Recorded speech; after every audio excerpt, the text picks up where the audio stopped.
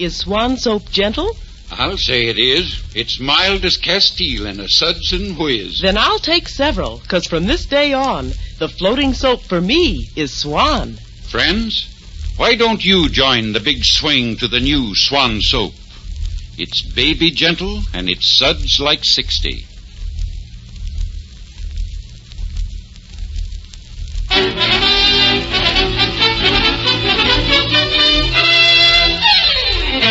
Good evening. The makers of Rinso are proud to present The Mayor of the Town, starring Lionel Barrymore.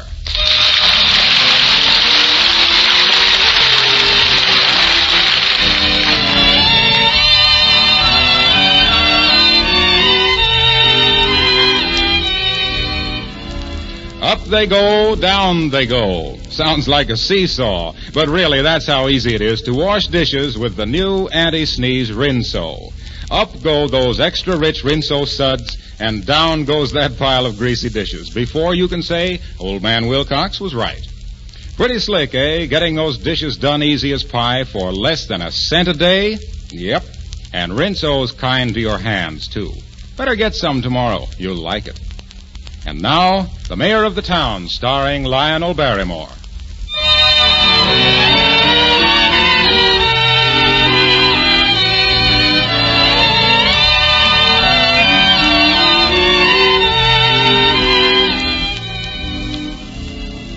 Evening, Judge. Evening, Mayor. Feel like a game of checkers? Might. Good. Come on in. Evening, Judge. You're mighty early this evening. Yeah, got through dinner early. Well, there's your board all set up. Sit down, Judge. Sit down. Prepare yourself for a real trimming. Yeah, we'll see about that. Well, I reckon I'll catch up on my darning. Mayor, I don't know what you do to your socks. I can put my whole fist through these holes. Well, if he just buys socks that aren't too small for him. People in glass houses shouldn't throw stones. I've seen your own mending baskets, Judge. All right, I bow. Your move, Mayor. As if a man could help getting holes in his socks.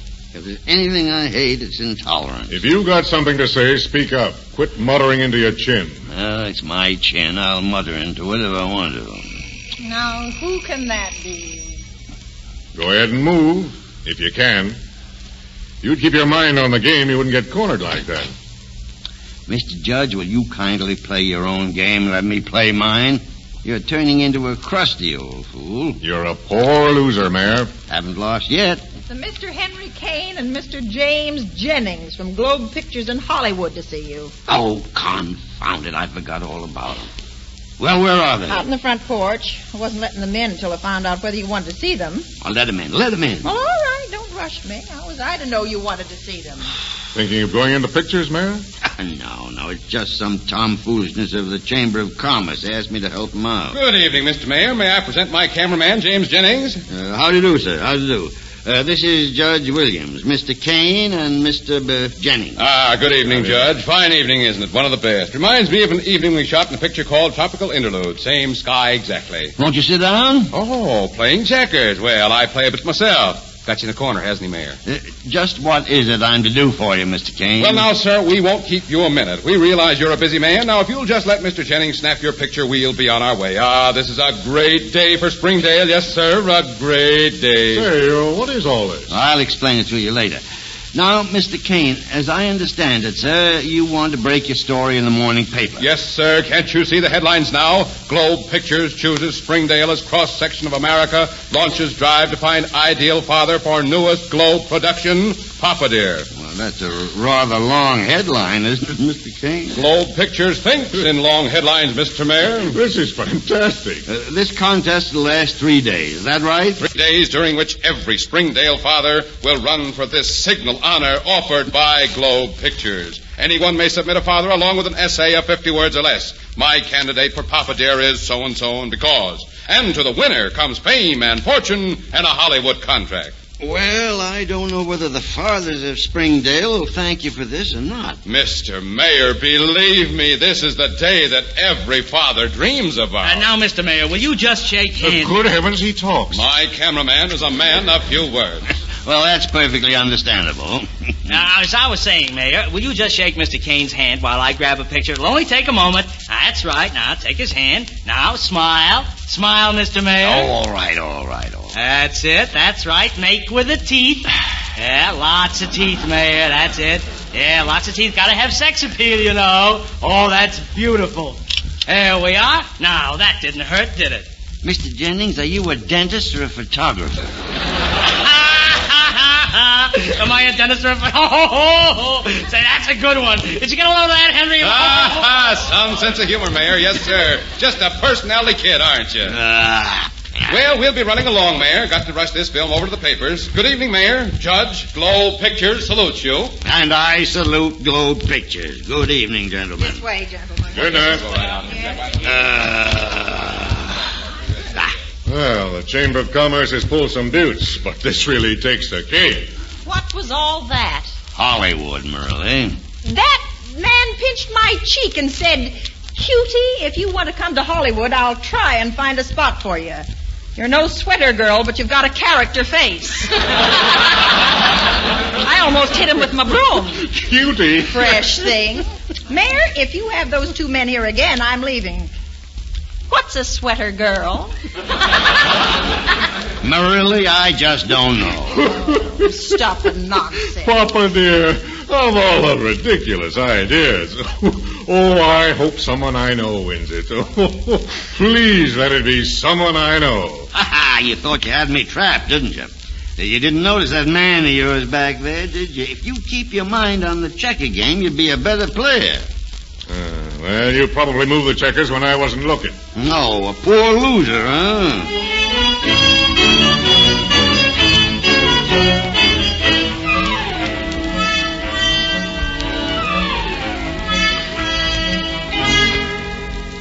Where do you want me to take these papers, Mayor? Oh, really? Oh, those go up to the judge's office. Gee, everyone in town was talking about the Papa Deer contest. That sure was a swell picture of you in the paper, Mayor. You sure were smiling. Yeah, I was mating with the teeth, Willie. Hey, Mayor, you're really getting hep. Nonsense. If I had a father, I'd sure like to submit him. Gee, just think. Hollywood. Lana Turner lives in Hollywood, you know. Gee. Well, why don't you submit somebody else's father? I don't know anyone that has an extra one. Everyone's submitting their own father. You know anyone that might like to be submitted, Mayor? No, I don't.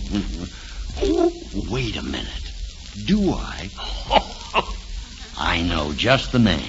Willie, sit down, son. Sit down. We stand on the threshold of something truly beautiful, Willie. What would you say to Judge William? The judge? Yeah. Oh, I don't know. I'm kind of afraid of the judge. He's pretty fierce. Oh, nonsense. He's as sweet-tempered as a billy goat. Why, you and he could have the time of your life seeing Hollywood together. I'm sure he'd take you if he won. Well, I'll go ask him. I don't know. Oh, you can't ask him. That'd spoil the surprise. No, Willie, it has to be a surprise. Do you think you could canvass up some votes for him at school? I think so. I could try. No one has accumulated many votes so far. Now, Willie, take this paper and pencil. My candidate for Papa Deer is Judge Williams. Because he is a fine, honorable man. And I can see him now. You know. Because he is a fine, honorable man, and... Yeah, let me see. This letter must be a rare jewel of literary potency and win for the judge fame and fortune with a Hollywood contract. Now, let's see. Because he is a fine and honorable man and loves little children, he is kind to animals...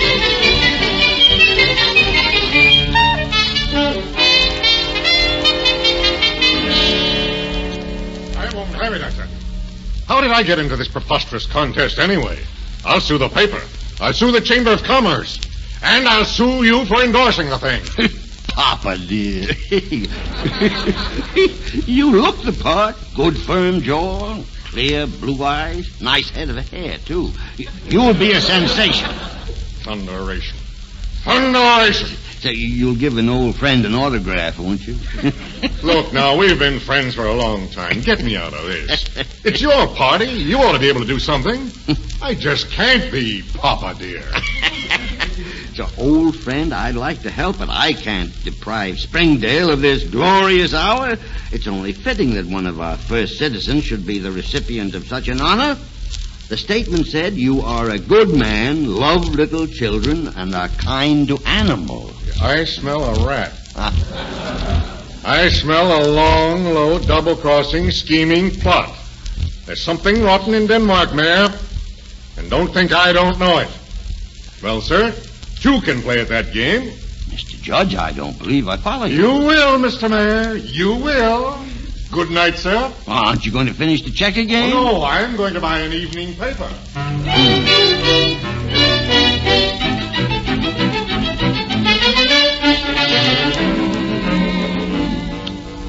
Judge Williams, did you send for me, sir? Yes, Willie. Come here a minute. Yes, sir. Willie, I want to ask you a question. What in the devil you mean by entering me as Papa there? The mayor said you'd consider it an honor. Oh, he did he? Well, it may interest you to know that I don't. Yes, sir. I kind of figured that, sir. Didn't you like the 50 words we wrote about you? No. Oh. Now, Willie, at first I meant to deal very severely with you. I hadn't decided whether to have you beheaded or just put in jail. But now, if you do what I say, I may be disposed to leniency. What do you want me to do? Where's the mayor's granddaughter? Polly Ann? She's down at the beach with her mother. Why? At the mayor's cottage? Yes, sir. Very well, Willie, come with me. You and I are going to pay a little social call on the mayor's granddaughter. Come, sir.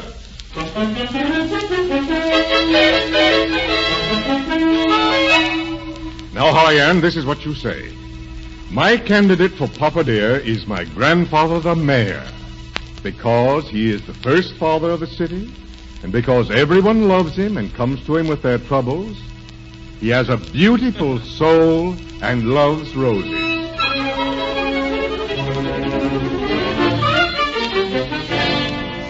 This, people of Springdale, is a great and proud day for your city. One of you is to be America's father. We chose your city as being most typical of the finest that is America. And from your gates comes Globe Pictures' great new personality, Papa Dear.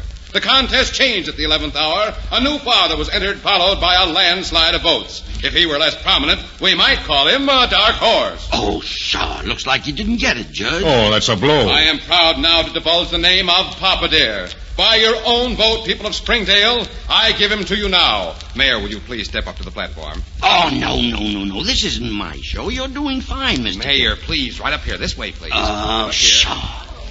Right up here. That's fine. Good morning, Mayor. Right over here, please. Right here, please. That's fine. People of Springdale, you elected him mayor, and now you have chosen him Papa Dear.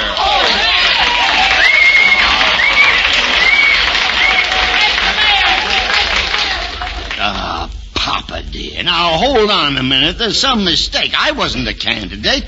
The judge won, I'm sure of it. Well, last night he was way ahead. I'm not the man for this. Now, don't be modest, Mayor. This is your hour. Come, Johnny, sing your song for the mayor. Oh, Papa Dear, your loving ear bend to us, your children. Your eyes so blue, your heart so true, lend to us, your children.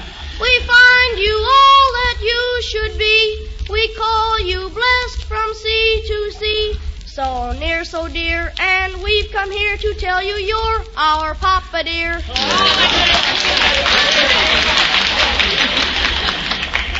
And now, Mr. Mayor, or should I say, Papa Dear, will you honor us with a few words? People of Springdale, I'm truly overwhelmed. I can't but feel embarrassed at accepting so much at your hands. For the first time in my life, I can't think of a doggone thing to say.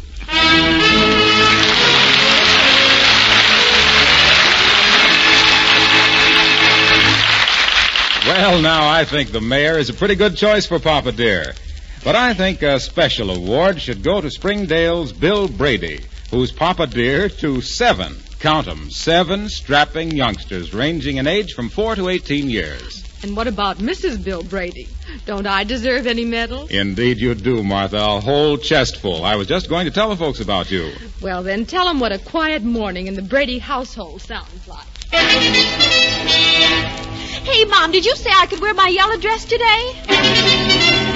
Mom, mind if I don't come straight home from school? I've got a date. Oh, Mom, I haven't got a clean handkerchief to my name. And that's just a sample. Never a dull moment, eh? And boy, you must have some wash to do every week. Now, Harlow Wilcox, I don't know why you have to beat around the bush to get me to talk about Rinso. Okay, shoot. Well, first place, I'd be a wreck if I had to scrub and boil clothes. That's a plenty good reason for using Rinso. And second place, our clothes have to last. Because just between you and me, they get handed down. From Mary to Janie to Gwen to Dottie and so on. Now, good idea, Mrs. Brady. That gentle Rinso method's mighty easy on clothes. Soaks them clean. Then, with a few quick finger rubs, they're ready to rinse. Folks with big families surely do appreciate the new anti-sneeze Rinso. And the way they cheer those gloriously Rinso white washes is music to my ears. Well, now, let's see how the mayor's getting along with the Papa Dear contest.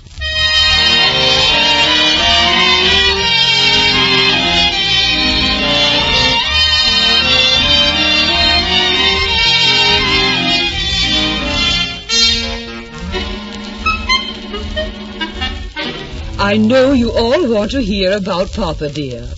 Well, he's slightly under 6 feet. He has iron gray hair and beautiful hazel eyes. He usually carries peppermints in his pockets for children. And ladies, he's not married. Merrily, turn that dratted radio off. Every time I turn around, I fall over reporters and photographers and salesmen. One of them snapped me taking down your wash this morning. Heaven knows what they'll make of that. I found one in the broom closet a little while ago, but he won't be bothering us for a while. Oh, now, Merrily. I don't know whether I'm going to be able to stay with you or not, Mayor. I could have told you 30 years ago that I didn't like reporters in with my brooms, but I never thought the subject would arise. Are you a fair weather friend, Merrily? Would you, too, desert the sinking ship? If you ask me, you were scuttled. I can't understand this at all. How could I have been elected overnight like this? And how did Holly Ann get the idea of entering me anyhow? She's 50 miles from here. Oh, there's more to this than meets the eye, all right. Oh, for goodness sake. Oh, it's you. Hi, cutie. Hi. Coming to Hollywood with the mayor? Good morning, Papa Dear. Now, see here, Mr. King, I want to talk to you. If you think I'm going to tolerate all this nonsense, you're out of your mind. I'm a decent, law-abiding citizen, and no one's going to take that away from me. I know my constitutional rights. See. Mayor, a mail order house is on the line. They want to bring out a Papa Dear nightcap and nightshirt, special $1.97. Oh, by heavens. Tell them Papa Dear considers it an honor. You keep out of this. I'd be ashamed if it was me having people know what I slept in. Oh. I don't suppose it matters. All this stuff is nonsense. Hello? Well, he says it all right. Mr. Kane, I'm not an intolerant man, but I can be tried too far. Oh, Mayor, they want to know if you'll model one for their cover. There's a sensational idea. Give me the phone, Marily. Hello? No! Stuff and nonsense. Now, Mayor, my cameraman is coming up any minute to take a few intimate pictures of you. You know, shots of you at your checkerboard and at your front door. Maybe one coming down the staircase here. I always heard there was no rest for the wicked. You're certainly having a busy morning, Mayor. Brought a little excitement into your life, haven't we? Yeah, well, you better take it right out again, quick, or there's going to be some fireworks. Good morning, Mayor. I'm from the Black Music Publishers, and we brought out a little number called Papa Dear Polka. We'd like your picture and signature for the cover. I don't like polka. Oh, but you will this one. It goes something like this. I think I'm going crazy. It's really a delightful melody, don't you think? This will make the hit parade, or we miss our guest. Now, see here, young man, you're wasting your time. I'm not having my picture on any polka. Do you understand that? Is that clear? Just a minute, I'll see. The Chamber of Commerce is on the phone, Mayor. They want to tell you how proud they are of you. Well, you tell the Chamber of Commerce I have a few words to say to them, and that they needn't think I won't be down to say them. I've only got one pair of legs. Take your finger off that doorbell. 30 years of being respectable, and now this. Suppose I answer the door, Mayor. Oh-ho, the press! Come, Papa dear, and meet your public. Oh, shucks.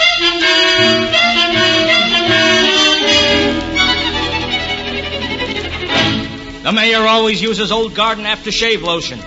Kiddies, Papa Dear always eats Little Corporal string beans and Little Corporal canned carrots. Papa Dear wears ready-made union suits. I saw them on his back lawn. Every night, Papa dear has a nightly game of checkers with his old friend, Judge Williams, whom he calls Spoofy. Ladies, I'm proud to tell you that the Papa Dear Bachelor Button has won first prize at the flower show. Here it is, the winner, first place on your hit parade from coast to coast, the Papa Dear Polka.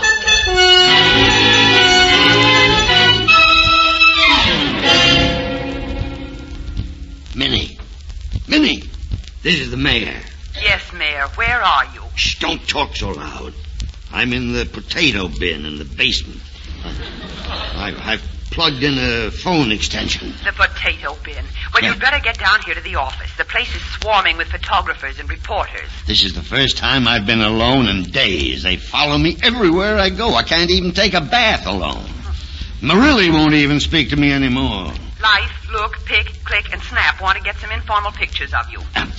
Minnie, when am I supposed to dedicate the new city hall? Tomorrow. Oh, you suppose I could go down now? I could take a cot with me and spend the night. Don't be silly. You'd catch a death of lumbago. Here's your lunch, Mayor. Eat it while it's hot. Goodbye, Minnie. I'll call you back. Perfectly ridiculous having to carry meals down to the cellar. What did you cook? Oh, stew. Did you have to cook stew? Beggars can't be choosers. Mayor, I'm quitting. Huh? I've stood it as long as I could, and I can't stand it anymore. The judge has offered me a job, and I've accepted. I'm leaving in the morning. Marilli, you've been with me 30 years. We've been through plenty together. Oh, no, don't coax me. There's been a good many straws piled on this camel's back, and it's at last broken. Marilli, I don't know what I'd do without you. Well, there's an old saying that no one can deny. You never miss the water until the well runs dry. Someone wrote that in my autograph album when I was in school. I knew I'd find a use for it if I waited long enough. Come on now. Come on, eat your dinner. No, I don't care for any dinner. I couldn't eat a bite. Marilli, what can I say to you? What is there to say but thank you? Thank you for the years you've given me. I wish I hadn't grown to depend on you so much. I wish I could say go and be merry without me, but I can't. It's hard to be an old man and suddenly lose your right arm. That's what you are to me, Marilli, my good right arm. Well, you better go now. This is something I'll have to face alone. Well, maybe I could wait until next week. No. Why prolong the agony? Go in the morning, Marilli. I wish you well. I always will. Who'll you get to take my place? Well, maybe I should get married, Marilli. This place will seem drab indeed without the light of a woman's smile. Get married? Yes, you'd probably do some bullheaded thing like that if I wasn't here to look after you. You'd jump right out of the frying pan into the fire. Well, goodbye, Marilli. Goodbye. Well, maybe I'll give you one more chance. Leaving you alone's like leaving a 2-year-old baby. It's almost criminal. Marilli, you're wonderful. Will you stay? And may I have a steak? I have enough trouble without having to eat stew. Oh, stuff and nonsense. Well, I'll see. Hello, Mayor. I just drove over. Quite an office you have here in the cellar. Hello, Minnie. Sit down on the barrel. There's a big crowd outside. I had to sneak through. Now, let's get down to business, Mayor. You've had 1,730 proposals of marriage in this morning's mail. Over 500 products want endorsements. You're famous. Oh, Minnie, I've had enough of this. I never heard of such foolishness in my life. I haven't a shred of dignity left. I went out on the street yesterday, and I was mobbed before I got to the corner. They had little children waiting outside the gate to sprinkle roses before me. Oh, so here you are, Papa dear. This potato bin is beginning to be about as private as the Brooklyn Navy Yard. Well, I've got to be getting back to the office. I'll call you later, Mayor. I knew I'd find you if I looked hard enough. Your face is dirty. Brutus. Brutus Williams, if I ever saw one. I've been learning your song. It has a magnificent ring to it. Oh, Papa dear, your loving ear, then to Shut us... up, you old fool. Mayor, may an old friend have an autograph? You can go to blazes. See, how do I look? I'm wearing a Papa Dear fedora, my trousers are held up by Papa Dear suspenders, and I'm smoking Papa Dear tobacco.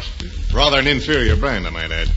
But no one can say I'm not a loyal friend. Old friend, old pal, come to laugh over my prostrate body, pouring salt on my bleeding wound. You know what I think every time I see you? I think, there but for the grace of God go I. You ran me a close race, but the best man won.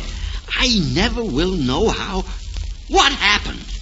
You were ahead by hundreds of votes. Not as many as it was thought. It seems that there was some kind of a miscount. Well, who collected those votes? Didn't the district attorney's office? Why, yes. I think they did have something to do with it. Ah, you have access to those offices, don't you? Well, a great many people have. Yeah, so they do. Doesn't it seem strange to you that there could have been so great a miscount in the number of votes you got that I, entering the contest at the last minute, was able to beat you? No, I don't think so. You don't, huh? Well, I do. Good afternoon, Judge. I leave you for a time, and in parting, may I remind you of an old adage that begins, he laughs best who laughs last. Where are you going? Where are you going, sir? To see a man about an adding machine.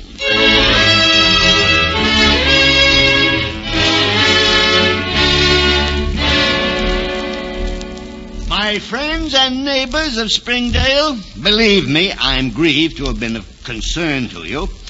But during the past few hours, I was untangling a certain matter in which we are all much interested. Recently, I was voted winner in the contest to choose Papa Dear. It was a proud and wonderful moment to me, but one to which I must tell you now I was not entitled. Yesterday, in searching for some city records in the office of one of our members of the bar, I discovered a bunch of votes that had somehow escaped tabulation. I, in the intervening time and in the name of justice, have counted those votes. And so, I must come before you to say that the honor that was mine must be relinquished to one of my old and loved friends. In the complete and final count, my friends, your overwhelming choice for Papa Dear is Judge Jim Williams. Jim, my congratulations, sir. Hey, what is it? This is an outrage.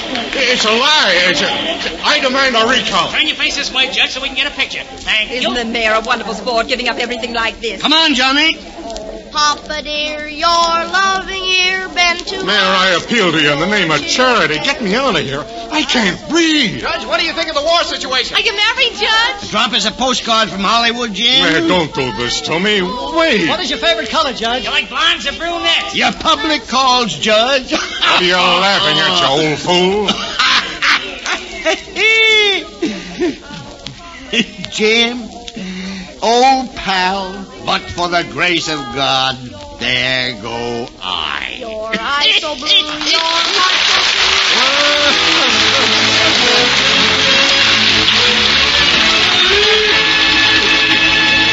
Mr. Barrymore will be back in just a moment, but first a question. Can all you nature lovers identify this bird call? Very good. A Bob White it is. And what's the little bird telling you about? Rinsalt, rinsalt, happy little wash day song. That's right. And say, any housewife who takes pride in the wash she hangs on the line would sing about Rinso White. No wonder Rinso is the only soap recommended by the makers of 33 leading washers, among them the famous Kenmore.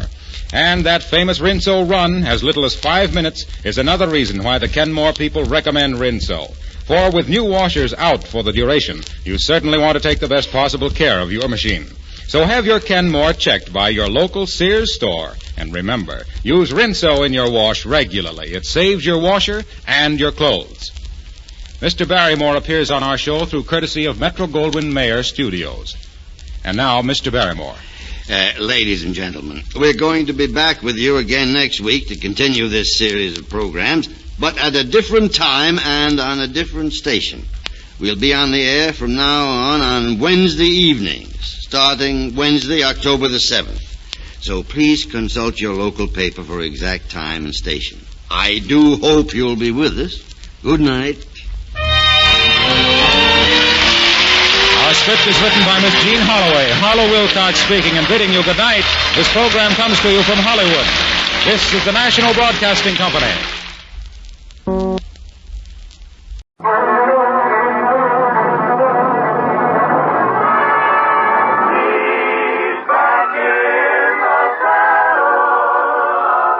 Yes, it's time for Melody Ranch and Gene Autry. I'm back in the saddle again, out where a friend is a friend, where the longhorn cattle feed on the lonely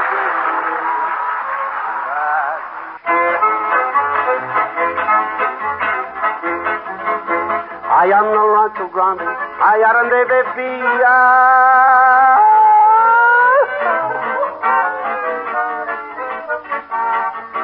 Y una rancherita que alegre me decía, que alegre me decía.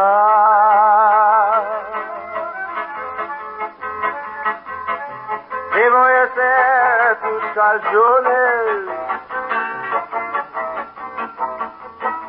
Como las dioses ranchero, de los comienzos de lana, de los sacabos de cuero. I'd love to roam out yonder, out where the buffalo wander, free as the eagle flying. I'm roping and a tying, I'm roping and a tying. Give me my ranch and my cattle, far from a great city's rattle. Give me a big herd to battle, for I just love herding cattle. I am no rancho grande, I am de bebia.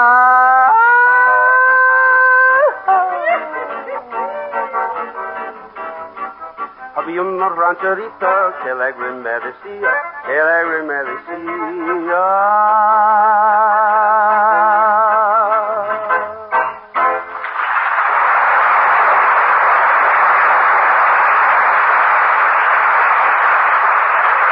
Well, thank you, friends and neighbors, and welcome once more to Melody Ranch.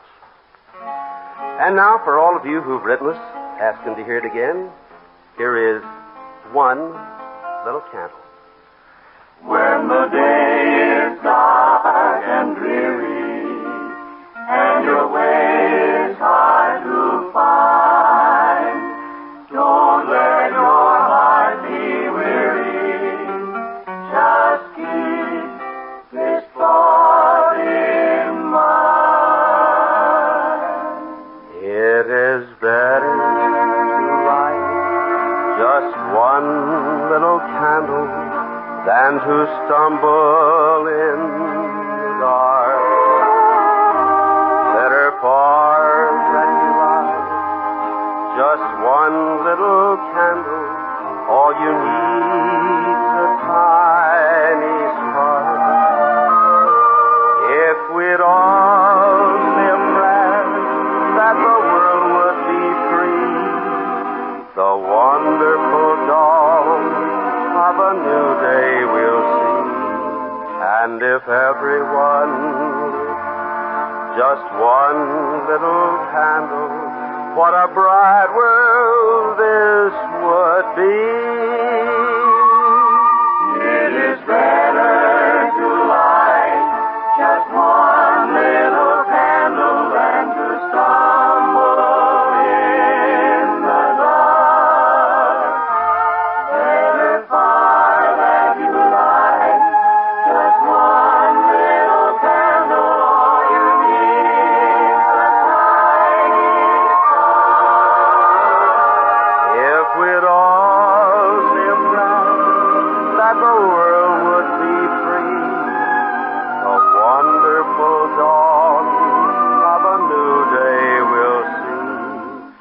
if everyone lit just one little candle, what a bright world this would be.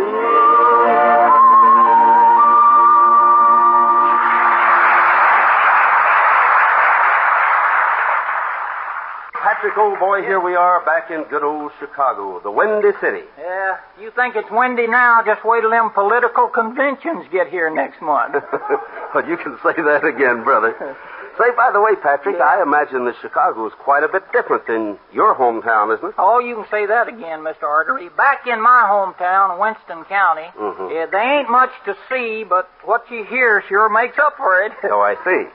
Folks really like to gossip, do they, kid? Do they? They never stop.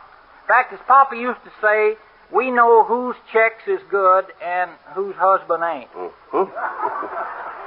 Well, now, incidentally, speaking of checks, Patrick. I shouldn't have mentioned it. The bank just returned that last one that you gave me here about 2 years ago for $200. Good. Now you can spend it again now, can't you? No, I can't spend it again. The bank says that you're overdrawn. Well, so try another bank. They can't all be overdrawn.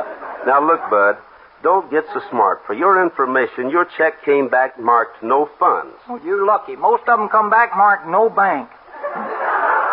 That reminds me, Mr. Autry, I got to look up my cousin Jerome while I'm up here in the big city. He's sort of the black sheep of the Buttram family, you know what I mean. The black sheep, huh? Yeah, the rest of us just kind of a dull gray. He's black.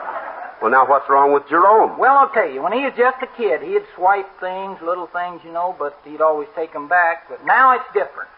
You've really got to give that kid credit. He's a crook. Where does he live? In Joliet. They accused him of stealing a watch, you know. Well, didn't he? Not according to Jerome, he didn't. Seems he had a good lawyer and a good alibi. There was only one little weak spot in his defense. And what was that? They found the watch in his pocket.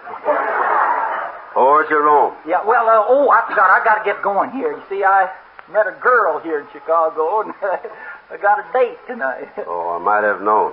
Where are you going to take her? Over to Soldiers Field. Now, wait a minute. Oh, that'll be nice. Say, there isn't anything going on at Soldiers Field tonight. Don't worry, Bud. They will be when we get there. So long, Mr. Harrigan.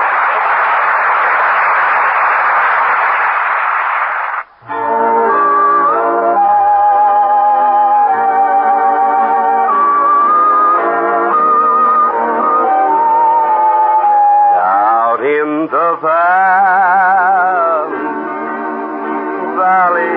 so low,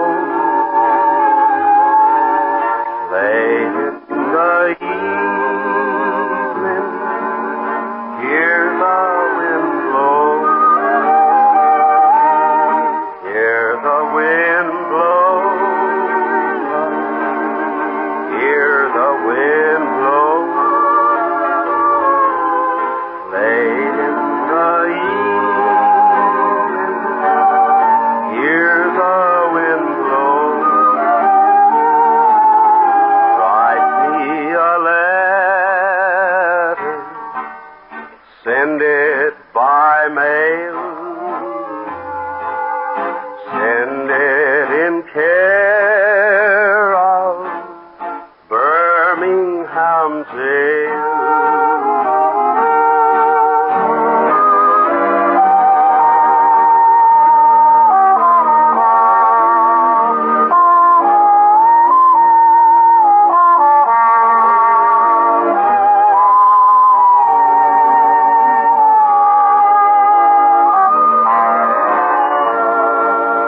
Roses love sunshine, violets love dew.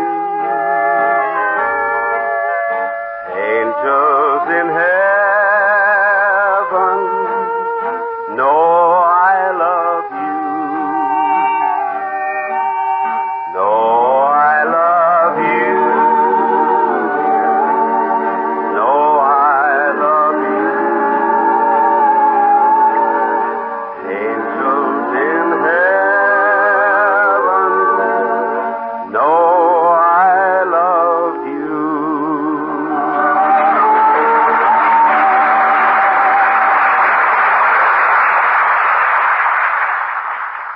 since it's storytelling time here at Melody Ranch again, I'd like to get right on with the business at hand, which, in this case, happens to be a yarn about a little western cattle town known far and wide as Skelton Pass.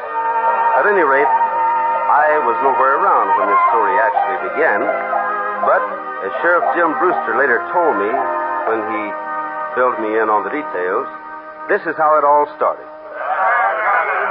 Sam Owens, chairman of the Skelton Pass Town Council, called a meeting in his office one night, meeting to discuss, among other things, the undesirable civic influence of one Dan Ferguson.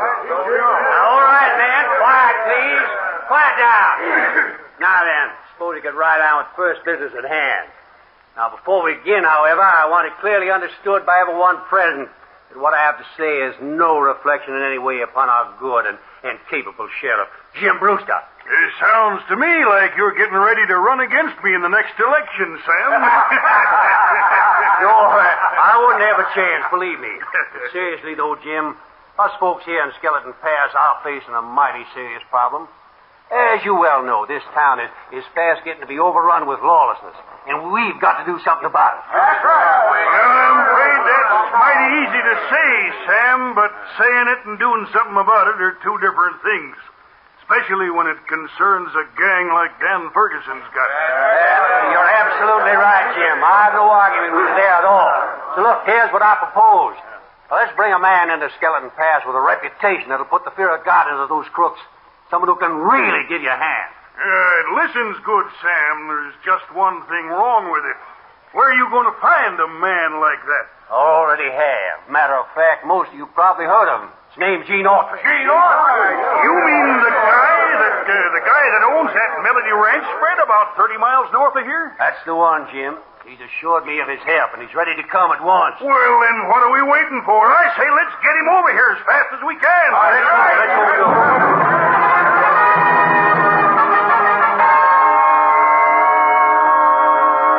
And so that's how it all happened. At any rate, 5 days later, I rode into the town of Skeleton Pass. Checked in with my friend Sam Owens, then decided to do a little browsing around town just to sort of get the lay of the land. By then, it was 8 o'clock in the evening, so I reined up in front of a place called Dan Ferguson's Palace of Joy, dismounted and walked in. Yeah, mister, what'll it be? How about a glass of water? What'd you say? A glass of water. That is, if you don't mind. Huh? Why should I mind? You're drinking the stuff, not me. Here you are. Oh, excuse me a minute. Yeah, Ramrod, what'll it be? Not right now, Rector Toad. Just wanted you heard the news. You mean about that stranger, Gene Autry, coming in to clean up the town? That's exactly what I mean. Just watch the fireworks start now. He'll make this bunch of amateur gunslips around here hunt for cover and fast. No kidding. You know him, Ramrod? Do I know him? Why, I saved his life once. Is that a fact? I'd say it's a fact. It was down in the Pecos country a few years back. Autry walks into this here saloon, and before he knows it, about 20 guys jump him. No. I could see they had him cornered, so I whipped out my 245s. While Autry plugging what's in front of him, I was plugging them that was bent on shooting him in the back. Anyway, after the smoke had cleared away, we walked out of that place without a scratch. Bet he sure appreciated what you've done for him. I say he did. He says to me, he says, Ramrod, old partner, I reckon I owe my life to you. No kidding. Oh, excuse me, stranger. Something else I can do for you? Well, yeah. You might give me another glass of water if you don't mind.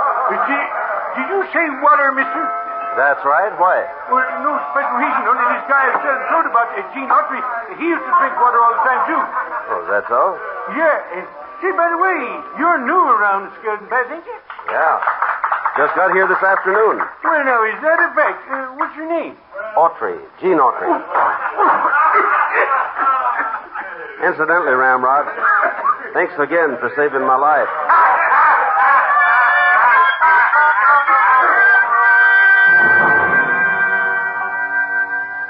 Poor Ramrod. He didn't have a chance after that. Anyway, getting back to the story, the next morning, Sheriff Brewster officially deputized me. 2 hours later, we started putting up signs all over town, saying that beginning at noon the next day, it would be illegal to carry a gun on the streets of Skelton Pass. Then, just to emphasize our point, I had a big barrel moved out in the middle of the town square. Well, sir, by noon the next day, I was mighty surprised to see how well my plan was working out. It's a good idea, all right, Autry, if everybody turns their guns in. But what about Dan Ferguson's bunch? Now, wait a minute, boys. Don't worry about him. Don't worry. They'll be shown the same courtesy as anyone else. If they voluntarily turn them in, fine. If they don't, then I'll go after them. Well, in that case, I'm with you. Here's my gun. Well, thanks, boys. Thanks a lot. By the way, mister, what about you? The rest of these punks can do what they want. My gun stays where it is till Dan Ferguson gives me orders to take it off. Hey, listen. I'll ask you just once more. Put your gun in the barrel. And what happens if I don't? Well, I'll tell you. In a case like that, I generally walk over to the man that questioner. I get what I ask for. Dan Ferguson ain't gonna like this, cowboy. Then I suggest you tell Dan Ferguson to lump it.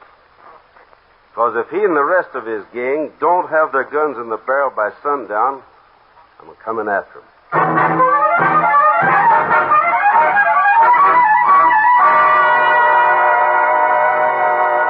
And go after my dead. Because sure enough, come sundown, not a single one of Ferguson's gang had voluntarily followed the sheriff's orders. So just shortly after 8 o'clock, I tightened up my gun belt, once more headed for Dan Ferguson's Palace of Joy.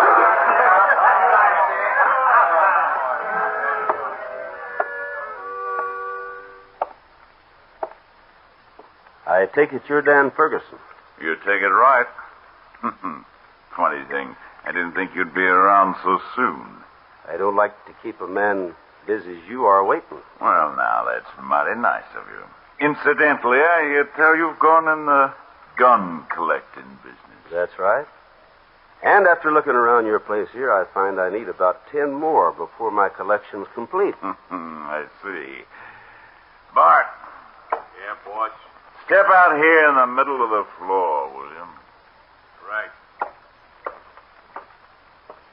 Autry, this is Bart Hawkins, a man who's forgotten more about guns than you'll ever learn. Let's see you add his gun to your collection. Okay. Give me your gun, Bart. I'm afraid you'll have to do better than that, cowboy. All right, I will. Hawkins, if you haven't reached for your gun by the time I count 3, you'll wish you had. Start counting, sucker. 1, 2, 3.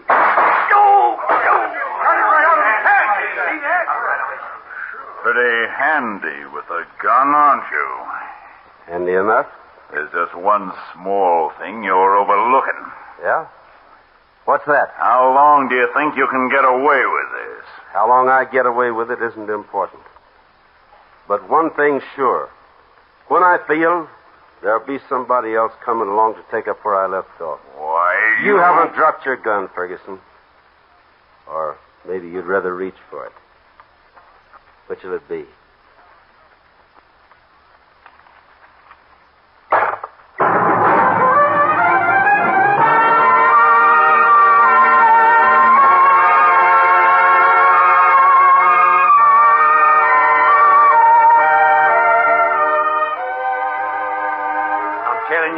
It's unbelievable. Why, you've only been here a little over a week now, yet this whole town's as peaceful as a kitten. Most of Ferguson's gang even left the county. We can't begin to thank you enough. Oh, forget it, Sam. The main thing for you and all your fellow citizens to do now is to keep Skelton Pass the law-abiding community that you all want it to be. Oh, don't worry about that. From here on in, we won't have any more trouble on that score. I hope not. And you won't. You just remember this.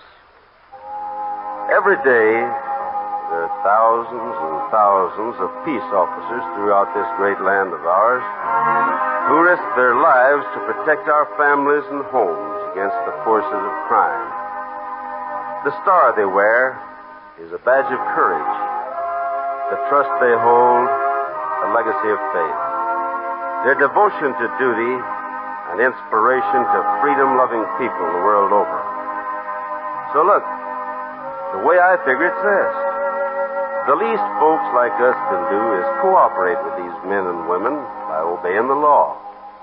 In that way, and in only that way, can we ensure for our children a healthy and strong America.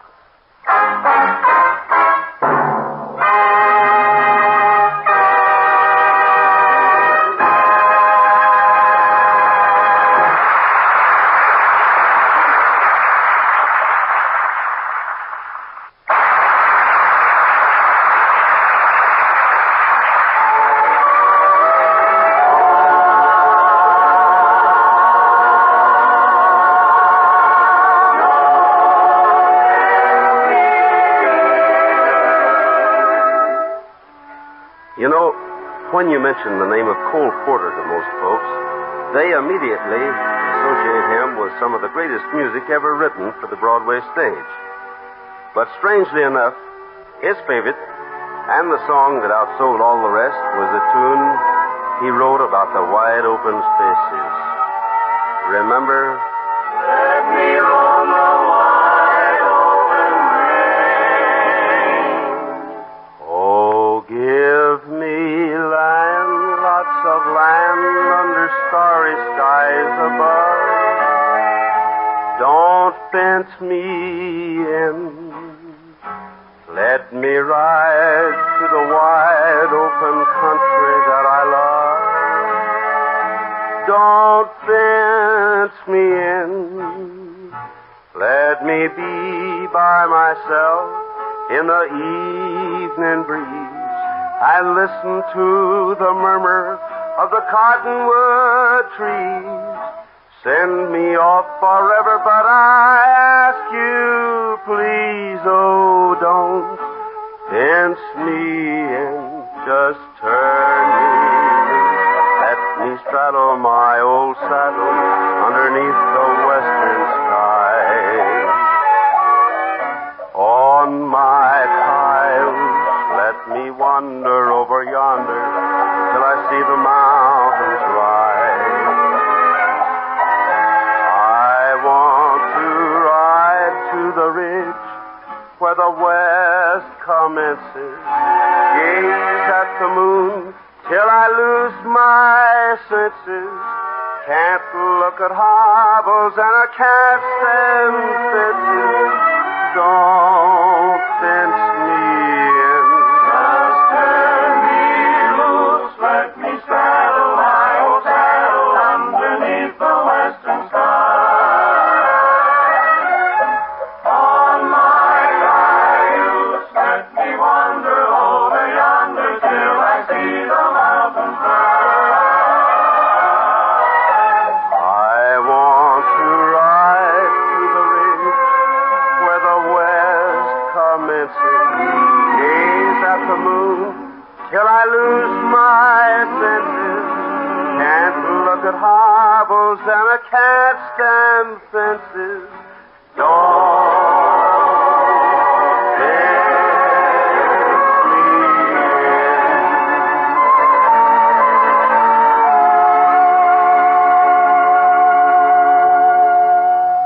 Well, good friends, that seems to be the last rung on the old ladder for this Melody Ranch party. But we've got another swell get-together lined up for you at this same time and over these same stations, so try and join us then, won't you? Meantime, this is Gene Autry asking you to keep thinking of us until we're back in the saddle again. Out where a friend is a friend, where the longhorn cattle feed on the lowly Jensen weed. I'm back in the saddle again, riding the range once more, toting my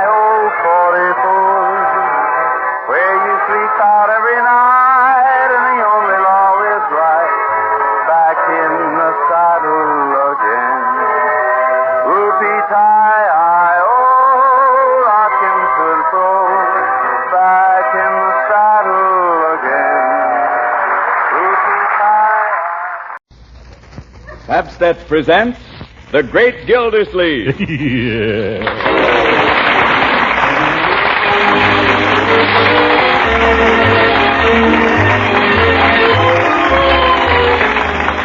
The makers of Pabst present each week at this time Harold Perry as The Great Gildersleeve, written by John Wheaton.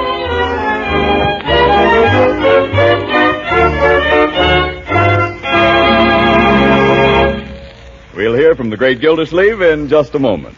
But first, do you housewives find it difficult sometimes to get meals in a hurry these busy days? Yes, and make them as tempting and nutritious as your hard-working family deserves? Well, that problem is much simpler if you have a package or two of Pabst on hand. Because Pabst is the delicious golden cheese food of 100 different uses. Pabst spreads easily to make tasty, appetite-satisfying sandwiches. It slices neatly to serve with apple pie or fruit. It's easy to make smooth cheese sauces with Pabst to pour over hot vegetables and other foods. Yes, and there are any number of main dinner dishes you can make in a jiffy.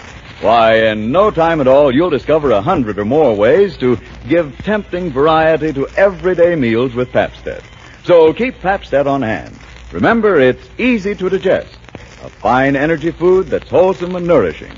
Yes, ask your grocer tomorrow for Pabst in the distinctive round flat package. Remember, it's Pabst. Pabst-ETT. The delicious golden cheese food of 100 uses.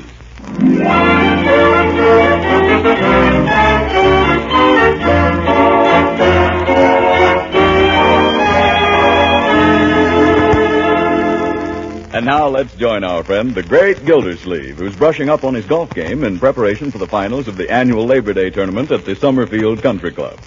On the eve of the great event, we find him in his living room behind the sofa, addressing the ball with a mashie.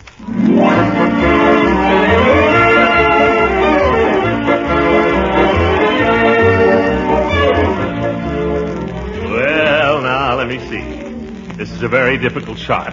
Excuse me. Quiet, Bertie. Never talk to anybody when they're making a golf shot. Yes, excuse me. Yeah, now watch this.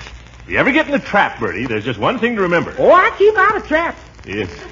The thing is, you want to get under the ball and give it plenty of backspin. Now watch this. This is what we call a chip shot. Chip shot, huh? What do we do with the chips? Oh, my goodness. What's Miss Marjorie gonna say when she sees what's happened to her vase? Well, those things shouldn't be left lying around on mantels. As a matter of fact, I know something that'll look a lot better up there anyway. What's that? A nice big silver cup with my name on it. Oh, yes, that would go good. Oh, by the way, Mr. Gildersleeve, Miss Marjorie said to tell you we're putting you in the sewing room tonight. It's the sewing room? Why? What have I done? She said she's gonna put Mr. Ferris in your room. Who's Mr. Ferris? I don't know, but he's the gentleman who's gonna sleep in your room. Where am I expected to sleep? On the floor? Oh, no, you're gonna have Leroy's camp cot, the one that folds up. It folds up. Suppose you get the broom and sweep up these divots, Bertie. How soon is dinner? I'm starving. Oh, any time now, Mr. Gildersleeve. We're just waiting for Mr. Ferris. Yeah, Mr. Ferris again. Well, I'm hungry enough to eat a horse. What are we having, Bertie? Oh, we're having calf's liver. Have we come to that? And mashed potatoes and fried eggplant. Fried eggplant. Yes. You know I can't stand eggplant, Bertie. It makes me break out. Yes, I know it, but Miss Marjorie said Mr. Ferris just dotes on eggplant. Well, I don't dote on Mr. Ferris. You can tell him that, whoever he is. Yes, I'll do that. Excuse me now, Miss Gildersleeve. I got to see what's cooking. Whatever you do, don't let anything happen to that eggplant. Eggplant, sewing room. I don't know why we have a sewing room anyway. There hasn't been any sewing done in this house for 20 years. That you, Marjorie? Good evening, Uncle Moore. Listen, what's this thing all about? Say, you're really done up tonight, aren't you? You like it? Huh? I got it for the dance. It only costs $10 more than my allowance, especially reduced. You haven't told me whether you like it. Well, you haven't given me a chance. Turn around, my dear. Well? Marjorie, come kiss your dear old uncle. You do like it then? Honey, you look like $1 million, specially reduced.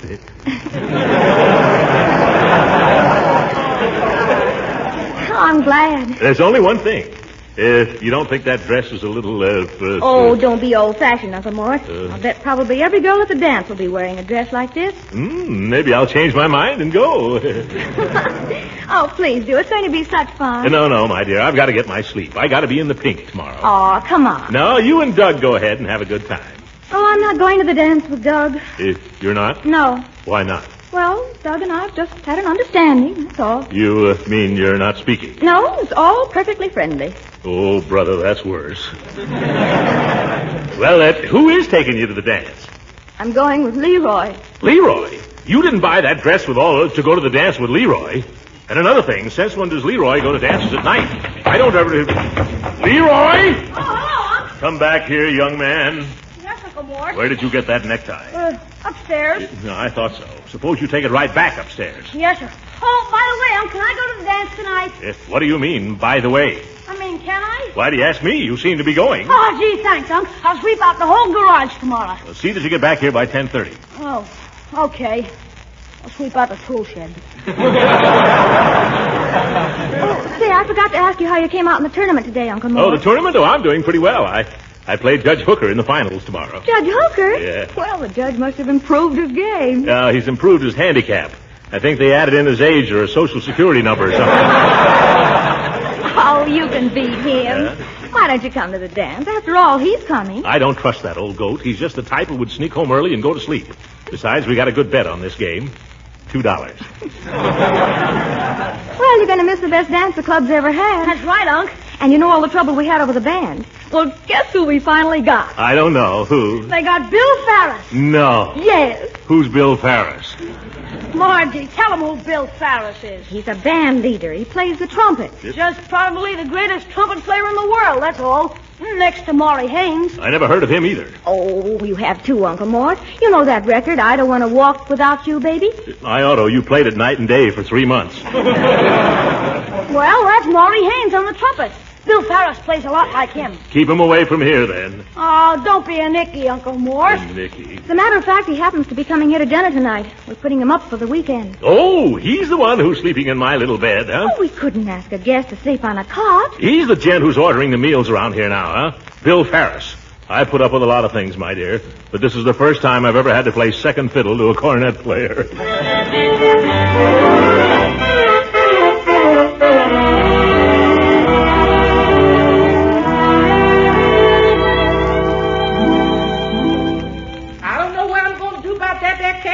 Miss Marjorie. It's been there so long now, it's curling up at the edges. Well, I'm curling up at the edges, too, Bertie. We've waited long enough for this star boarder of ours. Let's eat. Oh, I guess we'll have to. I told him 7 o'clock. There he is. That's him. I'll go, Bertie. Leroy, I'll go. Leroy. Oh, do let me go. Never mind looking in the mirror, Marge. The guy's waiting. Hiya, sugar. Well, hello. Well, hello. She hadn't seen him since 4 o'clock this afternoon. Come right in. I don't care if I do. Well, I do. Sorry I'm late. I had to stop off to close the deal. Say, this isn't a bad little dump you got here. Yeah, thanks. Who's your fat friend? Uncle Mort, this is Mr. Farris. Just call me Bill. And this is my uncle, Mr. Gildersleeve. Hiya, Jack. Just call me Mister. He's a character, isn't he? Hey, Marge. Oh, yes, and this is my little brother. Hiya, Slat. Hi, Mr. Farris. You know something? What? I think you got a swell band. I listen to you every time you're on the radio. Well, that hardly comes under the heading of news, Bud. They all listen to me. You listen to any of the bands today, Eddie Francis, Goonie Myers, Maury Haynes, they all steal from me. Oh, but I love Maury Haynes. Don't you? Maury Haynes, don't make me sick. What's that guy got? No talent? Nothing. Yeah. Well, I can blow more trumpet with my left ear than he can blow with his mouth. Maury Haynes. Why, I could have been right up where Maury Haynes is today, cleaning up. Then why aren't you? I'll tell you why, just to give you an idea of what you're up against in this business. Maury Haynes and I auditioned for the same radio program a while back. There's no question which is the better band, but it so happens that the sponsor's got a crutch on I Don't Want to Walk Without You, Baby. Well, I don't happen to have it in the books. Maury has. Oh, I love it, though. Well, I see I gotta educate you, Sugar. I wouldn't be caught playing that tune at a dog fight. What's the matter with it? It's a lot of corn. That guy, Haynes. If it wasn't for that broken-down ballad, where would he be today? Well, I rather like it. Well, Uncle Mort, you I don't want to. I think it's got something. Well, don't sing it around me, brother. I can't take it. Excuse me, Miss Marjorie. Dinner's ready and then some. Oh, Yeah, do you mind if we sit right down, Mr. Ferris? I'm afraid we'll be late for the dance. Oh, I couldn't eat anything. Matter of fact, I got a little hungry, so I grabbed a bite on the way over. Oh, well, you don't mind if we grab a bite? After waiting for you for an hour. Oh, go ahead, Jack. Eat your head off. Don't mind me. Murder. Well, come on, gorgeous. You don't want to eat now. I got the car waiting outside. If you get hungry, we'll stop at a bean wagon. Oh, that would be fun. If Uncle Mort doesn't mind. No, he doesn't mind. Coming, Leroy? Okay. Hey, will you give me a lesson on the trumpet, Mr. Ferris? I can blow a bugle. Well, some other time. Hey, don't stay up too late, Pop. You Pop? Shove this bag in my room when you go upstairs, will you? Oh!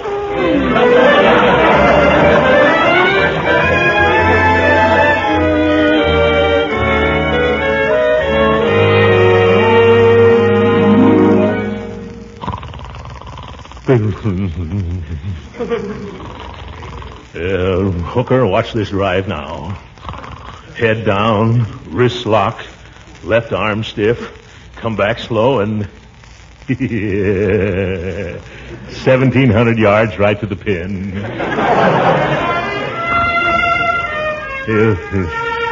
Now we come to the water hole. Watch me drive this one across the Sleepy Lagoon. Even Sleepy Lagoon. Where's all that racket? What's going on out here? Oh, they must be back from the dance. This is a fine time for Sleepy Lagoon. I'll go down there and put that goon to sleep. Oh! He'll never get me in a folding cot again.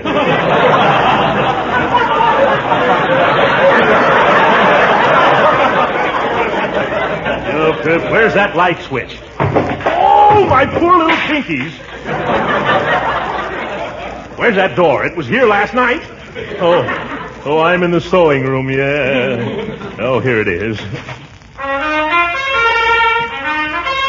Quiet down there, quiet.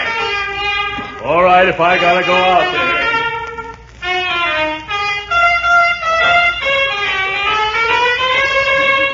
Boy, that was solid, Bill. Now let me try it. Okay, son, blow your brains out. Remember, take the second valve on that high one.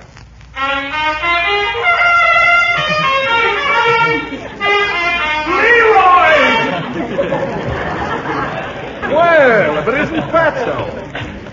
Where'd you get the nightshirt?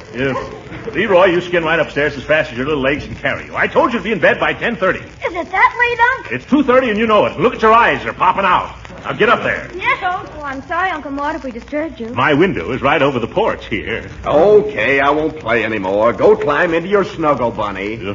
Snuggle bunny. Why don't you take that sour cornet and turn it in for scrap? It's fellas like you who are holding up the war effort. You better come up pretty soon, my dear. Right away, Uncle Mort. As soon as I turn out the light. Oh, what's your hurry? You can sleep anytime.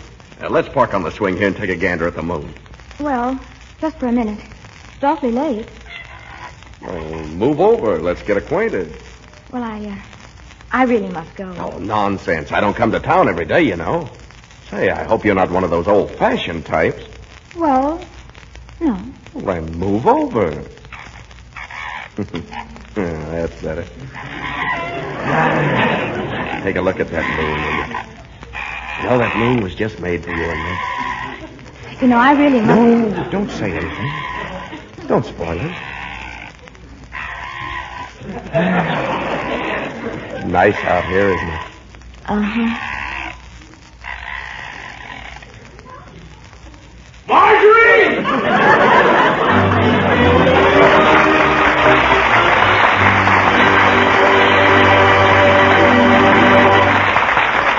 The Great Gildersleeve will be with us again in a few seconds. You know, with so many foods becoming scarce these days, we're lucky there's an abundance of cheese. Cheese is so tasty, satisfying, so nourishing, too. And it's mighty easy to add luscious cheese goodness to all kinds of dishes when you use Pabst-ett, the delicious golden cheese food in the handy round flat package. You see, Pabst-ett is just right for cooked cheese dishes because it melts so smoothly without stringing. Why, making a grand-tasting smooth cheese sauce with Pabst-ett is easy as 1, 2, 3. All you do is melt Pabst-ett in a double boiler, stir in a little milk, and season. There's a real cheese sauce for hot vegetables, fish and chicken dishes, macaroni, any number of foods. Of course, you'll want to serve Pabst-ett, too, in sandwiches, salads, with fruit and pie. Altogether, there are over 100 delicious ways Pabst-ett can glamorize your meals. That's a good thing because Pabst-ett is so nutritious. It's an excellent energy food, rich in milk protein, and it gives you vitamin A and the important milk minerals, calcium and phosphorus. So you see, for many reasons, it's a good thing to have Pabst-ett on hand. Stock up on Pabst-ett tomorrow. Remember, Pabst-ett, the delicious golden cheese food of 100 uses.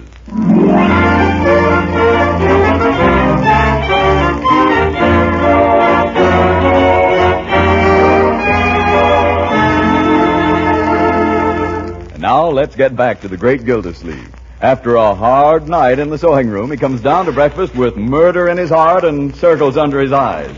Oh, what a night.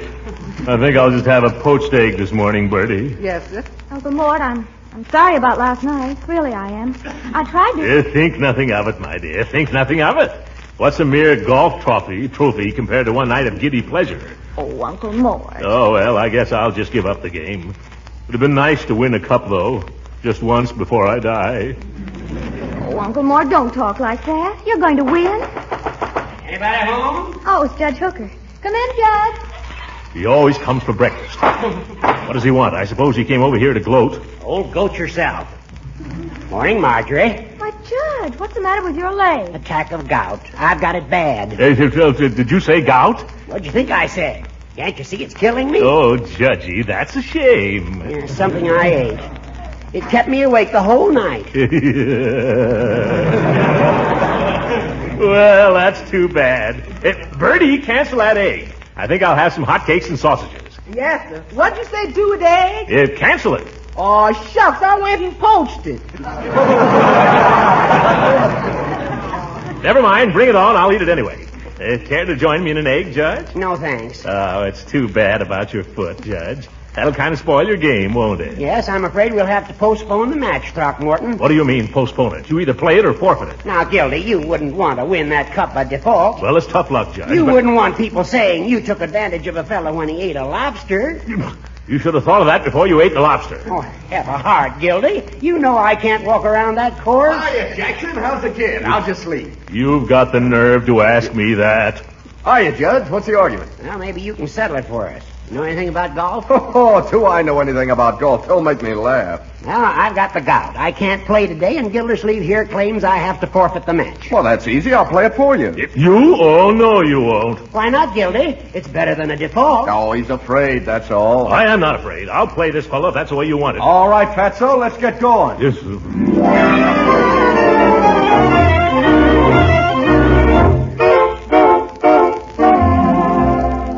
Well, Mr. Ferris, this is our first tee. We're rather proud of this hole. Yes, it's 485 yards with a trap to the right of the green. Better watch out for those woods at the left, too. Never mind the diagrams, Pop. Just show me the flag. Pop. Where's that driver? Well, keep your eyes peeled now. This one's going a long way. Oh, my goodness.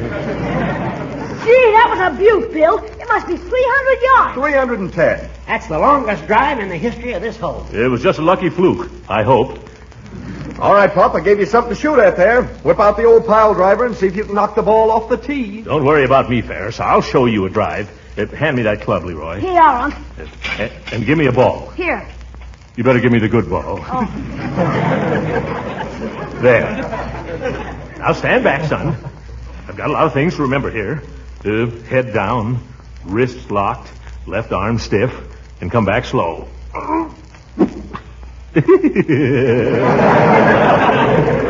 You forgot one thing, Pop. You forgot to hit the ball. Leroy, remember you're caddying for me. You laugh at my jokes. Watch this now.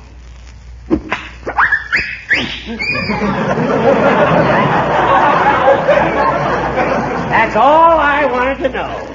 I'll see you boys in the clubhouse after the first 9.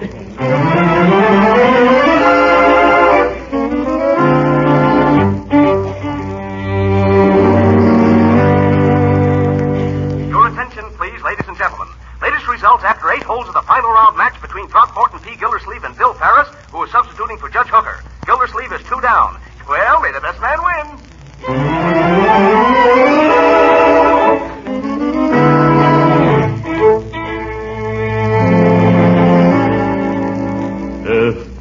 away. Go ahead and putt. What are you getting down on your knees for, Unc? You gonna pray? No, my boy, this is the ninth hole. I'm taking no chances. I'm going to sight this putt very carefully. Come on, come on. All right. One side, Leroy. Take that pin out. Quiet now.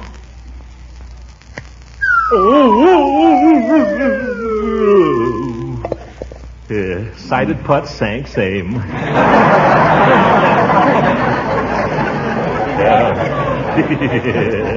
Well, looks like I'm going to win this hole, Ferris. Not if I sink this 25-footer. It'll be a tie. Brother, if you sink that putt, I'll buy you a lunch. It's a deal. Hold your breath. Loose. Come on, Fatso. Let's go to lunch.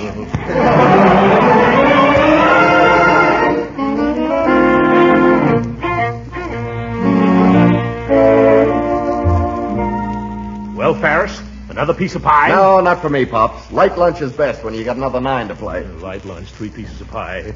Well, maybe I guess you're right. Mr. Gildersleeve, can I show you some French pastry? No, thanks, garçon. Light lunch today. You got it right there with you, though, haven't you? Yes, sir. That little chocolate house looks pretty good. What's inside of that? Just a light filling, Mr. Gildersleeve. Oh, fine. You can give me the chocolate house. Yes, sir. Which one? You might as well give me both of them. Oh, hello, Judge. What do you want? I just wanted to make sure you're eating your head off as usual. Well, Mr. Ferris, you think you can beat him worse this afternoon than you did this morning? Oh, sure. I didn't have the feel of my clubs this morning. You that, Gildy? I ought to shoot better than 37 on a dinky little 9-hole course like this. No, just a minute, Ferris. You can't come to Summerfield and knock our golf course. You're right, Gildy. Oh, take it easy, fellas. It's a cute little course. If you like croquet. Croquet, nothing. I'll have you know that Walter Harrigan played this course, and he said it was wonderful. The Hague said that? Yes. He said I've never played on anything like it in my life. Those were his exact words. They sounded better even when he said them. Well, I still say if this is a good course, I'm Bobby Jones. Well, you listen to me, Jones. Ferris. I'm just sore enough to make you eat those words. I'm 2 down to you on the first 9, right? I'll bet you $50 that I win this match. Did I say that? $50? Hey, Uncle, you off your stick? Yeah, I must be. No, by golly, I said $50 and I'm going to stick to it. What about it, Ferris? It's a bet, Pop. I never hope to make $50 any easier. Come on. Wait till I eat this last roof.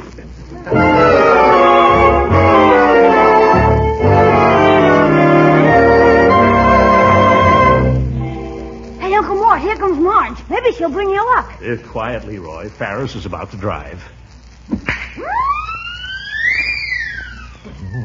How's it going, Leroy? Uncle Mort just bent his shirt, and it's already hanging out. Never mind that shirt. Give me that driver. All right. Head down now. Left arm stiff. Oh, nuts to that. Slam it. Wonderful, Uncle Mort. Wonderful. I needed food. That's all. I needed food.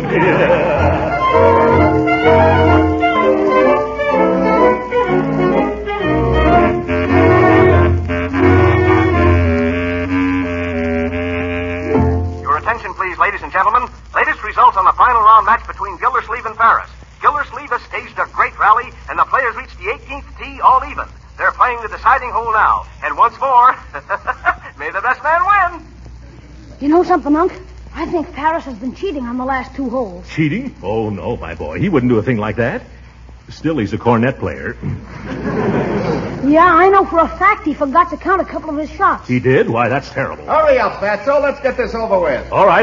Go ahead. It's your shot. Give me that club.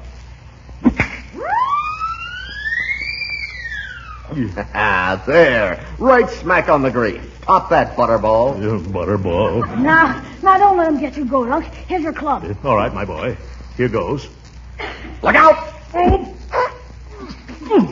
No, see here. You deliberately did that to make me miss. I did not. I was talking to my caddy. If you weren't such a little fellow, I'd knock the stuffings out of you. I mean, if you weren't such a big fellow. Quit squawking. Let's get going. Move over, Leroy. Okay, Unc. Don't worry. I know a way to fix him. What's that? Never mind. Let me shoot first. Gosh, Unc, you're only 6 inches from the pin. Come on, Leroy. Marjorie, we'll win this thing yet. What were you saying, Leroy? If he's going to cheat, we can take care of him. Oh, now, nothing unsporting, my boy. Can't have anything like that. Are you sure it'll work?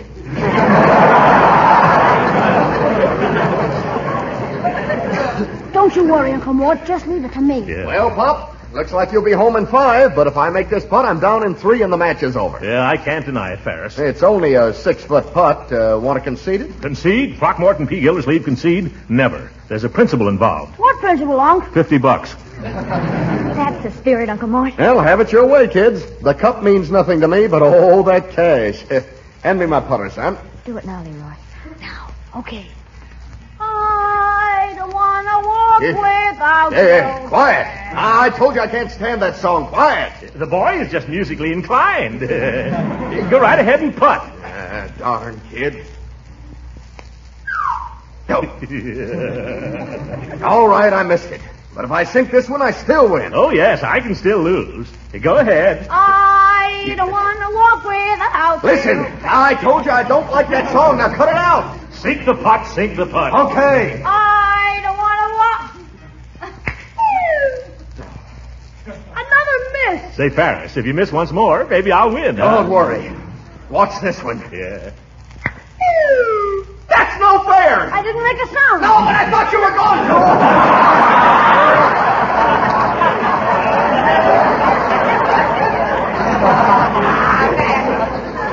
to. Say, if I make this putt, I win, don't I? Quiet now. You victory. Wonderful. By golly, Throckmorton, I'm glad you won. It was worth $2 to see you beat that stuck-up trumpet player. Horace, you're a pal. Come on, let's get up there to that 19th hole, huh? I don't want to golf without you. No, sorry.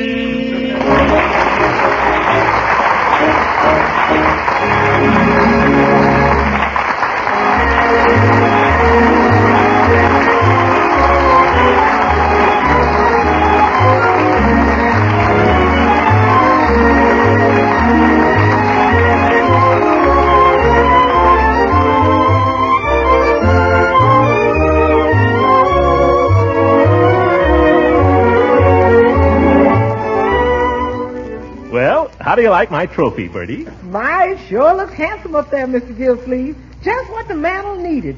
But I thought they were going to give you a cup. Well, none of the clubs are giving cups anymore, Bertie. The government needs the medal for scrap. But this is a very valuable Ming vase. It's gorgeous, all right. Yeah, you should have seen how I won it, Bertie. I was lying about 50 feet from the hole, you see. Yeah? Here, give me that club. All right. Thank you. I'll show you. I took my trusty number 5 iron. I swung it easy like this. Oh, good night, everybody.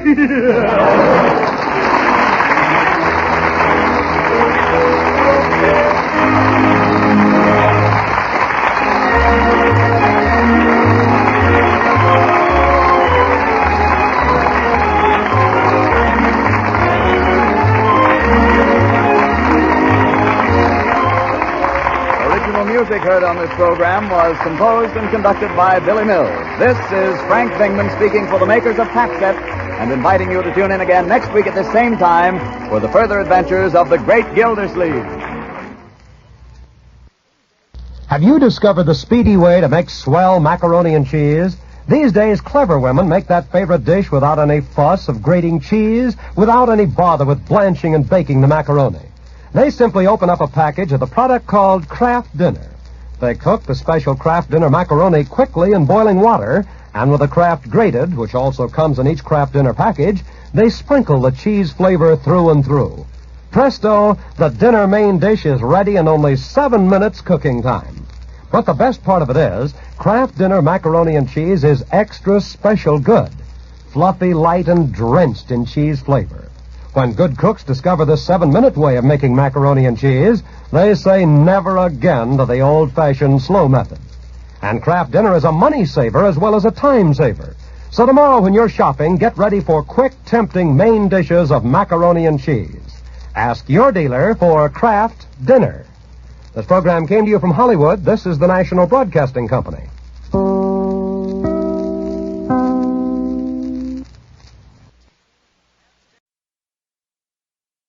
The Kraft Music Hall with Bing Crosby, Mary Martin, Victor Borge, John Scott Trotter and his orchestra, and the Music Maids and Hal. Bing's guests for this evening are Walter Houston of the cinema, Claude Thornhill of the swing circuit, and the Kraft Choral Club of Chicago. And here is Bing Crosby. Off we go into the wild sky yonder. Keep the wings level and true. If you'd live to be a gray-haired wonder, keep the nose out of the blue. Flying men guarding the nation's border, we'll be there, followed by more. In echelon, carry on. Nothing can stop the Army Air Corps. Here's a toast to the host of those who love the vastness of the sky. To a friend we will send a message of his brother men who fly. We drink to those who give their all of old. Then down we roar to the rainbow's pot of gold. A toast to the host of men we boast, the Army Air Corps.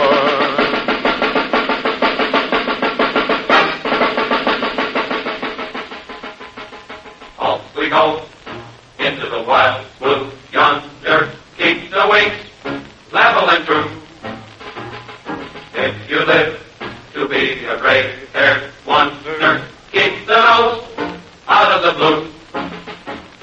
Flying men guarding the nation's border, we'll be there, followed by more. In echelon, we carry on. Nothing can stop the Army Air Corps. Nothing can stop the Army Air Corps.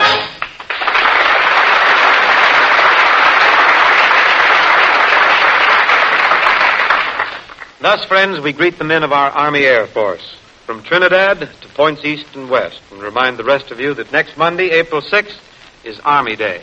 Well, next Monday may be Army Day on the calendar, Bing, but every day is Army Day in our hearts. Yep, no dressing up for the Easter parade for me this year. Why, I thought you were already all dressed up. Me? Dressed up for Easter? No, Halloween.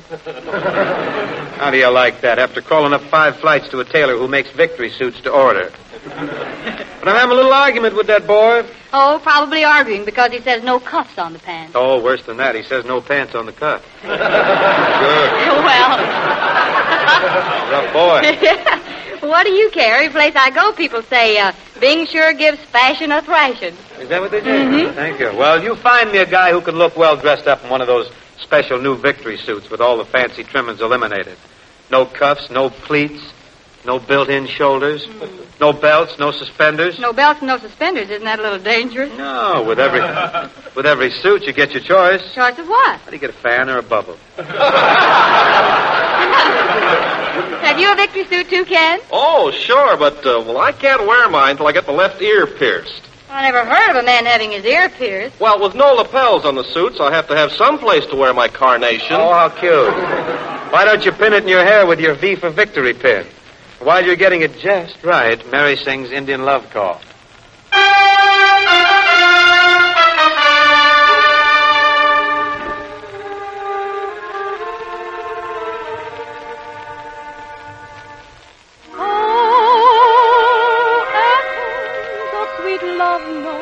Gently fall through the forest stillness as fond waiting in your love.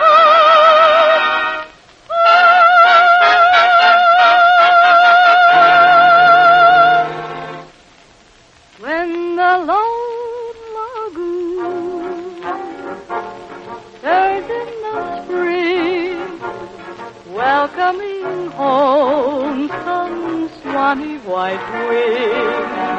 When the maiden moon, riding the sky, gathers her star, I dream children night.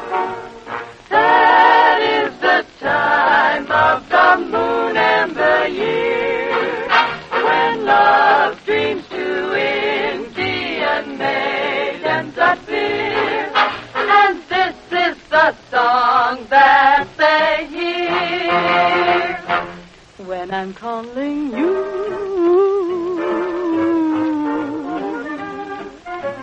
Will you answered, ooh.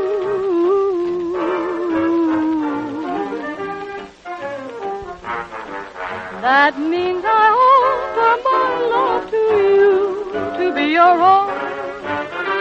If you refuse me, I will be blue and waiting all alone. But if when I hear your love call ringing clear, and I hear your answering echo, so then I will know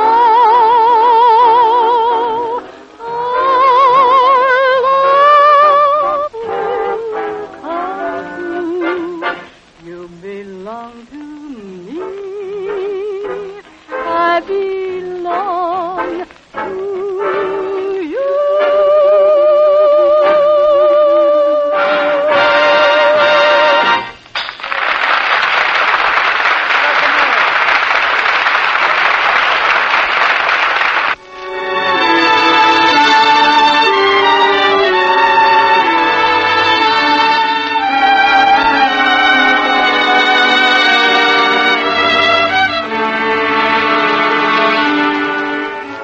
She'll always remember when you were only 4. Your favorite game was playing with your soldiers on the floor. The time when you were 7 and tumbled down the stairs. An angel up in heaven answered all her prayers. Did you ever notice that teardrop in her eye? The first time she discovered there was lipstick on your tie. Now a soldier man you may be, but you are still her baby. She'll always remember, so don't you ever forget.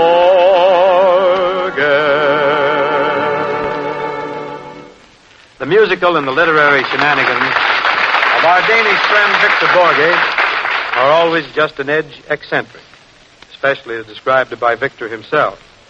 Whatever Victor goes in for, he always comes out with something just a little bit different. What's new, Victor? Remember a couple of weeks ago I told about a play I wrote, and I played all the parts myself? Yeah. Mm-hmm. I want to tell you about a play I wrote before that play. Oh, yeah. This play has the same family as the other. And you remember the father and the mother, the 4 children, and Peter. Nice group. But Peter isn't born yet. So we can't use him in this story. Just the father and the mother. You see, I wrote it after being in the United States about 1 week. I had terrible trouble writing this play because I didn't know 1 word of English. And when I was half through, I found out it was impossible to write a play without knowing 1 word. So I learned 1 word. And the word I learned was anti-disestablishmentarianism. That's the word. That's the word. Nice type of word. But I don't know what it means. So Who does? I just learned another one. It was a very short word, and in other words, I found a word that everybody uses and expresses everything. I heard it in every discussion, every time anybody opens his mouth to say this word, and I thought it would be a good word to use, and I wrote the whole play about that little word. Oh. That's the word.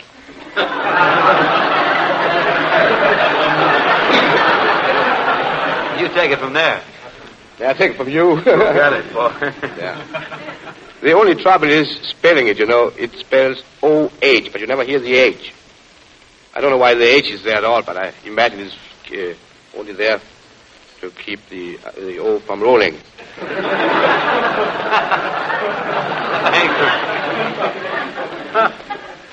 maybe you don't believe me, but I'm going to read this little play to you now so you can hear that I can prove to you how you can read and write a play with one word. Oh is the name of the play. When the curtain goes up, a man and his wife are on the stage. He is leaving on a very important business trip, and as he goes out of the stage, he says, but he can't remember what he was going to say, so he leaves.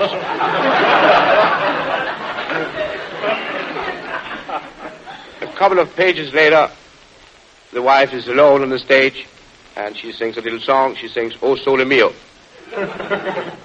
And now she sings the first part. Oh. And the door opens, and her sweetheart comes in. And he hears her singing, and he says, "Oh," and he leaves again. Later, she sings the last part of "O Sole Mio." Oh. And the door opens again, and her sweetheart comes in. She's still singing, so he says, "Oh," and he leaves again. Now the door opens again, and her husband is standing there. The husband. He sees she is all alone, and he can't understand it. So he looks at his script and finds out he came in too early on the wrong cue.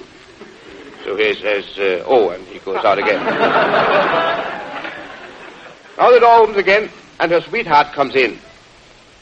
Now she's not singing anymore, so he says, "Oh." And she says, "Oh," when she sees him, and he, "Oh," and he, "Oh," and she, "Oh." And it's very clear that they owe each other a lot. Now the door opens, and who do you think it is this time? It's Filgadusha. There must be something wrong because he has nothing to do here, so I think we just tear that page out.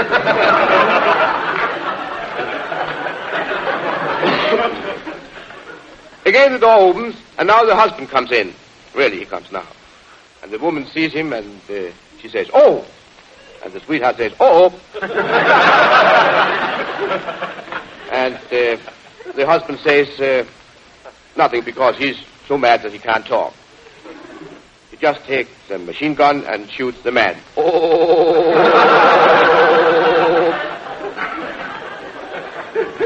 On the next page, he misses, so he tries once more. And, he tries again to shoot. Oh, and this time it's better because the sweetheart falls to the floor. Oh! And the wife says, "Oh!" And now the curtain falls, and little Filgadusha says, "Oh," because the curtain hits him on the head. And that's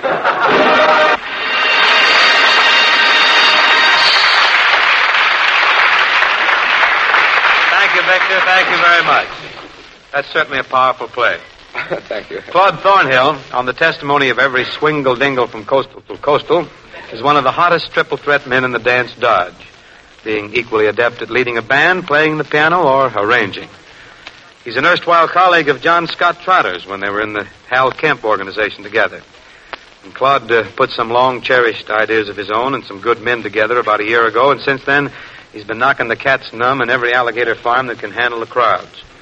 Taking time off from his current chores at the Palatial Palladium Ballroom to join us here in the old Kraft Music Hall, Claude Thornhill, ably assisted by the Trotter Ensemble, offers his own increasingly popular record arrangement of Autumn Nocturne.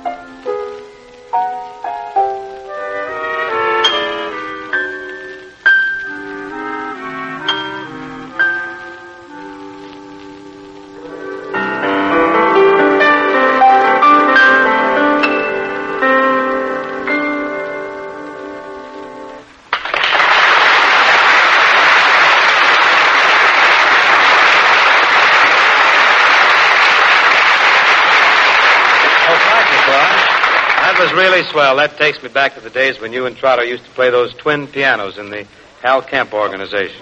Oh, yes. Of course, at that time, John was only half the man he is today. They tell me, Claude, that back in the old days, people could hardly tell you two apart when you and John sat down to play at the twin pianos.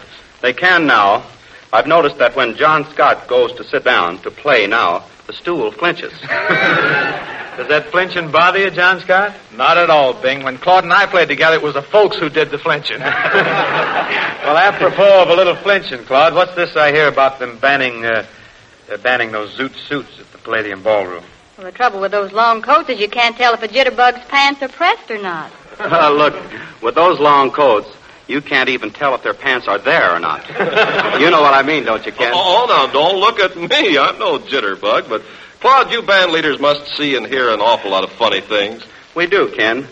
The other night, a couple danced by the bandstand, and their conversation sounded something like this. Come on, Squirrel, let's twirl. You know me, babe, special delivery. What do you mean, special delivery? Wrap me tight and send me. Hey, Jackson, get those two ickies dancing over there. They're moving sideways. Yeah? You mean there's another way to dance besides up and down? Hey, get Claude Thornhill up there on the stand. Yeah. He's copping a gander at us. Let's start banging our gums together. Okay, hi, Claude. Boy, you sure send me, boy. I go for them solid classics, boy. Classics? Then you're interested in good music? Yeah. What do you think of Sibelius Finlandia? Can't be any good. Well, what about Beethoven's Moonlight Sonata or Bach's Brandenburg Concerto? Can't be no good. What makes you so sure they can't be any good? Freddie Martin ain't played them yet. Well, Bing, that'll give you some idea, Ken, of just what goes on the dance floor. Well, thanks. And for an idea of what goes on the bandstand of the Palladium, we refer you to Claude Thornhill's arrangement of Stealin' Apples. We hear it now with Claude Thornhill at the piano and the Trotter ensemble hovering about in the background.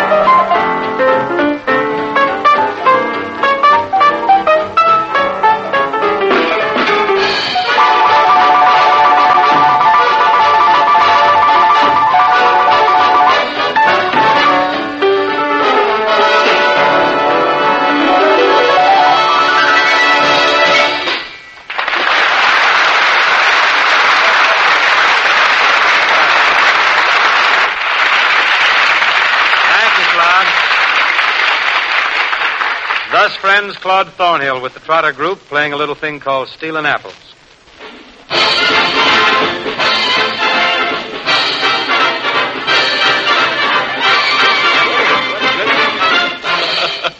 Are you in the mood for an Easter poem, Dr. Crosby? Well, I ain't in the mood for a toothache, but I get one once in a while.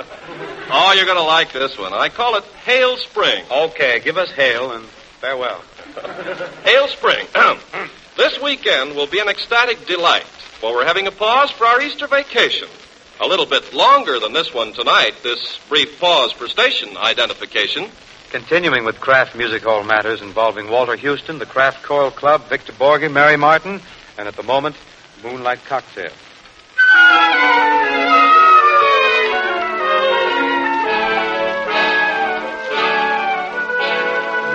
Couple of jiggers of moonlight and a star, or in the blue of a June night, one guitar, mixing a couple of dreamers, and there you are. Lovers hail, the moonlight cocktail. Now add a couple of flowers, a drop of dew. Stir for a couple of hours till dreams come true. As to the number of kisses, it's up to you. Moonlight cocktails need a few. Cool it in the summer breeze. Serve it in the starlight underneath the trees. You'll discover tricks like these are sure to make your moonlight cocktail please. Follow the simple directions. They will bring life of another complexion where you'll be king. You will awake in the morning, start to sing. Moonlight cocktails are the thing.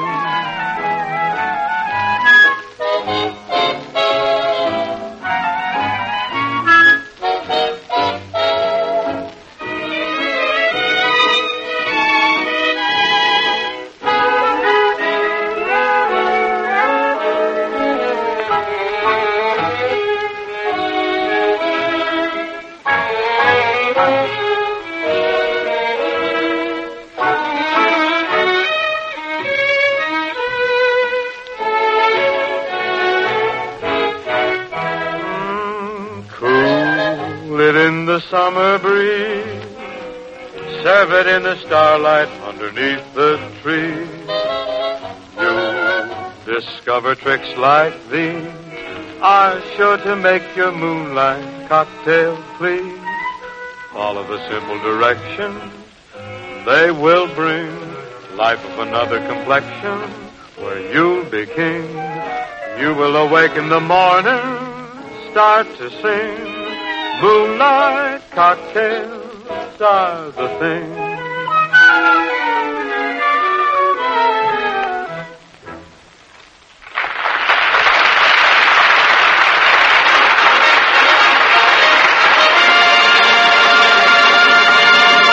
Time marches back.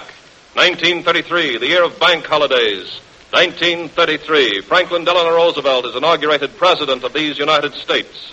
1933, Italy, France, Germany, and Great Britain sign a 10-year peace pact.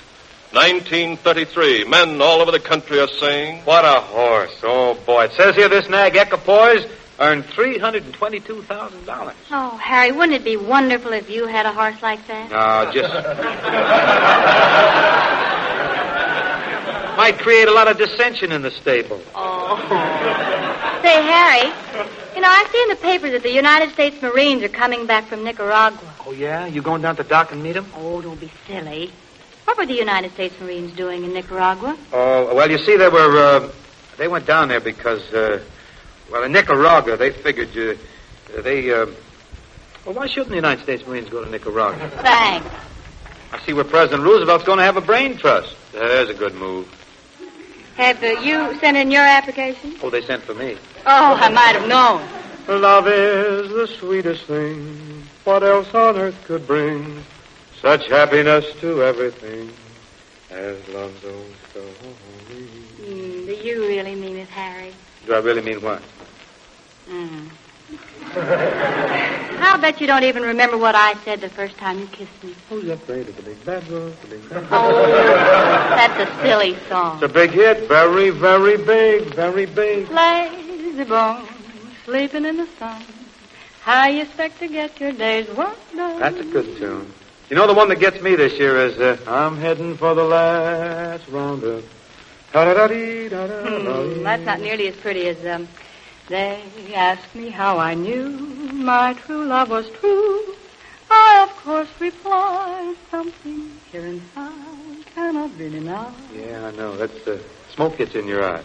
Fair tune, all right. But you know, for a song that's going to live, you give me that number by Irving Berlin. I'll bet you people will be singing it every Easter time. You just wait and see. Oh, Harry, you just know everything. Well, listen. Listen how it goes.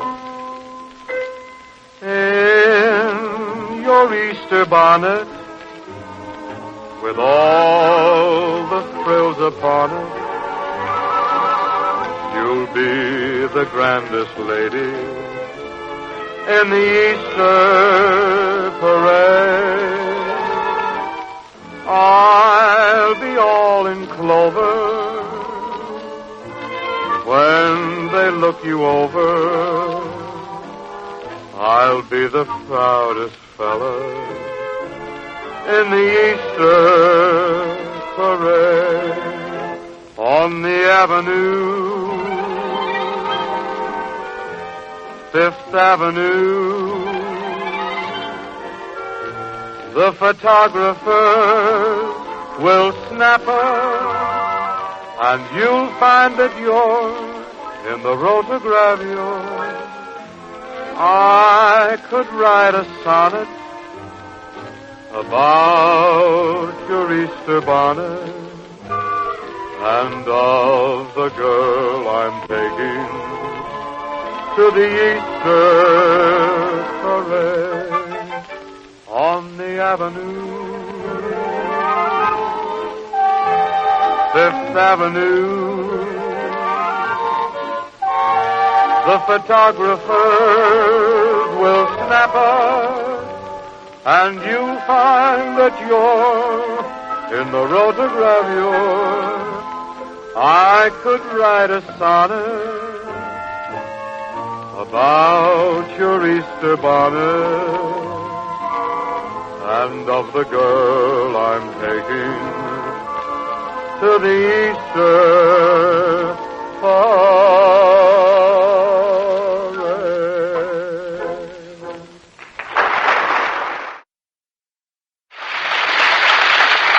Gee, Harry, remember the first time you and I walked in the Easter parade? Yeah, we was just kids. Way back.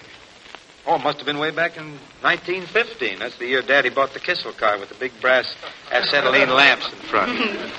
Do you know what else happened in 1915, Harry? Yeah, let's see. I got my first pair of peg-top pants. Still can't seem to wear them out. Is that all you remember of 1915? Well, Jess Willard took the heavyweight championship from Jack Johnson in Cuba. Harry, don't you remember taking me to the matinee of The Birth of the Nation? I took you to a matinee of The Birth of a Nation? Well, certainly. Why? Fine picture to be taking a girl your age to see. I'm surprised they let us in. They didn't. But we went to see the 7th episode of The Perils of Pauline. I took you to see a thing like that? You did. I'd ought to be ashamed of myself. Well, that's what I keep telling you. You talk as if you knew about the times I sneaked off to see Theta Barra. Gee, I'll never forget 1915. It was the first time I ever had a hat with real handmade grapes and flowers on it. Nice. Say, you remember that song? I've been sailing down the old green river on the good ship, rocking. Oh, Mother wouldn't let me sing that in the house. Mother. Oh, that was another one in 1950. M is for the million things she gave me. O means only that she's growing old. I know, but I guess the most popular song in 1915 was that one that came over from London. Pack up your troubles in your old kit bag. Pack up your troubles in your old kit bag and smile, smile, smile. While you've a Lucifer to light your fag. Smile, boys, that's the style. What's the use of worrying? It never was worthwhile. Oh, pack up your troubles in your old kit bag and smile, smile, smile. Pack up your troubles in your old kit bag and smile, smile, come on and smile. Don't let your joy and laughter hit a snag. Smile, boys, all the while. But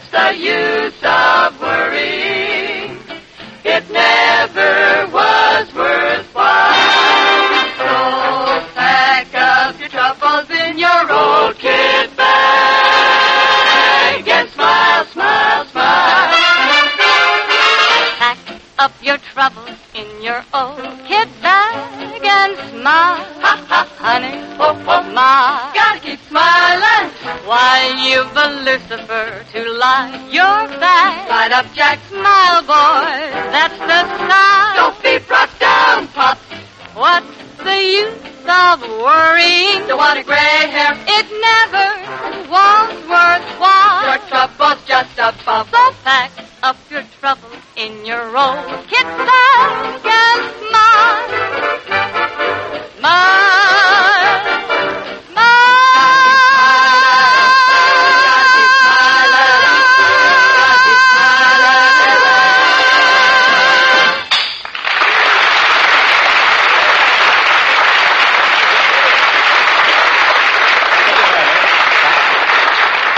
Thank you very much, Mary. You know, Walter Houston, who scored so solidly as the Devil in the film version of The Devil and Daniel Webster, is currently being seen as a man of the world in Shanghai gesture. Manages it very convincingly, too, which is only natural, for Walter possesses a surplus of that charm, that authority, that certain indefinable something that women are attracted to in older men. Qualities which one usually associates with a professional man. It's the easiest thing in the world, for example, to envisage Walter Houston as an architect. You know, the type of an architect that would inspire the utmost confidence in any young couple who might choose to consult him about getting a blueprint for a dream home. Brides, accompanied, of course, by their catch, who have visited the office of architect Houston, tell me that he seemed to step from a cloud, take their hands, gaze deeply into their eyes, and say, Does my pipe annoy you, madam? No, not at all. See, I always carry an extra supply of oxygen in my compact. Besides, Harry loves the pipe. In that case, sir, fill up. Try my tobacco. This is my special blend, Rose Bowl Sweepings, 1937. Oh, yeah. Well, I've been smoking Coliseum Cleanings, 1938. With aromatic blenders. Very good. But thanks. And now about our house. I saw your ad in the paper. Ah, yes. I'm rather fond of that ad. Wrote it myself. Lay all your eggs on the line and let Houston feather your love nest. He's the bird who can do it. Yes, that's why we came to you. You were figuring on something inexpensive, I gather. Why is it whenever people look at me, when they know we want something inexpensive? How did so know? Just some little simple place will do. When we were married, I told Harry we'd be happy living in a tree. And we were, too, till they started lighting... We were very happy till they started lighting smudge pots under us. I flew. Of course, we want the last word in style and classy look. Yes, for short money. But we don't want the place next door to show us up now. The place next door must be a beautiful establishment. Oh, yes. Filling station. You bought the lot next to a filling station? Well, only on the south side. You see, there's a glue factory on the north side and a stable on the east side and the gas works to the west. Right. Can't go wrong with a location like that. How do you mean? Can always tell which way the wind blows. I see. Of course, in building your own home, the most important thing is to have the right type of architecture. What type of architecture strikes your fancy? Oh, well, Betty Grable's is nice. Harry. Well, there's one style that might interest you. This is a photograph of Madeline Carroll's residence. Oh, gee. Madeline Carroll lives in that house? What's this strange-looking thing sitting near the gutter in front of Miss Carroll's house? Fire plug. See the funny-looking nozzle? That's no fire plug. That's Bob Hope. I've always rather admired a hillside home. Oh, I've designed several hillside homes on the Pacific Palisades overlooking the ocean. I'd like you to see them. I'd be glad to drive you down to Santa Monica Beach. Hillside homes on Santa Monica Beach? What happened? The rains came. By the way, how soon can you get this house ready for us? Well, I could finish it in 6 months, if it weren't for a priority. Oh, gee, them things again. Already they got me riding a bicycle, growing a beard, and stirring short sugar in my jazz. I'm sorry, but we can't get the materials. The skilled labor is all working on wartime jobs. This is war, and everyone has to put up with some hardships. Yeah, I guess that's a fact. Can I use your phone? Who are you going to call, Harry? Your dad. I'm going to tell him that Washington says he's got to take us back for the duration. Oh, I don't think he'll mind. This is a time when we all have to make adjustments, accept changes in the way of life we used to know. Changes that will continue in ever-increasing number to affect the lives of those of us who carry on at home. Forging the tools, manufacturing the weapons to arm the men who fight for us. Men who are giving their lives in the greatest of all changes, the Change from peace to war. Changes that affect the parents who have given us those men, given us their sons. Changes such as Howard Vincent O'Brien described with such eloquent simplicity in the Chicago Daily News when he wrote in part, there was no band, no ceremony. It wasn't even dramatic. A car honked outside and he said, well, I guess that's for me. He picked up his bag and held out his hand. All I could say was, good luck. The door slammed and that was that. Another boy had gone to war. I'd advised waiting for the draft, waiting at least until he was old enough to register.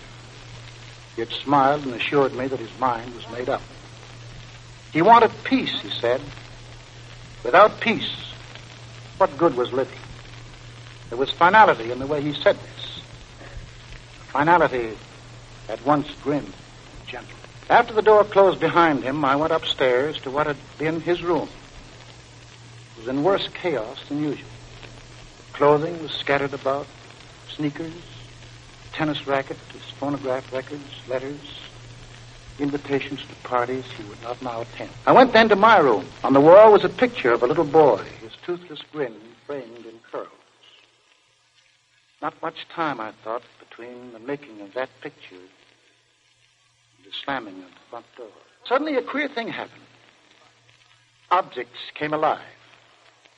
The house was full of soft voices. They led me up to the attic, to a box of toy soldiers, football helmet, homemade guitar, class pictures, stamp album, penny bank with the lid pried off, a folder stuffed with papers, report cards, a baptismal certificate, a ribbon won in the track meet, faded photographs, one taken on the memorable first day of long pants. That was only yesterday when I had held him in my arms.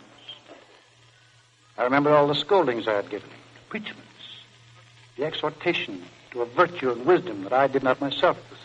I thought, too, of my last inarticulate good luck and wished that I had somehow been able to tell him how much I really loved him. And then I thought, what fools we are with our children, always plotting what we shall make of them, always planning for a future that never comes, always intent on what they may be, never accepting what they are. Well, Curlyhead, you're a man now. I hated to see you go, but I wouldn't have halted you if I could. I can't pretend I'm not sad, but I'm proud, too. So long, son. Thank you, Walter.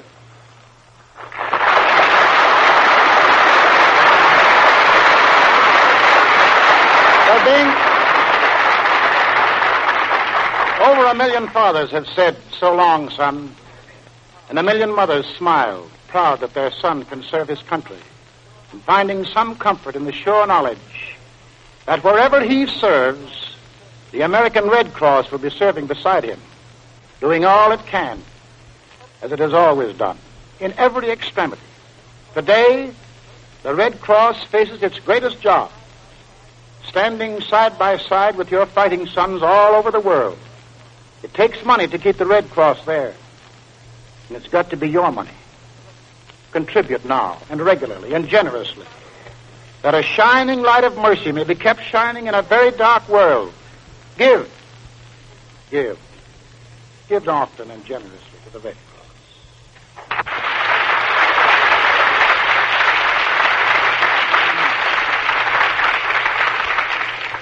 Among the many traditions of the old Kraft Music Hall is the singing of the Kraft Choral Club on the Thursday before Christmas and Easter. Like all traditions, it takes on a new significance with the years, and this year we feel that any swing toward the spiritual is of the greatest importance. As regular listeners surely must know, the Kraft Choral Club is a group of over 70 fine voices, all of them Kraft workers in Chicago. Naturally, our Prexy J.L. Kraft, who is especially interested in the Kraft Choral Club, feels a great pride in heading a company whose employees have banded together for the joy of singing. As their first song, the Kraft Choral Club, under the direction of Lou Jacobson sings Were You There? Kraft Choral Club.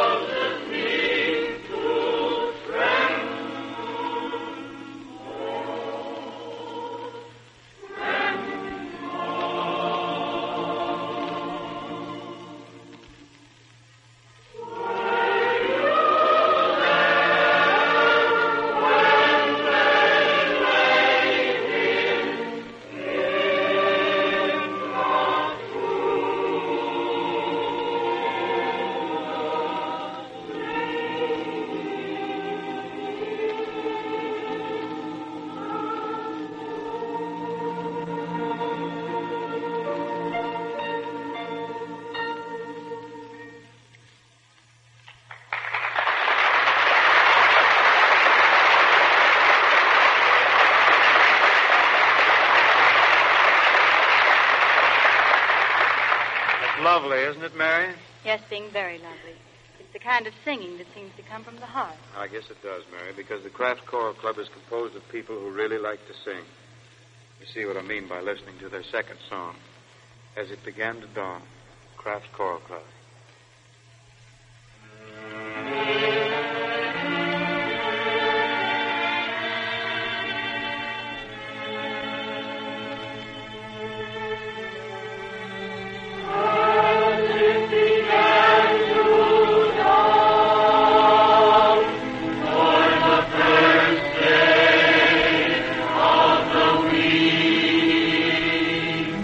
Very, very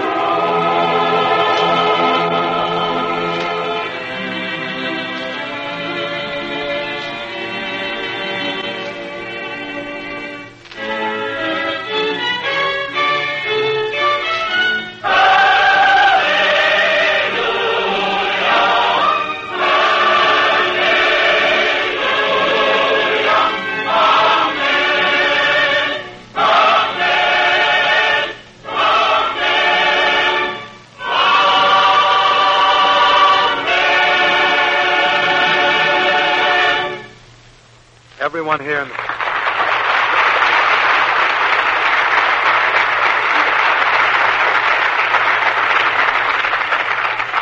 We take this moment to offer Easter greetings to the Kraft Choral Club, our Prexy J.L. Kraft, who makes the club possible, and our Kraft co-workers all over the world.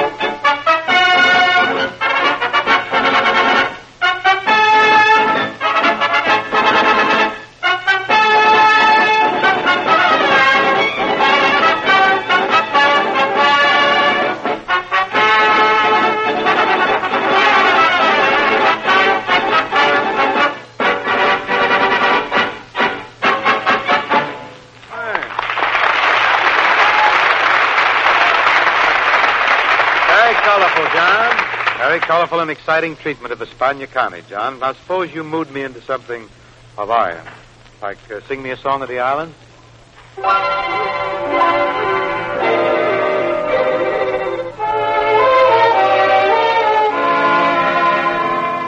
Sing me a song of the island. My serenade that the trade winds know. Sing me a song of the island where hearts are high when the moon is low, where rippling waters seem to say, aloha, vaui aue.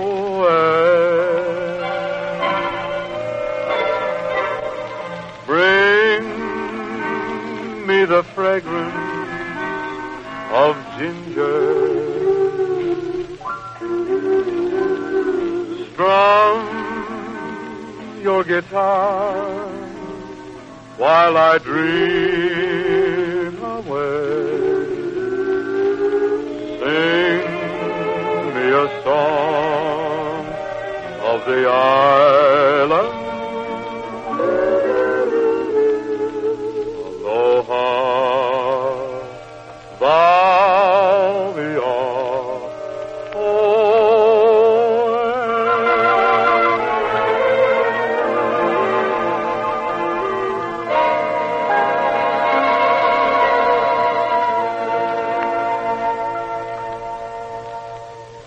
That takes us up to the double bar for this Thursday in the Old Kraft Music Hall. We'll take it from the coda next Thursday. Same time we started tonight when we bring you such distinguished guests as the popular star of the year's finest picture, How Green Was My Valley. That would be Walter Pidgeon. In addition to Walter, we'll have one of the cinema's most promising young comedians, Miss June Havard, who scored so solidly in Pal Joey. And Major John L. DeWitt of the Armed Forces of the United States Army, the Tank Corps to be exact. In addition to this varied group, our usual staff will be on hand: Mary Martin, Victor Borge, the music maids in Hal, John Scott Trotter, Ken Carpenter, and first person singular. Try to be with us, won't you? Until next Thursday, then. Hasta luego. The Kraft Music Hall comes to you from Hollywood's Radio City.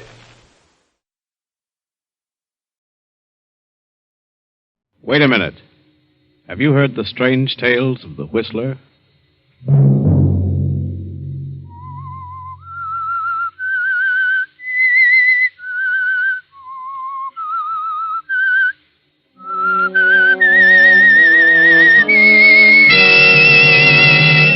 I'm the Whistler. I don't know what it is. It's a figure. I can't tell whether it's a man or a woman. It comes through the door and walks with outstretched arms toward my bed, reaching for me. Sunday night, and again CBS presents The Whistler. I, the Whistler, know many things, for I walk by night. I know many strange tales, many secrets hidden in the hearts of men and women who have stepped into the shadows. I know the nameless terrors of which they dare not speak. And so I tell you the weird tale of jealousy.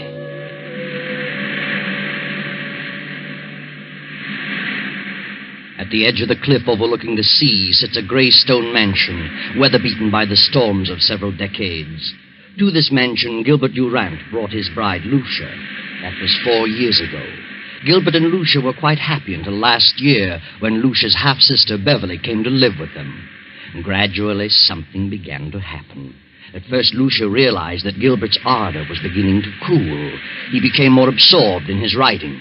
Then she felt the cold clamminess of the stone structure almost creep about her and clutch her. Fear grew in her mind, a fear that nearly took her breath. It is evening now, and Lucia, having excused herself at dinner, tosses on her bed in a fretful sleep. No. No. Don't. Get away from me. Ah! No. Mrs. Durant. What's wrong? Benson, come in. What was wrong? Why were you screaming? Benson, I must have been dreaming. It was horrible. You're white as a ghost. You're shaking like a leaf. Yes, I know. Oh, Mrs. Benson, I can't stand it. It's driving me mad. That makes the 4th or 5th time I've dreamed the same thing. The same thing in every detail. I've never heard you scream before. It always comes a little closer to me. Tonight, it almost reached me. It? What do you mean? I don't know what it is. It's a figure. A human figure. But I can't tell whether it's a man or a woman. It comes through that door and walks slowly across the room with its arms outstretched, reaching for me. Are you sure you were dreaming? Oh, now that I think of it, it isn't like a dream. An ordinary dream. Its reality seems to carry over even after I'm awake. Oh, that's what's made you so ill. This dream, if it is a dream, means something? Is that what you think? It's a premonition? Perhaps. What time is it? 9 o'clock. Where's Gilbert? Your husband went horseback riding over an hour ago. Your sister went with him. Beverly? Why didn't he ask me to go? Well, you know you haven't been feeling very well lately. Oh, yes. Yes, of course. Well, if you're feeling better, I'll go back to my room. Oh, yes, I'll be all right. Good night. Good night, ma'am. Beverly. Gilbert and Beverly.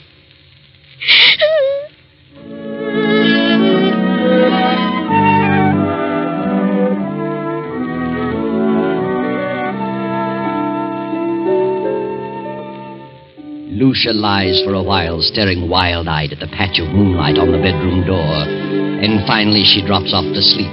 Then as the clock strikes 10:30, the door opens slowly, silently. A figure steps into the room and moves noiselessly through the moonlight to Lucia's bed and stands staring at her. Suddenly Lucia opens her eyes. Gilbert, don't.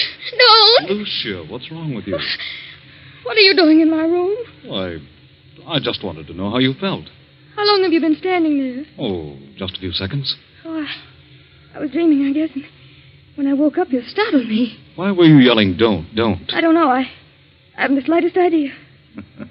I talked to Dr. Hanby about you today. Told him you were run down, and he suggested I get a tonic for you. I'll drop in at the drugstore on my way home tomorrow evening. A tonic? Yes. What is it? Oh, I don't remember. Something in strychnine. Strychnine? Yes, he said it would give you an appetite. Where have you been, Gil? Oh, I've been riding. Nice moonlight night. Very pleasant. Did Beverly enjoy it? Yes, she's an excellent rider. I've decided to buy that filly from Thompson. Going over there tomorrow afternoon. Beverly going with you? Yes, she's a good judge of horseflesh. Why? Nothing. I just asked. Well, good night, Lucia. See you at breakfast? Yes. Good night.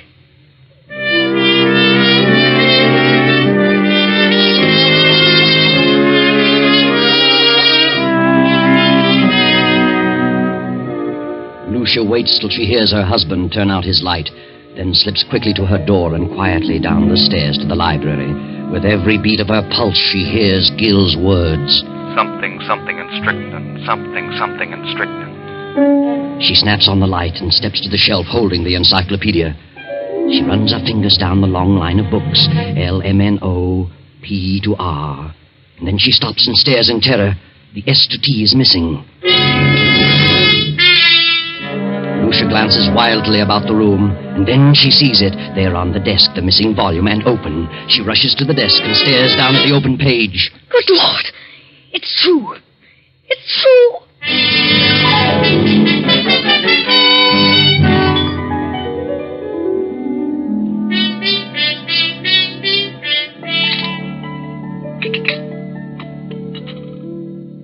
I'll tell you what, Beverly. I'll leave the deal entirely up to you. Up to me? Oh, Gil, that's not fair. Why not? Well, suppose she turns out to be a lemon. I don't think she will, because you're going to have the job of training her. Oh, you certainly flatter me. Not in the least. Oh. Good morning, Lucia. I just realized what time it was. You'll be leaving in a few minutes. Yes, it's 9 this very minute. I better step on it. More coffee, Beverly? No, thanks. How do you feel, Lucia? Why, better. Much better. You better eat something. No, I can't. At least some coffee. Yes, I'll have some coffee. I've got to run. See you later, Lucia. Yes, Gil. And I'll see you this afternoon at 2, Beverly. Yes, I'll meet you in town at 2. Oh, Gil, don't forget Lucia's medicine. I won't. Goodbye, Lucia. Are you meeting Gil in town, Beverly? Yes, he wants me to decide on that filly he's interested in. Where did you learn so much about horses? Well, it seems to be natural. Why don't you get interested in horses, Lucia? Why should I? What are you interested in? Well, I'm interested in a few things. My husband in particular. You don't act interested in anything. Really? If you'll take my advice, you'll snap out of this coma and get some pep. Does Gil like women with pep? No man cares about a woman who sits around and mopes. I think you're a hypochondriac. Do you? You should do something about it. I intend to. I intend to do something about it. I'm glad to hear it. Get out and do things. Play games, golf, tennis, swim, and ride. Maybe this medicine will fix you up. You know all about it, do you? What is it? Oh, I don't know. It's a tonic, a builder-upper. I wish I could believe that. At least you can try it. It won't hurt you. No? I wonder.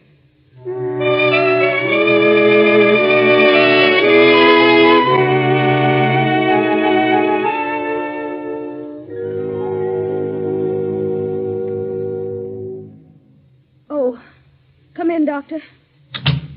Yeah, Lucia. What'd you call me out here? What's wrong? I just couldn't make it into town. Oh, it can't be as bad as that. Did Gilbert talk to you about me yesterday? Oh, I saw Gil for a few moments at the club during lunch. Said you were run down. Did you give him a prescription for me? I never do that until I've examined the patient. You didn't give him a prescription. Well, no. What did you suggest for me? Oh, I don't know. Just mentioned a few tonics he might get for you. Spoke of beef iron and wine, and sherry and egg, and I don't remember what else. Then you mentioned nothing specifically. Don't think so. I see. What seems to be wrong with you, Lucia? I don't know exactly. Something has been happening to me that... Well, frankly, I'm afraid I'm losing my mind. Oh, come now. We all feel that way at times. I'm serious. Things happened to me in the night. What sort of things? First, I thought they were just nightmares. But when you have a nightmare, you wake up and the fear's gone. You realize the truth. This vision that comes to me haunts me through the waking hours as well. Vision? Something, I think it's a person Comes through my bedroom door. Approaches my bed with outstretched arms as though it intends to strangle me. Each time it comes a little closer. My fear is that eventually it will get to me before I wake up. You always dream the same dream? If it is a dream, yes. Who is the person? I don't know. And you don't think it's really a dream? No. I think it's a premonition. Well, have you any basis for such a fear in real life? Is there someone or something that you're afraid of? Doctor, I'm convinced that they're not dreams. And I'm not asleep. Oh, nonsense. I'm positive they're not mere dreams. Well, I think it's all due to your rundown condition. You probably don't sleep as soundly as you should, and so you transfer sounds in the night to dreams, nightmares. That's exactly what I mean. If I'm only half asleep, I may be transferring actual movements and sounds into dreams. In other words, if someone slams the door in the night, I may half hear it and attribute it to a dream. Yes, go on. And perhaps I'm not dreaming. I think you'd better come into town and have a thorough physical. You mean a checkup by a psychiatrist? Well, I may have someone to help me. It's the usual thing, you know. Oh. Oh, Dr. Henry. I'm so frightened. Oh, now. Everything's going to be all right. I'm afraid. I'm afraid that I'm going to die. That someone is trying to kill me. You're not going to die. That's ridiculous.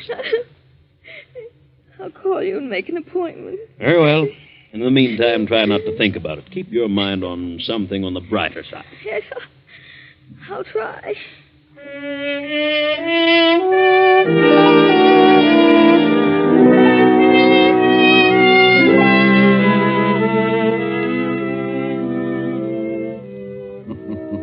Yes, try, Lucia. Try hard to keep your mind on something brighter. But you can't, can you?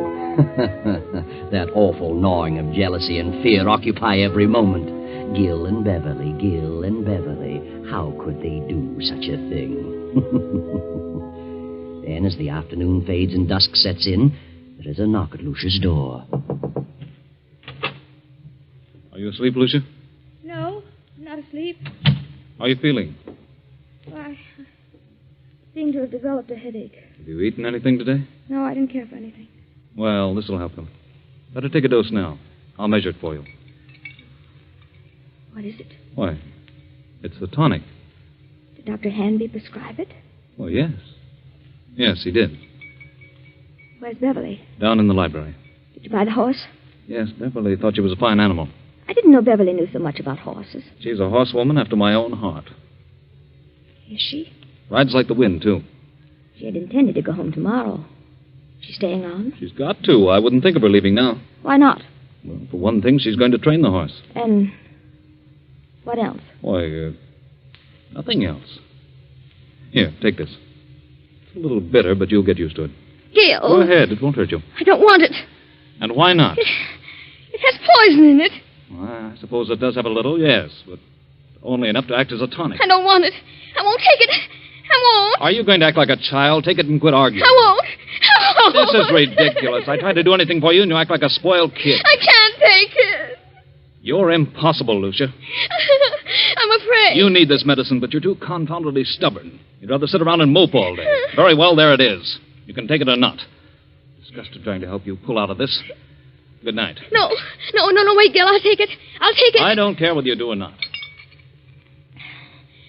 There, I've taken it. Terribly bitter.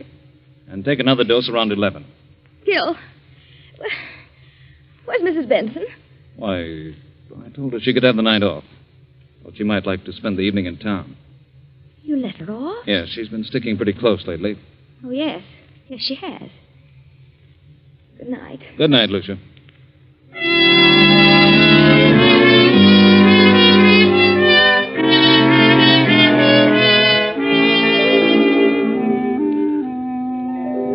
What's wrong, Gil? You look upset. I am. Lucia didn't want to take it. No? Why not? She's afraid of medicine. What are you going to do? She finally took a dose of it. If I know her at all, she'll never take another drop. Well, she's got to take it, Gil. You've got to figure out a way to make her take it. It can't be disguised. It's too bitter. Try something else. I'll try and coax her into it again. Isn't there something that tastes more pleasant, or something that you could put in milk or orange juice? I don't know. Well, I'll find something. course you will. You've got to. I think Mrs. Benson is the cause of her dislike for medicine. She's keeping her upset. I'm going to let Mrs. Benson go for 2 or 3 days, and maybe something can be accomplished. I'll speak to her now. Well, Benson, what are you doing standing here in the dark? I was just going upstairs to see if Mr. Durant wanted anything before I went out. I see. Oh, by the way, I'm staying home for a couple of days, and I thought that since you've been staying so close to the job, you'd welcome a few days' leave. Leave? Why, yes, but Mrs. Durant may prefer that I stay. I think you'd better get a little rest yourself. You needn't come back till Friday. But I don't need a rest. You come back Friday. Very well, sir. I'll run up and see her before I go.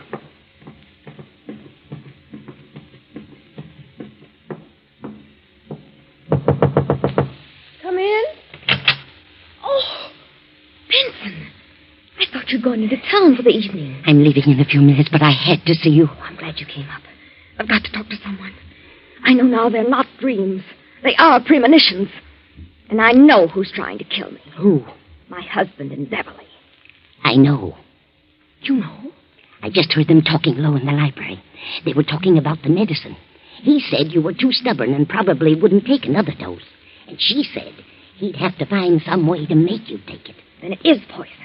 They want me out of the way. I got angry because I refused to take it. Oh, yes, and there's something else.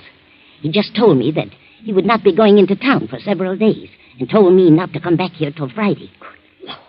I'll go on into town as planned, but I'll slip back toward midnight and come up the back way. And I won't take a thing they give me. I'll be back at midnight. Thank you, Benson. Good night. Good night, ma'am.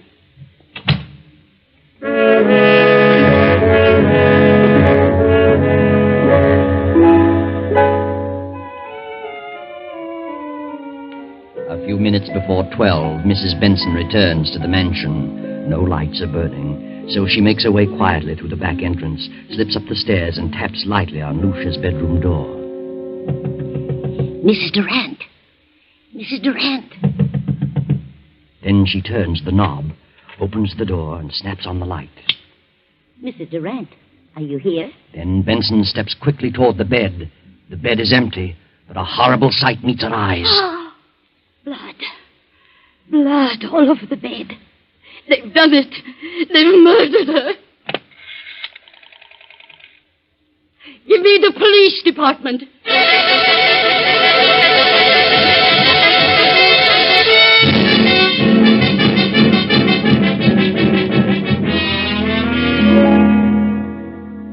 All right, Mrs. Benson. What happened this evening? Well, earlier in the evening, Mr. Durant told me I could have the night off, since I'd been staying close to Mrs. Durant for some time. Mm-hmm. And then later, he said he decided to let me off until Friday. But I didn't want to go, and he insisted. Was there anyone else in the house? Yes, Mrs. Durant's half-sister, Beverly. Did you leave the house? Yes, but I went up and told Mrs. Durant I'd be back about midnight. If you had till Friday, why did you come back at midnight? Because we were both frightened. Of what? Well, Mrs. Durant had been having premonitions that someone was trying to kill her. Who was trying to kill her? She didn't know, but she was terribly frightened. Is that all? No. Her husband tried to get her to take some medicine he had brought home. She refused, and he got angry. How do you know he was angry? I heard him talking about it to Beverly. They were in the library. And he told Beverly that Lucia was very stubborn. And Beverly said that he'd have to think of some other way. Did Mrs. Durant suspect her husband and Beverly of trying to do away with her? Yes, she did. She was convinced that Mr. Durant and Beverly were in love and wanted her out of the way. So you came back tonight because you anticipated that something was going to happen? Yes. The house was dark, so I came up the back stairs, knocked on her door, and when I got no answer, I came in, turned on the lights, saw she was gone, and then I saw the bed all covered with blood. She wouldn't take the poison, so they did it another way. That's what they planned in the library. Where are they now? Any idea? Well, they didn't expect me back tonight, so they've probably gone to dispose of the body, intending to come back here and clean the place up later. I see. Anybody else know about Mrs. Durant's fears? Yes. She talked to Dr. Hanby. I called him right after phoning the police and told him about it. He knows. Dr. Hanby, Captain Rick. What in the world is the meaning of this? From all indications, Mrs. Durant has been murdered and the body disposed of. Doctor, I understand Mrs. Durant told you that she was afraid that something was going to happen to her, that she was going to die. What? Who told you that? Mrs. Benson here. I see. Well, she did call me in this morning. She'd been having strange dreams. Premonitions, she called them. I called them hallucinations. Who did she think it was? Well, she couldn't tell whether it was a man or a woman, but someone was always approaching her bed with outstretched arms, trying to choke her. Do you think it was more than a dream? Well, she was a sort of hypochondriac.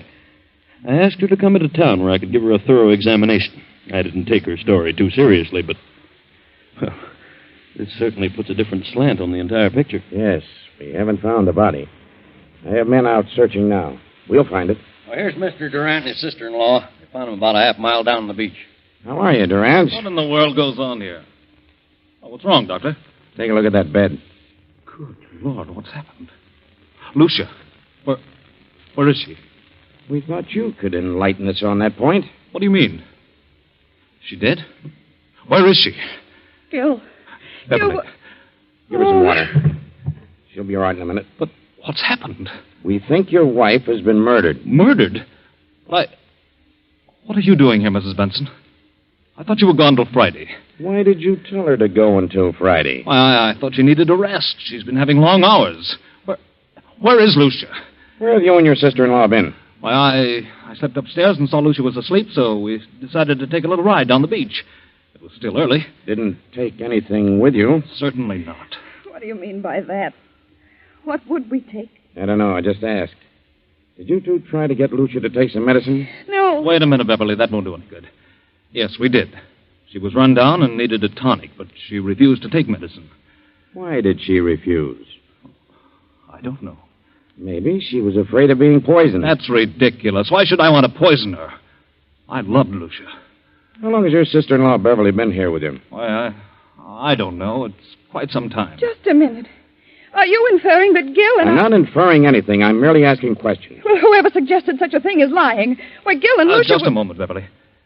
Mrs. Benson, what have you been saying? What did you tell them? I told them the truth. You think I planned to kill Lucia? Is that it? Yes, you and this woman. Why, that's ridiculous. You tried to get her to take some medicine. She knew you were in love with her sister, and you were trying to poison her. When did she come to that conclusion? She had premonitions. That means nothing. And besides, I heard you talking, you and Beverly, planning the whole thing. What? She's out of her mind. I heard you, I tell you. When you realized Lucia wouldn't take the medicine, Beverly said you'd have to think of some other way. Some other way to what? To get rid of her. What else? This is the most amazing thing I ever heard of. Dr. Hanby, you know better than this.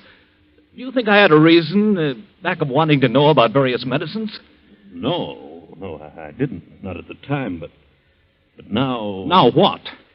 Well, I'm sorry to say it all adds up to something suspicious. Seems more than just coincidental. Do you think I killed Lucia? Well, look about you. Look at the room. What else am I to think? What was the tonic you tried to give your wife? It had strychnine in it. That right, Durant? Why, yes. It was one of the things Dr. Hanby mentioned. It was iron, quinine, and strychnine. Did you mention that, Doctor? Well, I suppose I did. It's a commonly known tonic. Did you add anything else to it, Durant? Certainly not. How about it, Sergeant? What's the report? Why, the bottle contained iron, quinine, and strychnine, and a heavy content of arsenic. Arsenic? But it isn't possible. I put nothing in it. Where would I get arsenic? Well, it was in there just the same. Good Lord, Doctor, it isn't true. You know it isn't. I hate to say it, Gil, but the evidence looks bad for you. Benson knows what all this is about. She's lying. She knows Gil wouldn't do such a thing. She's back of it all. Why? I don't know, but believe me, I'll find out if I have... That'll do. Under the circumstances, I think you'd all better come down to headquarters so we can keep you separated. Come on. And no more talking.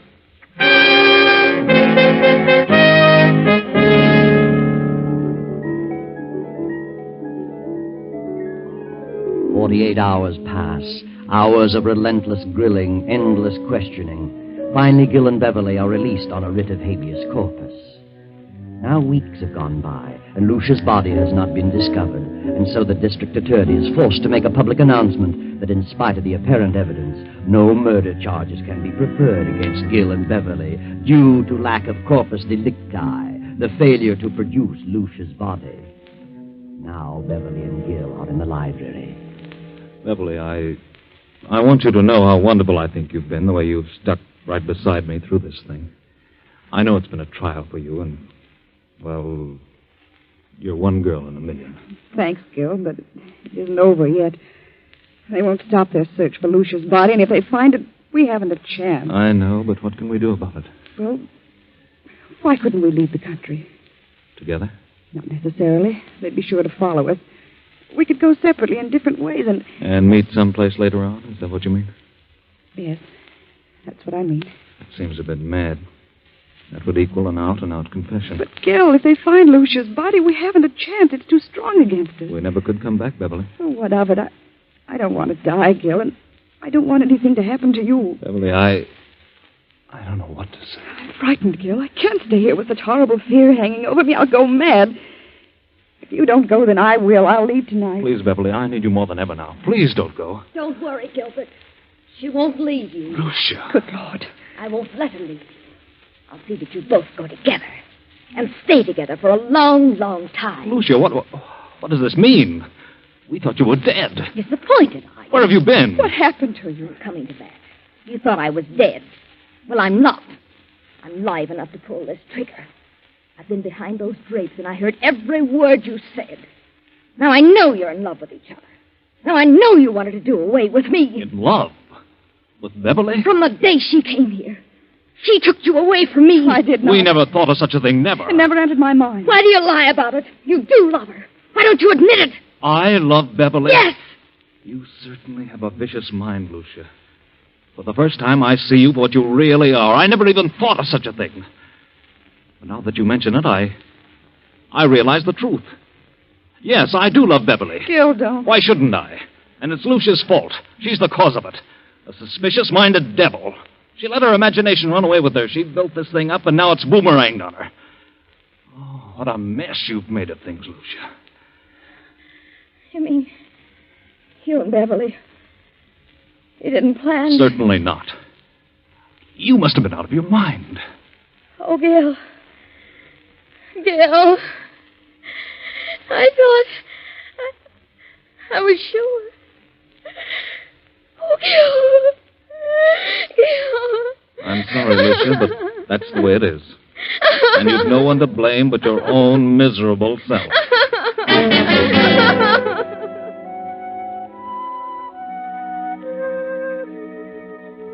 No one to blame but her own miserable, jealous, suspicious-minded self. Lucia planned the whole thing from the beginning. She thought they were in love, thought they were planning to kill her. Lucia never had a dream, never had a premonition. She planted that in the housekeeper's mind and in the doctor's. She put the rat poison in the tonic. She put the bedroom in disorder, cut herself of smeared blood on the bed, and then disappeared. But when she read that they couldn't bring a murder charge without the body, she came back to kill Gil and Beverly herself. You see, Lucia didn't know about that little article in the law called Corpus Delicti.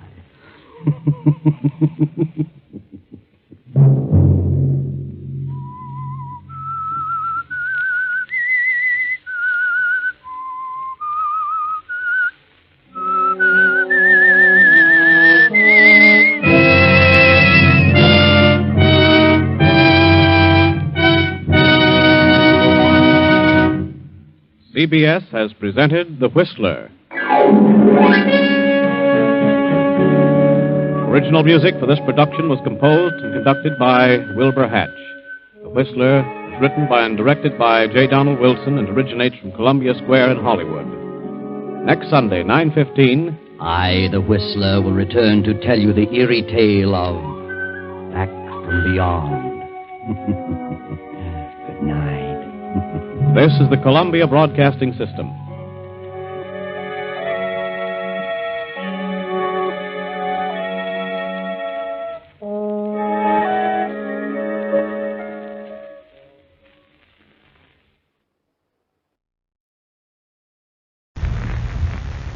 Faster than a speeding bullet. More powerful than a locomotive. Able to leap tall buildings at a single bound. Look! Up in the sky! sky! It's a bird! It's a plane! It's Superman! Yes, it's Superman, strange visitor from another world who came to Earth with powers and abilities far beyond those of mortal men. Superman, who can change the course of mighty rivers, bend steel in his bare hands, and who, disguised as Clark Kent, mild-mannered reporter for a great metropolitan newspaper, fights a never-ending battle for truth, justice, and the American way. But before we join Superman, here is an important message. Fellows and girls, every day the city, state, and national offices of civilian defense organizations are swamped with letters from young people like yourselves. And most of these letters ask, what can I do, what part can I take in the national war effort? The writers of these letters are all too young to join the United States Armed Forces, too young to join any of the numerous home defense groups. And yet they ask, isn't there something we can do? Some of you listening now are no doubt among those who have written those letters. And I'll bet many of you who have not written have thought the same thing. Well, the answer is a very simple one, and here it is. You can do your part in civilian defense. You can help win this war by buying war-saving stamps regularly. How does that help, you ask? How can my dime or 20 or 40 or 50 cents help win this war? That's easy. For instance, your dime, just 10 cents, will buy 5 .45 caliber bullets that can be used by our soldiers, sailors, or Marines to knock 5 Japs or 5 Nazis out of commission. And believe me, it's going to take a lot of those bullets to knock them all out and win this war.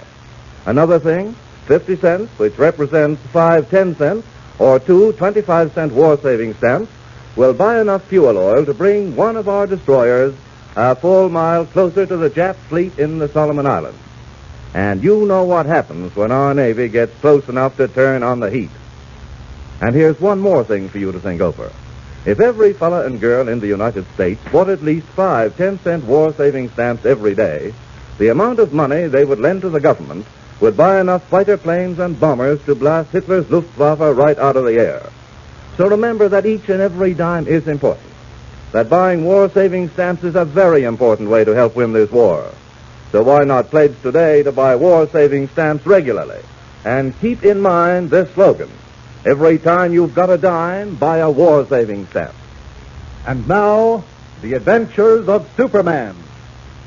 Superman is now trying to solve the mystery of the Tiny Men.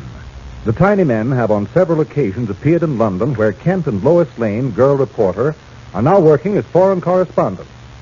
No taller than an ordinary milk bottle or a 12-inch ruler, the Tiny Men are nevertheless deadly, for they've already caused the death of the daughter of Professor Giraud, a scientist who possesses a secret formula desperately wanted by the Nazis. In our last episode, we heard how Jimmy and Lois, while visiting the Tower of London, were trapped by a Nazi agent in a condemned dungeon of the Bloody Tower.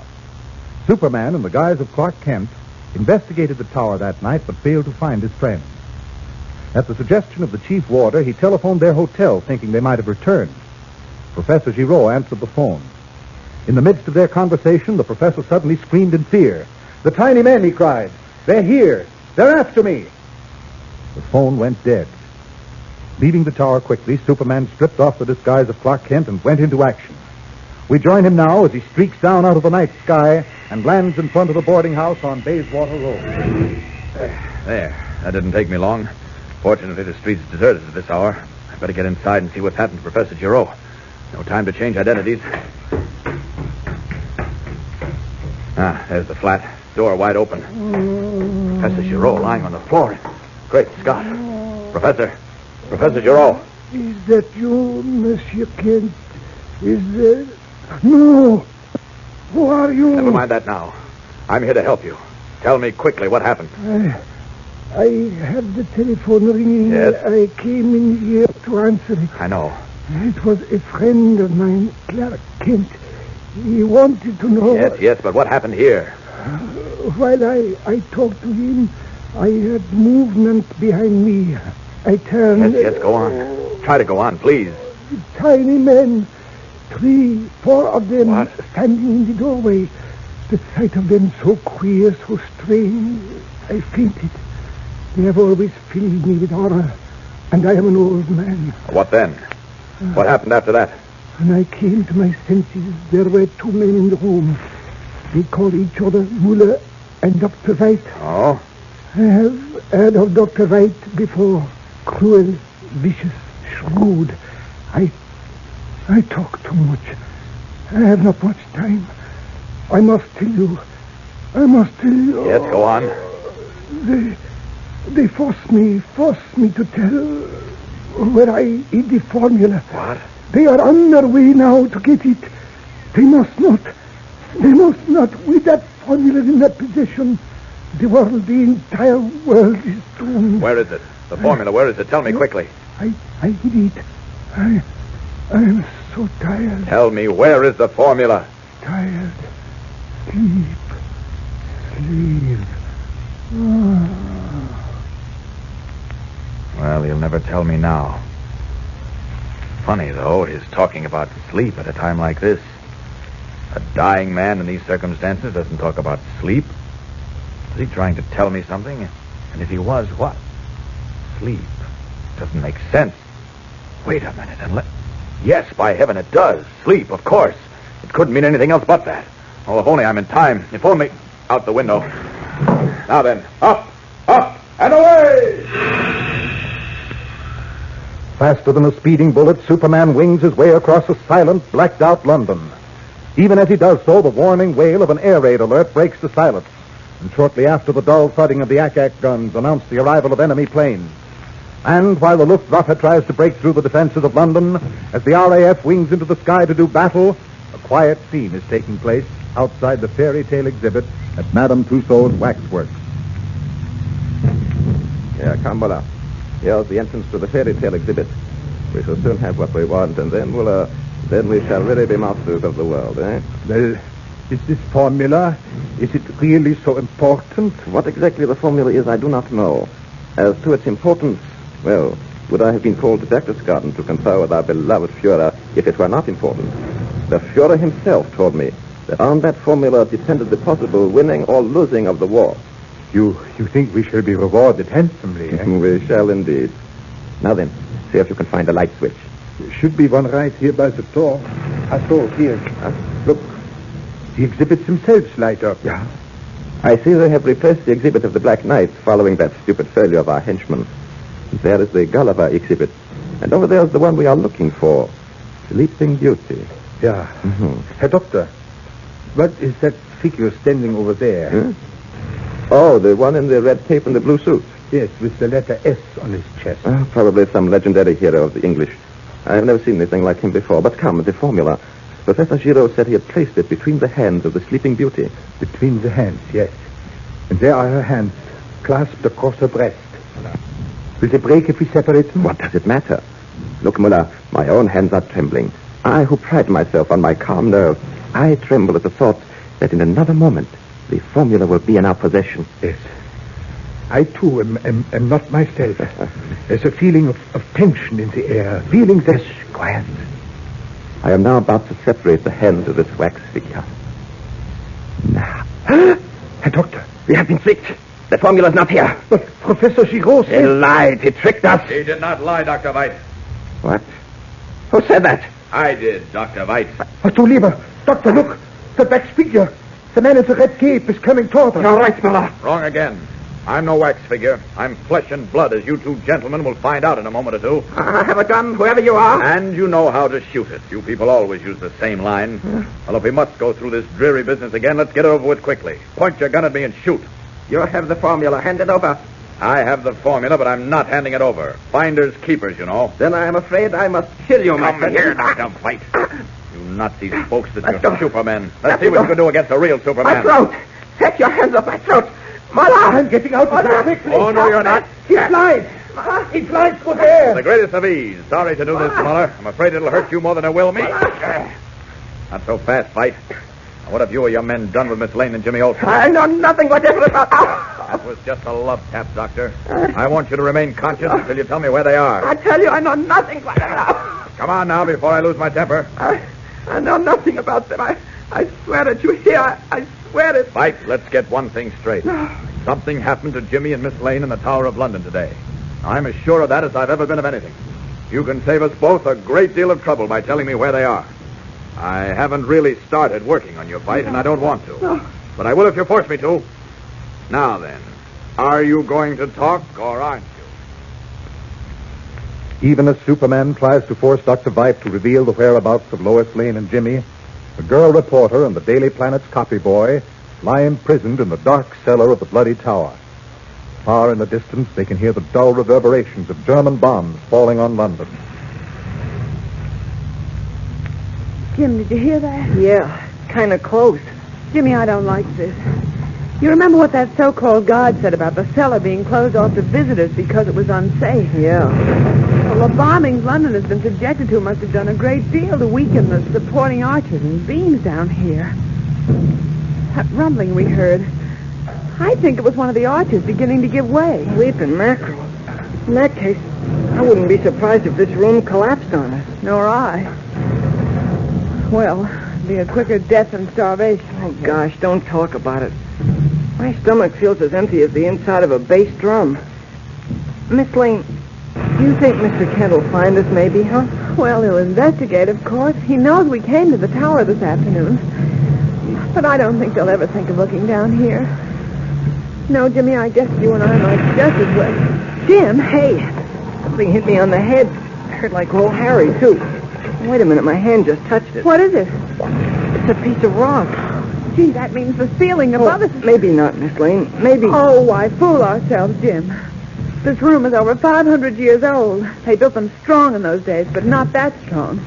And that ceiling up there is beginning to give way at last. If another bomb or two falls anywhere near the Tower of London, our goose will be done to a turn. Uh-oh. Speak of the devil. Sounds like one of those German planes just dropped a stack of bombs right on the tower itself. Listen to them. Still exploding. Jimmy, listen. That must... Oh! A rock hit me on the head. Me too. Leaping mackerel, they're falling all around. Jimmy, we've got to get out of here. If we don't... we can't. Listen, that ceiling's giving way. It'll collapse any minute now. What can we do, Jimmy? What can we do?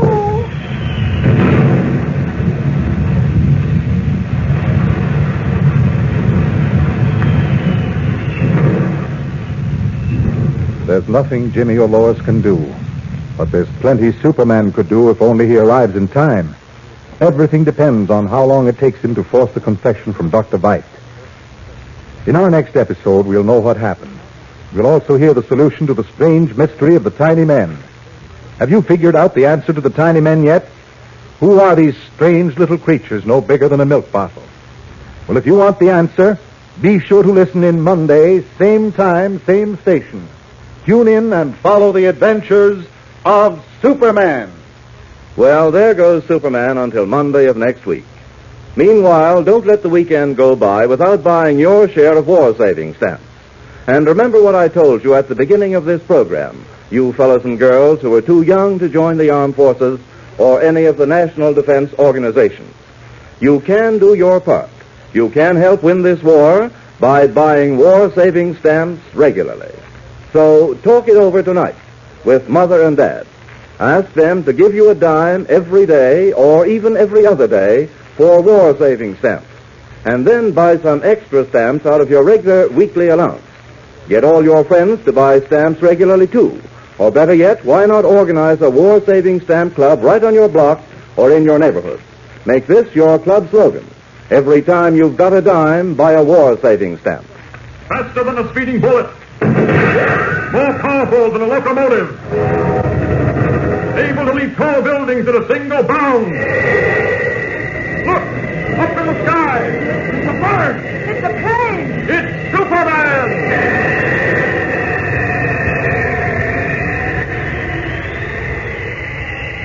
Follow the adventures of Superman every day, Monday through Friday, same time, same station. Superman is written and directed by George Lothar and is a copyrighted feature appearing in Action Comics magazine.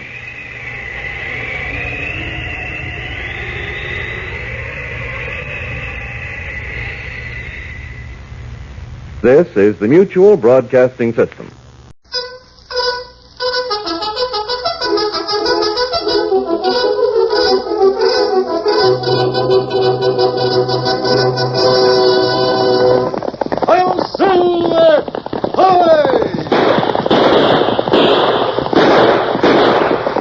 Fiery horse with the speed of light, a cloud of dust, and a hearty hi-yo, Silver! The Lone Ranger.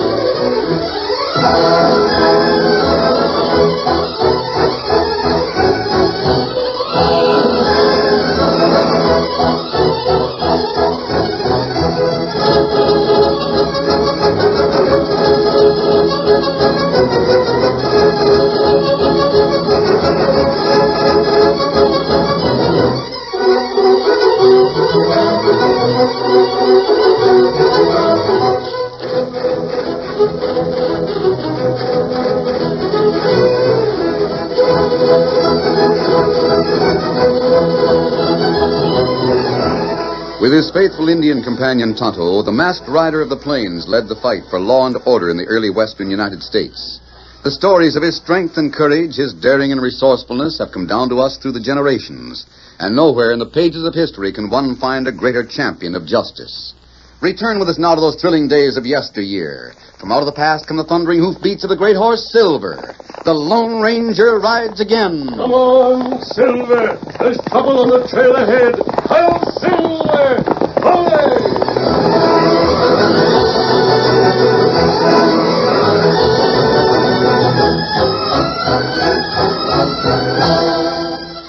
Ordinarily, Cass Greenstreet, president of the State Bank at Dawson, Nevada, didn't have lunch with Saul Conroy, his head teller. In fact, today was the first time in 10 years that both men had left the bank at exactly 12 noon. Say, Cass, folks might think this is kind of funny, both of us going to lunch at the same time. Nobody will notice, Conroy. Come on. We'll eat over at the hotel dining room. A few minutes later, the banker and his assistant were seated at a small table in the dining room of Dawson's only hotel. Then Cass Greenstreet consulted his watch. Well, Conroy, 5 minutes after 12. Nothing's happened. It'll happen all right. I'm not worried. I am. How can we be sure this hombre, whoever he is, will follow through and hold up the bank? Because I told him it would be easy. Who is he, anyway? Well, I don't know. Just a tramp I picked up in Pineville. How about Sheriff Tuttle? Did you get word to him? Yeah, I wrote him a note. I slipped it under the door of his office last night. Wrote him a note? Well, I mean, I printed it. He'll take the tip all right. Bet he's out in front of the bank right now. Well, I hope so. And he'll be primed to shoot. Because in the note I said this bank robber was a killer. Then I signed it with a name that's a cinch to make him think it's the truth. How'd you sign it? I gotta laugh every time I think about that note. Never mind laughing. Just remember, there is a killing. You've got to get to the tramp before anybody else does. Oh, sure, but you don't... That must be it. Hurry up. Get over there. Now, Cass, there's no need I said hurry. All right, I'm going. Everything depends on it. The Dawson Bank has been held up and robbed, and if the sheriff has killed the outlaw, you've got to examine the dead man before anyone else does. Now, get going.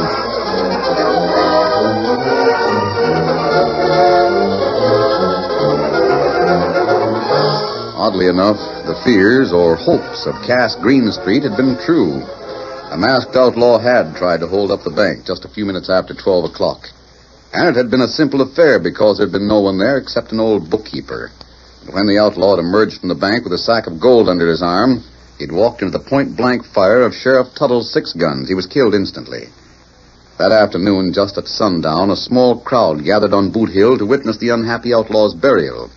A rough pine box was lowered into the grave, then the local parson spoke a few words. The crowd departed quickly, and after a grave digger had filled the shallow trench and pushed a wooden marker into the earth, he too left the scene. No one noticed a rather quiet young man who remained behind and stared dubiously at the writing on the wooden headboard. That is, no one noticed him but 2 horsemen who had watched the entire scene from a grove of cottonwoods not far away. One of the men was masked and rode a powerful white stallion. His companion was an Indian. It was the Lone Ranger and Tonto. Tonto, I wonder why one man stayed behind. Oh, me not know. Maybe he's a relative of the outlaw they had just buried. Oh. Still, I don't... Well, let's go over and talk to him. Come on. Oh, Silver. A masked man. Well, this country's full of surprises. Who are you? Easy, big fella. I want to intrude. Well, I guess Boot Hill's public property. You've got as much right here as I have. Was the man they just buried a relative of yours? That's what I've been standing here trying to figure out. Don't you know? Tell you the truth, I'm a little bit mixed up. The army that's planted under that headboard held up the Dawson Bank at noon today. Yes, I know. And he was shot and killed by the sheriff. Well, what connection does that have with you? Go over and look at the writing on that wooden slab at the head of the grave. All right. Here lies Jack Potter, age 28. Shot and killed while attempting to rob the Dawson State Bank.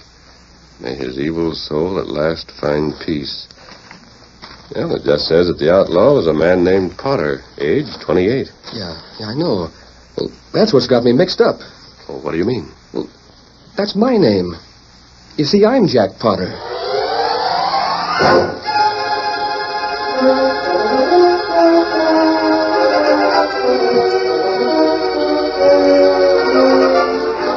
A few minutes later, in the Lone Ranger's camp, Jack Potter told the masked man and Tonto a strange story. I'm from the southern part of the state. Up until a few days ago, I was punching cows in a spread down there. Then I got a letter from a banker here in Dawson. It said that my Uncle Jeb, who lived here, just died. I was his heir. Was that true? I guess so. I've never found out. Go on. It said to come up here right away and bring positive proof of my identity. Could you do that? Sure. I had my discharge papers from the Army. So I got on a train and came up to Pineville. Pineville? Oh, I forgot to tell you. The letter also said that because there wasn't any railroad running through Dawson, I was to get off the train in Pineville, and somebody would meet me there. Did they? Yeah. When I got off the train in Pineville last night, 2 men were waiting for me.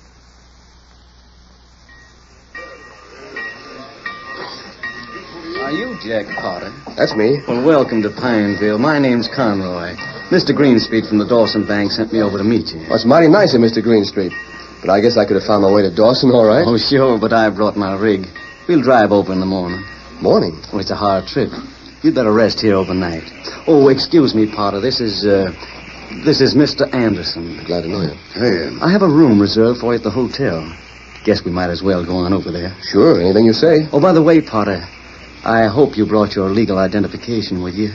Mr. Greenstreet will want to see it as soon as you get to Dawson. Oh, sure. I've got my Army discharge papers right here in my pocket. Oh, then let's go to the hotel. Come on, Anderson. Did you spend the night in Pineville? Most of it. But I didn't do much sleeping. What do you mean?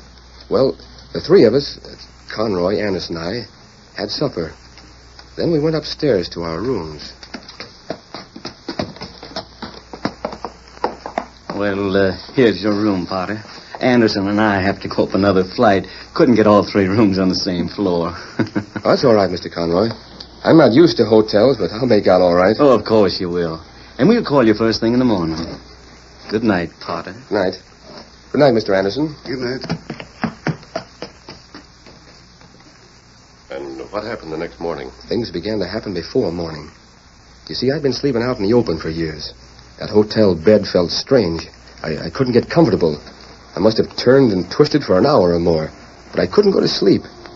Well, finally, I decided I'd try putting my head at the bottom of the bed instead of the top. Well, that's when it happened. What happened? I heard a key put in my door, and it started to turn, real soft-like. I was wide awake, but I figured the best thing to do was play possum. So I waited until the lock clicked and the door opened just a crack. And somebody whispered my name. Potter. Jack Potter. When I didn't answer, the door opened real fast, and somebody came in the room. But it was so dark, I couldn't see. Whoever this critter was, I could hear him breathe as he came over to the bed. I didn't know what to do. My guns were lying on a chair 5 feet away. Then as he came closer, I saw he had a shooting iron in his hand, and he was aiming it at the pillow at the head of the bed. I guess in the dark, the pillow must have looked like my head, because the next thing he did was squeeze the trigger. I raised up and tried to grab him. But he had the advantage of standing up, and I was lying flat on my back. He swung on me with the butt end of his gun. And that's the last thing I knew. When did you regain consciousness? This morning. I've still got a big lump on my head, but otherwise I'm all right. Who was this man who tried to kill you? Do you know? I've got a hunch it was Anderson. Well, what makes you think so? Because when I was able to move around this morning, both Anderson and Conroy were gone. So I rented a horse and rode over here to Dawson. Have you seen either of those men since you arrived? No. Because when I got in town, they were having that planting ceremony over on Boot Hill. And whoever's in that grave must have had my army papers on him. Well, why didn't you go directly to the bank and talk to Greenstreet or Conroy? I thought of that. Then I figured I'd have a hard time proving who I am. Especially when I just finished burying one hombre named Potter. You should have gone to the sheriff and told him about it. I was going to do that, too. But when the funeral was going on, I heard somebody say that Sheriff Tuttle knew this critter was a professional bank robber because he got a note from the Lone Ranger. What? What did you say? I said this Lone Ranger must have tipped off the sheriff. Did you hear that, Tuttle? Well, what's wrong? Everything. Seems, Potter, that you're not the only one who's involved in this attempt to bury a man who isn't dead. I don't understand. Neither do I. But I intend to find out. Here, Silver. I think I'll go to Dawson and look up this Conroy critter. If he thinks he can... Potter. Wait here with Tonto. I'll be right back. Easy, big fella. But what'll I do about this? Don't worry. You won't be alone. We'll both do something about it. Come on, Silver.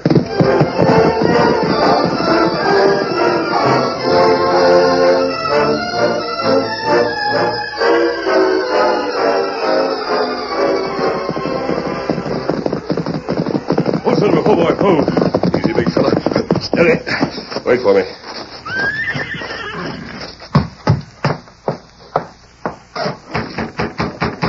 Come in. Good evening, Sheriff. The Lone Ranger. Where'd you come from? I understand you received a note from me. I sure did. I'm much obliged for the tip-off. Caught that bank robbing varmint red-handed. Yes, I heard about it. Nailed him right between the eyes. And we planned him on Boot Hill about an hour ago. May I see that note, Sheriff? You mean... Why, sure. Here it is. Dear Sheriff, a bushwhacker that works alone is aiming to stick up the Dawson Bank at noon today. I thought you'd like to know about it. Signed, the Lone Ranger. Mighty nice of you to give me the tip. How'd you know? I didn't write this note, Sheriff. You didn't? Then how could you know Tell me, who was this outlaw? Did you identify him? Young buckaroo named Potter. Jack Potter. Sheriff, I don't know who it was who robbed the bank today. But I do know the man buried up on Boot Hill isn't Jack Potter. Isn't Jack? And I'm sure that Conroy and Greenstreet can tell you who it is. You mean them two hombres are pulling the shenanigan? They've already pulled it. Yeah? Well, I never did like them critters. I'll rustle them out of bed right now. No, Sheriff. I'm involved in this, too. And we need proof before we can accuse anyone of a crime. You say you didn't write that note. That's good enough for me. I'll get Conroy and Greenstreet. No, it's always best to let crooks convict themselves. What do you mean? Wait a couple of days. I'll keep in touch with you. In the meantime, I'll ask a ghost to help us. A ghost? Yes, Silver. Steady, big fella. Sometimes fear is more powerful than lead, Sheriff. Come on, Silver. Well, I'll be. If I didn't know he was the Lone Ranger, I'd swear that man was loco.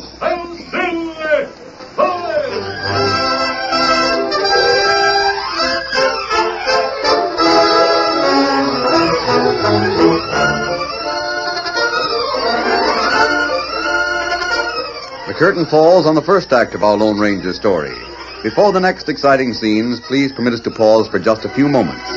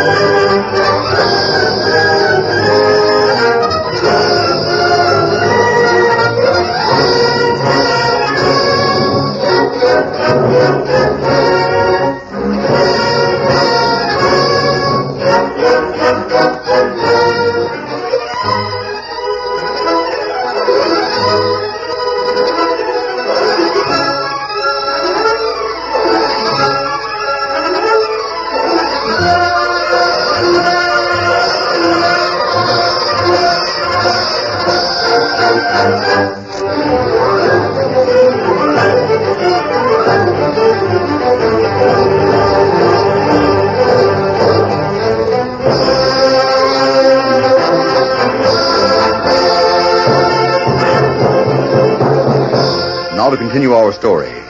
After the masked man left Sheriff Tuttle's office, he returned to the camp where Tonto and Jack Potter were waiting for him. There he proposed a plan that would take several days to complete. Now, this is what I want you to do. Write a letter to Greenstreet. Pretend that you've just received his letter. Tell him you'll arrive in Pineville the following day. What good will that do? I'll explain it later. Write the letter now. Sure, I will. Where can I get paper and a pencil? Over in my saddlebag. Thanks. Tonto. As soon as he finishes writing that letter, I want you to take it and ride south. Where me go? To the town nearest the ranch where Potter used to work. Mail it at the post office there. Me do it. Then ride back to Pineville. I'll meet you by the river just east of town.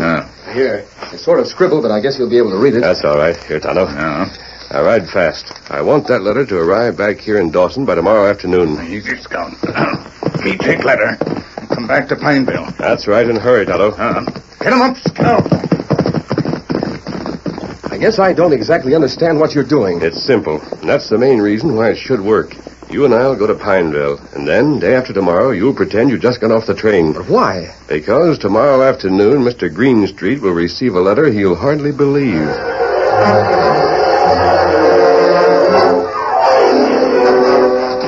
Letter for you, Cass. Who's it from? I don't know. It was the only mail on the afternoon stage. Let me see it.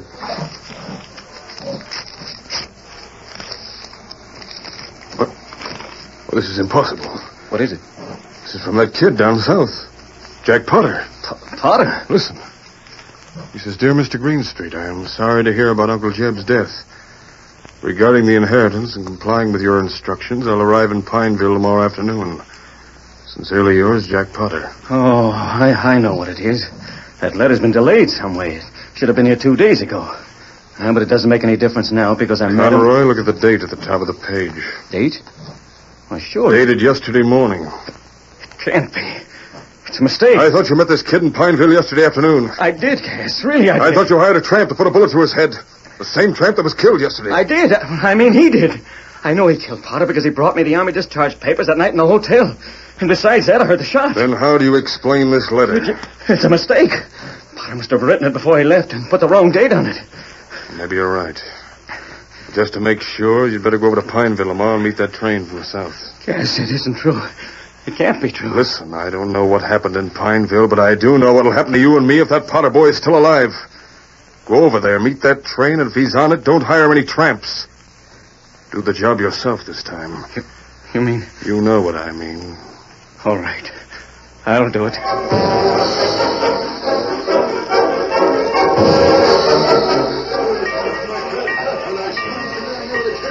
Say, stranger, can you tell me how to get to Dawson?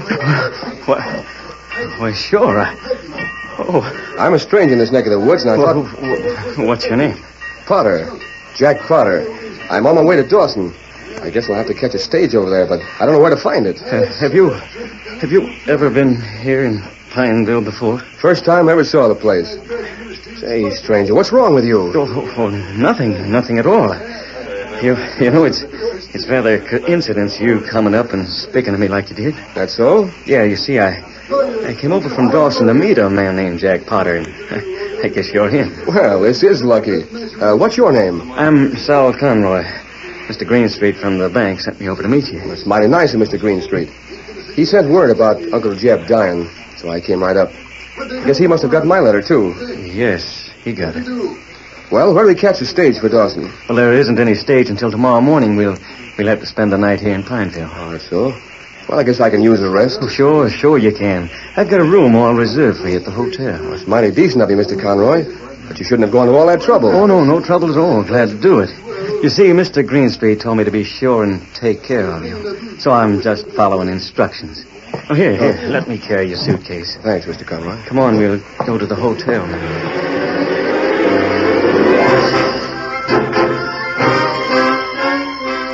Papa? You here? Conroy and Jack Potter are eating supper in the hotel dining room. And Conroy isn't wearing his gun belt. Must be in his room. There's a store building right by the side of the hotel. You can climb up there and get into Conroy's room through the window. Why Tonto do this? Find his gun. Take out the bullets and fill it with these blanks. Here. Tonto, go.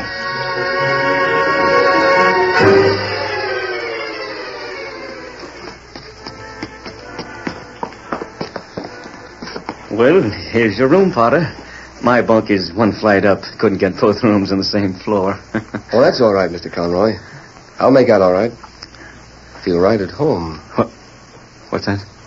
No, there's something familiar about this place. What do you mean? Almost like I'd been here before, but... No, I must be crazy. Either you are or I am. What did you say? Oh, nothing. Good night, Potter. Good night, Mr. Conroy. I'll see you in the morning. Yeah. I'll see you in the morning.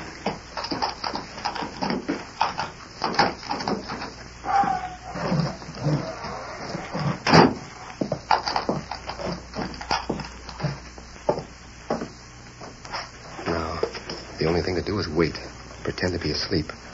I sure hope that masked man or the Indian reached Conroy's guns before he did. I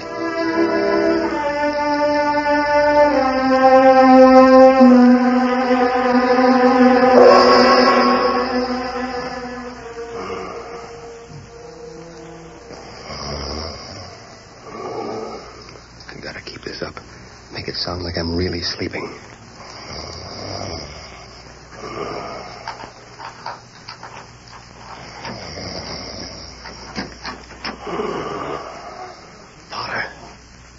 Jack Potter. Are you awake? Dead to the world. Or he soon will be. Never in my life have I seen two hombres that look so much alike. Say, what the... For a while I thought you might be a ghost, but this'll settle it.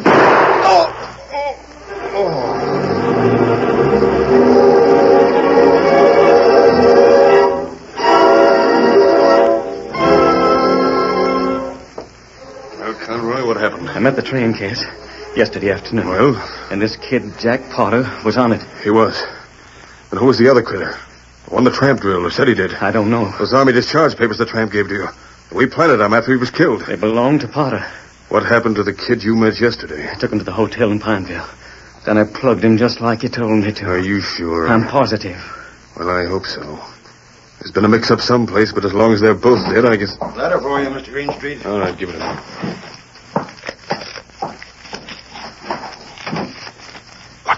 Cass, what is it? Listen to this.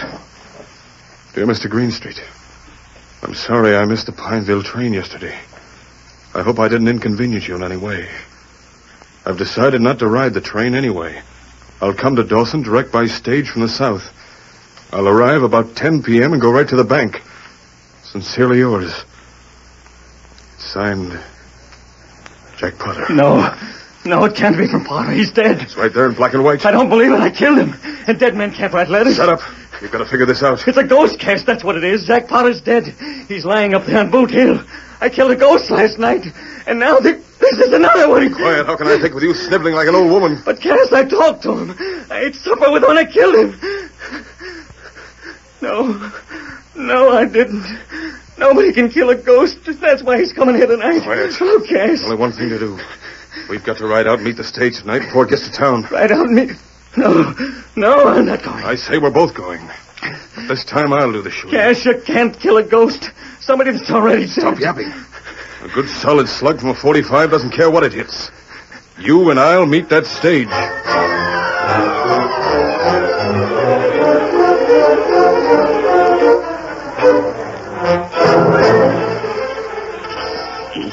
We shouldn't do it, Cass. We shouldn't do it. Quit squawking and get that mask over your face. Don't want the stage driver to recognize us. Shut up. Here comes the stage. Hey, pull up. Pull up or I'll shoot. Oh, there. Oh, boy. Oh, there. Keep your hands up. They're up. Road agents, huh? Well, boys, this is one time you picked the wrong coach. I ain't carrying a lead quarter. We don't want any cash. All we want to do is talk to the passenger you've got inside. Passenger? You draw another blank, boys. I haven't carried a passenger on this run for over 2 weeks. I don't believe it. Tell your passenger to get out. You tell them. If you can find them. He's right. There's no one inside the coach. Satisfied? All right, get moving. Anything to oblige. Get up, Daniel. Get up. I can't understand it. I can. We're dealing with a ghost, a man who's dead on Boot Hill, but his ghost is plaguing us because we're stealing the money that's rightfully his. Shut up. Get on your horse. What are you going to do, Cass? Ride back to the bank. Come on. Get up, man. Get up.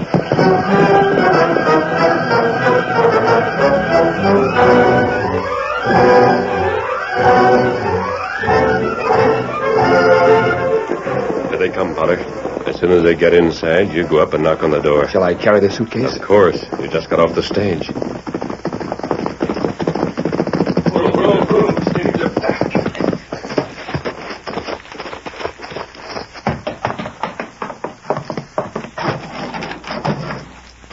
It doesn't make sense.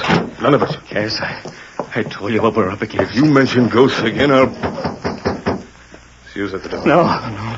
It might be. I'll open it myself.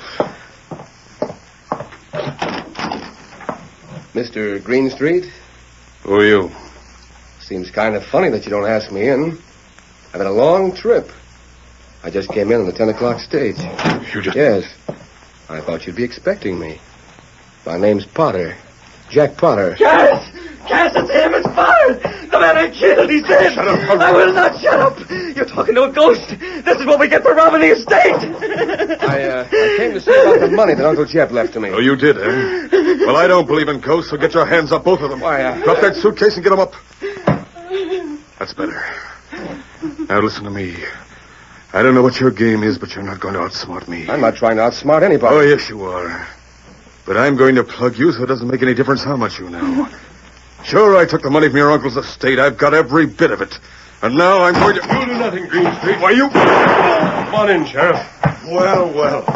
Nice little sociable party. You heard Greenstreet's and Conroy's confession, didn't you, Sheriff? Heard every word. Enough to send them both to the penitentiary for life. He's a ghost. He's a ghost. Well, I'll leave them in your hands, Tonto. Where are the horses? Silver and Scout, outside. Good. Adios, Jack Potter, and good luck. Oh, wait. I don't even know who you are. A lot of folks have said the same thing, Jack. But he didn't give me a chance to thank him for everything he did. He never waits for thanks, son. That's the Lone Ranger.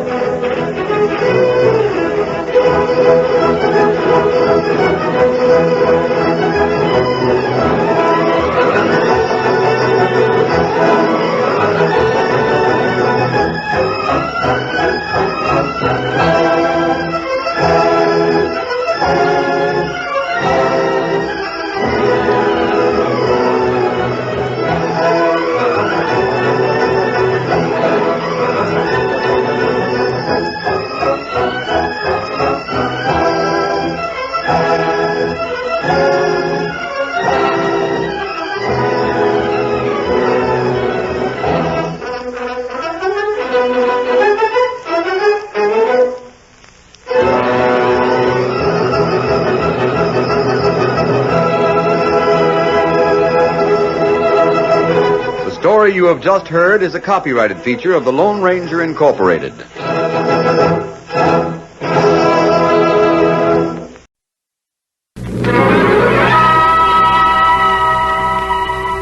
Starring Orson Welles in an original radio play, Thunder from the Mountains, by Arthur Miller. A story of Juarez, liberator of Mexico, on the Cavalcade of America.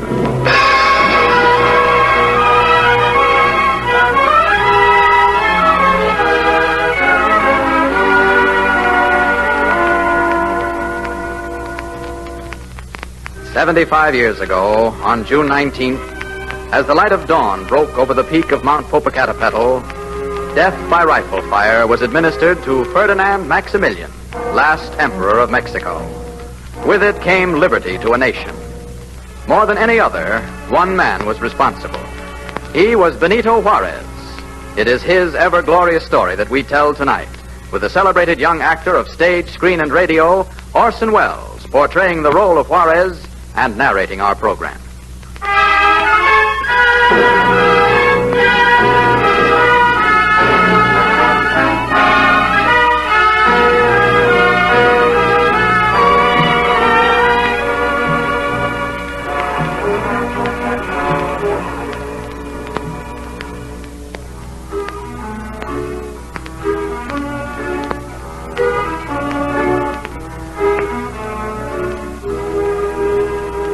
On a morning in June 1867, the ambassadors of all the crown governments of the world filed into the presidential palace in Mexico City. Standing before the door of his office, Mexican President Benito Juarez stolidly listens to the prepared speeches of the diplomats as they pass before him and shake his labor-toughened hand. His Majesty the King of Prussia fervently desires that the President spare the life of His Highness Maximilian. His Majesty, the Emperor of Austria, urgently beseeches Your Excellency to pardon His Highness Maximilian. Her Majesty, the Queen of Spain, prays that the President will show his mercy by pardoning the Archduke. As Benito Juarez listens to the pleas of the world's mightiest states, the royal courts of Europe wait at the telegraph for his answer, and Mexico also waits. Juarez stares through the window at the morning sun, motionless, Indian, like a man remembering whole lifetimes. Now he turns, speaks. Honored ambassadors, I will try to tell you why it is that Maximilian must surely die.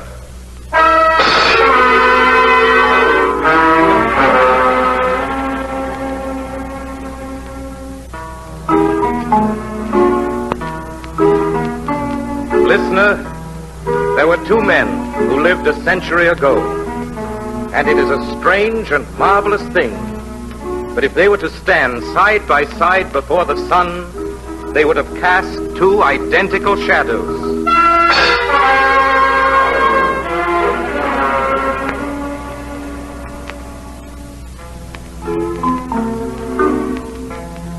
This northern one, you know. You remember him in his long black coat, his stovepipe hat, his craggy face. This one is Lincoln, the farmer's son, and now a lawyer here in Salem, Illinois, waiting for the client's step across his porch. Yes, you remember Lincoln.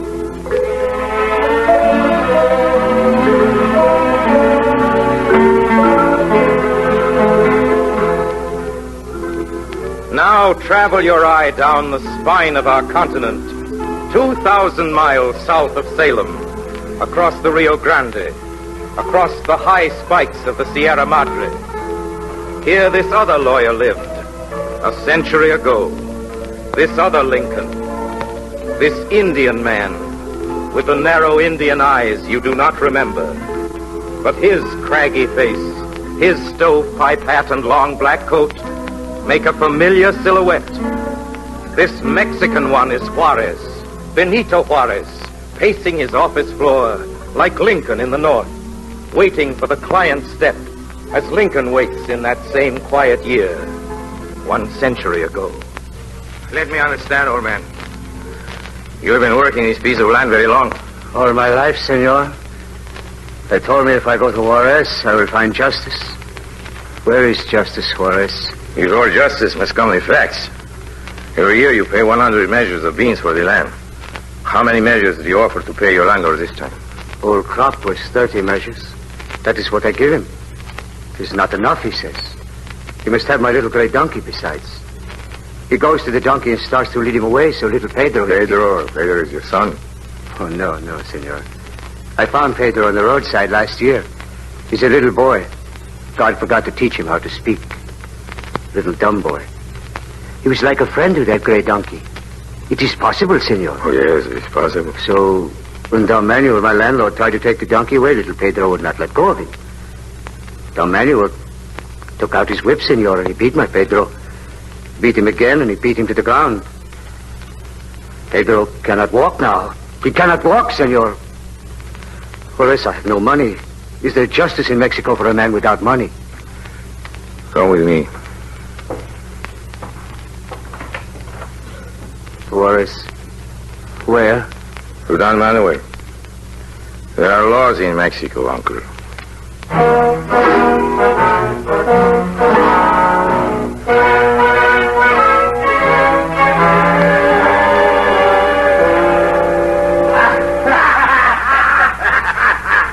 An excellent story, Excellency. A very funny situation. I tell you one. Who gave you permission to enter this house, Juan Felipe? Juan Felipe is my client, Don Manuel. We have come to inform you, Don Manuel, that we are going to sue you for injuries done to the little boy, Pedro. He is a peasant, Juarez. Get him out of here. He stinks. Juarez. So, this is that Juarez. Do you recognize me, Senor Juarez? I've seen you speak, Senor President Santa Anna. Aha, and you like my speeches. You always give a good performance, Excellency, considering that you do not charge admission. Juarez, a smart man like you, why do you keep giving these oxen such ideas? A peasant is made for working and dying. Don Manuel is not guilty of anything wrong. The man Felipe is a stupid peasant. The laws of Mexico. The laws of Mexico have nothing to do with Mexico. That remark does not amuse me, Senor President. Juarez, a man like you. Stand by my side. Hold my hand. I will drown you in gold. Take my advice, Juarez. Take it. I will make you a great rich man. Don Manuel, I will bring you to court. What makes you like this, Juarez? Why do you embarrass yourself for a stupid idiot peasant boy? Why? You see my hands, Santa Anna? They are not a lawyer's, but a peasant's hands. My face has been beaten. My lips have been split open. My spine has bent to the hoe. In school, the Spanish gentlemen turned their backs on my Indian face, as though it were the color of disease. I'm not bitter. No, Senor President, I'm ashamed of Mexico. Ashamed for Mexico. It's not a Christian thing that 7/8 of the people should live like slaves where there are no laws to prevent slavery. It's not a Christian thing, Excellency. The laws must be obeyed. Good day.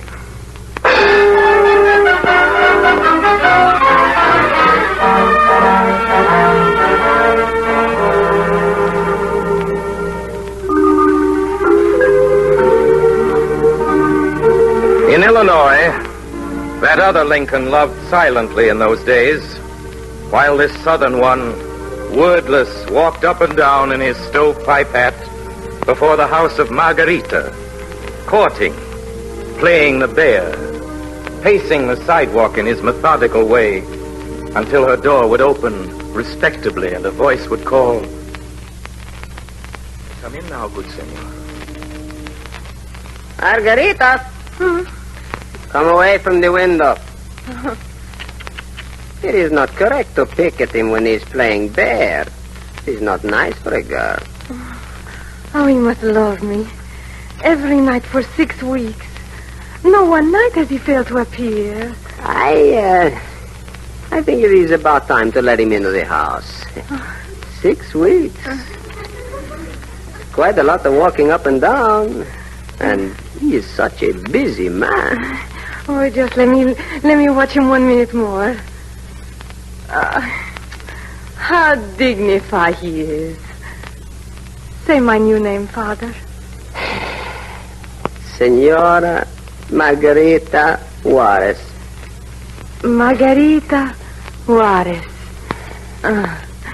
Yes, tonight it seemed to sound so natural. Oh, it must be time now. Father, open the door, please. Go upstairs now. When we have settled everything, you may come down and speak to your future husband for a moment. Don't be long with him, Father. Senor Juarez. Did you call me, Senor Maza? Yes. Would you be good enough to step into my house? Thank you, Senor. Thank you. I have always thought it is a lovely house.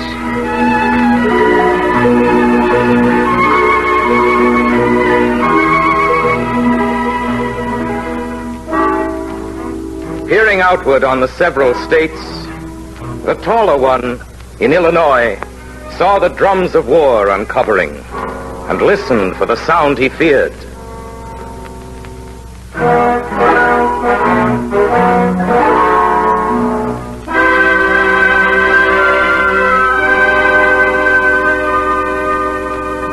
And Juarez, too, Governor Juarez now, feeling the ground tremble with a brewing civil war, walked quietly and listening among his Mexicans.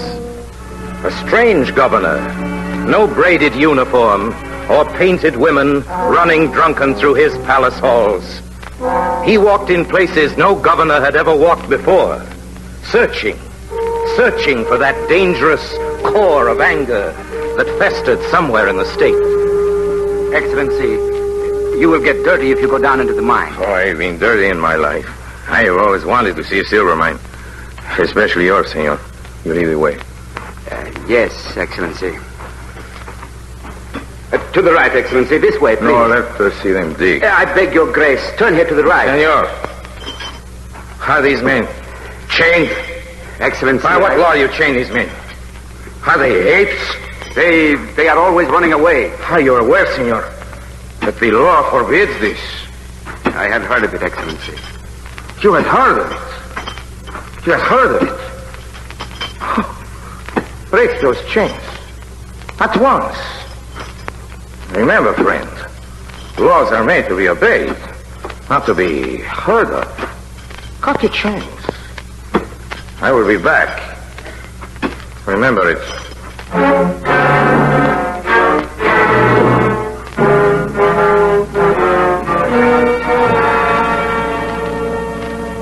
Schools. Now he's building schools for peasants. Did I tell him to build schools for peasants? No, Senor President. No, did I not want him to stop sticking his nose into the silver mines? Did I not want him to stay away from the peasants? Stop stirring them up? Si, Senor. Bernal, you will take a force of men. Ride to his house. And in my name, in the name of Santa Anna, bring him to me.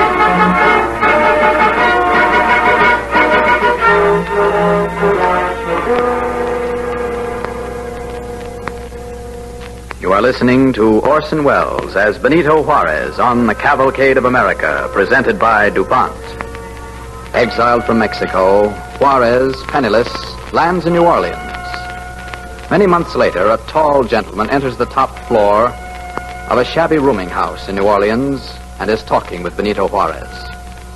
Juarez, it is time to go back. It is time to put Santa Anna down. No, Concord. The people elected him. He's president. Let them vote him out as they voted him in. Can you vote out a king, Juarez? King? Is he mad? Is the beast mad, too? He has made himself king of Mexico, Juarez. A new revolutionary army is forming on the west coast. I've raised 3 shiploads of munitions. It's time to pull him down, Juarez. Yes. Yes, now. Now is the time. He is the rebel now, not we. When can we leave? I haven't enough passage money for you and your staff, but you will call on General. No, the others are military men. Let them go by boat. I will make my way. Without money, without... I have my hands. And 2 good feet. Toward Mexico, toward home. A good dog can always make his way.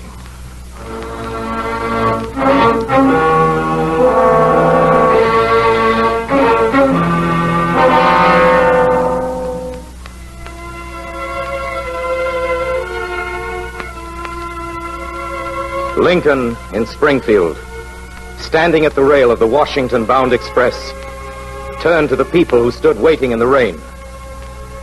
I leave now for the capital, he said, with a task before me greater than that which rested upon Washington.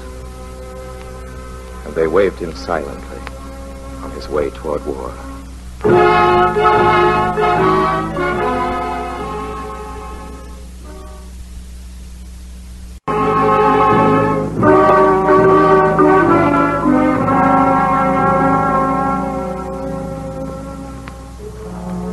And the one called Juarez, with no farewells, gathered up his pennies and his long black coat and shipped across the shining Gulf to Panama. And facing the west, he left all cities behind and walked alone across the curved and narrow finger that joins the continents. Through jungles he walked, where parrots flew, and stood at last on the Pacific beach. And there he was hired into the galley of a ship, and he sailed toward western Mexico, where in a deep cut between big hills, in a greener valley forge, a ragged army waited to attack. while Lincoln rode solemnly to the White House on that same dark day. Senor Presidente, Benito Juarez has landed in Mexico. Juarez? So, exile, I see, was too merciful. We will ride against him, senores. Tear him out of the hills. Juarez, he has come home to die.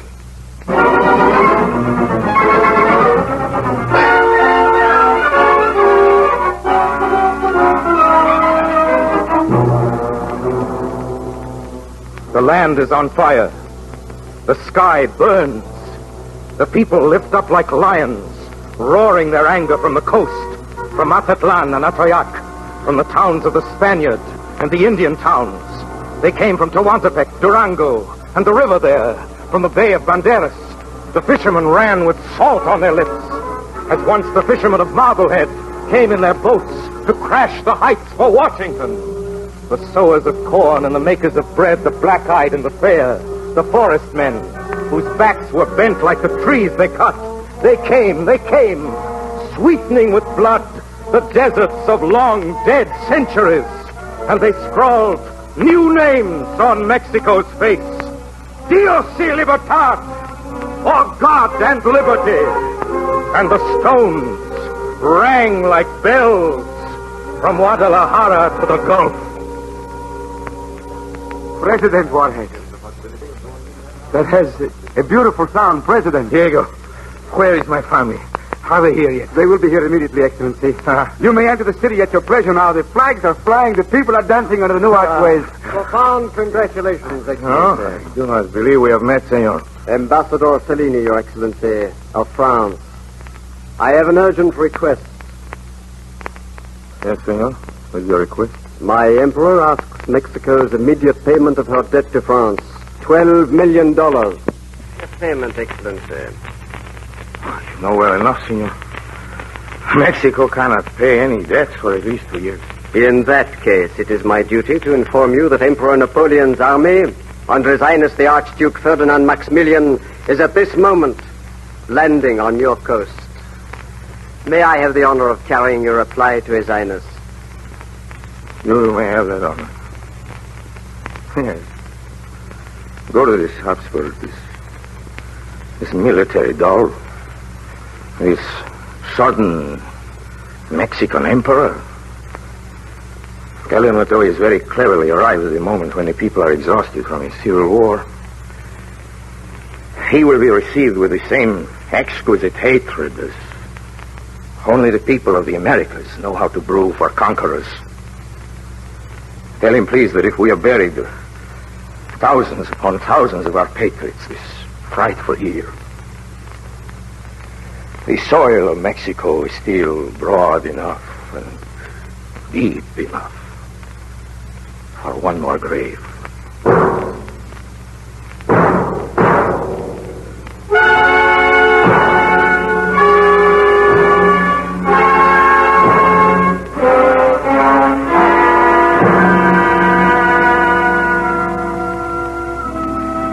At Gettysburg, the taller one halted between battles and spoke his vision that government of the people, by the people, and for the people shall not perish from the earth. Juarez, why do we fight him? Listen to me. They've got us with our backs against Texas. Our bullets are almost gone. We'll all die. For what now? Yes, senores, all of you, hear me out. We could make peace with Maximilian. Yes, we could make peace. But not with these hills. Not with this Mexican earth. I do not speak now as Juarez, but as that unseeable thing through which the people govern themselves. I can no more surrender than the Rio Grande can turn into the Rhine. Benito. Margarita, speak, what's happened to you? On the road here we are being followed. Juan Felipe dropped back to fire at them while we drove on. They leaped on him. They stood him to a tree and shot him there. There was no reason. He was going with them. Is it clear, senores, that we cannot surrender? They are shooting prisoners. Neither can we fight, Juarez. Not without ammunition. In 10 days, our stocks are gone. Excellency. Yes, soldier. This man see you. He say he come from across the river. You are from Texas? Yes, sir. You Juarez, sir? I am. I just come over to let you boys know that we can't figure you out.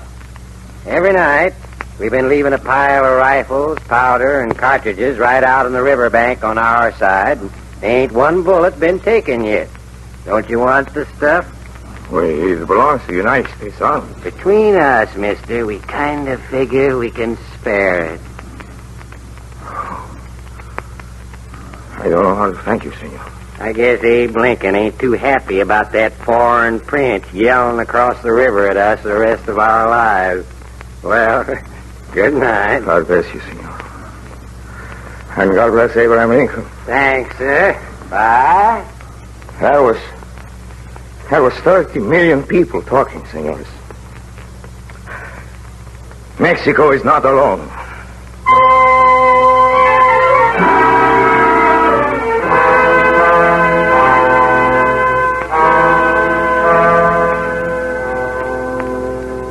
Mexico was not alone. And the time came when Juarez, standing in the vaulted palace of the president, paused a moment to look at each ambassador pleading for the life of Maximilian, and continued, "So it's not difficult to understand, honored ambassadors, why Maximilian must die. Not for the sorrow he caused, nor the blood he spilled. That would call only for revenge. And the Mexican state does not stoop to vengeance. Why then must he die? Gentlemen, I ask you a question.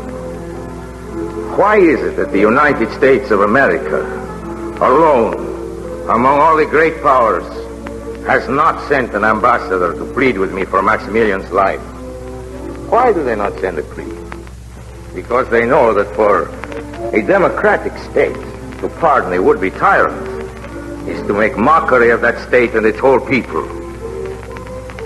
Therefore, in the name of Mexican democracy, to her everlasting honor and the undying dignity of her people, I command that the sentence of execution be carried out against the Archduke Ferdinand Maximilian by a firing squad upon the Hill of Bells at dawn.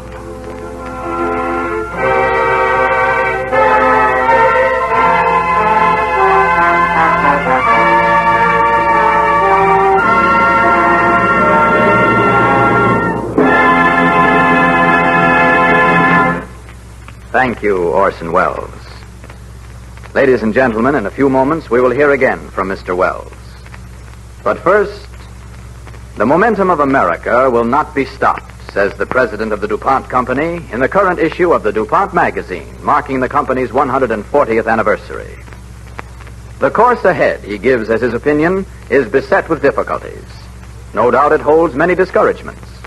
But I feel that there is nothing awaiting us of America, either in business or on the nation's battle lines, that we cannot overcome with fundamental study, effort, initiative, vision, and daring. Referring to the war work entrusted to the DuPont Company with winning the war industry's present task, he says, "It is not enough that we do a good job.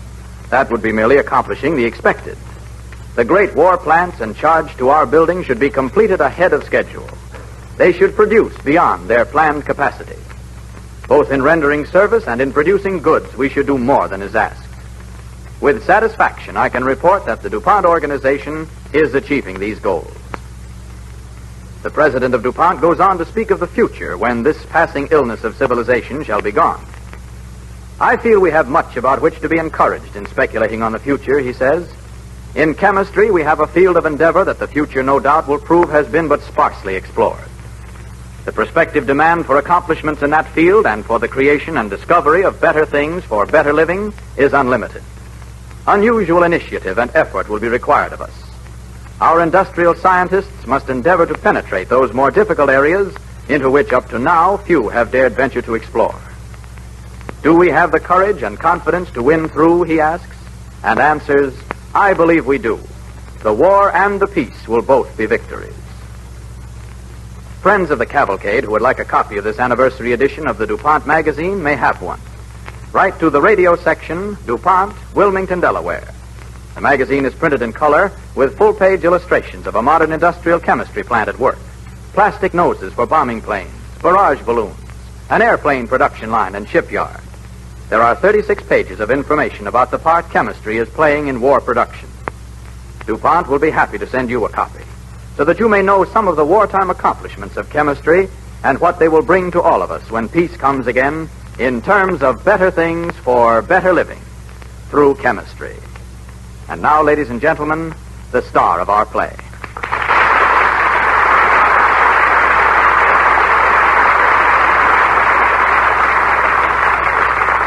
Good evening, Mrs. Orson Welles. It was a great privilege to play Benito Juarez for you this evening. A few weeks ago in Mexico, I attended a great celebration in his honor. There were many speakers. And the last of these was a humble citizen of the Mexican Republic. He's also a very old man. I'll never forget what he said. I am 87 years old, he told us. I'm 87 years old. And I have the honor to be one of those who shot and killed the Emperor Ferdinand Maximilian.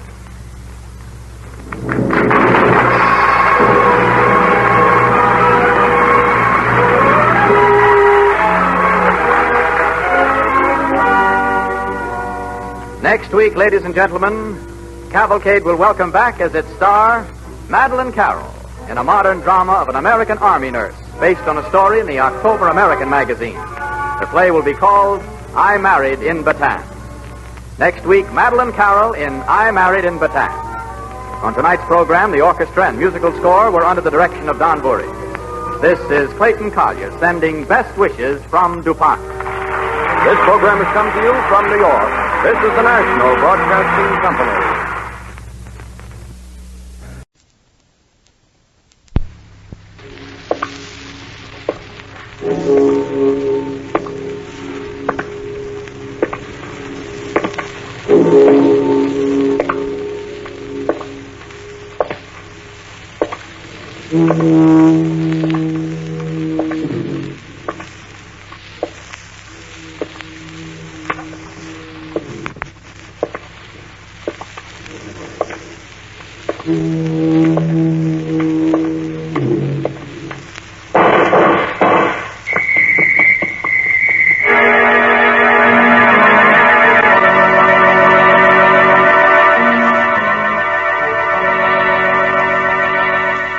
Out of the fog, out of the night, and into his American adventures comes Bulldog Drummond.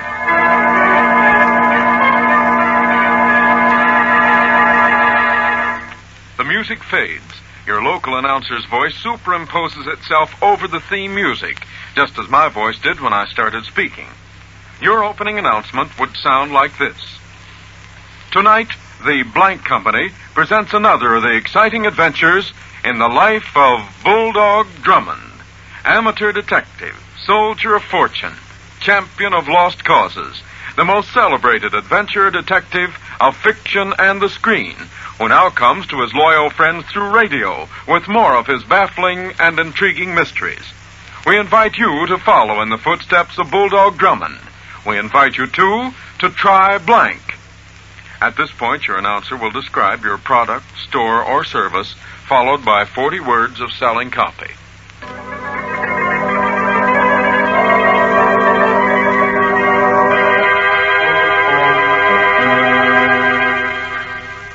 And now to tell you about tonight's adventure, here is Bulldog Drummond.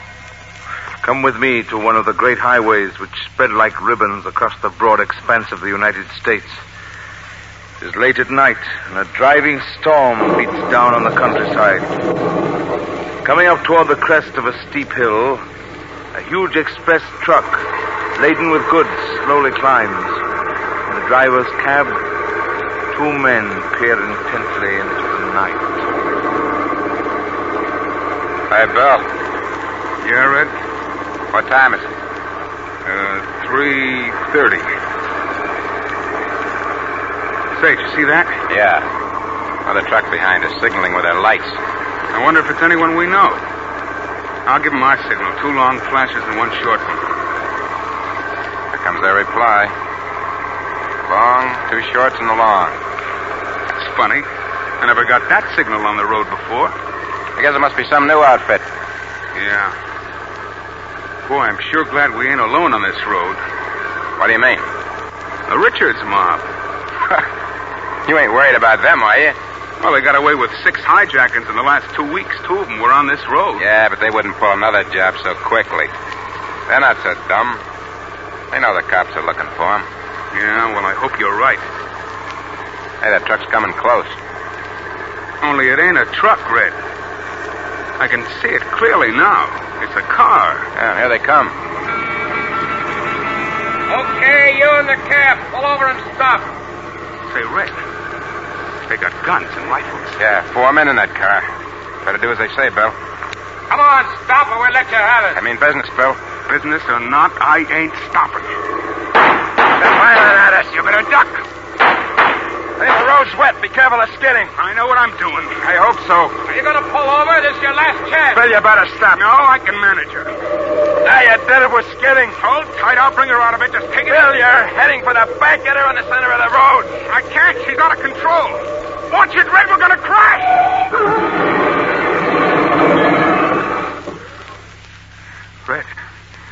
Red, you okay? Yeah. You were crazy to try a thing like that. I wanted to get away from them. Had a lot of good it did you. Here they come. All right, get out of that cab, both of you. Guess the jig's up, Bill. Not yet, it ain't. There'll be other trucks along this road and cars, too. I'm going to stall them. Come on out or we'll drag you out. Come on, Red. You must be Richards. Never mind who I am. Okay, boys, you two cover him. I'll take over the truck. Oh, no, you don't. Hey, you look like the kind that's going around looking for trouble. Yeah, you got me right, buddy. He dropped his gun. Grab it, Red. Drop it. Why didn't you help?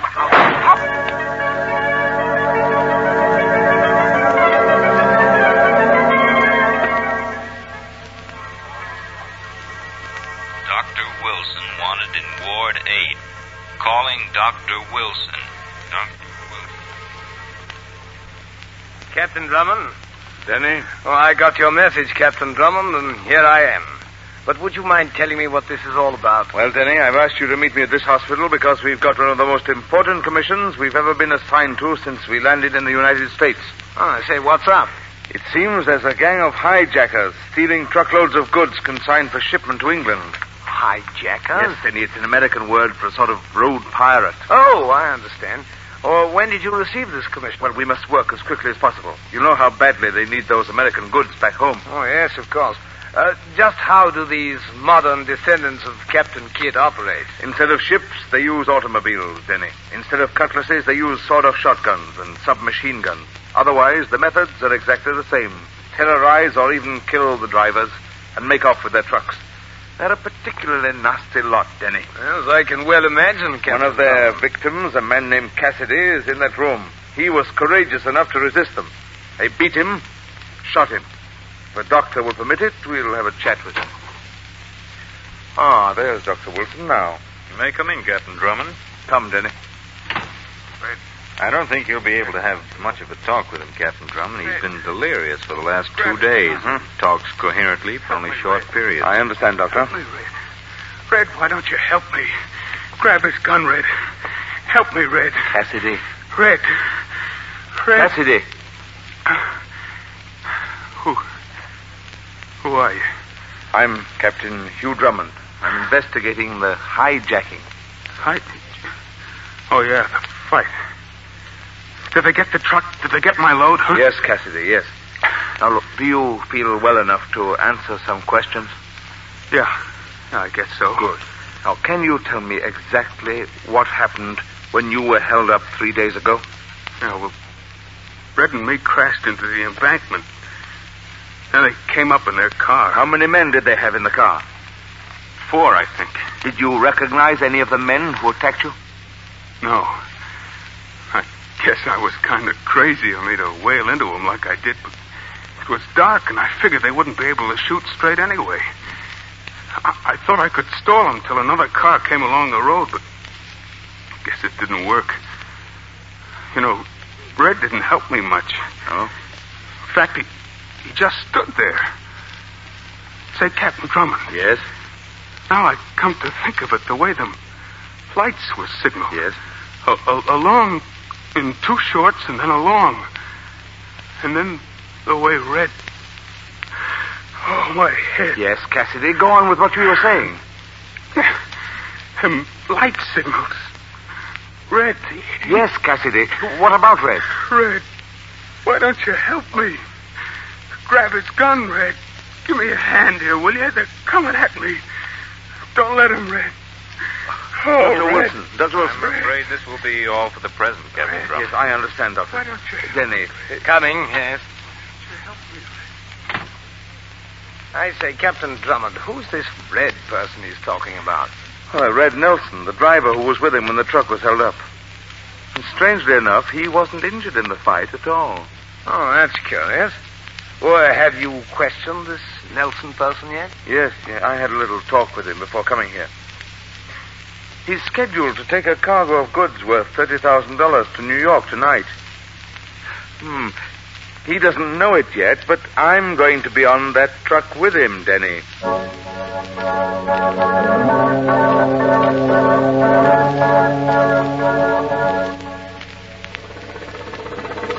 Hey, Michaels. Come on, I'm ready to leave. Hey, Michaels, what's keeping you? Well, it's about... Oh, Captain Drummond. Yes. Hello, Nelson. What are you doing here? I've decided to take Michael's place. Why? You're carrying a valuable cargo, you know.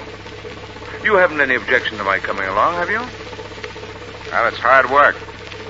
I need someone to relieve me. Oh, that's all right. I can try. Can you? Oh, I've handled trucks like this before. Well, what do you say? Ready to leave? Okay, Drummond.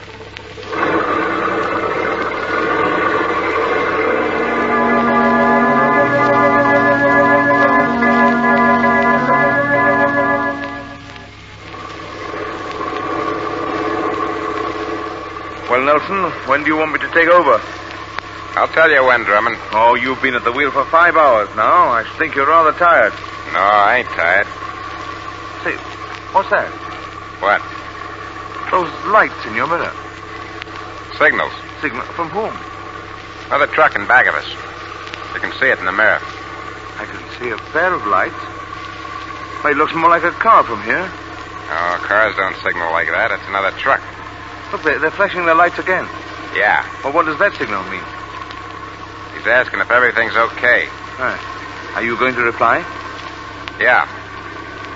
I'm going to tell him everything's fine. Like this. 2 long flashes and a short one. Interesting. I suppose they'll respond. Sure. Here it comes.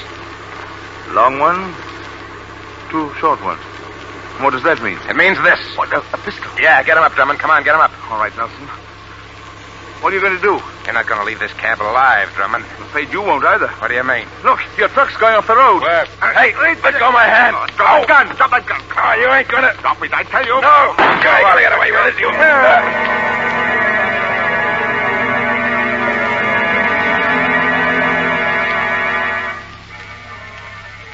Fight to the finish in a truck running wild down the highway. Can Drummond save the precious cargo? What is the secret of the blinking highlights?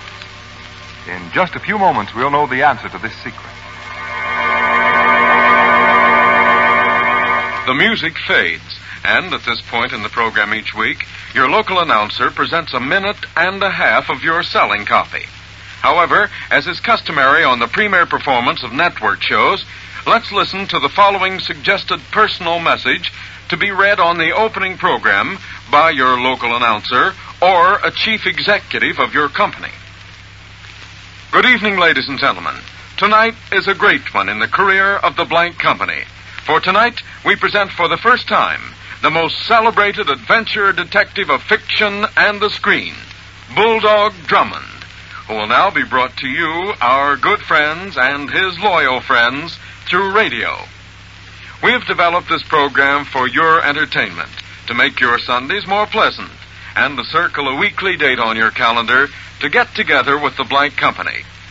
The Adventures of Bulldog Drummond come to you directly from the stage of the Mutual Playhouse just off Times Square in New York City, where every Sunday, for your entertainment, we will assemble a sparkling cast of dramatic stars from radio, Hollywood, and the theater to bring you the very best, the most brilliant in mystery adventure stories, just as we of the Blank Company always bring you the best in blank products. Be sure to tune in every Sunday when Bulldog Drummond will thrill you again with another complete, pulse-pounding story in his career of breathtaking adventure. Such is the program that we have arranged especially for you, and we of the Blank Company sincerely hope that Bulldog Drummond brings you as much pleasure each week as it gives us in presenting him to you. And now, on with the show.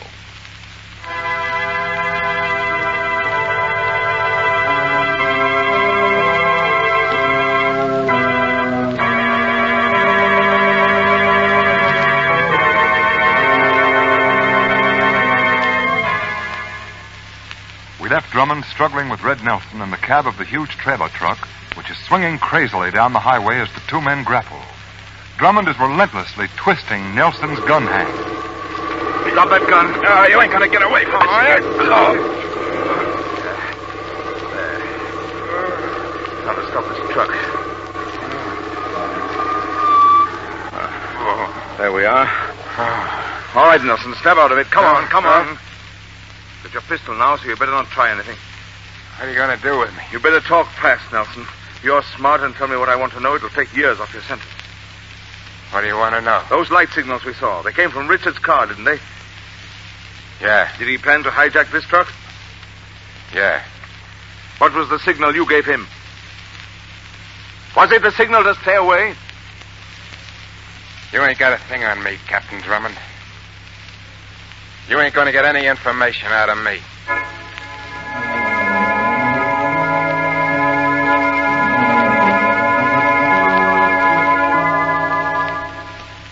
I don't understand it, Captain Drummond. What, Denny?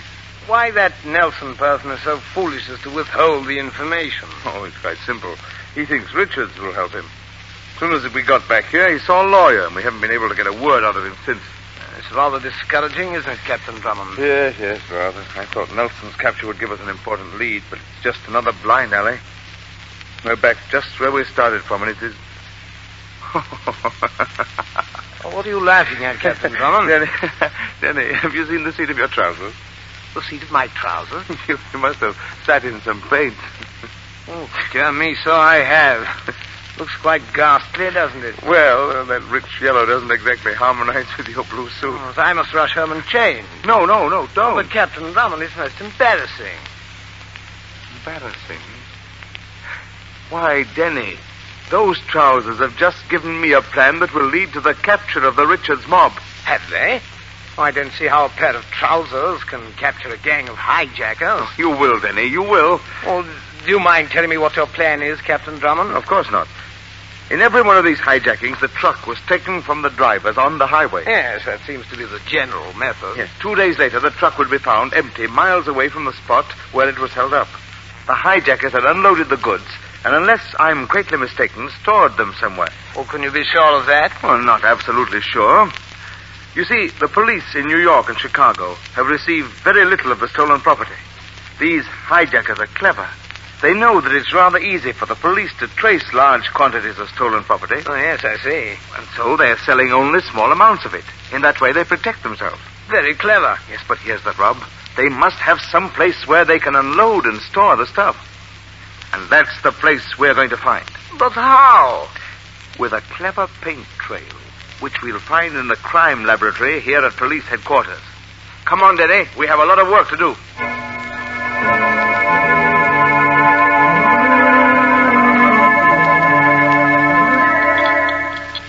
Here, Denny, try this new mixture. Very well, Captain Drummond. Oh, paint. Upon my word, Captain Drummond, I'm fairly sick of the smell of the stuff. Now, Denny, we're getting close to the mixture we need. Don't lose patience now. Captain Drummond. Yes? Do you realize that we've spent the entire night in this laboratory? Have we? Wait, Denny. Come here. What is it? Look, this mixture. 104. When did you set it out to dry? Oh, I look at the chart. 104. Here it is. It was set out at 5:10 a.m. 5:10. And what was its original color? Dark blue. Well, look, Denny, it's turned a cream color. Yes. I think this is the mixture we need. What time is it now? 5:40. Are you sure it didn't change color before this? Oh, I'm positive. Here's the chart, Captain Drummond. Mixture 104, dark blue paint, set to dry at 5:10 a.m. 5:15 a.m., same color. 5:30, still blue. 5:35, starting to turn to cream color. This is what we need to really track down the stolen trucks. Turn on the lights, Denny. I want to make one more test. Righto. Where's that spotlight? Ah, here it is. Now, Denny, you watch while I turn on the spotlight.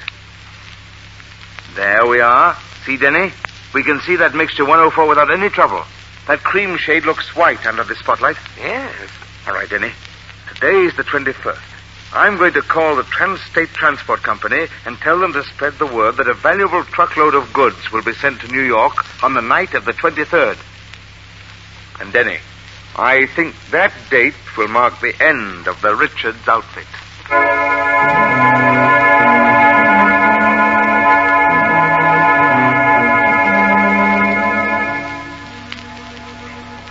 Hey, look, Jerry, I think that's the Trans-State truck coming up the hill now. Yeah. You better get set. I want you to swing out into the road as soon as it passes it. Okay. You fellows ready back there? Yeah, okay. Yeah. Now, we're in luck. I can't see another pair of lights on this road, and we can see for miles from the top of this hill. Yeah. Say, boss. Yeah? Are you sure this load is worth the risk? Sure. Hey, listen, I got a gilt-edged tip that the load coming through tonight is worth close to $100,000. Yeah, but what I'm worried about is that it might be a trap. Say, what's eating you? Getting cold feet? No, but you know what happened to Red Nelson. Without him slipping us the dope from the inside, we might be taking a big chance. Hey, listen. I checked this road for 20 miles in both directions. There ain't a trace of a cop around here. Stop your worrying, Jerry. This looks like it'll be the easiest load we ever grabbed. Well, I hope you're right. Here it comes, Jerry. Yep, this is our baby. It's the Trans-State, all right. All right, Jerry, turn on the lights and get started.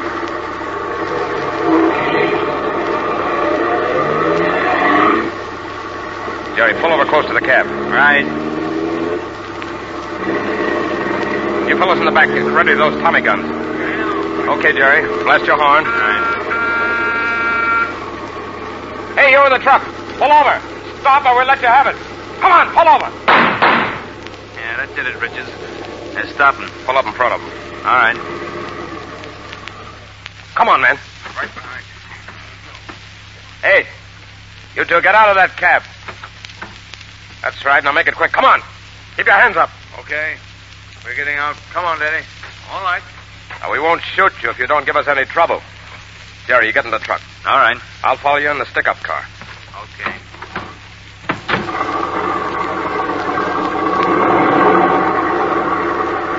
Well, there they go, Denny. Yes, it worked like a charm, Captain Drummond. I don't think they were in the least suspicious. I hope not. And the way you said okay, sir, it sounded so authentically American. Denny, look at the road here. Our paint mixture, 104. Yes. It's dark blue. And the trailing gangster car with Richard in it will never spot it. But in 30 minutes, it'll turn cream-colored. And we'll be able to follow that truck to wherever they're taking it. I wonder what they'd do if they knew they were leaving a trail behind them leading straight to their hideout. Well, Denny, in half an hour, Sergeant Johnson of the State Police will be along, and we'll be able to follow that trail.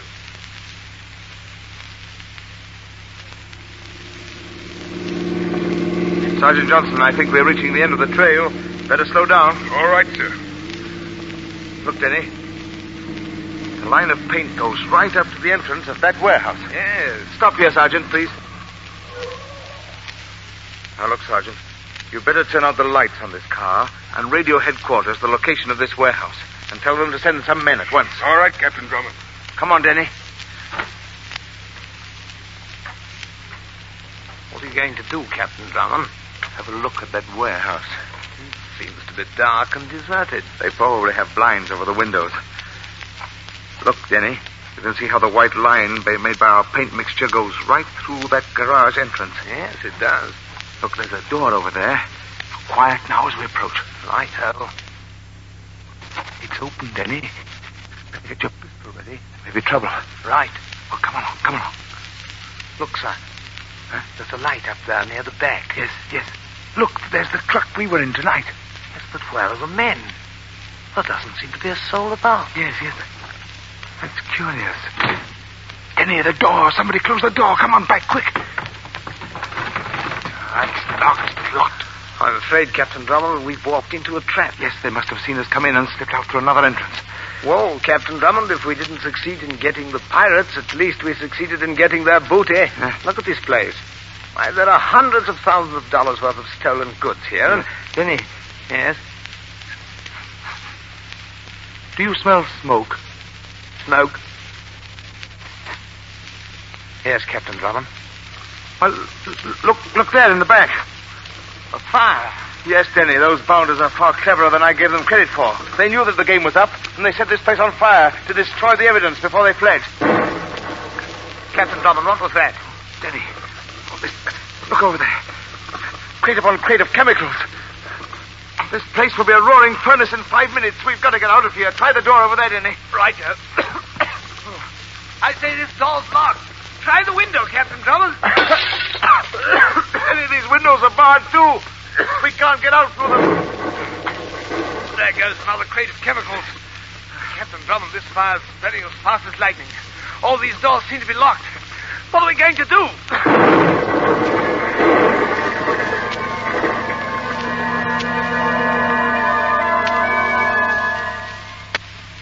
Back to the smashing climax of our mystery in just a moment. But first, a message from our sponsor. Again, your local announcer presents another minute-and-a-half sales message. At this time, we ask you to try and visualize what the adventures of Bulldog Drummond means to you. Here are the facts. In the past, as a local or regional advertiser operating on a limited budget, you could not hope to compete with the big network radio programs for a listening audience. Talent costs alone making this impossible. Today, however, as a participant in our cooperative group, you pay only your prorated share of the total talent cost. This is possible because Bulldog Drummond is a nationally syndicated cooperative network radio program, which is simultaneously fed by direct wire from the Mutual Playhouse just off Times Square in New York City to the 175 affiliated stations of the Mutual Broadcasting System from coast to coast. This fall, starting Sunday, September 28th, you can exclusively sponsor an audience-tested radio program in your city which has proven itself the equal of the brilliant network shows sponsored by the world's largest advertisers. Bulldog Drummond is not a phonograph record, but a live show presenting top-name dramatic artists in person at a good Sunday hour when most people listen, and at a program cost prorated to the potentialities of your trading area. And remember that Bulldog Drummond's fiction fans and movie fans are pre-sold Drummond radio fans.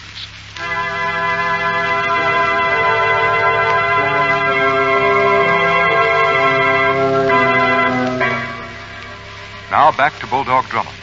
We left Drummond and Denny trapped in the blazing warehouse, surrounded by exploding chemical crates, choking from the dense fumes and facing an almost certain death. Licking tongues of flame bar all exits. Desperately, Denny cries, There goes another crate of chemicals. Captain Drummond, this fire's spreading as fast as lightning. The doors are locked. The window's barred. What are we going to do? Denny, look, there's a truck. Into the cab, hurry. Righto. We're in luck, Denny. Look, they left the keys in.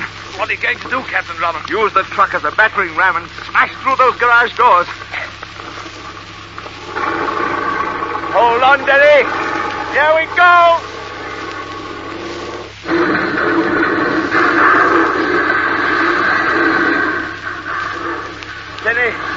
Denny, are you all right? Right, Captain Drummond, right. Come on, let's get out of here. Captain Drummond, are you all right? Yes, Sergeant Johnson, yes. I saw them speed by in 2 automobiles a few minutes after you and Denny went into the warehouse. Oh, did you radio in a description of their cars? Yes. I also radioed in a report about the fire. The fire engines are coming up now. Good work. I want to get to that radio and tell headquarters to block all roads in a radius of 50 miles of this place. Come on, Denny.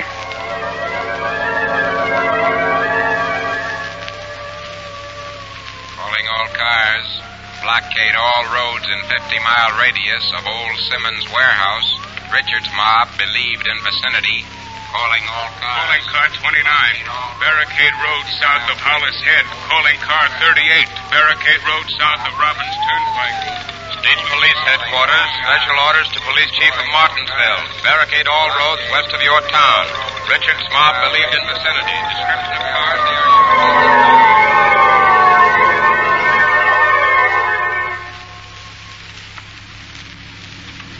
Sergeant, are you sure that this is the road they took? Yes, Captain Drummond. They had quite a start on us, Captain Drummond. Yes, I know. Calling all cars. Richards and his mob spotted at Glenville. Police fired at their cars and knocked out one of their headlights. They turned around, went south on Route 14. Route 14? That's the road we're on now. Sergeant Johnson, how far is it to Glenville? Only 3 or 4 miles from here, Captain Drummond. Then we may meet them coming toward us, unless they've taken a side road. I say, Captain Drummond, look up there. 2 cars just came over the crest of that hill. One of them has a headlight out. Yes, but we can't be sure it's Richards. I say, they seem to be signaling to each other with their headlights. Look, a long flash, 2 short ones, and another long one. That's Richards, all right. It's their all-clear signal. Johnson, swing your car around and block the road. Okay, Captain Drummond. Hurry, we won't be able to make it if you don't. Come on, Denny. Johnson, out of this car, quickly now. Come over here to the side of the road. Here they come. Yes, they'll have to stop now. Get your pistols ready, men. We'll close in when they stop. We'll be able to hold them until help arrives. Captain Drummond, I don't think they're going to stop. They're trying to swing down the side. Let's make it.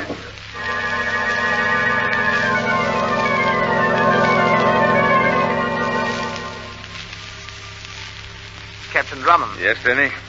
I say, did you see this account of the capture of the Richards gang and the Blade? No, Denny. Well, there's a very good photograph of you in it. Yeah. The one they have of me is simply horrid. Oh, wow. Denny, I think you better say goodbye, or rather au revoir to our American friends.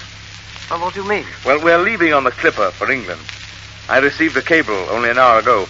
I'm afraid we won't be able to come back here until the fall. Oh, dear me, it will be difficult to say farewell. I've made so many good friends here. And so have I. But there's a great deal of work to be done in England, and we're needed.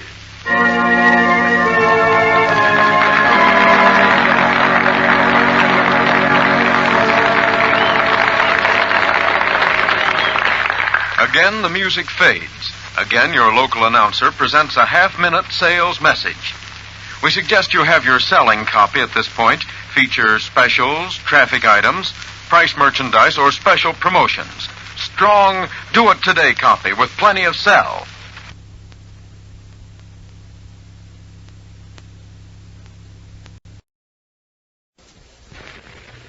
Presenting Hop Harrigan, America's ace of the airways. CX4 calling control tower. CX4 calling control tower. Standing by. Control tower back to CX4. Wind southeast. Ceiling 1200. All clear. Okay, this is Hop Harrigan coming in.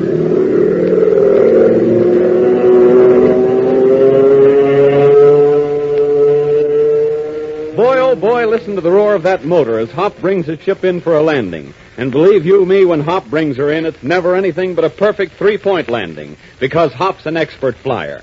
How did he get to be so expert, even though he's only 18 years old? Well, there's only one answer to that. He was thoroughly trained in the groundwork, learned all the fundamentals of flying while he was still in high school. He had to do this all on his own, too, at great expense to his Aunt Agatha. But that was before pre-flight training courses were established in high schools. Fellas and girls, Now you have an opportunity to get the same basic pre-flight training that makes Hop Harrigan such an expert flyer at no cost to yourself or your parents. How? Simply by taking the pre-flight courses now being established in high schools from coast to coast.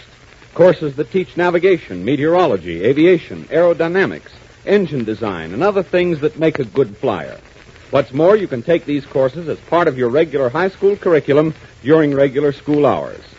You fellows who are planning to join the Army or Navy Air Forces to help win this war, and you fellows and girls who are looking forward to careers in peacetime civilian aviation when this war is won, don't waste any time. Arrange at once to include aviation courses in your high school curriculum. If some of you boys and girls listening are not yet old enough to take these courses, tell your older brothers and sisters about them. If the pre-flight training courses have not yet been set up in your school, ask your principal about them. If he can't answer your question satisfactorily, write to the United States Office of Education, Washington, D.C. America needs flyers.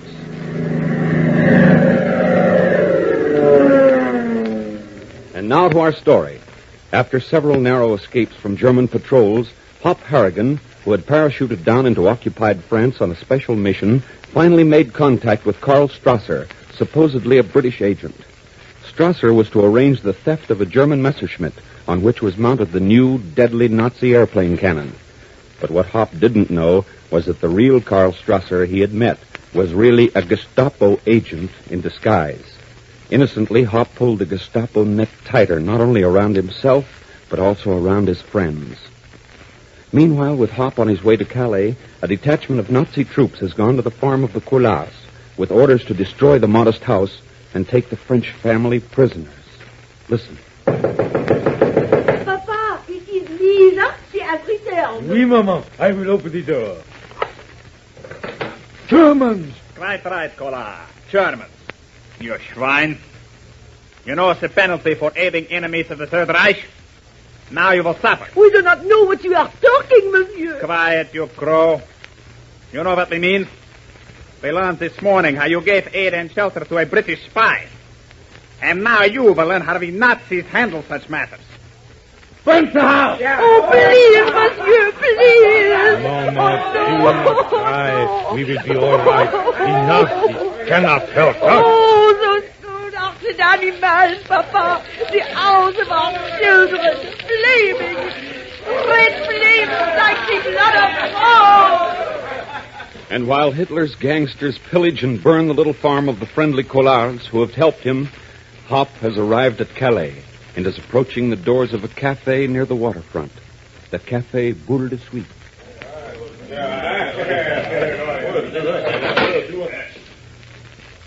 And what will monsieur have? Oh, I'm not drinking, thank you. Then what is it you wish? Hey, I'm looking for a man named Brigitte. Francois Brigitte. Brigitte. Who are you? A friend. A friend? Frenchmen have few friends these days, mon ami. They are only enemies. Oh, listen, bartender, I gotta see Brigitte. Do you know him? It is possible that I do. It is possible I do not. What is your business with him? That I can only tell him. I see. Is there any word you would like to have me pass on to Brigitte? Yeah, just one. Victory. Victory? Well, speak. What is it you wish? Well, I told you I want to see Brigitte. I am Brigitte. Oh, well, I thought... Keep your voice down. Sorry. What is it you wish? Well, this is the story. I contacted Strasser in Granville. You know him? I've never seen him, but I've heard of Strasser. He's a good operative, one of the best. Well, he looked pretty capable to me. But that's a funny name for a Frenchman. Strasser sounds almost German. He is German. That is why he's able to operate so well. What is your name? Harrigan. Hop Harrigan. Thumbs up, mon ami, as you British say. Yeah, only I'm not British. I'm American.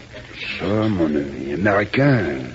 Eh bien, that makes me feel very good. It really does. Say, can we go somewhere? I mean, where we can talk. The safest place is here. Hey, garçon, sous wine. At your service, monsieur. Wait here. Look on concerned. Act natural. Okay.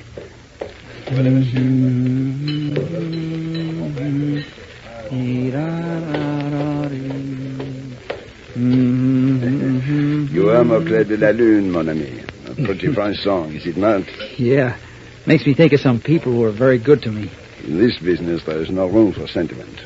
Now, tell me, what is the plan? Well, Strasser's going to meet us here. But that is dangerous. We should keep apart. Well, I have no papers, no travel permit.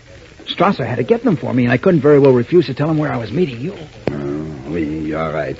Well, when Strasser gets here, he'll tell us what time I can safely go to the airdrome at Grandview to take the plane. Plane? What plane? Oh, gee, I forgot you don't know about all this. Well, the Germans are using a new type of cannon in their Messerschmitt 110s.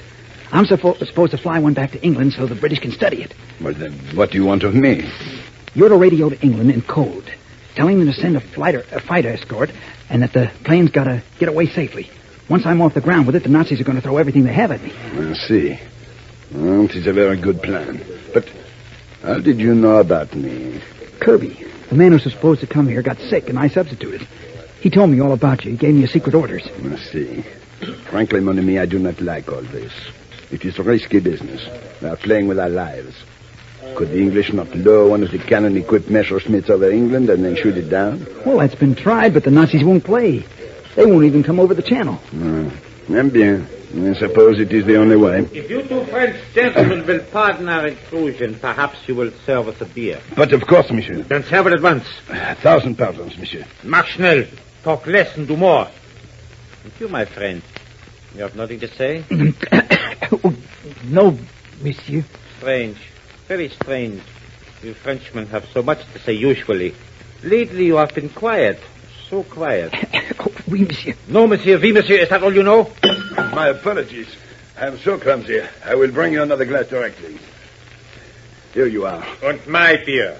Where is it? I will bring it directly. I'm sorry. I will sit at this table. I want service worthy of a German officer. I take that. Phew, that was close. I didn't know any other French. That is why I dropped the glass. Could hear you fumbling for words. I was shaking like a leaf. Strasser should be here soon. He said he was taking the next train. I still do not think it wise of him to show his face in Calais, but we shall see. Gosh, this is certainly nerve-wracking business. I'd rather fly a plane any day. So would I, mon ami. So would I. Hello, Harrigan. As you see, I am here. Strasser. Gee, I'm sure glad to see you. I was getting worried. I am here. This is Francois Brichet. How do you do? The password? Victory. And death to Germany. All right. You two would please go out the front door and around to the back alley. Oui. Be careful not to draw any attention to yourselves. I will meet you at the back door. We will go immediately. I still think it is an unnecessary risk you're coming here, Strasser. I felt it my duty. We'll meet you at the back. Good. I do not like the way these German officers are looking at us. Go quickly. Jules! Oui, monsieur? Take care of the bar. I must go to the wine cellar. We are running short of champagne. Come quickly, pigeonhead. I am coming. The customers will want wine. Here, help me with this trapdoor. Oui, monsieur. Bon. I will be back shortly. Make sure I am not followed. Always something else. Now it is to be Strasser and Calais, and the place full up to here with Germans. Come in, quickly. Okay. Is this where you have the wireless hidden? There is now no further need to whisper. We cannot be overheard here. Good. There is no time to lose. The plane will be ready at 12 midnight. Tonight? Tonight. Therefore, we will want the British escort to appear exactly 5 minutes before, at 11:55. But why? There will be so many German planes taking the air to fight off the attack of the RAF that we will be able to get you into the air without any suspicion. You see? Bien, that is clever, very clever, Strasser. Thank you, Brichet. And I am grateful to you for your assistance. We all work for France, do we not? Gee, I can't get over it. Tonight at 12. Then we must decide at once how many planes will be needed. We must make sure there are enough. There can be no slips. Hey, you're right. But I'd say 2 squadrons. Not nearly enough. What good are 25 planes? We need more. This Messerschmitt with the new cannon must be brought safely to England. Order 8 squadrons. But that is 100 planes. That is right. 100 planes, 100 Spitfires, all for this one job? It must be done as I say. Now, is this your wireless room? It is well hidden, no? Gee, this doesn't look like a wireless room. It's a wine cellar. We have tried well to conceal it. Where is your antenna? I did not see it when I approached the cafe. No, and neither do the Nazis. Remember the old freighter Cornet that was sunk in the harbor? Yes, what about her? Her masts still serve France. They are just high enough out of the water for an aerial.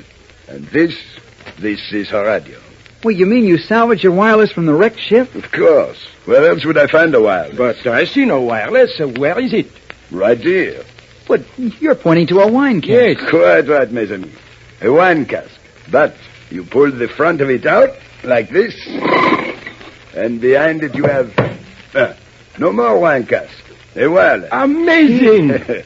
And now we turn it on, like this. Send the message. No, not yet. First I must answer my signal. Calais, Freedom, calling ZVR, England. Come in. Well, isn't it dangerous using voice transmission, Brigitte? Won't the Germans listening post pick you up? Oui, of course. But it would take them a year to locate the signal. By that time, I will have moved. You have prepared the message in code? Not yet. I want them to be ready.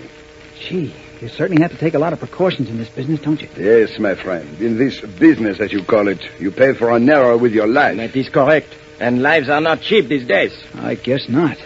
Seems a little too much, 100 planes. It will be better if all possible loopholes are covered. 100 planes are better than 50. There can be no second chance for all of us. You know that. Yes, but 100 planes, it's a lot. I still think 2 squadrons would do it. Shh. I hear their identification cards. Oui. It is England, all right. They're wet. The code book, where is it? Well hidden. Here on the cellar. Do not be nervous, Strasser. This is not the first time I have sent a message in code. You're right, Brigitte, but this is the biggest thing in my experience. And remember, I too know what failure can mean. Yes, I suppose we are all on edge. I will get the code book. Where do you hide it? In the most obvious place. In the drawer of this desk. The Nazi mind cannot understand anything quite so simple. See? Thank you, Brigitte. Now, hand it to me, if you please. What's the gun for, Strasser? Is this a gag? It is no gag, as you say, Harrigan. And my name is Strauss, not Strasser. Why? Hand me the book, Brigitte, and no tricks. This Luger shoots remarkably well, and I will not hesitate to make use of it. Give me the code book. Leveling a loaded revolver at Hop and Brigitte, the false Strasser reveals himself in his true light, an agent for the dreaded Gestapo. With a secret code book in his possession, he can now radio British intelligence the information that we know will lead a vast armada of British fighter planes into a death trap. What can Hop do? Don't fail to be with us tomorrow, same time, same station. Tune in and fly with Hop Harrigan, America's ace of the airways.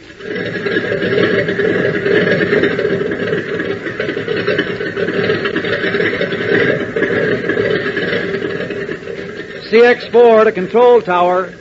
CX-4 to control tower. Standing by. Control tower to CX-4. All clear. Okay, this is Hop Harrigan taking off. See you tomorrow. Same time, same station.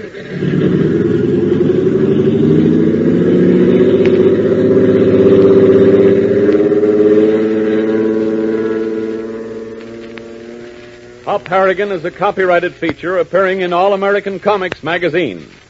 Hop Harrigan has come to you from New York. This is the Blue Network.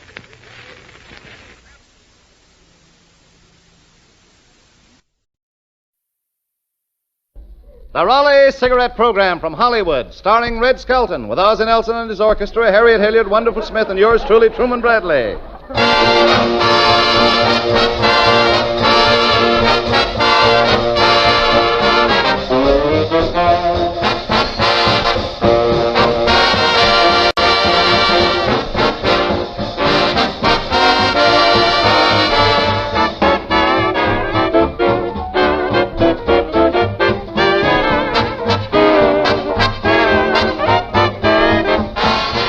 Smokers, seeing is believing. This is especially true in judging cigarettes. And you can see the difference. You can see the superiority of Raleigh cigarettes with your very eyes. Compare the open ends of a pack of Raleighs with any other brand. You'll see that the tobacco in Raleighs is brighter, unmistakably more golden in color. Experts will tell you these golden tobaccos are choicer, more expensive. And into the exclusive Raleigh blend go 31 of these superior golden tobaccos, each selected for the distinctive flavor it contributes. No other cigarette is blended with more care. No other cigarette gives you Raleigh's richness, smoothness, mildness. Raleigh cigarettes give you valuable coupons, too, redeemable for dozens of luxury premiums, cash, or the equivalent in war stamps. Look into Raleigh's, friends. Your own eyes will give you proof, beyond a dispute, that it pays in many ways to get the pack with the coupon on the back. Raleigh cigarettes.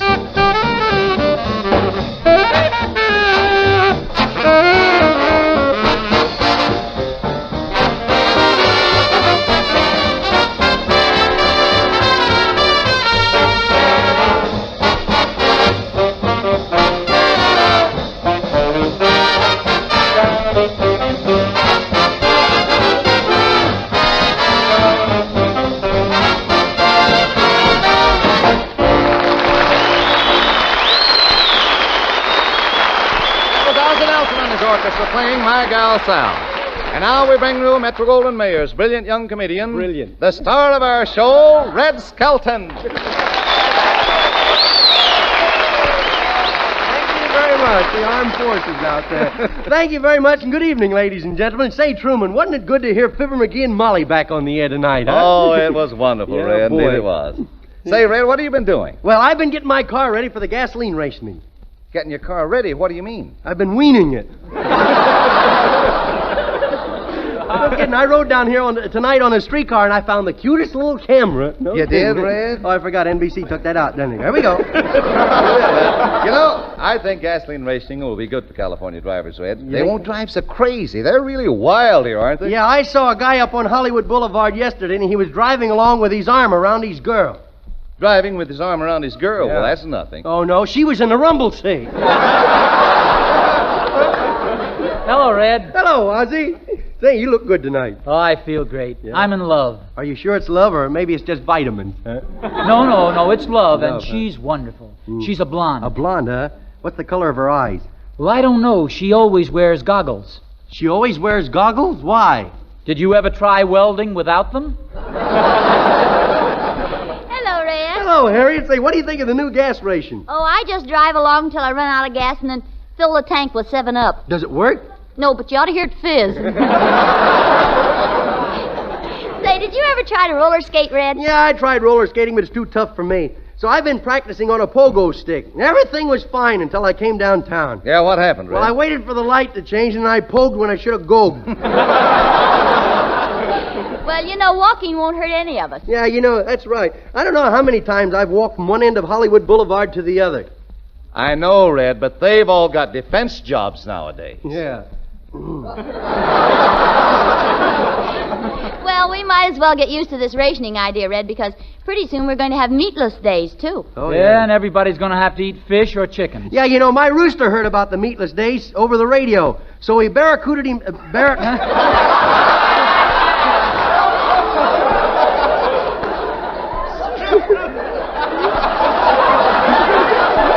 So he barricaded himself inside his chicken coop.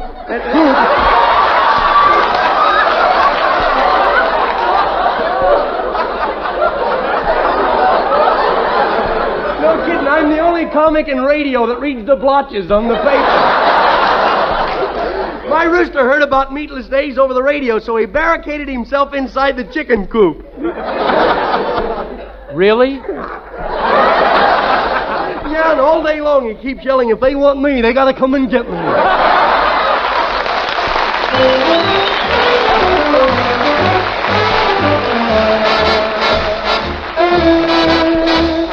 Boy meets girl, that's the old routine. But when it strikes home, if you know what I mean, it's part of a heavenly plan. Here's how it all began. I met her on Monday, the meeting was grand. The next day was Tuesday, I held her hand. Wednesday night I met her dad and mother, and gave a nickel to her freckle-faced brother. Kissed her on Thursday, brought her to 10. Met her on Friday, kissed her again. What do you think happened on Saturday night? That's right, we met the preacher. That's right.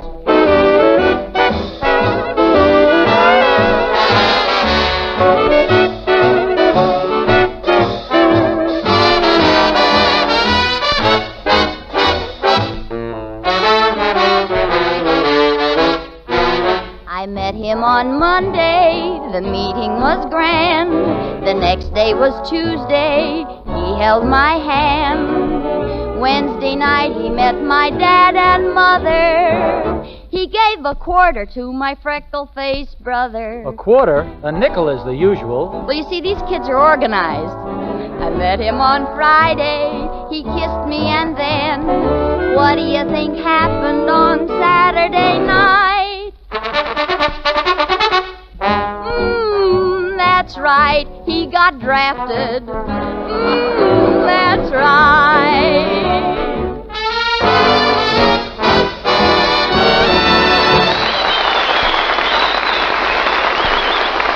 That was Ozzie Nelson and Harriet Hilliard singing Rochote. Come in. Well, Wonderful Smith. How are you, Wonderful? Fine, Mr. Skelton, fine. Say, Wonderful, I hear you got married. Nope, but I almost got married. What do you mean, almost? What happened? I found out just in time that them ties she's got is only retread. You know, I wish I could have seen you proposing to your girl. Did you get out on one knee? Yes, sir, and I'm sorry I did. Why? We was in the La Brea tar pits at the time. Well, that's no place to take a girl, Wonderful. You should have taken her up in the mountain. I tried that, but that wasn't any good. What was the matter? Did you ever try to kiss a girl with an anti-aircraft gun for a chaperone? You've got a technique. I can see that, Oh, Wonderful. yes, sir. First, I got down on my knees. Yeah? Then I looked at her. Yeah, then what? Then she got down on her knees. Rolled a 7 and I was faded. Say, do her folks like you? Yes, sir. In fact, the whole family likes me. They's all over my house paying me a visit right now. Well, you know, Wonderful, that sounds like a good subject for tonight. Different people stopping in for a visit. So first we have J. Newton Numbskull, the gentleman hobo, alias Roy Del Ruth. And he's just married a debutante who's going to visit her folks for the first time.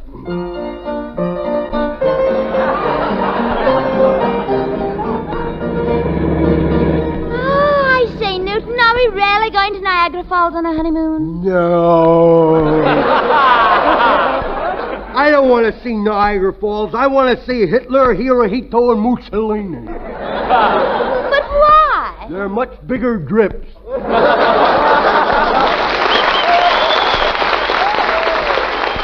Newton, give me a kiss, Newton. Okay, pucker up. Oh, I say, Newt, your lips are wonderful. How did you develop that pucker? I used to watch Goldfish a lot. Well,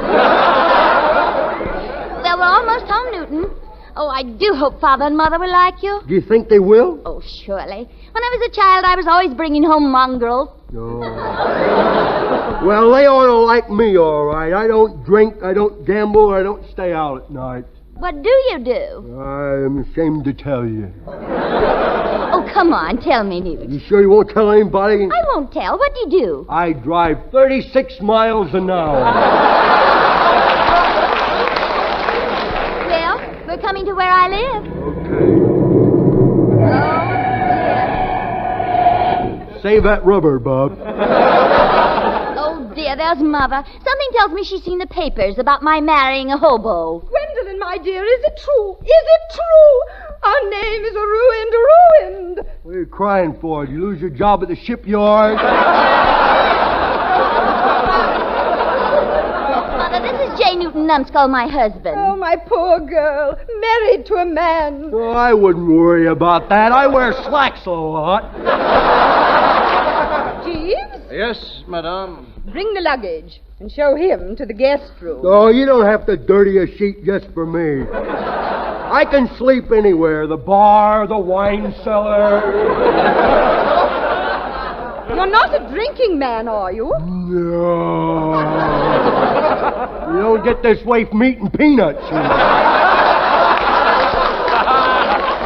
Would you walk this way, sir? Boy, this is class. Butlers, swimming pools. Boy, what a joint this is. Hey, you got some nice pictures on the wall, too. Look at that picture of the Goodyear blimp. Snootin'. That's Mother in her slacks. Oh, now I know what they mean by inflation. Shall I show you to your room, sir? Yeah, let me take some of them bags. I have them, sir. Oh, come on. Let me help you. This is my old racket. I used to be a bag smasher. I say, you can't carry all of them. Don't tell me I can't. I'll show you I can. Careful going up those steps. With that many bags, you're likely to fall backwards, you know. No, I won't. I thought you said you were a baggage smasher. Them bags are smashing, you know. Here is your room, sir. Okay, boy, what a bed. I wonder if there's any money hidden in that mattress. I doubt it, sir. I'll bet you a nickel there is. What? I bet you a nickel there's money in that mattress. Where's my pocket knife?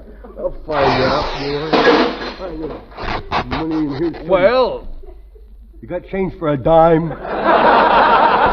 I'm afraid the lady of the house is going to be angry. This is the room Buffalo Bill slept in. Yeah, is that his shotgun over the fireplace? Yes, sir, but I wouldn't touch it, sir. It might be loaded. Oh, don't tell me. I know all about guns.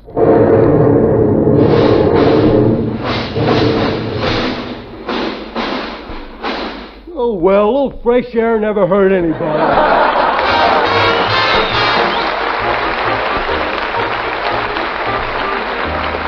Thank you. Then we have a lady and her little boy. His grandfather. His grandfather's going to pay them a visit. So, Harriet, you be my mother, and I'll be the mean little kid.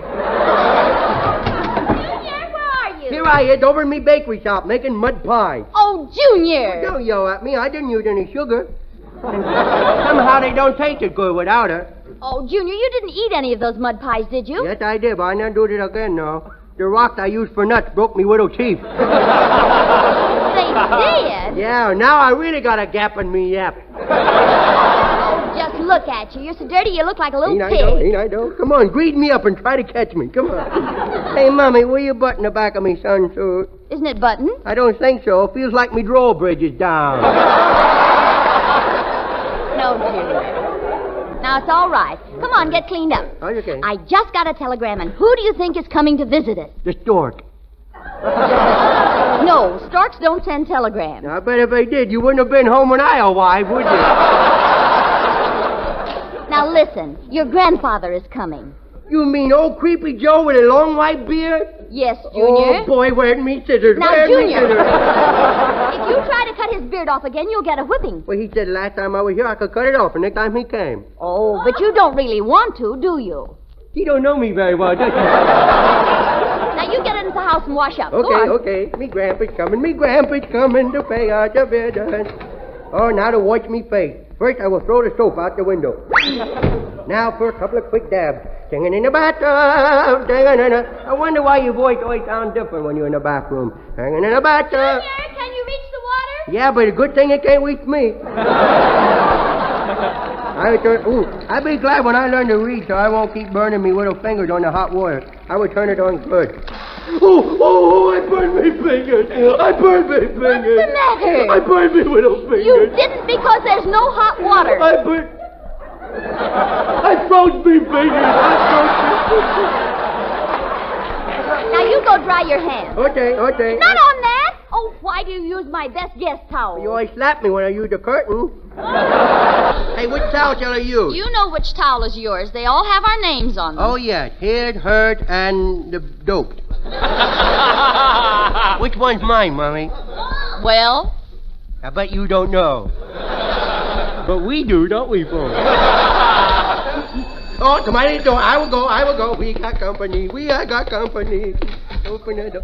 Hello, Junior. Well. Hello, Beaver. Is that Grandpa, Junior? I think so. Maybe a spy. Wait, I'll make sure. I will nip on his leg. Ow! Well, he's one of us, all right. No meat. Hello, Grandpa. It's good to see you. How are you? Well, I'm rather tired. Well, here, Gramp. Come on. Sit down. All right, thank you. Go on. Oh, dear. Did you break your hip, Grandpa? No, but he broke what was on it.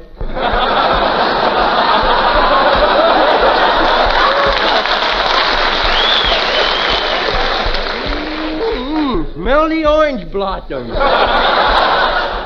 Junior, I brought you something. What'd you bring me? Oh, look, a BB gun, a BB gun. And I have something in my carpet bag for you, too, my child. gun. I'll just stoop over and get it. Now, he ought to know better than that.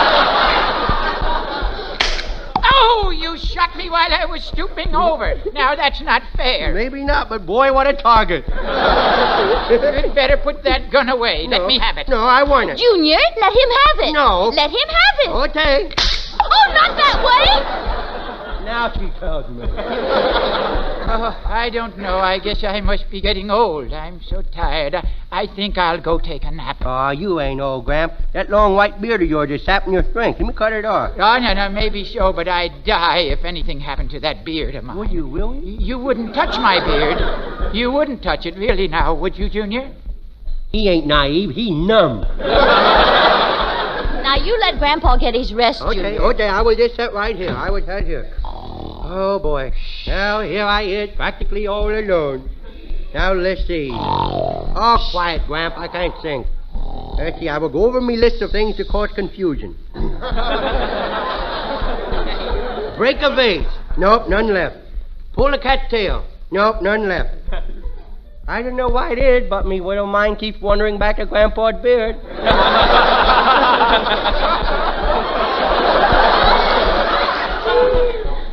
If I do, he gets a snipping.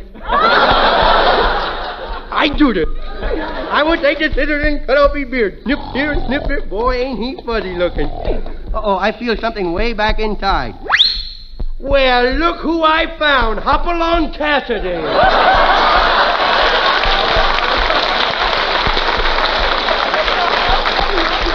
Boy, I hope I can reach his whiskers without knocking over the lamp.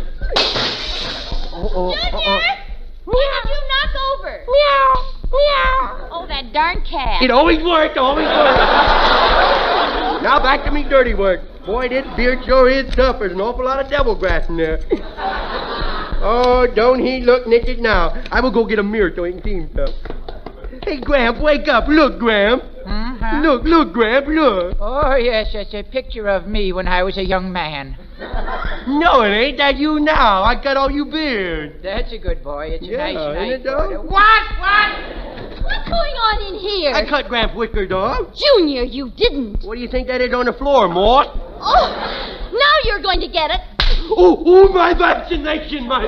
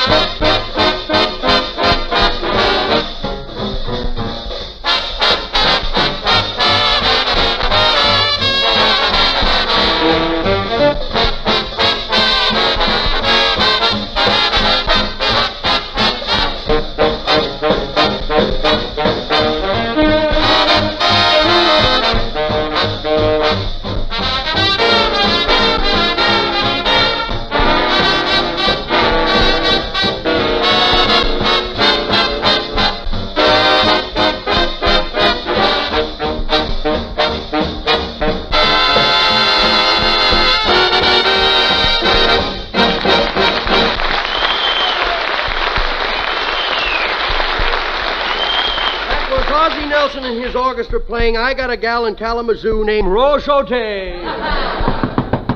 Well, Telegram for Red Skelton. I'll take it. Thank you. You're welcome. Goodbye. Bye. Hey, Red, what are you doing tearing up that telegram without reading it? I sent it to myself. I just like to see those new cute little messenger girls they got now. Red, I have 3 messages to pass on to our listeners tonight. I still like the little girls myself. The first one is from our government. It advises everyone with friends or relatives with our fighting forces overseas to mail Christmas presents during the month of October, just 2 days away, to ensure Christmas delivery. What's the second message, Truman? That's from the boys themselves, Harriet. Their own personal choice. Among the preferred gifts for men in service, cigarettes are an overwhelming favorite, as shown by questionnaires circulated in camps, posts, and stations everywhere. I had good circulation once. Well, you're in on this too, Ozzy, because it's from all of us to listeners everywhere. By all means, friends, send Raleigh cigarettes, and you send the finest to the finest men in the world. Raleighs are truly superior, blended from a choice combination of 31 selected tobaccos, more golden tobaccos, which you can see by comparison with any other cigarette. More golden tobaccos, which experts will tell you are choicer, more expensive. You can send no more welcome gift than cigarettes, the fighter's choice, the choice of discriminating smokers everywhere, Raleigh cigarettes.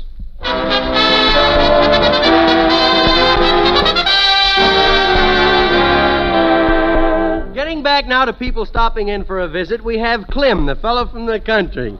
He's on his way to see his girl, Daisy June.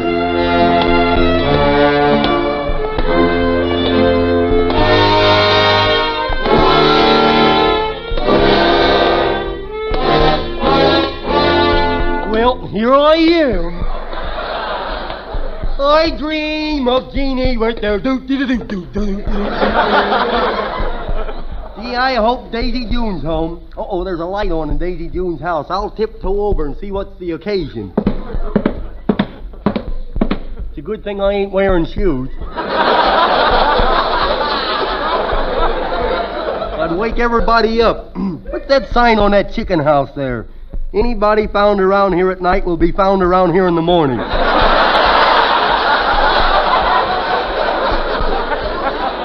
Well, I'll just open up the chicken house door and look in.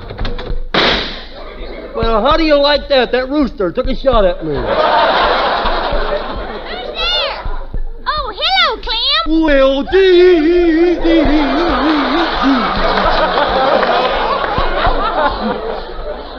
Gee, Clem, you look clean. Did you wash your face? No, we got a new little calf over at our house, and he thinks I'm his mother. You say the silliest things. Yo, don't I know? Mama screwed my head on very tight this morning. Well, I'm sure glad you're here. A man's car broke down, and I'm putting him up for the night. You? If you sleep here, too, I won't be afraid that he'll steal anything. Oh, he won't bother nobody. Where's he from? Hollywood. Lock the doors. Close the doors. You better come on inside, Clem. Okay. And for Pete's sake, pull your long underwear up. Well, I can't. Every time I pull up that end, my head disappears. We'll go in and see this. Howdy. Hello. Howdy. Hello. I bet my father can lick your father. Now, Clem, none of that. You're from Hollywood, huh? Yes, I am. Oh, yeah, then why ain't you outside baying at the moon? Now, I'm a-warning you, one false move and you're in for trouble, see? Just look at them muscles. I don't see any muscles. Not on me, on her. Well, I hope you be comfortable. You'll find clean sheets on the bed. Sheets? What's them? To sleep between, silly. Between silly and who? Well,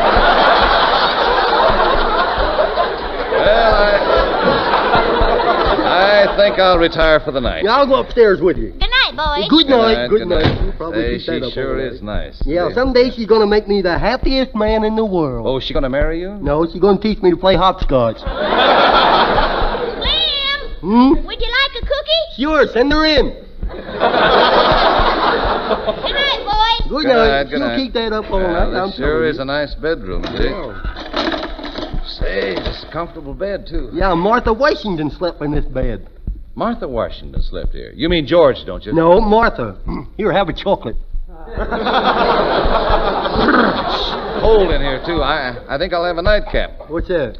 Go ahead, swallow a little of it. Put a hair on your chest. Will? Well, here goes.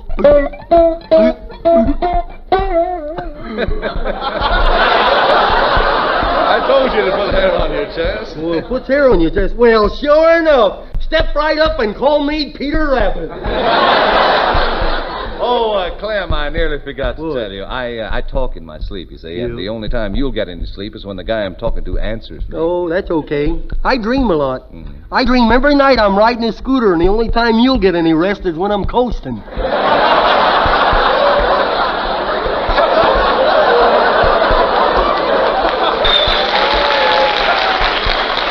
Well, come on, I'm getting sleepy. I want to turn in. Yeah, me too. Well, good night. Good night. Good night.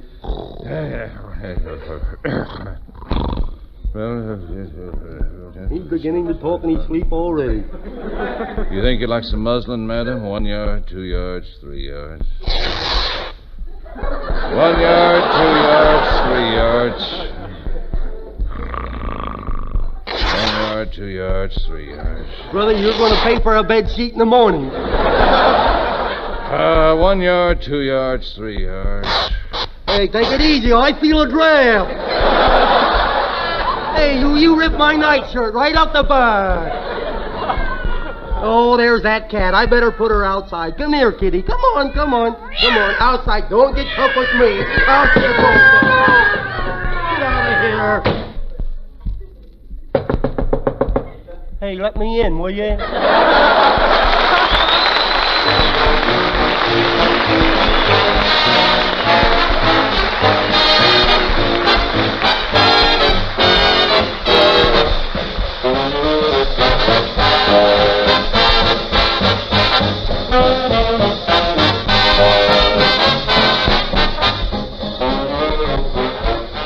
Say, you men sitting there in those armchairs, listen. Pipe smokers, you'll get more pleasure out of your pipe if you put Sir Walter Raleigh into it. Sir Walter Raleigh is smooth and mild, blended to perfection from a combination of extra choice burleys. Sir Walter Raleigh has a distinctive nut-like mellowness, a full, rich flavor that can't be beat, burns even and cool, never bites your tongue. And the pleasing aroma of Sir Walter Raleigh is something that everyone enjoys. Men, smoke the quality pipe tobacco of America, Sir Walter Raleigh.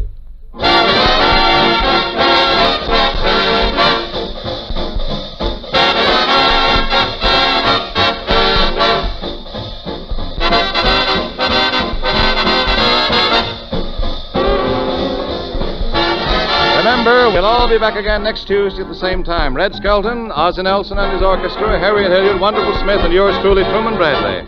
Until next Tuesday, then. This is Red Skelton saying goodbye now. Thanks for listening. Good night, Mummy.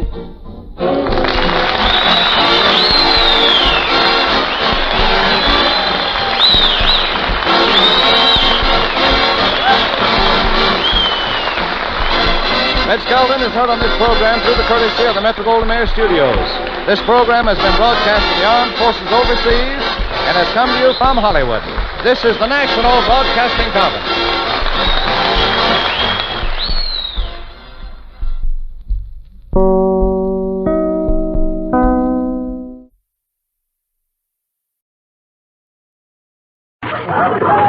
The Johnson Wax Program with Fibber, McGee, and Molly.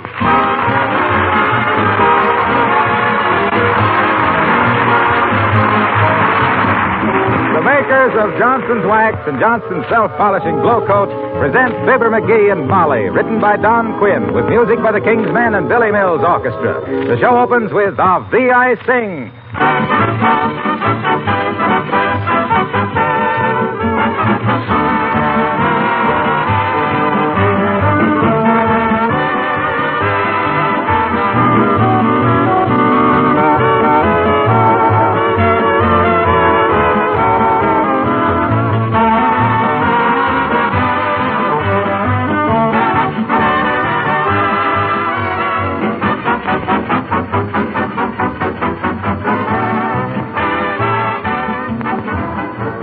Most of us have already experienced in our buying some effects of material shortages caused by the war. But it seems perfectly obvious that we've seen only the beginning, that in the months to come, we'll all feel the pinch of these shortages much more than we have. And that means for those who look and plan ahead, a program of taking better care of the things we have. So I make the suggestion again that I've made many times before, that you protect your floors, furniture, and woodwork, your linoleum and enamel surfaces, the finish of your automobile, and countless other things in your home with Johnson's wax polishes. I know of no other way to give your possessions this protection so easily, so inexpensively, to make things last, and at the same time make them beautiful, and save yourself work in the bargain.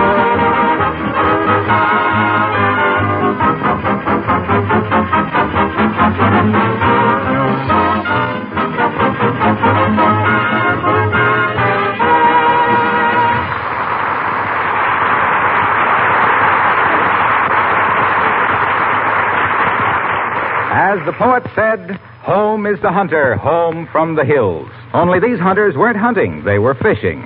And they weren't in the hills, they were sitting in a rowboat. Anyway, they're home. Yes, activity has returned to 79 Wistful Vista in the well-rounded forms of Fibber, McGee, and Molly.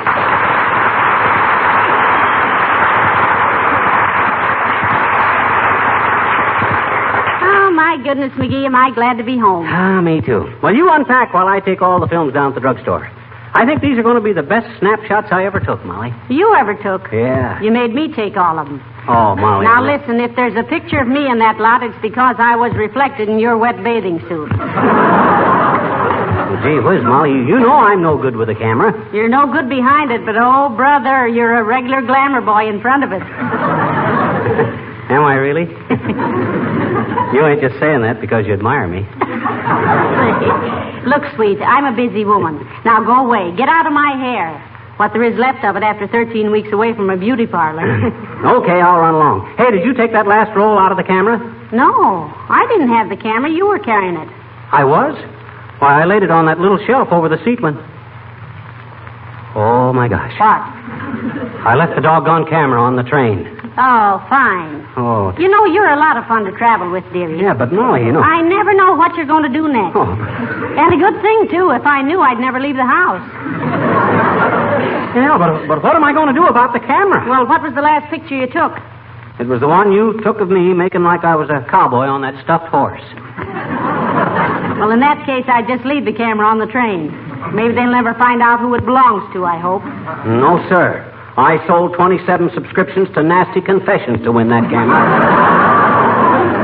And I'm going to get it back. Oh, forget it. Buy a new one. I thought you says we ain't supposed to buy anything we don't really need. You said the government has asked us to try and... All right. You win, dearie. Call the railroad and see if the camera's been turned in. What was our berth number again? Lower 8. Lower 8.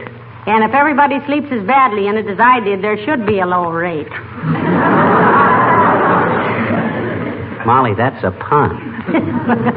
It may be a pun, but it was no joke. Which reminds me, I want to get to bed early tonight and see how that nightmare turned out. Now, let me see now. I'll call the railroad, ask for the Lost and Found department, and tell them there's a camera on my seat. And... Well, they'll probably tell you a better way to carry it is over your shoulder. But go ahead and call them. Okay, hand me the phone. Oh, heavenly days, we got company. And I'm ashamed to have anybody see this dusty house. Oh, don't be so fussy. You've been using Johnson's wax so long, a speck of dust looks like a sandstorm. Come in. Hello there, kids. Welcome home. Ah, for goodness sake. Hello, Mr. Oldtimer. I'm afraid you got the advantage of me, Bud. Who are you? What you mean, Johnny? You remember me? No, I don't think so. Your voice is familiar, but your face is strange. Look, you're Fibber McGee, ain't you? No. What? No.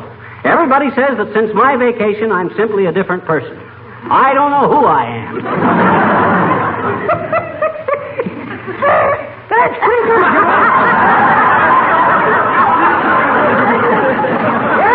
That ain't the way I heard it. Oh, my, here we go again. Well, I heard it one feller says to t'other feller, says, why don't somebody get that feller Hitler? Don't worry, says t'other feller, Sooner or later, every house painter is bound to kick the bucket. Kick the bucket. Bucket. Have a nice vacation, kids? You bet you, old-timer. We had a little shack up on Lake Hatsapuchi. How's it up there, kids? Kind of crowded? Simply humming with mosquitoes.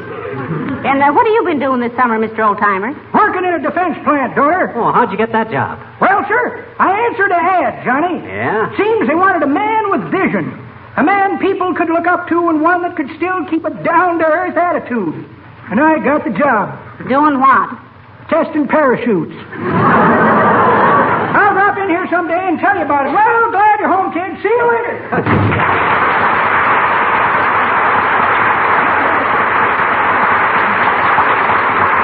Well, I hope he can keep the job. It's nice to know you'll always have a roof over your head.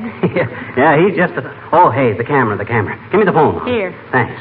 Hello, operator. Give me the Atlantic and Frantic Railroad office in the Ipswich. Oh, is that you, Mert? Oh. How's every little thing, Mert? It is, huh? Yeah, nice vacation. What's that, Mert? Your brother from Montana? Working in the government garage, eh? Oh, geez. You still got that beautiful collie dog? What's he doing in a government garage with a collie dog? Jeep herding. Oh. Oh, well. First show, we're trying. What's that, Mert? Okay, put him on. Hello, Atlantic and Frantic Railroad? Look, there was a camera on my seat and... Yeah, I know it's better to carry it over your shoulder. That ain't it. Now, wait a minute. I left it on the train this morning when I got off.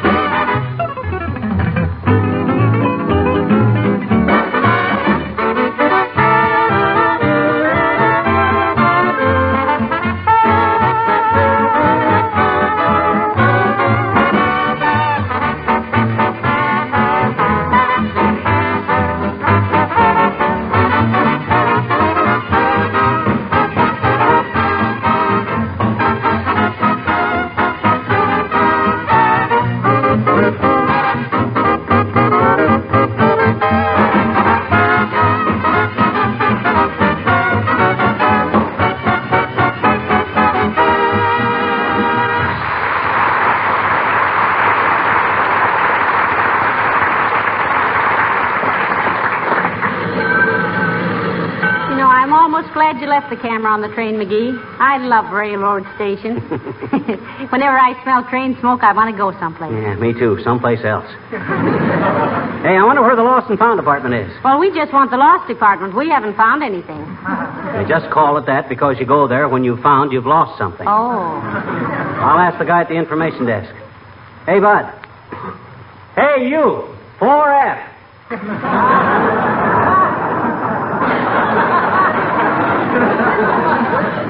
Speaking to me, sir? Yes, we are. Are you the information man? Well, sir, it's a funny thing about that. Everybody asks, am I the information man? And I always say, well, if I'm not the information man, what am I doing here in the information booth? Though some people don't believe their eyes, ma'am, so they gotta ask questions like, am I the information man?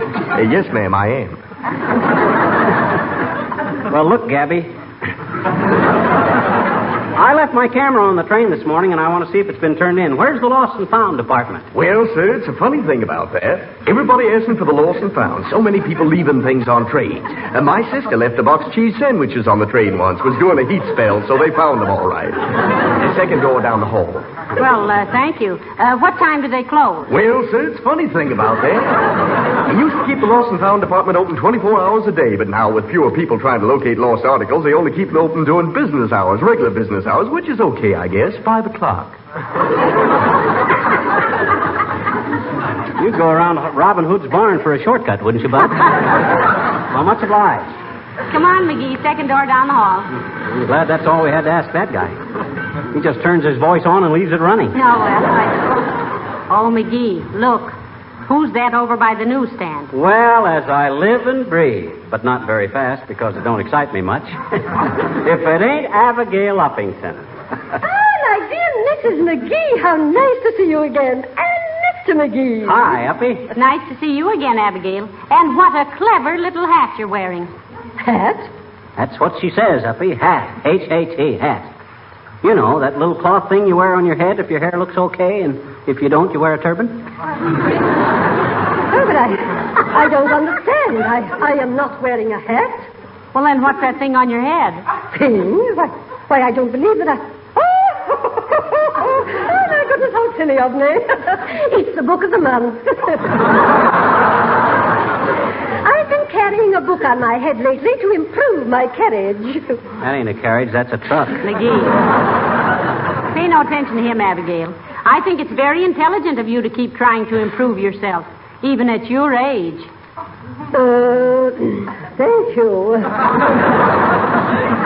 Tell me, did you have a pleasant summer? Sure did, Uppy, and I really got tanned. Really? Yeah. I always said you should be. How about you, Abigail? Did you have a nice vacation? Oh, I didn't go away this year, my dear. Though I did make a short tour with a little group selling war bonds. Every time someone would buy a bond, I permitted him to kiss me. How'd you come out? Mr. McGee, something must be done to stimulate people into buying more bonds. Really, I am quite discouraged. And that on top of the other horrible experience I had this summer. Oh, what was that, Abigail? Oh, it was that bachelor apartment building up the street from my house. Yeah? Those thoughtless, rude men spent day after day, week after week, sunning themselves on the roof, wearing only bathing trunks. Oh. I was shocked and horrified, really. Gee, they still doing it, Uppy? I don't know, Mr. McGee. I gave my binoculars to the Navy.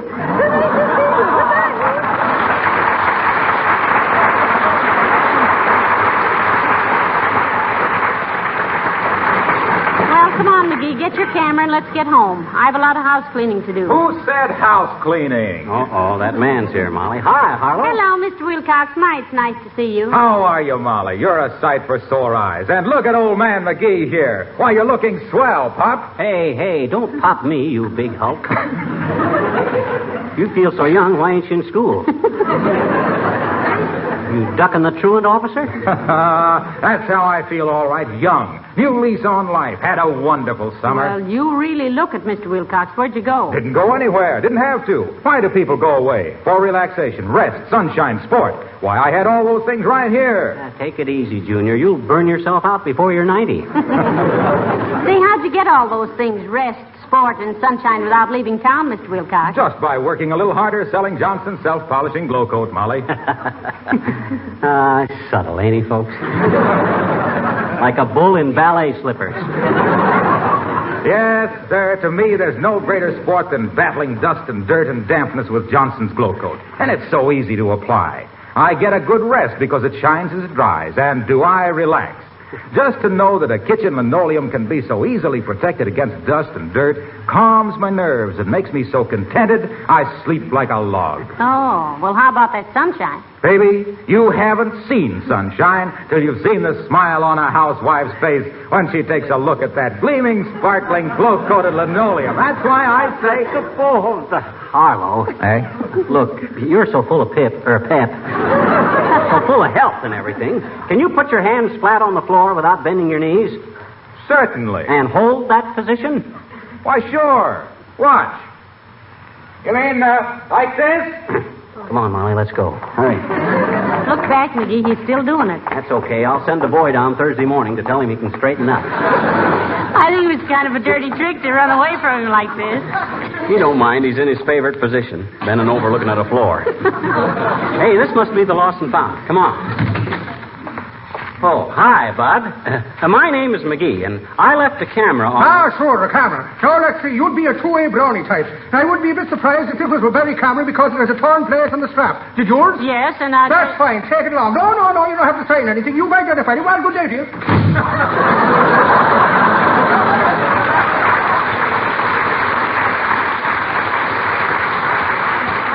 Efficiency.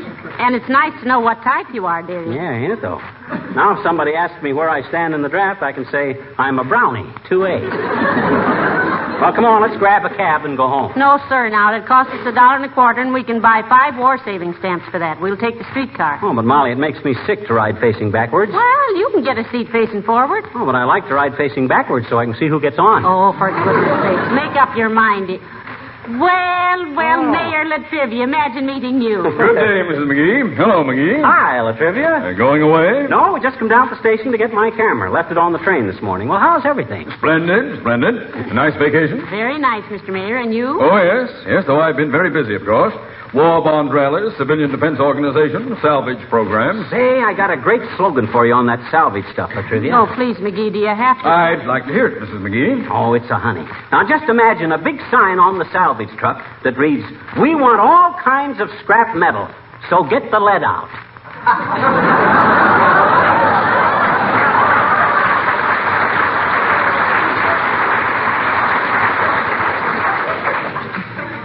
So, you had a nice vacation, did you, Mrs. McGee?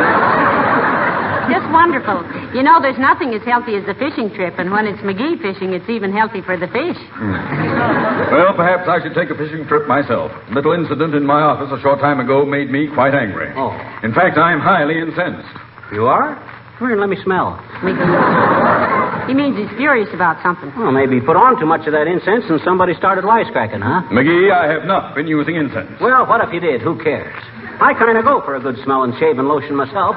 Nothing sissy about that. Why, of course not. Besides, the atmosphere in that city hall is so stuffy that a person almost has I tell you, Mrs. McGee, I do not use perfume of any kind. Who said you did? Incense ain't perfume. Incense is great stuff. Keeps the mosquitoes away, too. And they got some real nice fragrances, too. Sandalwood and roses and all stuff like that there. You got mosquitoes in the city hall, Latrice? No, we have not. Well, then why the incense? Because incense is the only... I don't use incense. I use the word in the sense of being angry. What were you sore at, Latrivia? The city treasurer accused me of being wasteful with public funds, and it's a downright political plot. I have been the most economical mayor this city has ever had. Well, maybe he was referring to the incense. Yeah. Now, did you pay for that out of your own pocket? Of course I did. No, I did not. There wasn't any incense. Now. First you say there was, and then you say there wasn't. We don't care, Latrivia. You can talk plain to us. Shucks. Incense is a trivial item. I can get you all you want for 4 bits. What fragrance you like? I don't like any. I hate incense. I don't want it around. Well, I shouldn't think you would after that incident in your office. Anyway, if it's just to chase mosquitoes, a little punk could do just as well. That's fine. You've got the job. Be in my office in the morning. I never thought it.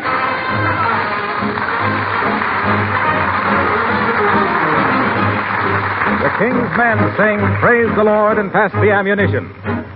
Through the smoke and thunder of a mighty cannonade, the chaplain walked among his men, calm and unafraid. Shout and praise the Lord and pass the ammunition. Praise the Lord and pass the ammunition. Praise the Lord and pass the ammunition. We'll all stay free. Praise the Lord and swing into position. Can't afford to sit around a wishing. Praise the Lord, we're all between perdition and the deep blue sea. They heard him through the rattle and the roaring of the battle, for a stalwart man was he. Shout and praise the Lord, we're on a mighty mission. All aboard, we're not a-going fishing. Praise the Lord and pass the ammunition, and we'll all stay free. Down went the gunner, a bullet was his fate. Down went the gunner, and then the gunner's mate. Up jumped the sky pilot, gave the boys a look, then manned the gun himself as he lay aside the book. We shout and praise the Lord and pass the ammunition. Praise the Lord and pass the ammunition. Praise the Lord, we're steady on position. Are we ready? Hey, aim, fire! Praise the Lord and pass the ammunition. Can't afford to sit around a wishing. Praise the Lord, we'll blast 'em to perdition. If you're ready, hey, aim, fire! The sky pilot said it, you've got to give him credit, for a son of a gunner was he. Shout and praise the Lord, we're on a mighty mission. All aboard, we're not a-going fishing. Praise the Lord and pass the ammunition and we'll all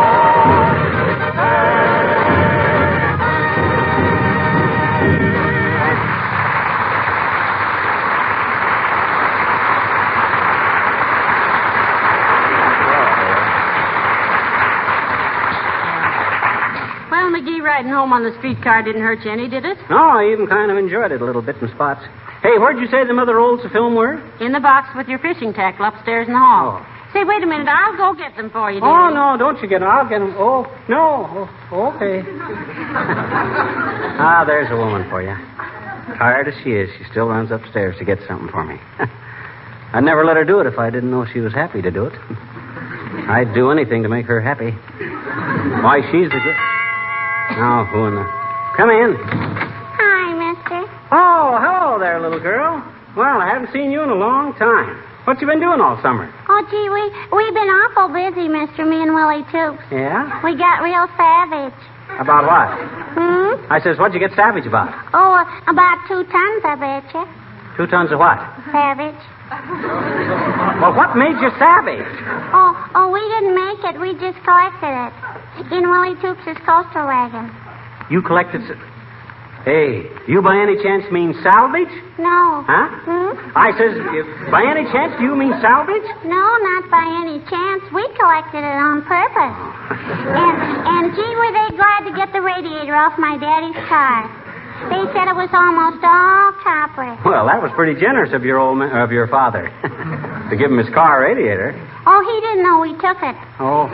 No, he had it off to get it fixed, and Willie and I didn't know what it was, only we knew it was metal, and the government needs metal, so we took it. Well, I hate to ask, sis, but what happened when your father found out? When you did it, did you dead a whipping? You sound just like Red Skeleton, mister. Except that you haven't got red hair and dimples, and he's funnier. Oh, he is, eh? I says he is, eh? Is what? Red Skelton is funnier than I am. I know it. Now, look, sis, I'm busy. I got to take some films down to the drugstore. What do you want, anyway? Oh, I just wanted to ask you, mister, can I play in your sand pile? Can I, please, mister? Can I?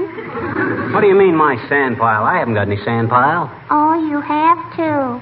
You're fooling me. No, I haven't. Yes. You got a dandy sand pile right back of the garage. Right in back of the... Hey, that ain't a sand pile. That's my victory garden. Now you go away. Beat it. Scram. Okay, mister, but you'll be sorry you treated me like this someday when I grow up and be a big movie actress and wear pretty bathing suits in the Sunday paper and marry Walter Pigeon. You'll be sorry.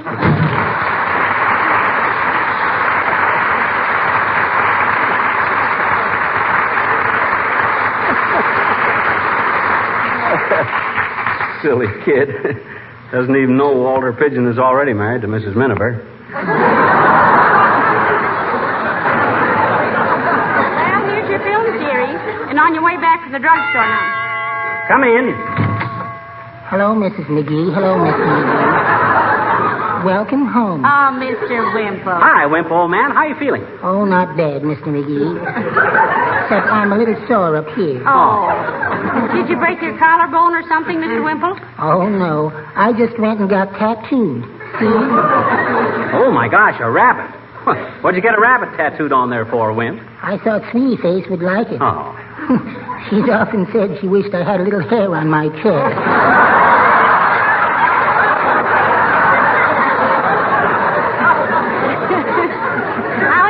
Face, Mr. Wimple? Oh, I guess she's all right, Mrs. McGee.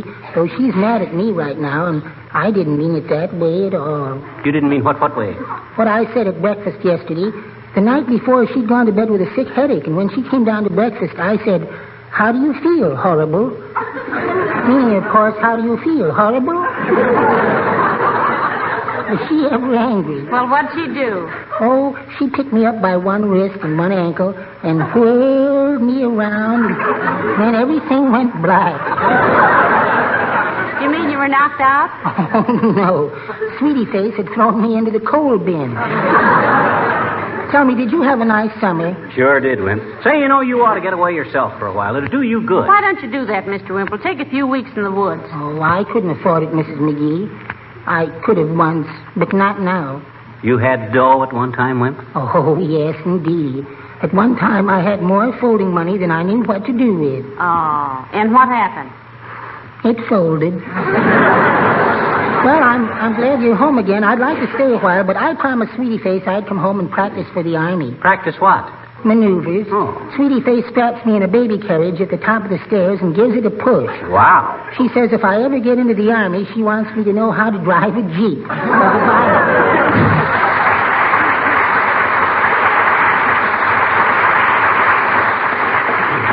Poor little fella. Well, he shouldn't ought to be so meek about everything. He's got all the sparkling personality of a torn sock. Well, just the same, she'll drive him to desperation sometime. Yep, he'll probably go fling himself under the wheels of a passing roller skate. Well, I'm off to the store, Molly. Where's those films? Oh, here they are. Did you take the roll out of the camera? Gee, I didn't at that. Give me the camera. I haven't got it. You had it. I did? I wonder what it...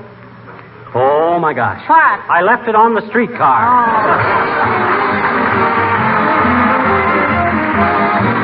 Ladies and gentlemen, your attention, please. Folks, I'm not an expert financier. I'm just a housewife. But I think I know when to turn the roast, if we have a roast.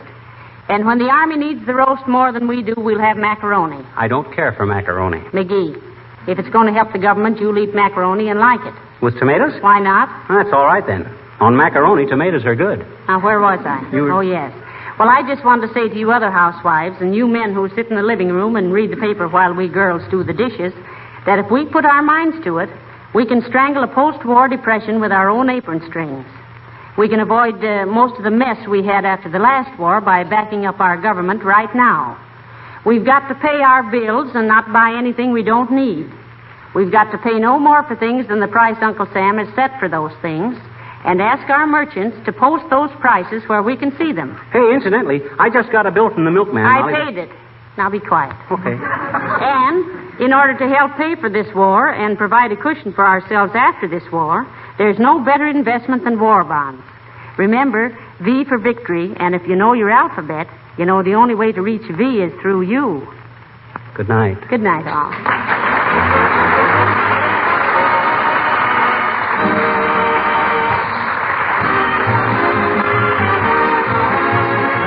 The characters of the old-timer and Wallace Wimple heard on this program were played by Bill Thompson.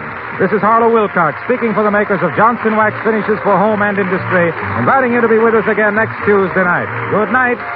This program has come to you from Hollywood. This is the National Broadcasting Company.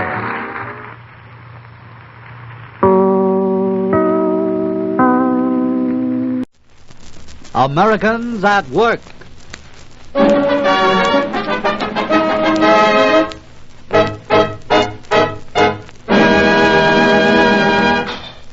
On the fighting fronts, America and the United Nations are on the march. Our gallant fighting men and the brave warriors of our allies are carrying the fight to the enemy. On the home front, too, come encouraging reports on the battle of production. An army of skilled workers, men and women, are working the clock around, turning out the implements of war that will erase the Axis. The four industrial concerns that have made tonight's program possible are proud to be able to do their full share. They invite you to listen now to the story of Americans at Work. On the street, in the home, in a crowd or alone, just wherever you may be. I am an American. I am from the heart of me. Rich or poor, young and old, let this message be told. Just wherever you may be.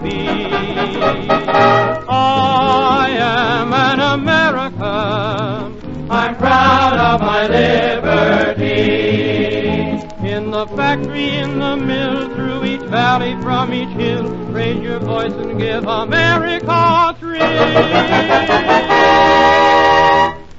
On the farms, in the schools, show the world we're no fools. Jobs wherever you may be.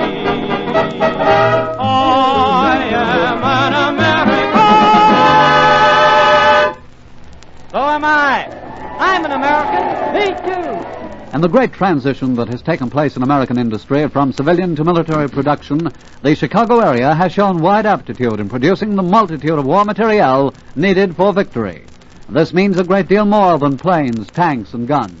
For all these, machines of war must be protected against deterioration.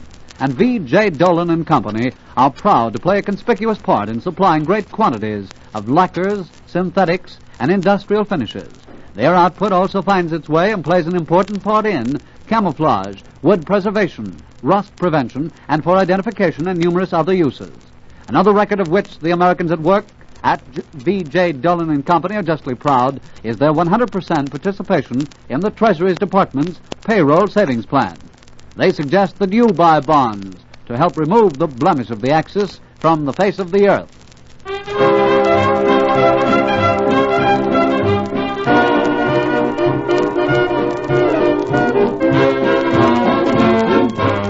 They started something, but we're gonna end it right in their own backyard. We're proud of our country and proud to defend it, so Yankee Doodle hit 'em hard. Put our shoulders to the wheel, the whole darn world will get a brand new deal. Oh, they started something, but we're gonna end it right in their own backyard.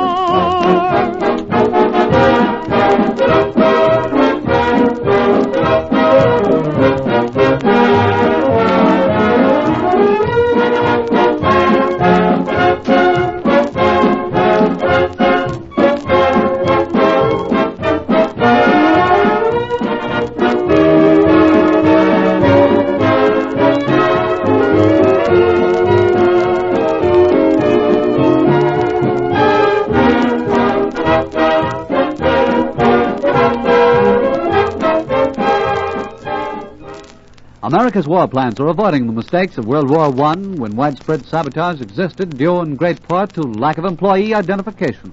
The National Photo Identity Corporation deserves great commendation for their outstanding work in producing tamper-proof cards and badges for workers.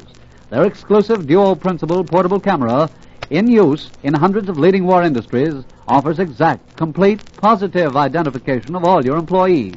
It photographs the person and all identifying materials, including his name and signature, physical description, and birth date, fingerprints, and official company signature.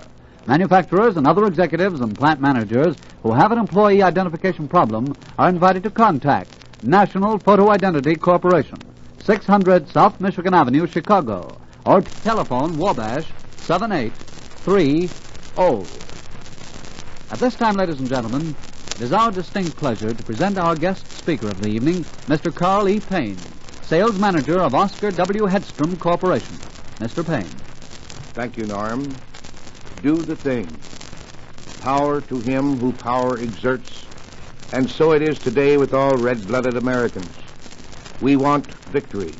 And to attain that victory, you and I, whether we be numbered among the workers in defense industries, civilian service spheres, or mere salvagers of scrap metal, adult or child, surely are exerting every power within ourselves to attain that ideal.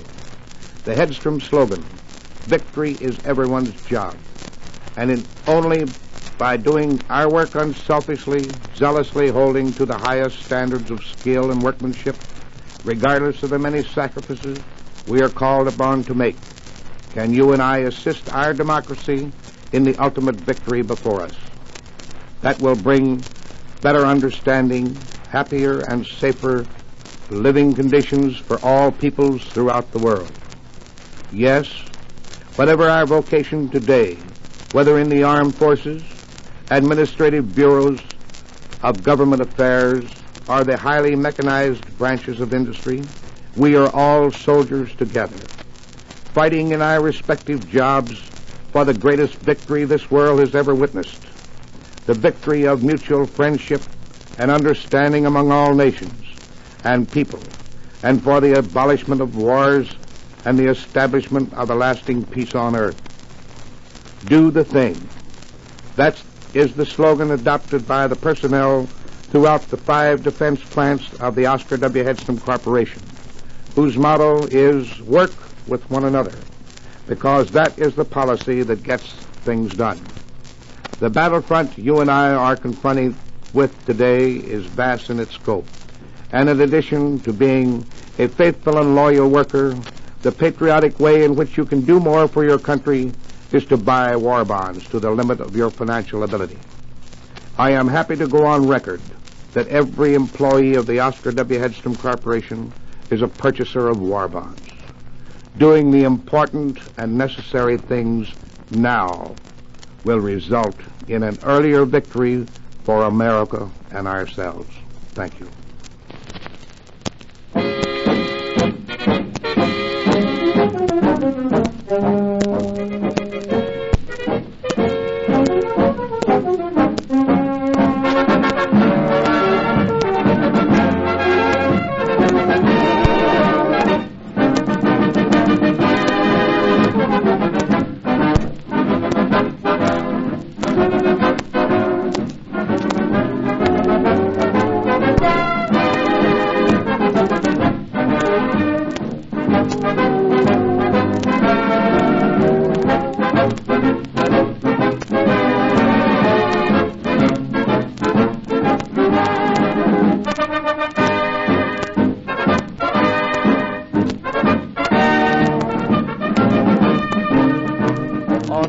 On the sea and in the air, we've got to be there. We've got to be there. America is sounding her alarms. We've got to have arms. We've got to have arms. Arms for the love of America. They speak in a foreign land with weapons in every hand. Whatever they try, they've got to reply in language that they understand. Arms for the love of America. And for the love of every mother's son, who's depending on the work that must be done by the man behind the gun. Under the American flag that symbolizes all we are fighting for, another banner now proudly flies from the masthead at Belmont Radio Corporation. It is a banner that symbolizes the precision workmanship and energetic devotion to duty of the loyal Americans at work in this great plant. For this high achievement in the production of communications equipment, Belmont has been awarded the privilege of flying the famous Army and Navy E flag. Every man and woman at Belmont Radio Corporation is justly proud of the personal part that he or she has played in earning this distinction. To our armed forces and to all now working for victory, all join in saying, we're giving our best in every way. We've won the flag and we'll keep it flying.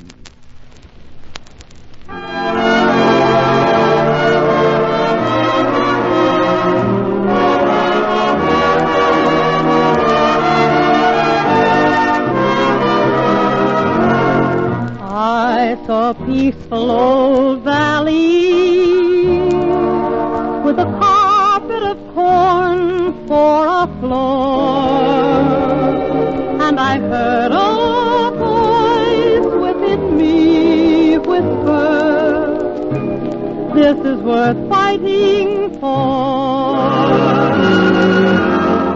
I saw a little old cabin and the river that flowed by the door, and I heard a voice within me whisper, this is worth fighting for. Didn't I build that cabin? Didn't I plant that corn? Didn't my folks before me fight for this country before I was born?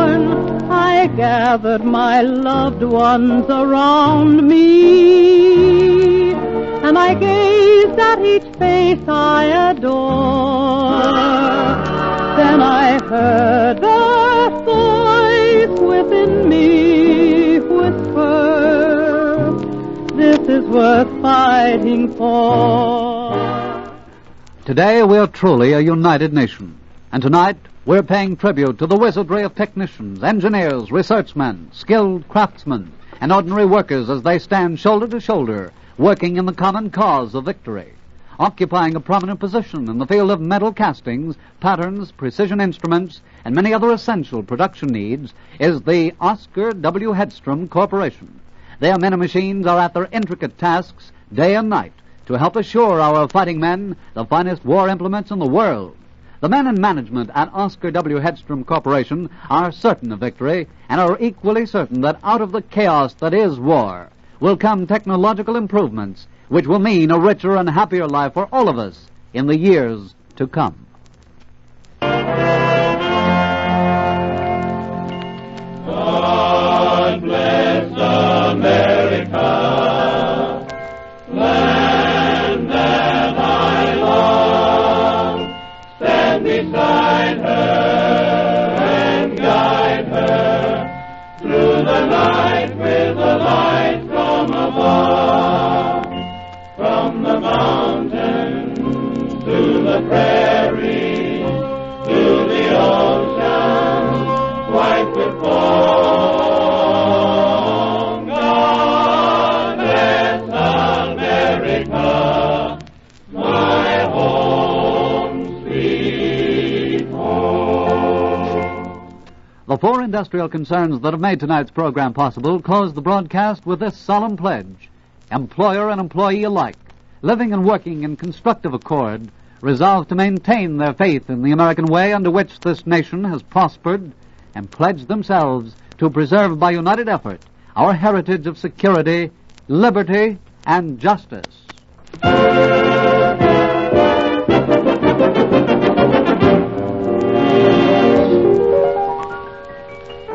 Be sure to listen again next Wednesday night at this same time for another Americans at Work program. This is WCFL, the voice of labor, Chicago. This first game of the 1942 World Series broadcast is coming to you from Sportsman's Park in St. Louis. We're waiting for Red Ruffing to come out of the Yankee dugout. Red being on base took a little longer, coming out this time than usual. The Yankees are out in front 5-0 as we come into the last half of the 8th inning. Morton Cooper is out of the ball game. Harry Gumbert took over. Should be Harry Gumbert's turn to bat, but we see Harry Walker coming up, brother of the Dodgers' Dixie Walker. Little Dixie, they call him. He's a left-handed batter. The announcement is being made over the public address system here at Sportsman's Park in St. Louis. On deck is Jimmy Brown, then will come Terry Moore. Fans are settling back, wondering. A lot of wondering going on in these stands right now. Ruffing blowing on that pitching hand. Leans forward a little bit. Into his windup. In comes the pitch to Harry Walker. Swung on and missed for strike 3. He went all the way around. That's strikeout number 8 for Red Ruffing. And with that put out, Red Ruffing tied a World Series record. A record which we will give to you in a little while. We're going to hold it for the moment. For a reason which we will tell you later. Here's Jimmy Brown up. First pitch is swung on. It's fly ball going out to short left field. Rizzuto racing out. Keller coming in, fails under it, and makes the catch for the out. And with that out, Red Ruffing sets a new World Series record. And again, we, respecting an age-old tradition, won't tell you just what it is at the moment. But in due time, we will tell you. So don't go away. Here's Terry Moore stepping up. 2 outs. Last half of the 8th inning. 5-0 favor the Yankees. Terry Moore bats him right-handed. Ruffing's first pitch. Swung on. There's a smash and the first hit of the ball game. Out into right field. Holding it first is Terry Moore as Roy Cullenbine throws in to Joe Gordon at second. So there it is. The time has come now when we can tell you. That's the first hit off Red Ruffing, who went 7 2/3 innings without allowing a base hit. The longest anybody ever went without allowing a hit in the World Series was Herb Pennock against the Pittsburgh Pirates in 1927. He went 7 1/3 innings. Into the 8th with 1 out. Ruffing went into the 8th with 2 outs. In comes the pitch to Enos Slaughter, and it's over there for a called strike. So Terry Moore with the 2 outs in the 8th inning. Lined one to the left to Joe Gordon. A solid base hit. Ruffing takes a stretch, takes his runner, pitches in the Slaughter, who swings. There's a drive going deep to left center. Joe DiMaggio racing over. Keller's going to match, still going, getting under it, and makes the catch for the out. And so for the Cardinals in the last of the 8th, no runs, 1 hit, their only hit of the ball game. No errors for the Yankees, 1 man left on, and the score at the end of 8 innings, 5-0 in favor of New York. As we go into the 9th inning, left-hander Max Lanier is taking the mound for the Cardinals. Harry Gumbert, who pitched only 1/3 of an inning after having relieved Morton Cooper in the first half of the 8th with 2 outs, retiring Phil Rizzuto, was lifted for a pinch hitter in the last half of the 8th, and so Max Lanier, left-hander, has come on, the first left-hander we've seen so far. Lanier won 13 games and lost 8 for the Cardinals this season for a pitching percentage of .619. Rolf knees, bent, choked that bat a couple of inches, stands deep in the batter's box, fairly close to the plate. Lanier swoops way down low into the windup. Overhand fastball swung on to smash past Hop, in between Hop and Brown out in the right field for a base hit. Ball fielded by Slaughter, thrown in to Brown at second, and Rolf is on at first base with his second hit, a single to right, and for the Yankees, their 11th hit. 10 off Morton Cooper, who went the first 7 2/3 innings, none off Harry Gumbert, who pitched only 1 batter in the 8th, and 1 now off Max Lanier. Here's Roy Cullenbine, switch hitter, who for the first time is batting right-handed in this game. Of course, the Cardinals having used Cooper and Gumbert, both right-handers. Cullenbine was up there batting left-handed, although he didn't have a chance to get up against Gumbert. So he's batting right-handed against left-handed Lanier. The first pitch is a bunt off the left plate, a nice bunt. Lanier goes over, picks the ball up, throws over high over his head. On his way to third is Rolf. The ball rolling out in your bullpen. Rolf rounds third, coming in. Going to second is Cullenbine. He's streaking into third. The throw comes into the plate. Cut off by Johnny Hop. Winding up at third is Cullenbine on that bunt. Scoring was Red Rolf. Cullenbine got off a nice bunt to the left of the plate. Lanier streaked off the mound, picked the ball up, wheeled through toward first.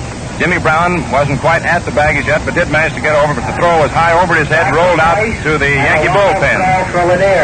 And so that scored as a sacrifice for Cullenbine. Lanier's charged with an error on his wild throw. No run batted in for Cullenbine. 1 run does come in. Yankees lead now by a score of 6-0. Nobody out. Here's Joe DiMaggio, who has had 3 hits and 4 times at bat. Here's the payoff pitch. Joe swings and smashes this one back to the box on 1 hop. Going back to third is Cullenbine. The throw over to Hop in time for the out on DiMaggio. There's a hot shot right back to the box, but Lanier speared it on 1 hop with his gloved hand. 1 away. Charlie Keller steps up. 1 out. First half of the 9th inning. 6-0 favor of the Yankees. Lanier all set for the payoff pitch. Throws. Keller takes it, and this one's outside. Ball 4. Keller walks. Base on balls number 1, given up by Max Lanier, the 4th Yankee to receive free transportation to first base today. Coming up now is Joe Gordon. Official figures on the attendance and the proceeds from the first game of the World Series are being read out over the press box loudspeaker, and we'll pass them along to you in just a moment. Lanier takes his stretch, checks his runners. There's the throw over to first. No soap. Keller back safely. Going over to cover third. As the throw gets away from Lanier, and streaking into the plate is Cullenbine to score. As Johnny Hop's throw back from first base got away from the left-hander. And Cullenbine simply streaked in from third base to score the second run of the inning for the Yankees, to make it 7-0. Another error for Lanier. The error has been charged to Max Lanier. Lanier let the ball just hit his glove and roll off, and rolled out toward the hole between third and short. By the time he could get to it, Cullenbine was across the plate. 2 errors committed in this inning by St. Louis. 4 in the ball game for the Cardinals. Here's the pitch to Gordon. He swings and he misses. Strike 3. For the 3rd straight time, Joe Gordon struck out. Strikeout number 1 for Lanier. And that's the 8th Yankee to have gone down by way of the strikeout route. 16 men who've struck out, all told. Coming up now is Bill Dickey. Safe on an error by Jimmy Brown II. Walked in the 4th, single to right in the 6th and 8th innings. The official attendance today, ladies and gentlemen, 34,385. Total receipts, $151,797. And they're all set. Here's his pitch to Dickey. Bill swings on it, sends a bounder to Hop, who takes it on one hop, steps on the bag, and retires Dickey unassisted. That's all for the Yankees, the first half of the ninth. 2 runs came in, 1 hit, 2 errors, 1 man left on base. And so the score at the end of 8.5 innings, 7-0 in favor of the Yankees. You probably heard in the background the official decision that both runs in the 9th inning were unearned. So we're set for the last half of the 9th inning. Stan Musial will lead off. He'll be followed by Walker Cooper and then by Johnny Hop. Ruffing is limbering up easily. Buddy Roser has come out back to the plate to catch Ruff while Bill Dickey puts on his catching paraphernalia. Joe Gordon, Phil Rizzuto chatting out at second base. Joe standing there waiting to throw down. Tomorrow, we possibly, mere conjecture of course, because we don't know officially, but tomorrow we probably will see Ernie Bonham going for the Yankees and Johnny Beasley for the St. Louis Cardinals. Then again, we might see somebody else.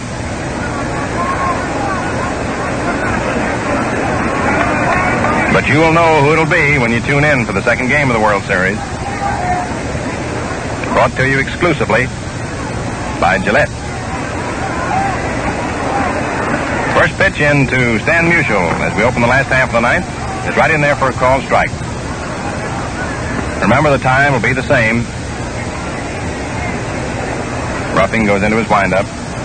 Musial awaiting the pitch. Here it is. He swings on it, pops it up to the right of the plate. Dickey looking for the ball. Now he finds it, starts running over toward the Yankee dugout, makes the catch for the out.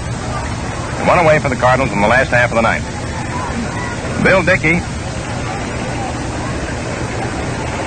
taking care of the first out in the last half of the ninth. Caught a grand game with Red Ruffing turning in one of the most notable pitching performances in World Series history. Went into the 8th inning with 2 outs before he allowed the first hit, that a single by Terry Moore. Up now is Walker Cooper. First pitch to him, swung on to smash deep to third, bounces off the glove of Red Roth. He can't find the ball. Now he does, but not in time to make the throw. And on at first base is Walker Cooper, and it scored as a base hit. A hot smash off the glove of Red Roth. Ball rolled up off his glove, up his arm, and in back of him. By the time he found it, Cooper was on at first base with the second hit off Ruffing. The first one was a solid line drive in the right field off the bat of Terry Moore in the 8th inning after 2 were out. Coming up now is Johnny Hop. Bats him left-handed. Hop popped to Rizzuto in the 2nd, struck out in the 4th, fly to Keller in the 7th. Ruffing stretches, pitches. Hop takes it over there for a called strike. 7-0 favor the Yankees, last half of the 9th inning, first game of the World Series.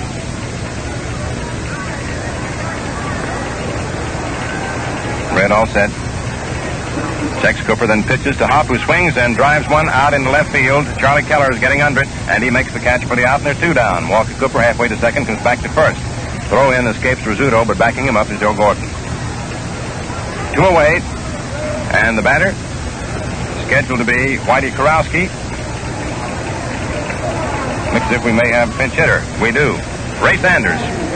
Ray Sanders, who started out the early part of the season playing first base for the Cardinals and then gave way to Johnny Hop. Left-handed batters up there, pinch hitting for Whitey Kurowski. First pitch to Sanders, swung on and missed. Strike 1. Sanders looks like a rather slender boy up there, but packs a lot of power. Ruffing bobs the ball around his pitching glove. Checks Walker Cooper, leading off first. Red ready. Here's the pitch. It swung on and missed for strike 2.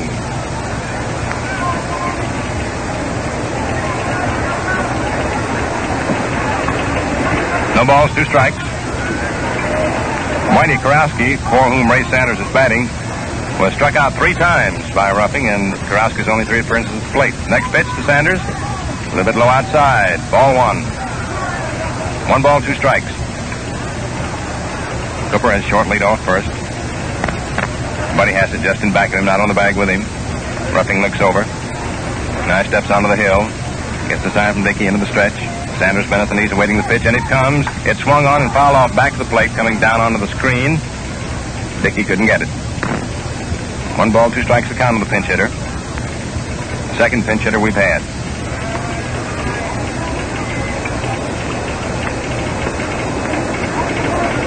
Ruffing goes back to the mound. Ike kicks the dirt in front of that rubber, pitching characteristic of his.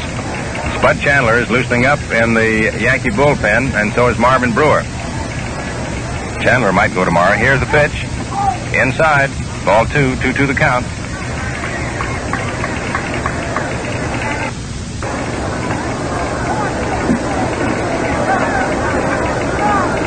Ruffing taking his time, as he has throughout the game.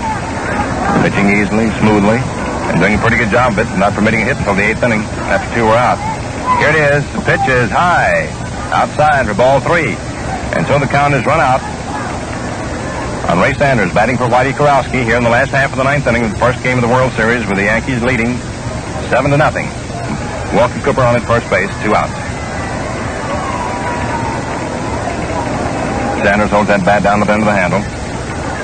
Buddy Hassett playing at deep first base, not being concerned at all now with Walker Cooper.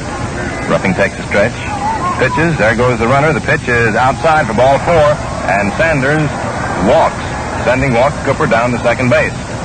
So with 2 outs here in the last half of the 9th inning, we have Walker Cooper on second, Ray Sanders on at first, and the batter is Marty Marion, Cardinal shortstop, who struck out in the 2nd inning, grounded out to Joe Gordon in the 5th, and popped out or fouled out to Buddy Hassett in the 7th inning.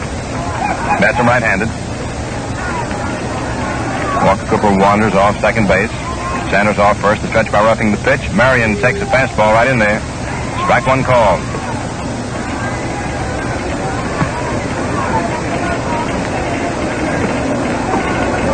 Ruff looks in to check the sign of Bill Dickey.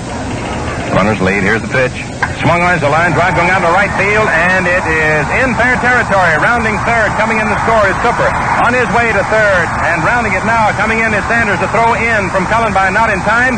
Sliding into third is Marty Marion with a triple. 3 base hits. 3 base hits.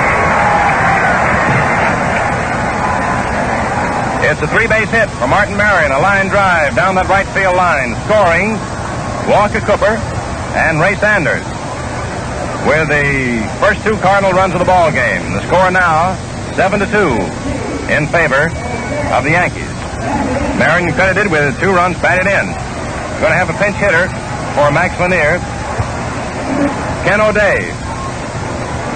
Second string catch for the Cardinals, a left-handed hitter. Brewer and Chandler throwing in the Yankee bullpen. Marion leads off third, Ruffing into the windup, throws to O'Day, and gets the first one in there for a called strike. Last half of the 9th inning. And for the first time during the ball game, Cardinal fans had something to really let loose about, and they did.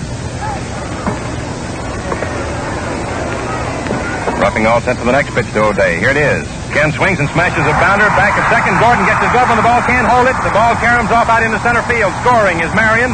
On it first is Ken O'Day. The third run comes in for the Cardinals. Score now 7-3. That probably will be scored as a base hit. Joe Gordon went far to his right. Got his glove hand on the ball just a little bit.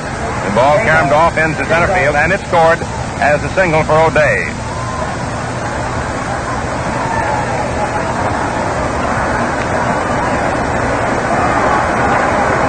Three hits in the last half of the 9th for St. Louis, after having been held to 1 hit through the first 8 innings. Time's call for a moment. Billy Southworth asked Cal Hubbard to call time. I believe we're going to have a runner for O'Day. Looks a little bit like Coker triplet. I'm not quite sure. I doubt it. Coker's probably on the bench. Crespi, that's who it is. Creepy Crespi. Going to run for Ken O'Day.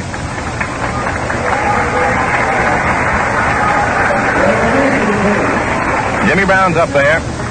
Brown grounded out to Rizzuto in the first, walked in the third, popped out to Gordon in the 6th, and to Rizzuto in the 8th. First pitch to Brown, swung with the line drive out in the center field for the base hit. DiMaggio takes in the 1-hop, throws quickly in, and Crespi holds it second. The line single to center for Jimmy Brown.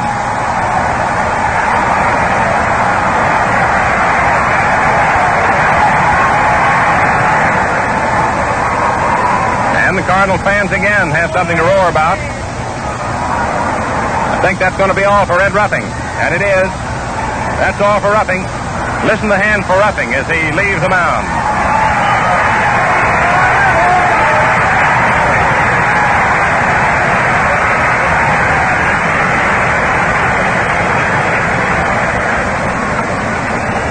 to roughing leaves the hill after having turned in a brilliant performance until the ninth inning, going 7 2/3 innings in this ball game without allowing a hit.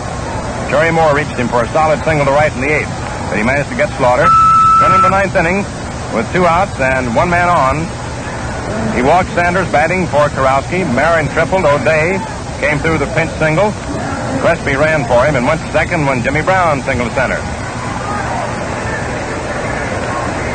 And it's Bud Chandler coming in to do the pitching for the Yankees. We're all set to go.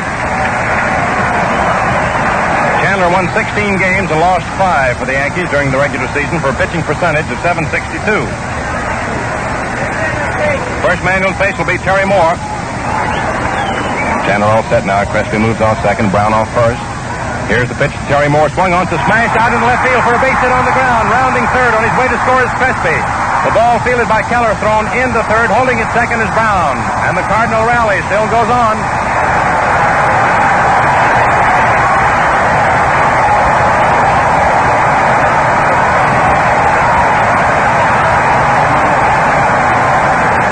Four runs in for the Cardinals here in the last half of the ninth inning. All of it coming after 2 are out and only 1 man on. With the Yankees leading 7-0. The Cardinals were the same flame and fire that sparked their spirited drive from the National League pennant race after they were considered completely out of it, has broken loose here in the ninth. Up is Enos Slaughter. Been on first and second. The pitch is in there for a called strike. And the Cardinals fans are up in arms. Jimmy Brown on second base. Terry Moore leading off first base. Enos Slaughter, always a dangerous man. One of the National League's most dangerous clutch hitters up there. Bats him left-handed. The stretch by Chandler, the pitch. The pitch is swung on the ground ball, hit out to Rizzuto. He boots it. And all hands are safe.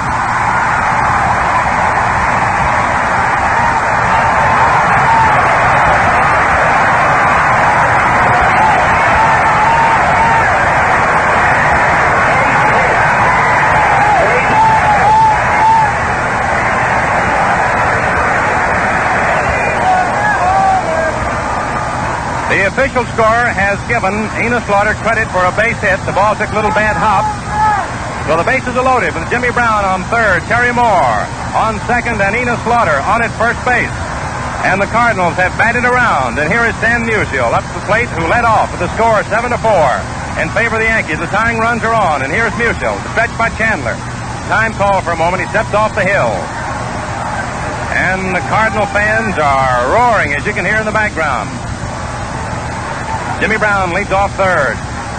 Into the windup goes Cantor with the pitch. It swung on and missed. Strike one as Musial swung hard. He swung from the heel. Marvin Brewer and Jim Turner continue to warm up in the Yankee bullpen. 4 runs are in for the Cardinals. The Yankees lead 7-4, and the potential winning run is at the plate. As Chandler goes into the windup, here's the pitch. Musial takes it. It's strike 2 called. No balls, 2 strikes, and Bill Dickey walks out in front of the plate. For returning the ball is Spurgeon Chandler. It's Jimmy Brown on third base. It's Terry Moore on at second base. And on first base is Enos Slaughter. 9 men have batted in this inning for the Cardinals. Chandler into his windup. Runners lead off. Here's the pitch. Musial takes it, and it's low. Ball 1. 1 ball, 2 strikes. Musial is the first man up in the inning, coming up for his second time at bat, and that incidentally ties a World Series record. Most times at bat in an inning, at 2. So his name will be entered in the record books of World Series history. And having tied the record most times at bat in an inning. Chandler into the windup. Here's the pitch. Musial swings and smacks one on the ground to Buddy Hassett, who comes up with it, flips to Chandler, who covers first, and the ball game is over. And there it is. A really exciting finish.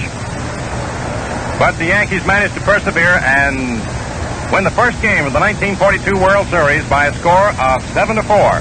The final out, Musial grounding to Hassett, who flipped to Chandler, who covered first in time for the out. And so for the Cardinals, in the last half of the ninth inning, 4 runs, 1, 2, 3, 4, 5, 6 hits. No Yankee errors. 3 men left on for St. Louis. And so here are your totals. For the Yankees, 7 runs, 11 hits, no errors, 9 men left on base. 7 runs, 11 hits, no errors, 9 left on. And for the St. Louis Cardinals, 4 runs, 7 hits, 11 hits, 4 errors, no errors, 9 men left on. 9 men left on. And now, ladies and gentlemen, with great pleasure once again, let me present to you brilliant sports columnist from New York Journal American and a member of Gillette's Cavalcade of Sports staff, Bill Corum. I had my story all set on Red roughing, and I still think that Red was the story of this first World Series game beyond any question. Of course, he won today his 7th World Series victory in 8 starts and becomes the pitcher, therefore, to win the most World Series games in baseball history. The others who were tied with him up till today, Gomez, Bender, and Hoyt, I believe that's correct, the 4. But today, Big Red from Granville in Nokomis, Illinois, now lives out in Long Beach, California, stepped in there and looked for a long time like he might be going to do something that even the mighty Yankees have never done before, and that was pitch a no-hit baseball game in this series. That he weakened a little bit at the finish is not surprising. He's no kid anymore, 38 years old. When you get that old, no matter if you're as good as roughing, those last innings begin to wear on you a little bit, and Spurgeon Chandler, the boy from Dixie, had to come in and finish it off, and he looked a little bit rocky, too, when the Cardinals nicked him for 2 hits, and looked in the 9th inning as if they might be going to put on an uprising that would upset this ball game after all. But finally, the Yanks gave him the old 7-11, and that's pretty lucky. 7 runs and 11 hits, and enough to win 7-4. Cooper pitched fair ball, just fair. He was hit very hard, and his support wobbled a little bit, and the Cardinals were giving away runs in the last part of the ball game as if they could afford to give them away, and you can't do that with the Yankees. Slaughter had Ruffing's hit into right field, which was scored as a 2-base error in his glove. It could have been handled, but it was a very hard hit ball at that. And then, of course, Lanier was throwing the ball around pretty lively and letting a little pitch from Hop roll past the mound to give the Yanks another run, and you can't give them runs and beat them. Not that the Cardinals were going to beat them or beat Ruffing this afternoon. I was a little surprised that Chandler should come in there because I had a feeling that he might be going to go in the second game. And when I saw him warming up down there, I thought that he was limbering up perhaps for tomorrow. But apparently that's going to be Bonham, just as a guess. I don't pretend to know for sure who's going to pitch, but just as a guess, Bonham for the Yankees and Beasley for the Cards.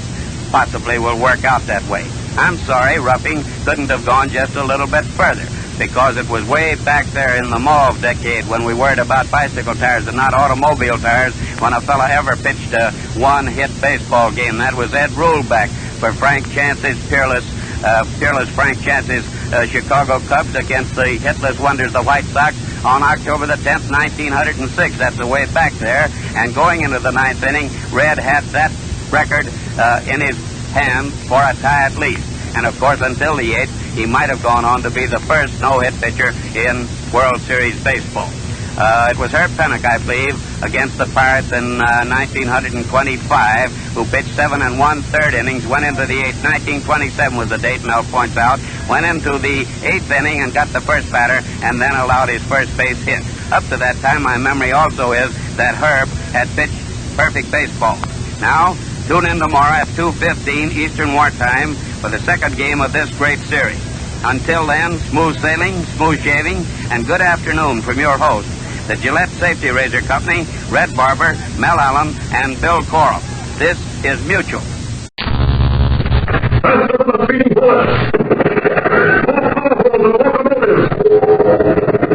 Aimlessly tall buildings in a single bound.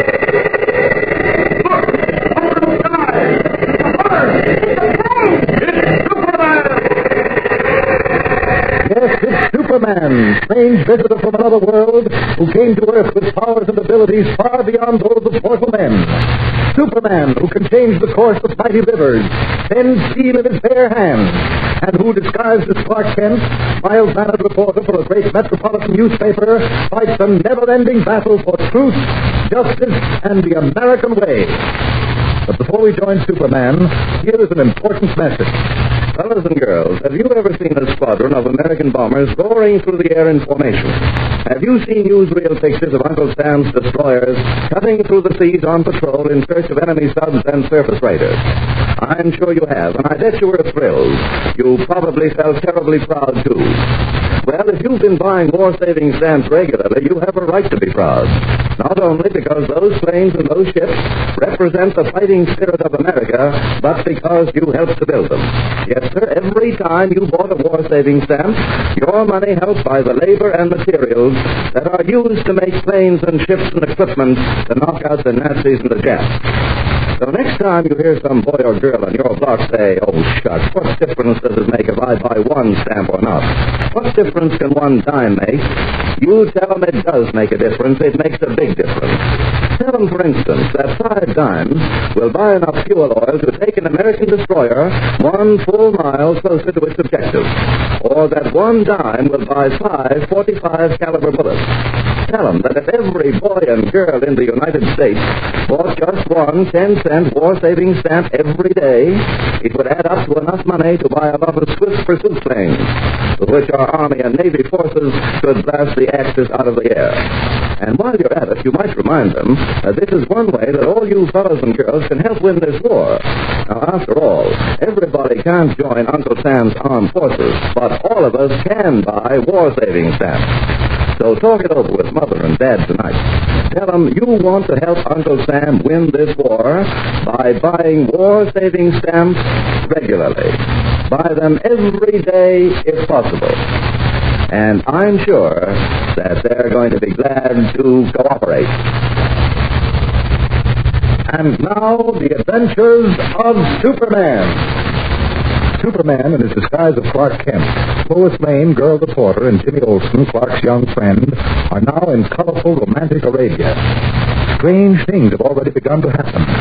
Yesterday, Lois wanted to have her future read by a fortune teller in the bazaars of Mecca, and she was a little upset when the fortune teller, a look of terror on his face, refused to tell her fortune. Shortly afterward, as they continued to push their way through the noisy, crowded bazaars, Jimmy and Kent suddenly realized that Lois was not with them, that she had mysteriously vanished. Has something happened to Lois? We'll know in a moment. Listen. I don't see Lois at all, Jimmy. She couldn't have fallen that far behind.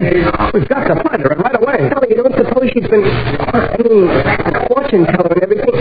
You don't think... There's no time for thinking, Jim. We've got to act. Well, what do we do? First, we've got to be sure that Lois hasn't stopped off in one of the shops to buy something. Oh, she wouldn't have done that without telling us. We've got to make sure. Come on. Wait. Mr. Kent, look. What? That man with the red hat on his head. The Fez. Yes, he's the same one you bumped into several times by accident. It was no accident. Mr. Kent, there's something queer about that bird. Look at that sort of half smile on his face. Yes, there is something about the way he's looking at us that... Come on, Jim. We're going to have a talk with that Arab. Okay. Is he an Arab? Well, he's certainly dressed like one. Look, he's starting to move away through the crowd. He doesn't want to talk to us. Oh, it's coming. I noticed that, too. Well, we just have to catch up with him. Are you there? Wait a minute. Just a minute there. Oh, yeah, he's stopping. Look, he's turning around. Gosh, he's so tall and thin and strange looking. You there? I'm honored, Effendi. Do you wish to talk to me? You've been pretty close to us ever since we came into this street. My young friend here bumped into you several times. Streets are narrow, Effendi. I regret any inconvenience. No, it isn't that I want to talk about. A young lady with us. Did you notice her by any chance? Notice her? Yes. Vaguely, yes. I was aware there was a female with you. And why you ask? Is something amiss? No, thanks. Sorry to have troubled you. Golly, he sure left in a hurry. Slid into the crowd like a snake. Didn't get much out of him, I'm afraid. Can't understand it, Jim. Something's happened to Lois. I'm convinced of it now. I am, too. What can we do about it? I don't know. Let me think. Jim, that fortune teller, you remember the one who refused to tell Lois his fortune because he said something terrible was going to happen to her? Yeah, but you said he was a fake, that it was just a trick. All fortune tellers are fakes, Jim. Which leads me to believe this one was in on whatever game is being played here. You mean you think he might know what's happened to Miss Lane? I wouldn't be at all surprised. Come on. We've got to find that fortune teller and make him open up. Maybe we'll talk. Maybe he'll talk and we have to choke every word out of him. Come on, Jim. There he is. Fortune, steady up. I want to see you, mister. Effendi, you wish your fortune?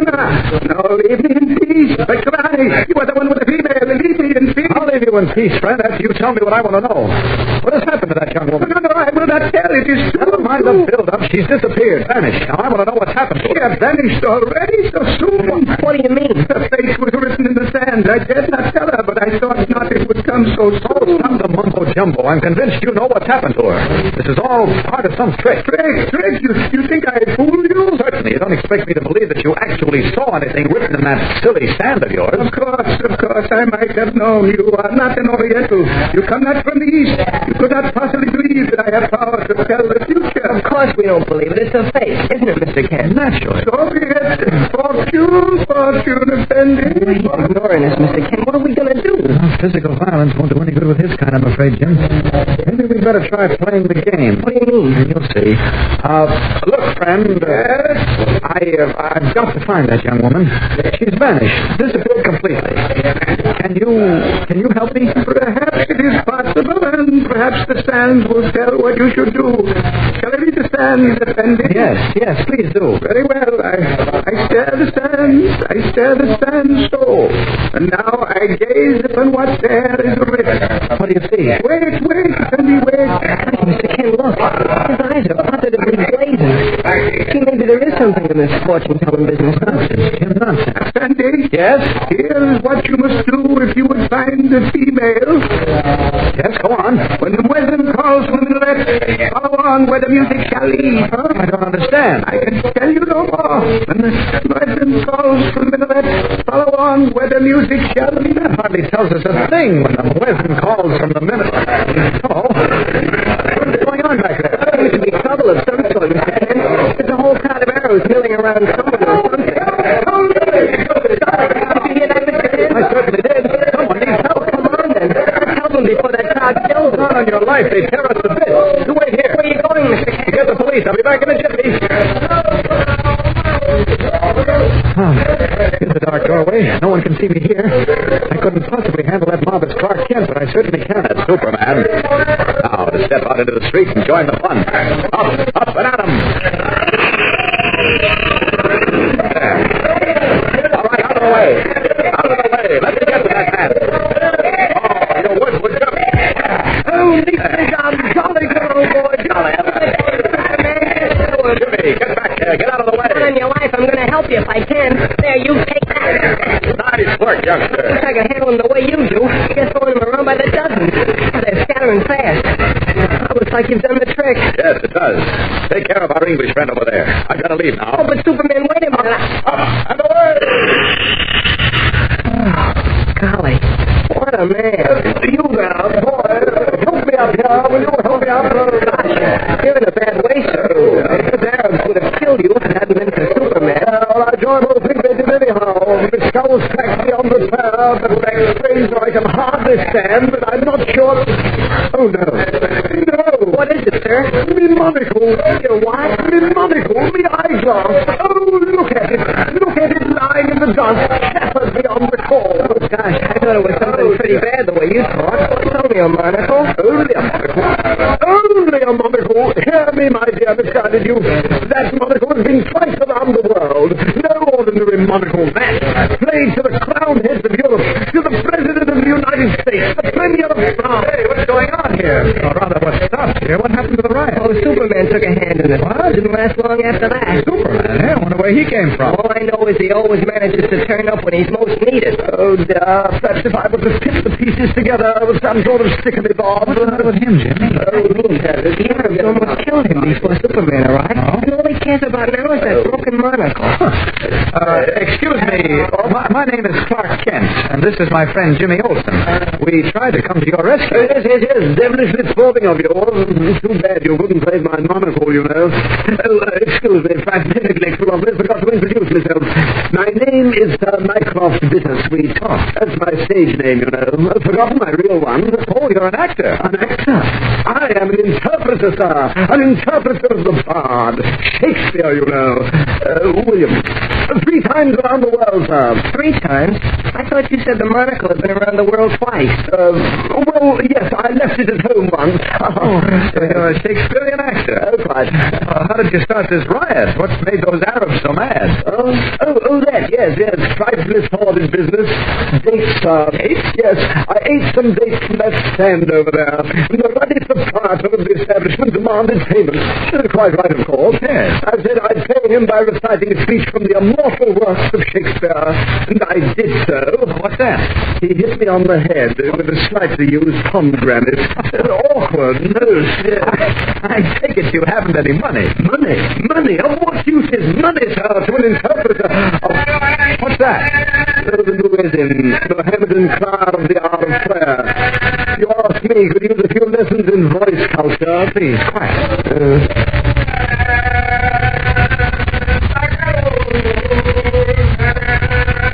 Gosh, look. All the Arabs are kneeling, facing the east. When the muezzin calls from the minaret, follow on where the music leads. If there was anything in what that fortune teller said, we ought to hear some music or something, oughtn't we? Yeah. Quiet, listen.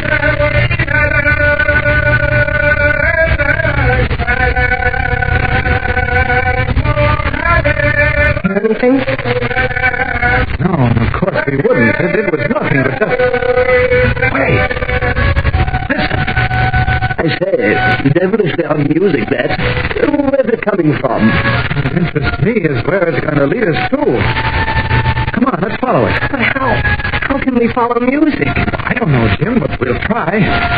Come on. I say, old man, may I come too? Huh? If you want to. Right. Never know, I might be of some help. World traveler such as myself picks up a good deal of useful knowledge 4 times around the world.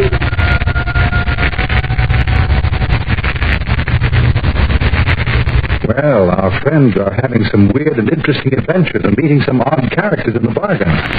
What strange mystery is beginning to weave itself around Kent and Jimmy in Arabia?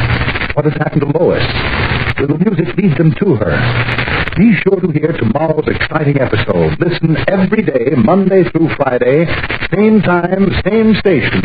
Tune in and follow the adventures of Superman. By all means, don't forget to tune in to Superman tomorrow for another thrilling and exciting episode. And don't forget to talk to Mother and Dad before you go to bed tonight about making arrangements to buy war-saving stamps regularly. Start the day off right tomorrow. Buy at least one 10-cent war-saving stamp first thing after breakfast. And remember what I told you at the beginning of this program. Every single dime is important because all our dimes put together can go a long way to help pay for the guns and the tanks and the planes and the ships that we need to knock out the Nazis and Japs. And say, here's an idea. Why don't you get together with your friends tomorrow and make a joint pledge to buy war-saving stamps every time you've got a dime? See which of you can buy the most war-saving stamps every week and every month. In that way, you'll be doing your share to win this war.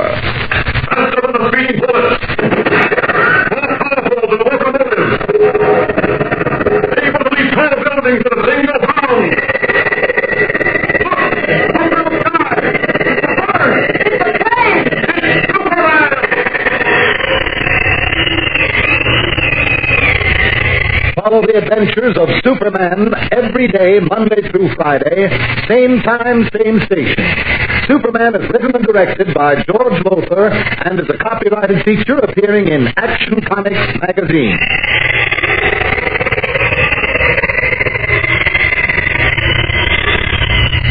This is the Mutual Broadcasting System.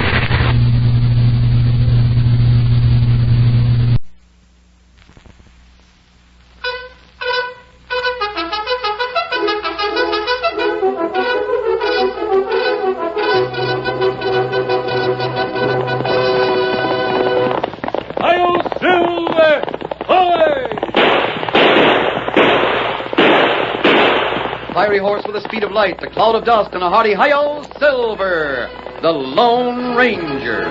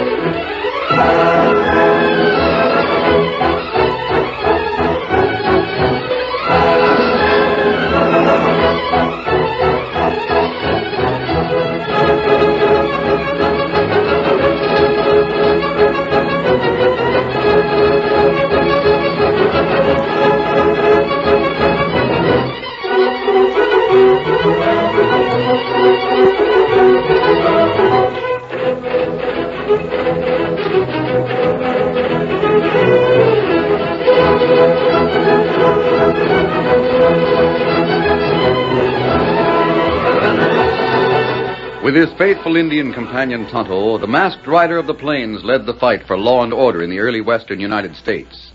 The stories of his strength and courage, his daring and resourcefulness have come down to us through the generations.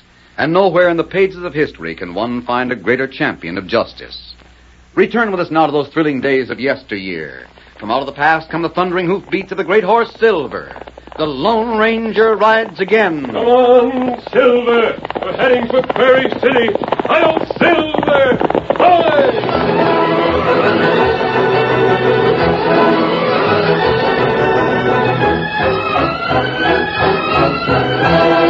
Typical of the settlements which sprang in the wake of America's march westward, Prairie City was a lusty, fast-growing boom town whose latest achievements included a bank, a new schoolhouse, and a newspaper, the Prairie City Chronicle. In the ink-stained office of the Chronicle, John Denby, proprietor, and his pretty daughter Mary quietly celebrated the success of their paper's first year. Prairie City Chronicle, 1 year old today. Oh, Dad, it looks lovely. 1 year old. Seems like only yesterday that we printed the first issue, doesn't it, Mary? Yes. Have you been happy here, Dad? Happier than I ever thought I could be after what happened back east, Mary. Don't think about it, Dad. The West has a future, Mary. It's young, strong, ambitious. Someday this town will be a city, pushing out over the plain farther than your eye can see. When it does, I'd like to be able to say the Chronicle had a hand in making it grow. Yes, Mary, I'm happy here. But I can't help having a feeling... What, Dad? Well, that folks around here will find out my name is John Blake instead of Denby. That I'm wanted by the government for making counterfeit money in the East. Oh, Dad, how could they? Well, I don't know, Mary, but... Besides, it wasn't your fault. Ormond King forced you to engrave those counterfeit plates. The law doesn't know that, Mary, and I can't prove it. It's preyed on my conscience so every time I see Sheriff Bartlett, I'm tempted to tell him who I really am. Oh, no. It'll all work out in time, Dad. I know it will. Promise you won't say a word to the sheriff. All right, Mary, I promise. Now, let's sit down to that turkey. I'm hungrier than a starved screech owl.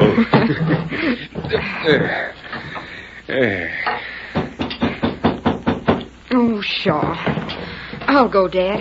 You carve the turkey. Good afternoon. May I... Why, it's Mary, isn't it? You? No, it can't be. Well, you've grown, Mary. Very pretty, too. What do you want? Who is it, Mary? It's me, Blake. Ormond King. Yes. Never expected to see me again after you skipped out on that last job, huh, Blake? I admit I've had a time trailing you, especially after you assumed the name Denby. But you should have known I'd turn up again someday. Bad pennies always do. Or, should I say bad banknotes, huh, Blake? I can't believe it. Well, you seem to be celebrating something. Turkey, plum pudding. Can it be that you anticipated my arrival? Why did you come here, King? That last batch of phony paper money you made for me got too hot to handle in the East. So I decided to take Horace Greeley's advice and go west. Get two things straight at the start, King. Folks here know me as John Denby. You've made my real name, John Blake, a hunted criminal thing which I dare not use again. Very well. It's Denby from now on. And second, I'm through engraving plates to make bogus banknotes for you to pass on innocent people. Dad, what's the matter? I'm all right, Mary. You shouldn't excite yourself so, Denby. You'll overtax your heart. As it happens, asking you to engrave counterfeit plates never entered my thoughts. What do you want of me, then? I want your press, Denby. Press? Yes. Press in which you print your newspaper. I'm sure you'll understand when you see these. Counterfeit plates? That's right, Denby. You engraved them yourself back east. Remember? See, here's one to make $100 notes, another to make 50. You mean you're going to print counterfeit paper money from those plates on my press? You're going to print it, Denby. I'm going to pass it. But I can't. Paper money is new to the West. It'll be easy to fool people here with the banknotes you print and exchange them for silver and gold. You won't get away with it, King. Someone will spot a note as counterfeit and they'll trace it to you. Oh, you forget that I'm an accomplished actor, Denby, with a talent for disguise. While they're hunting the man who passed the counterfeit, I'll be exchanging other paper notes, masquerading as someone else. Don't let him do it, Dad. Freddie has no choice, Mary. What do you mean? Your father's already wanted by the government for making counterfeit money. If he refuses to cooperate, I shall be forced to reveal his whereabouts and his assumed name to the federal agents. He's right, Mary. I have no choice. But, Dad, you can't. If that worthless paper money is circulated in Prairie City, a lot of innocent people will lose their savings. It'll give the town a black eye from which it may never recover. I know that, Mary. A while ago, I dreamed of helping Prairie City grow. Now I'm forced to do everything I can to hold it back. Well, I guess it just wasn't in the cards, Mary. Now, you're being sensible, Denby. Sit down at the table, Mary. We'll celebrate our new partnership. Turkey's my favorite dish.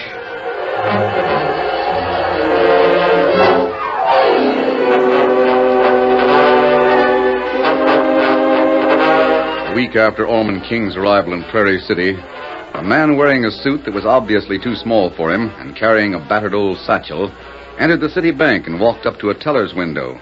He looked and spoke like a foreigner. I want to change this banknote to silver money. $100. That's a lot of money to be carrying around, stranger. I bring it with me all the way from New York.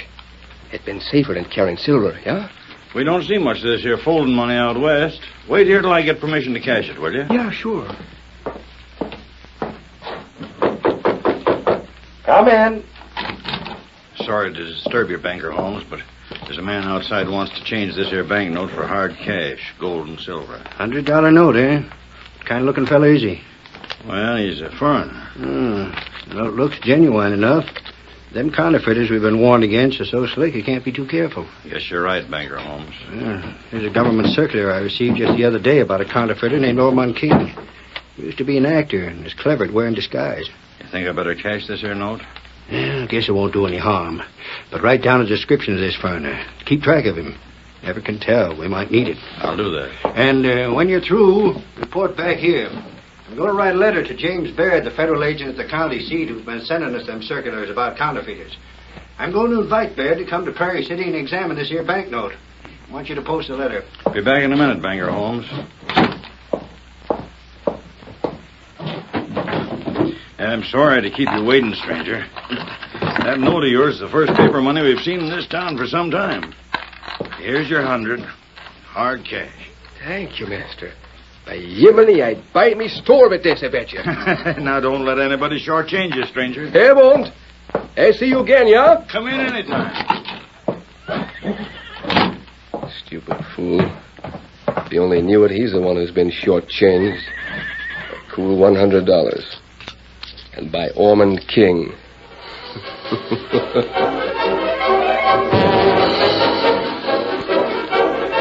A few days later, a lone horseman picked his way along a rocky ravine that led to Prairie City. He was James Baird, the federal agent Banker Holmes had sent for. Careful now, Rex. I don't want you breaking a leg on one of these rocks. It's as treacherous a trail as I've seen. Suddenly, from behind a boulder, a stranger appeared. He wore a suit that was obviously too small for him and carried a battered old satchel. Morning, mister. Your name been James Baird, yeah? Oh, Rex. Oh, there. Yes, that's me. Who are you? I got message for you from Banker Holmes. Banker Holmes, huh? Well, what is it? This. Say, that's a gun. Who are you, anyway? That's something you'll never know, Baird. Well, I don't understand. A minute ago, you talked like a foreigner. You aren't the first to be fooled by my disguise, Baird. Now climb off that horse. This is your idea of a practical joke. It's no joke, Baird. Get out of those clothes. What? I'm changing clothes with you, Baird. You'll pay for this, mister.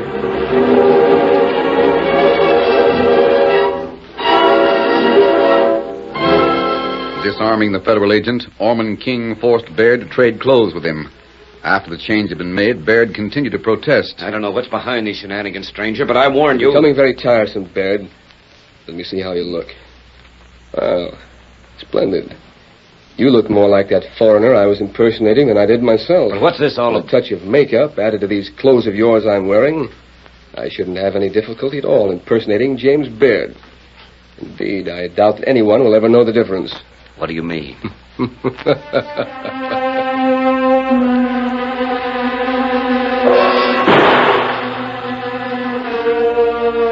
As the shot reverberated through the rocky ravine, a white stallion pricked up his ears.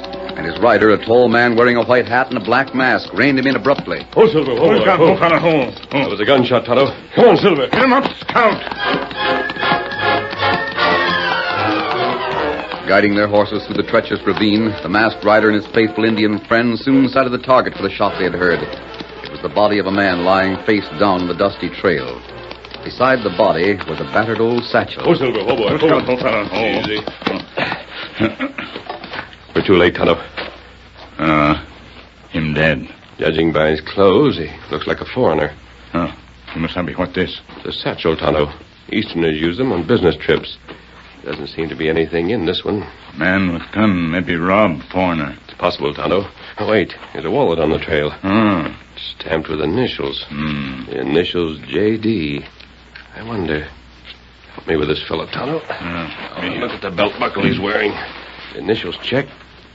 No. The initials on the belt are O.K. Him not same man?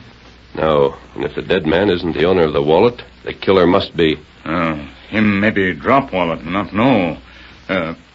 Kimasabi. What is it, Tonto? Me open wallet. Find much money.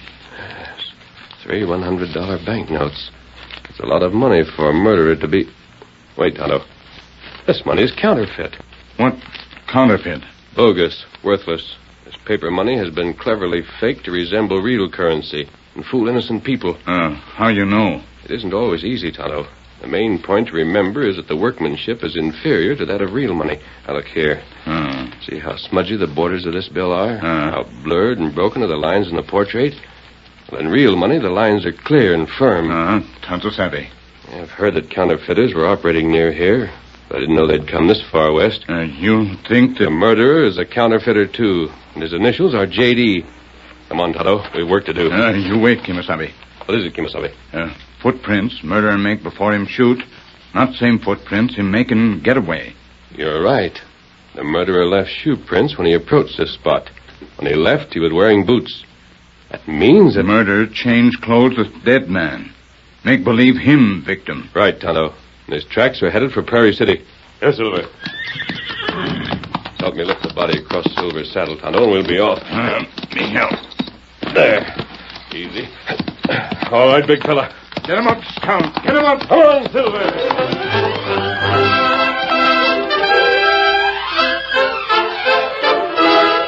The curtain falls on the first act of our Lone Ranger story.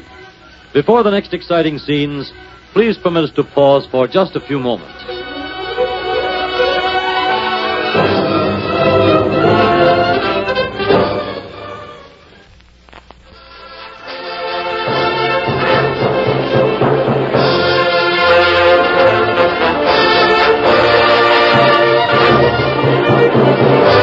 Now to continue our story.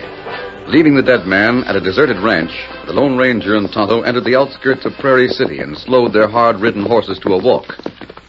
What we do now? If we only knew the identity of the man we found murdered on the trail, Tonto. As it stands, all we know is that the murderer is a counterfeiter. Any source here can give us a lead on the man we're looking for. It's the city bank. Let's go.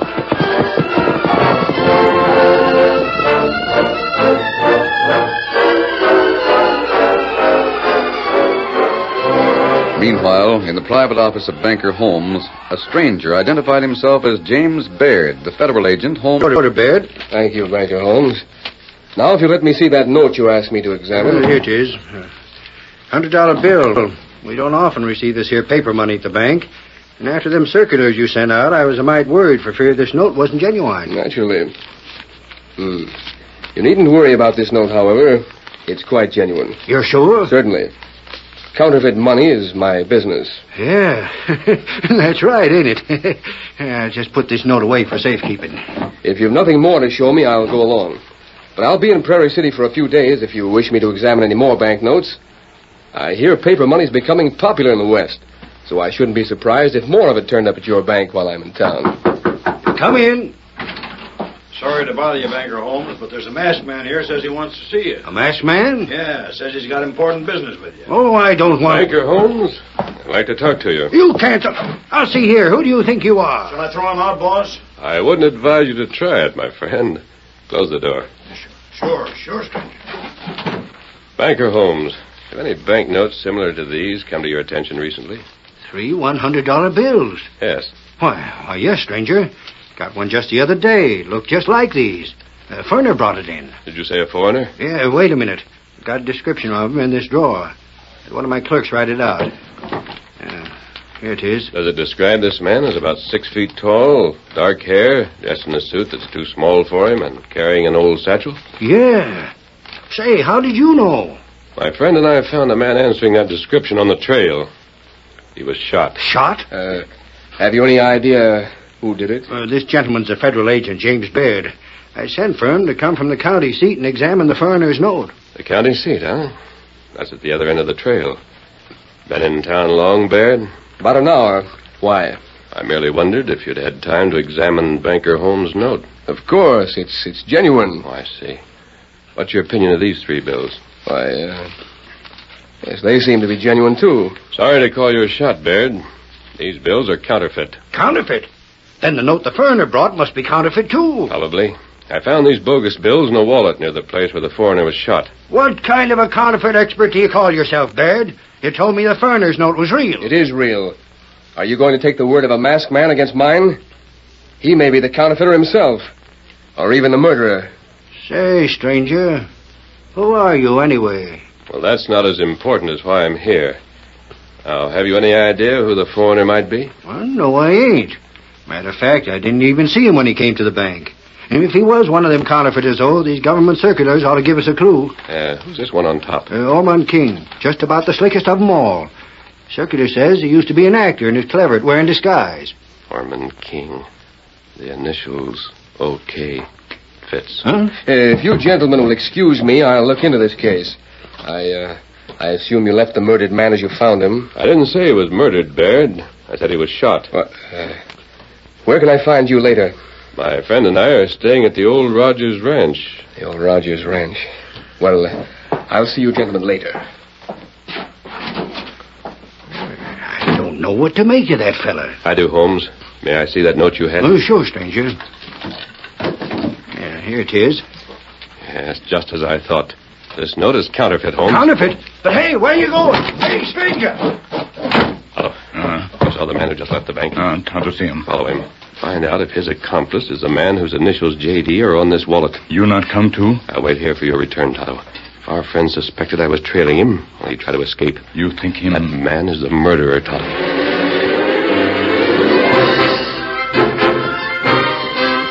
A short time later, Tonto returned from his mission and reported to the masked man what he had seen.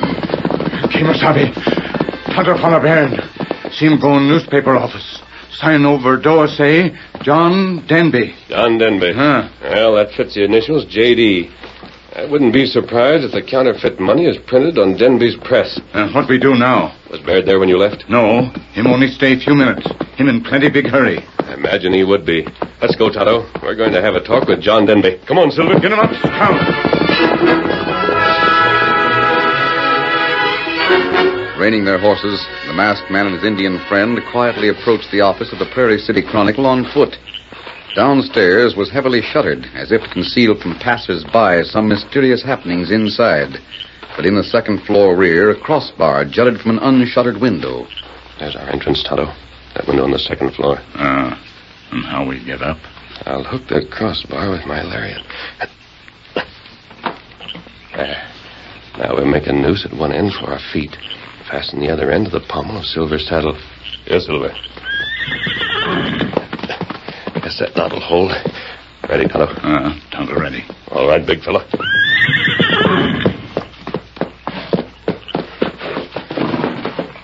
Oh, good boy, Silver.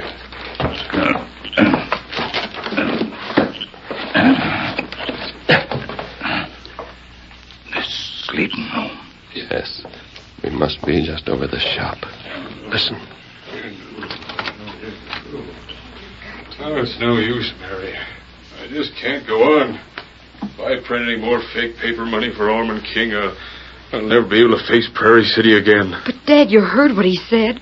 He'll expose you if you don't. I almost wish he would. At least I could resume my rightful name, John Blake, instead of masquerading as Denby. Dad, there must be some way out. Some way that... There is, Mary. I'm going to Sheriff Bartlett and make a clean breast of everything. Oh, Dad. That won't be necessary, Blake. At least not yet. A masked man. And an Indian. Don't be alarmed. Tonto and I are your friends. But who are you? Where did you come from? We came from upstairs, Blake. We made our entrance through a window. Then you know who I am. Yes. But it isn't his fault. Ormond King forced Dad to work for him. Please, you've got to believe me. I believe you, Mary. Tonto and I overheard enough to know that you're telling the truth. Was that Ormond King who was here a while ago? Yes. That proves what I suspected in Banker Holmes' office, Tonto. Ormond King is a man I met as James Baird. That's right. King murdered Baird, then impersonated him. If it hadn't been for King's initials on the belt the dead man was wearing, we might never have known. Ormond King, a murderer? Yes. King had a neat little scheme lined up to exchange his bogus bills for hard cash at the bank, wearing his various disguises. Then, as James Baird, he planned to approve his fake banknotes as genuine. King a murderer. Well, that's one time our learned friend pushed his luck too far, huh, Mary? I'm going down to Sheriff Bartlett right now. Wait. Huh? Is this your wallet? The initials are J.D. Well, yes, that's mine. King borrowed it from me a few days ago. Where did you find it? I found it on the trail beside Baird's body. King must have dropped it. If you accuse him, he'll swear by this wallet that you are Baird's murderer. But what shall we do? Tonto and I'll take care of everything, Mary. I've already arranged for Ormond King to betray himself. Come on, Tonto. But who are you? Wait. Masked man. He's gone. Dad, look. On the table. A silver bullet. Now where in thunder? Don't you see? Dad, he's the Lone Ranger.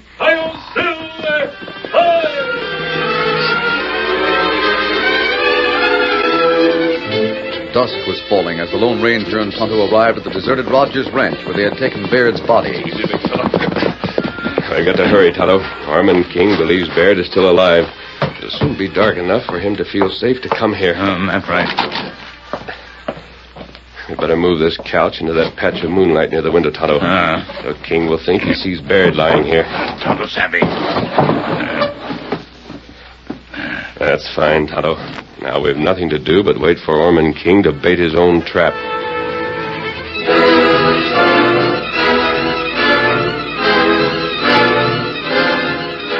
The moon had risen high in the heavens when suddenly through the window the Lone Ranger and Tonto saw the shadow of a man's head fall across the couch.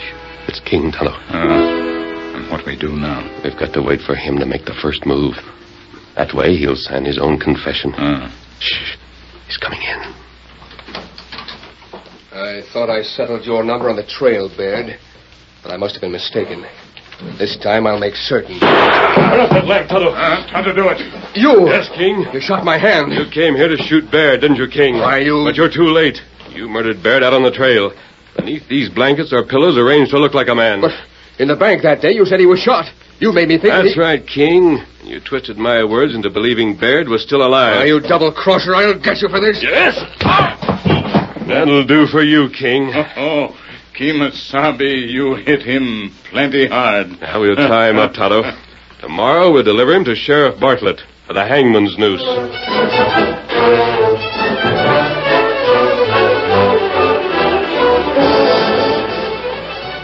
Masked man, you saved Prairie City a lot of grief by capturing that counterfeiter. If enough of them phony notes had gotten around, heaven knows what would have happened. Thank you, Banker Holmes, but Tonto deserves equal credit. We're beholden to you both, masked man. And if there's anything I can do to repay the favor, You can do one thing, Holmes. See to it that John Blake gets a fair hearing for the part he was compelled to play in King's crooked activities. Thank you, Lone Ranger. Yes, thank you. And you, Tonto.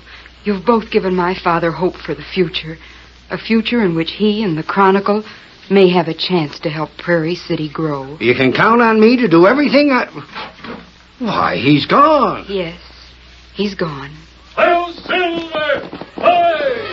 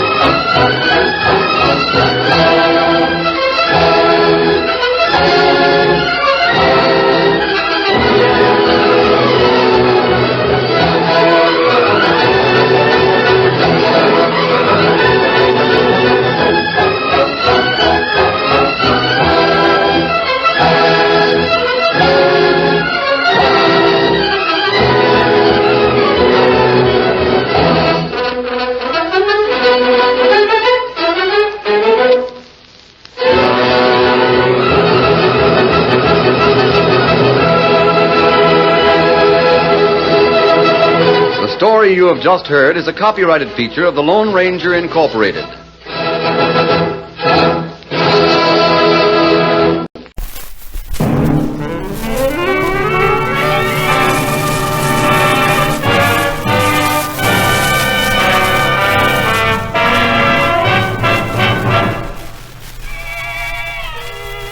Ladies and gentlemen, from Camp Callan, California, Bristol Myers, the makers of Ipana for the smile of beauty and Sal Hepatica for the smile of health, present It's Time to Smile with Eddie Cantor.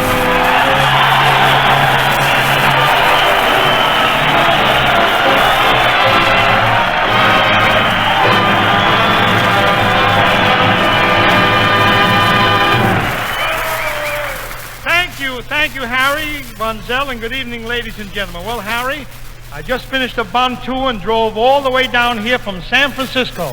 You drove all the way from San Francisco? Well, aren't you worried about your car? Why should I worry? I've got 4 brand new rims. Oh, yeah. Well, Eddie, did your family give you a big reception when you got home from your Bond tour? Well, you see, I got home very late last night, and the house was dark except for a bright glare coming from my little daughter Janet's window. You know, the 12-year-old Janet? Oh, yes. Yeah. She left the light burning in the window for you. How sentimental, huh? Sentimental nothing. She was practicing her welding. You know, Harry, my whole family is working in defense plants, and it's very annoying at dinner time. Why? They think they're still on the assembly line. Well, I don't get it. What do you mean? Well, when they pass the chicken, one of them oils the wings, another one welds the wishbone. My wife sticks a propeller on its nose. By the time the chicken gets to me, it's a P-38.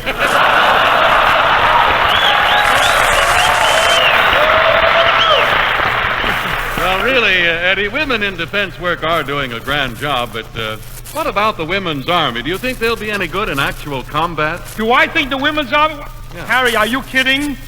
Just stick a $1.98 tag on a Jap and those women will tear them to pieces. I'll tell you one thing, though, and you must admit this. What? They may have women pilots, they may have women sailors, but you'll never find women with the Coast Artillery. All right, a few women. All right, Harry. After all, you can't expect the boys from the Coast Artillery to just keep hugging the shore.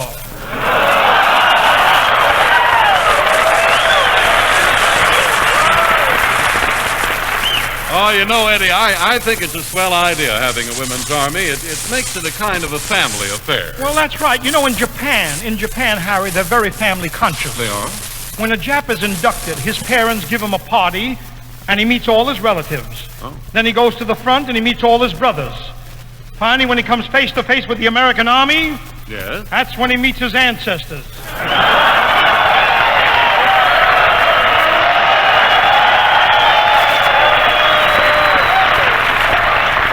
You know, Harry, this isn't generally known, but all the Axis leaders are related, you know. Related? Well, how? You didn't know, Harry? Well, no. Well, I of didn't course. Thing like that. You see, Hirohito is the son of Hitler's first wife, who is Mussolini's sister on Whirlaway's side. Well, I know this, Eddie. It must worry the Axis plenty the way our army is growing these days. It's really amazing how fast everybody's being inducted in this country. Yesterday, a barber was shaving me, and before he could finish, he was drafted. Another barber started on me, and he was drafted. Finally, a third barber came up, started swinging a straight razor, and said, "Relax, bud. I'm 4F, and I can't see a darn thing."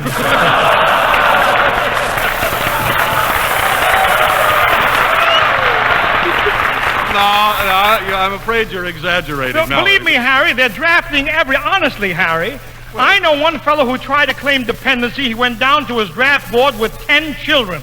Well, they didn't draft him, did they? They didn't draft him. They took him and 4 of the kids.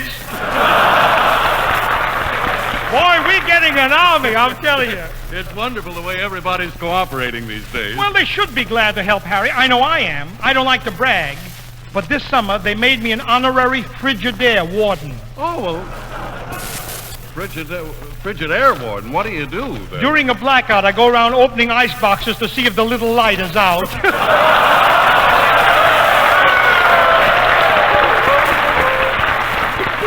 You know something? I've been wondering, with your whole family working in defense plants, who takes care of your house? I hired a new maid, and she's wonderful. Her boyfriend, you remember Cecil? Yeah? He joined the Army, so she's working for me for the duration. Here she is, the famous mammy from Gone with the Wind, Hattie McDaniel. Well,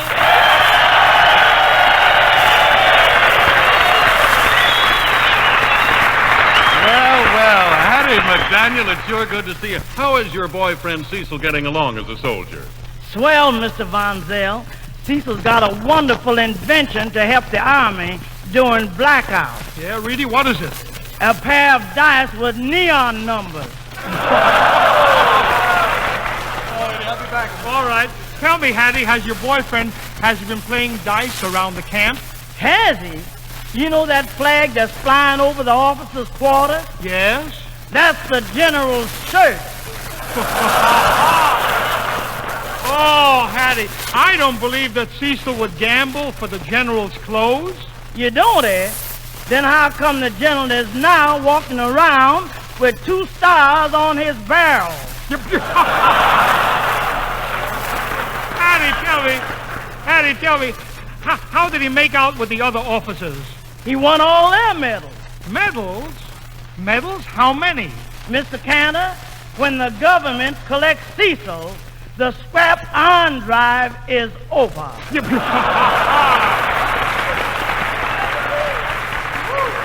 Hattie, that boyfriend of yours must be an expert. Has he been playing dice very long? Well, sir, when Cecil was a baby, he crawled to his knees. Yes? And he's remained status quo ever since. Tell me, Hattie, are you glad? Are you glad that he's in the Army? Yes, sir. Except I don't like the brown uniform they gave him. Well, Hattie, what's the matter with the brown uniform? I can't tell where the uniform ends and Cecil begins. Well, I suppose you're doing everything you can to keep him happy while he's away, huh? I sure am. He was dying to get a razor, so I sent him an electric one. An electric razor? Tell me, did he like it? No, sir. He sent me back a note. Please send me a straight razor. When I meet with a Jap, I don't want to waste no time looking around for a socket.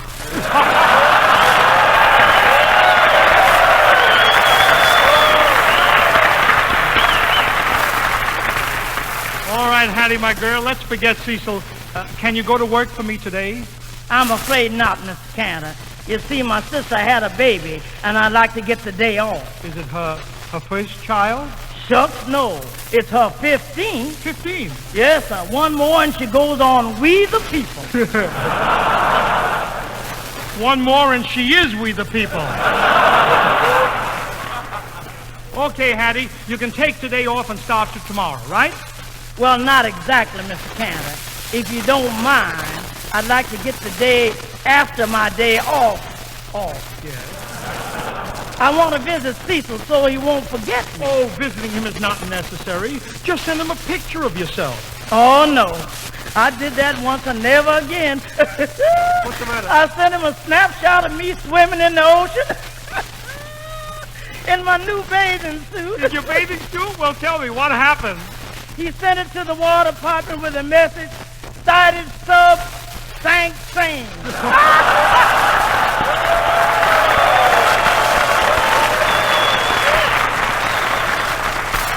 Oh, Hattie, on your way out, will you send in Miss Dinah Shaw? Yes. Here she, come in, Dinah, come in.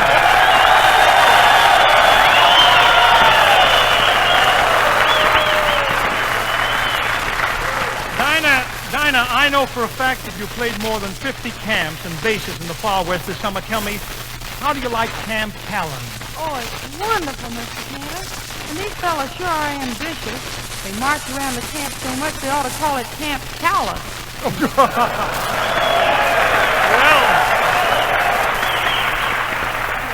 Well, everybody here gets a lot of fresh air.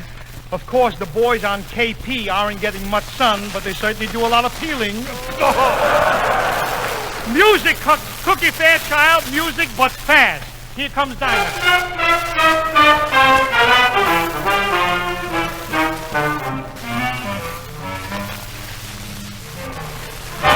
A B, C, D, E, F, G, H. I got a guy in Kalamazoo. I don't like to boast, but I know he's the toast of Kalamazoo. Zoo, zoo, zoo, zoo, zoo. Years have gone by. My, how he grew. I liked his look when he carried my books in Kalamazoo. Zoo, zoo, zoo, zoo. I'm gonna send a wire, hopping on a flyer, leaving today. Am I dreaming? Can't you hear me screaming? Hiya, Mr. Jackson, everything's okay. L-A-M-A-Z-O. What a guy, a real pepperoo. I'll make my bid for that freckle-faced kid I'm hurrying to. I'm going to Michigan to see the sweetest guy in Kalamazoo. She's gonna send a wire. Hopping on a flyer. Goodbye, goodbye, goodbye.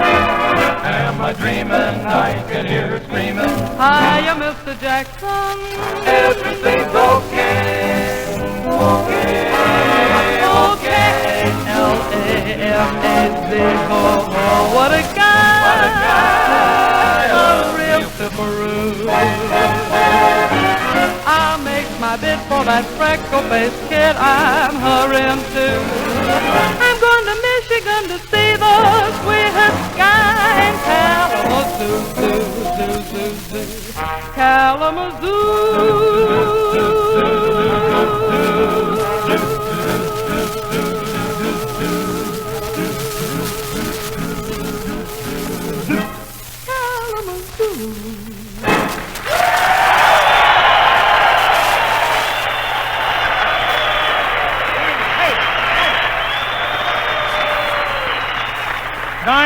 Dinah, that's the first song of the season, and it was really wonderful. I know our new listeners will become Dinah Shore fans for life. Well, thank you, Mr. Cantor. Hey, wait just a second, Eddie. What makes you so sure we've got any new listeners? Harry, I'm positive. Remember my cousin Minnie, the one with the glasses? Yeah? The one who's married? Yeah?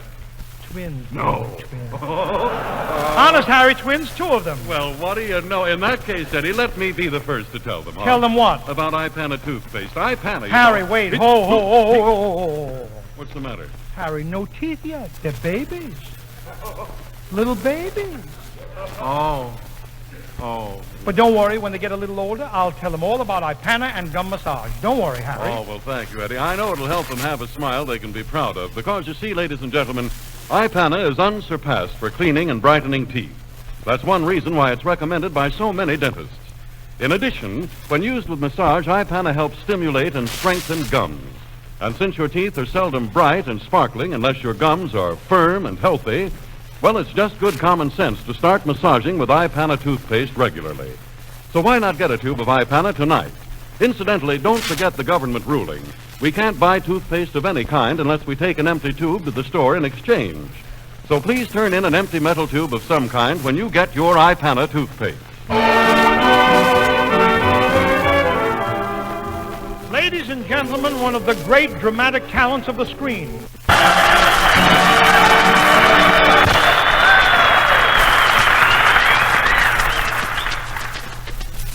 Hello, Ida Lupino.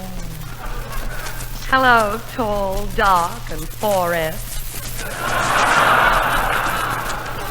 Now, wait a minute, Ida. I'll have you know I've been classified in 1A for a long time. How long? 1898. I'm really waiting any time for General Custer to call. Meantime, I'm doing what I can to entertain our boys. And Ida, you've been doing your part in the war effort, too. I understand that you were one of the first women to join the ambulance corps. Yes, Eddie, and I love my work. As a matter of fact, I even drove my ambulance up here today. Really? Did you blow the siren when you came through the camp? With all these wolves whistling at me, what do I need with a siren? Well, you can't blame these boys for getting excited. You know, it's so long since they've seen an ambulance. But Ida, if you have any trouble... Oh, Eddie, I never have any trouble with the boys. Why, only this afternoon in the hospital ward, I examined Sergeant McCarthy. Yeah? Yeah. The minute I felt his pulse, he started running a temperature. And what did you do? I started running. Oh, but they're really a swell bunch of fellas and very alert. You know, when these boys in the Coast Artillery sight a plane, they keep their eyes glued to it, examine it closely, and watch every movement. Eddie. Yes? Tell them I'm not a Messerschmitt.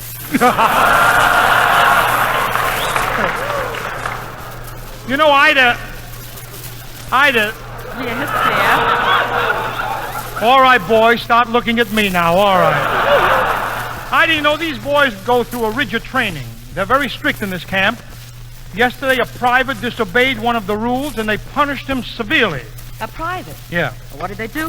They demoted him to a top sergeant.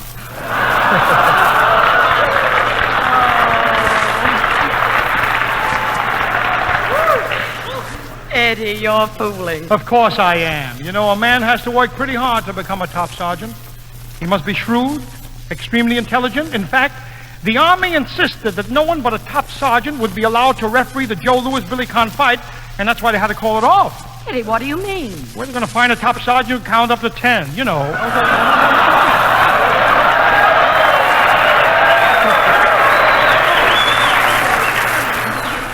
Oh, what those guys will do to me when I'm drafted. You drafted? Why not, Ida? I'm in perfect physical condition. I feel great. I'll take it. Hello? Eddie Cantor speaking. Mr. Cantor. Yes? This is your local draft board. Yep. You're in 4F now, but we're going to reclassify you. You see, Ida? Yes, we're changing you from 4F to 12K.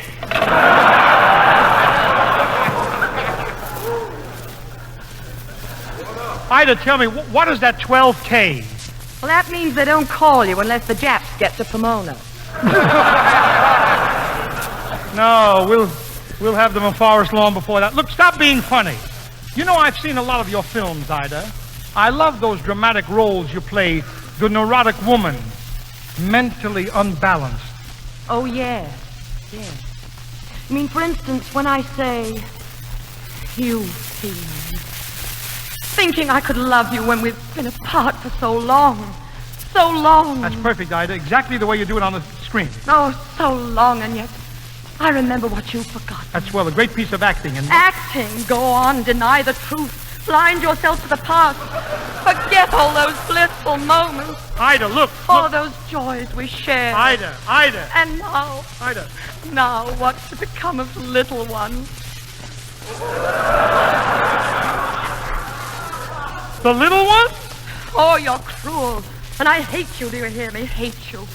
No wonder you drove me crazy. But Ida, you're not crazy. Even your own son hates you. Son? She's crazy. She's crazy. Your own flesh and blood. And yet, it's been so long since you've seen him. So long. So long. You're a monster. You're a fiend. You're a fool. You're a... Jerk? Precisely. You're a cad, a no-good heel. And hug me tight. So tight. Huh? Oh, my darling, you're irresistible. You're gorgeous. Ida. Oh, those eyes. Those lips. Those noses. I can't let you get away, do you hear? Yes. You're mine. Yes. You're locked in my arms. I've got you right where I don't want you. I know I shouldn't do this, but I'm crazy. Press me close. Yes, darling. Ida, well, Ida, aren't you going to kiss me? Eddie, I'm not that crazy.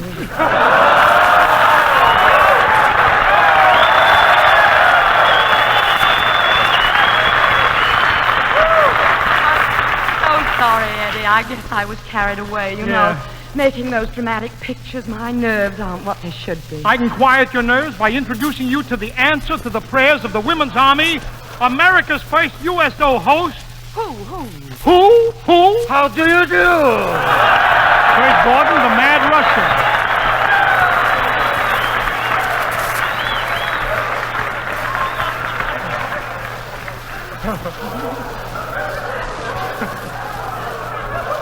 Russian! Yes? Russian, are you back again? I thought I was through with Russians this year. Yeah, you and Adolf.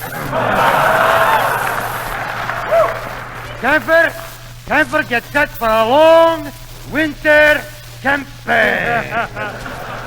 Russian, this is Ida Lupino, the movie star. Yes, don't you remember? They drive by night. They were. They drive by night. Where did they get the gas? Oh, stop. Tell me, why did you come here anyway? I'm here in my capacity as host to the Women's Army. They love me. Yes.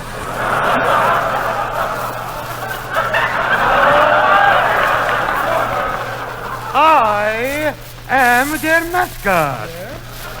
You're the Women's Army's mascot. Yeah, they couldn't afford a dog. So they got a screw around. Oh, you're lying. You're lying. Why, don't say that. Don't say that. Why, you should see me with those women soldiers. Last night I had a captain on one knee, my arms around the sergeant, and I was kissing another soldier. Private? No, everybody was looking. You know something? I'm not bashful, Miss Loophole. Not Loophole. Lupino. Lupino. L-U-P. Oh, don't bother spelling for him, Ida. He doesn't even know the alphabet. I'll prove you I know the alphabet. Yes. A, B, C, D, E, F, G, H. I got a girl in the California Zoo. No. California Zoo? Russian, you mean you've got a girl in Kalamazoo. Did you ever see my girl? No. Then shut up!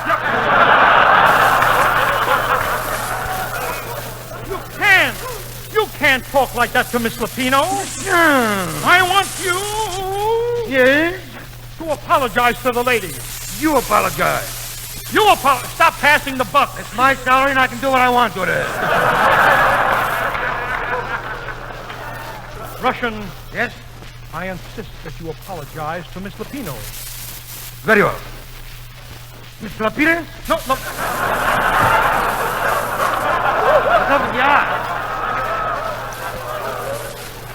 I am terribly sorry.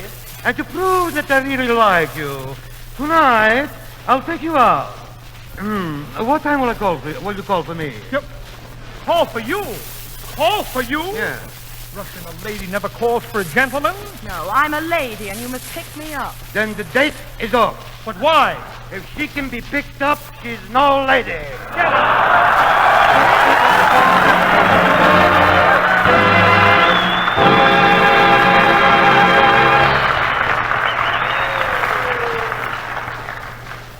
Ida Lupino, I wish you'd forgive the mad Russian. Oh, Eddie, it's been a lot of fun. Well, I must pick up my ambulance now and drive back to Los Angeles. I wonder if there's some patient here that I could take back with me. Patient? Oh, no, there's no patient here. Everybody looks healthy. Nobody's been hurt. Are you going to sing? Yes, I'm going to sing. I'll wait.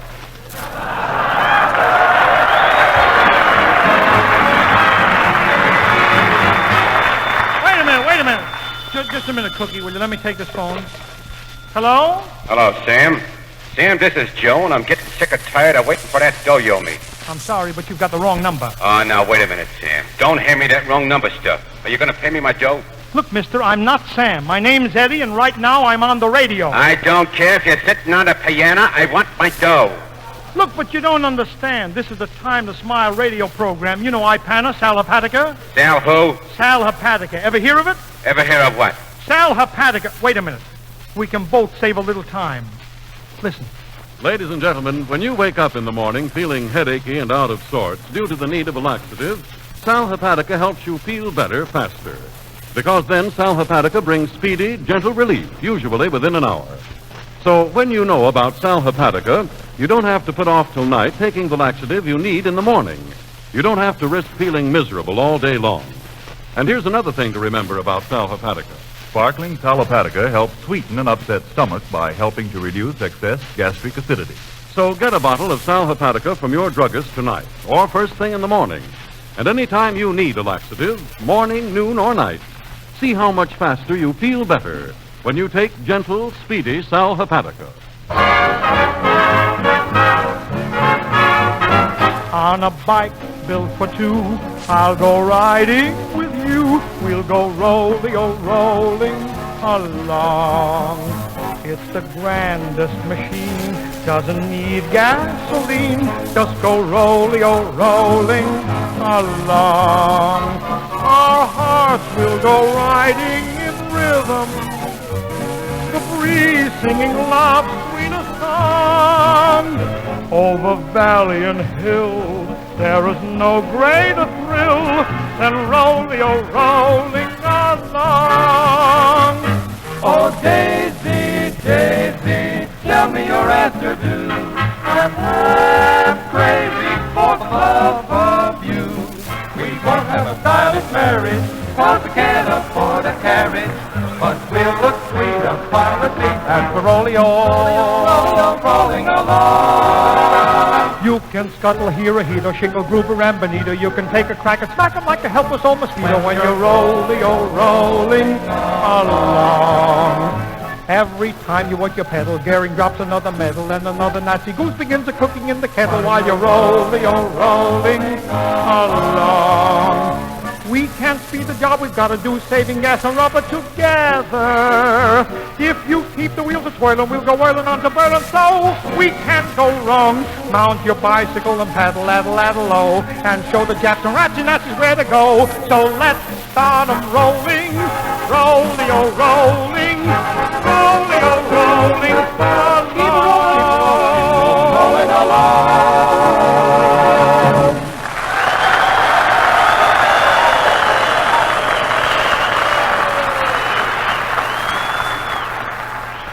Thank you, everybody. And now, before we go, here's an important item. Our sponsor is bringing back to the air one of your favorite comedy programs, Duffy's Tavern, with Ed Gardner as Archie. We know you'll agree with everyone who's heard the show that Archie is one of the most unusual and thoroughly entertaining characters radio has ever developed. Duffy's Tavern also features Shirley Booth, star of My Sister Eileen, Eddie Green, and Peter Van Steven's swell orchestra. Look for Duffy's Tavern on another network next Tuesday night and next Wednesday night. But Wednesday night. We'll be broadcasting from the Army Air Force Training Center at Santa Ana, California. With us will be one of Hollywood's great personalities, Mary Astor.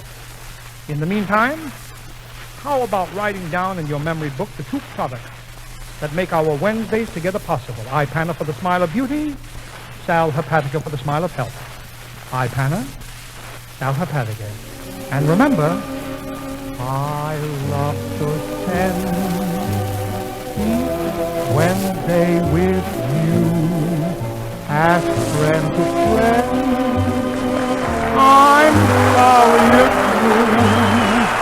I'm telling you just how I feel. I hope you feel that way too. Let's make a date for next Wednesday night. I'm here to stay. Will be my day.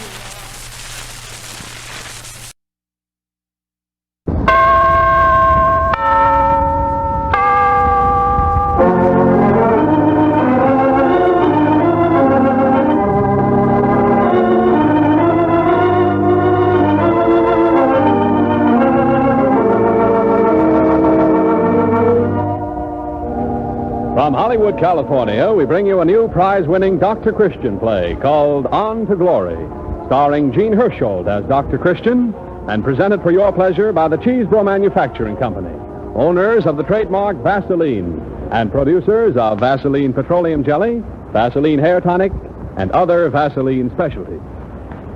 Here's what happened to a man who neglected his hair. Loose dandruff appeared. His scalp felt tight and itchy.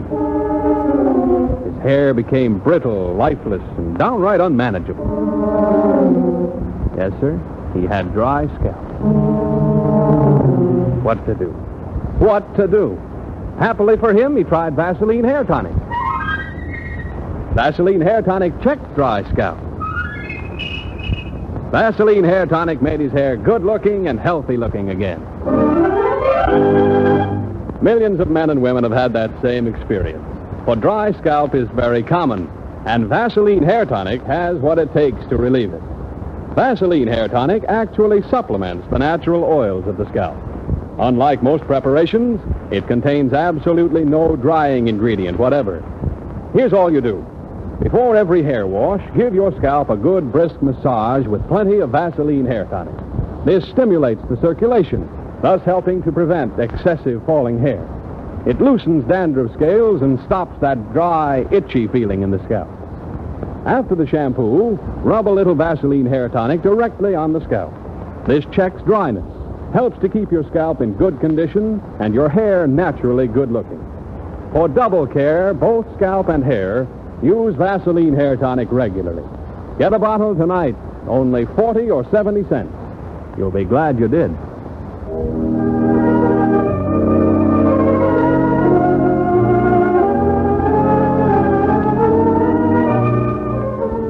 Tonight's prize play, On to Glory, comes to us from the Deep South. It was written by Elizabeth Torrey Dancy of Holly Springs, Mississippi.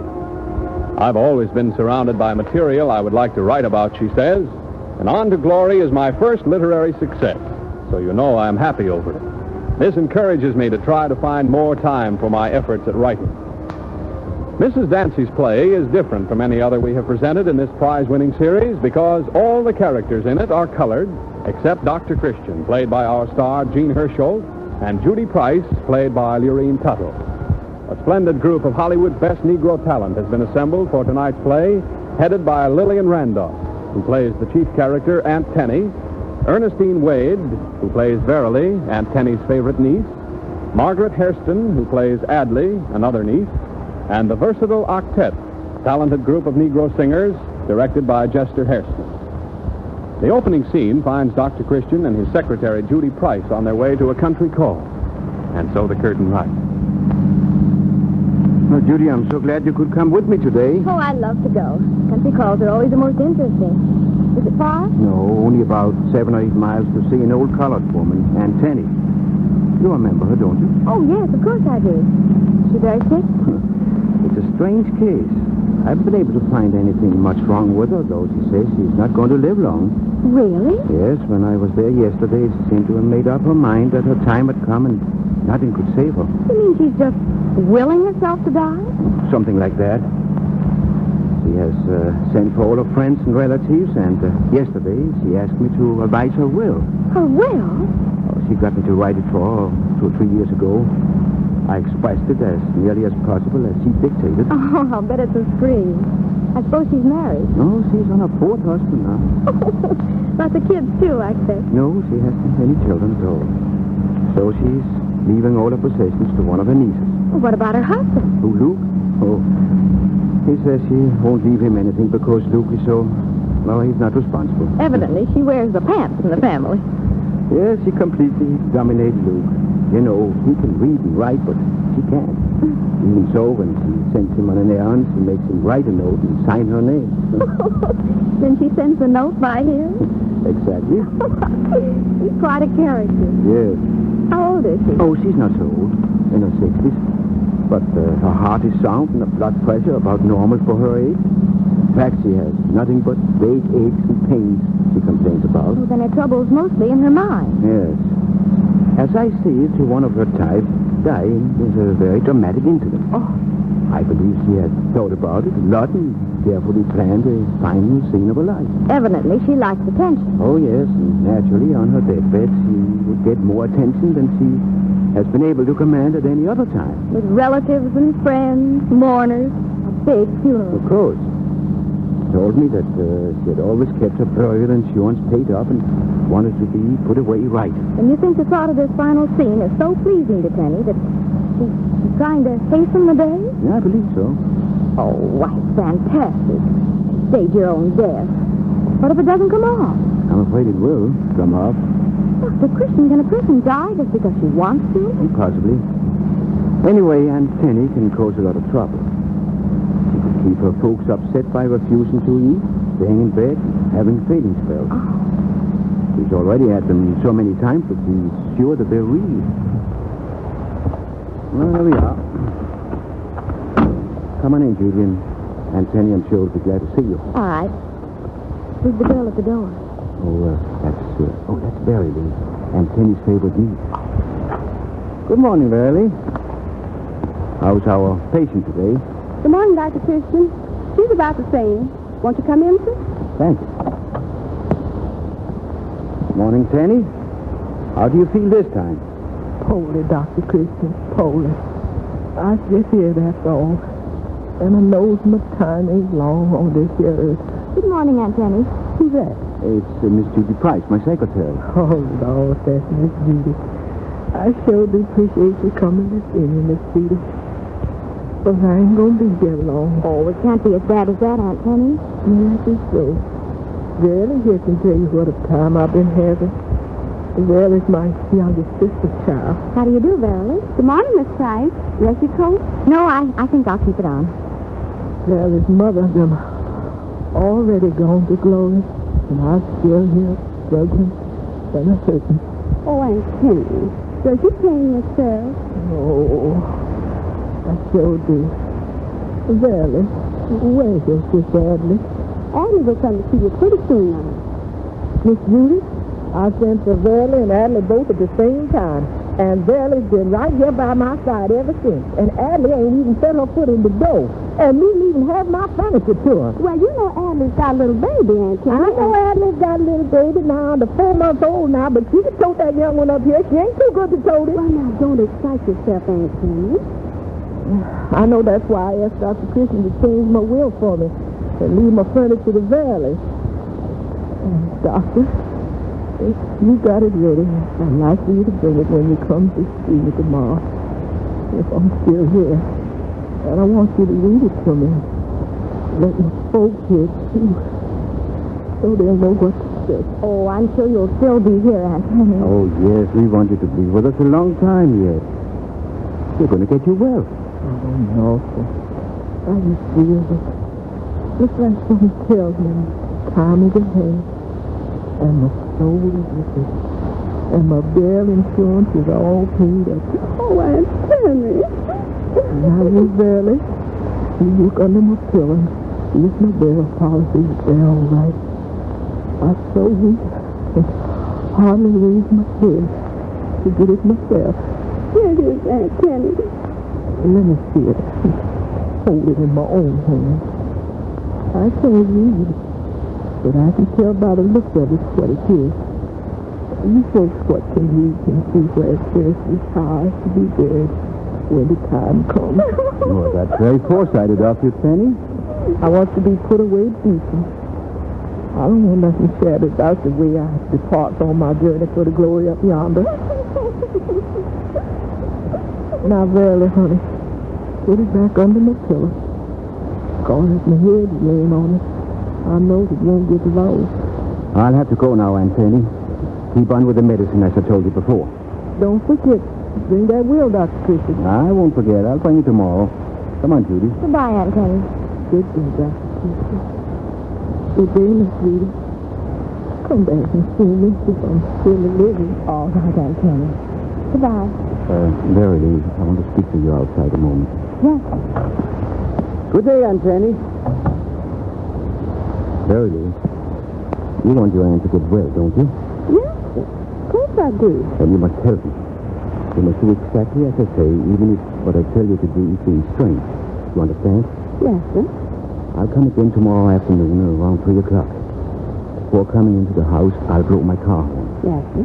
When you hear the horn, you tidy up Penny's bed. Straighten her pillow, and while doing so, slip that burial policy from under her pillow and hide it. Lord, Dr. Christian, I can't do that. Oh, but you must. But, Dr. Christian, Aunt Jenny asks to look at that policy every little while. Then she makes me put it back under her pillow. Why, if anything happened to it and she didn't die, she'd sure kill me. Well, that is a risk you'll have to take if you want to get her well. I'm depending on you to do it.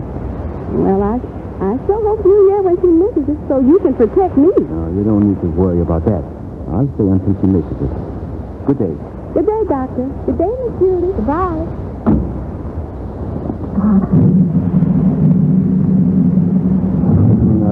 Wonder what I'm up to, Judy. Of course. You see how Penny holds on to that burial policy? It's her passport to heaven. She has planned a very dramatic exit from his life. Will read, as word said, and finally, a grand funeral.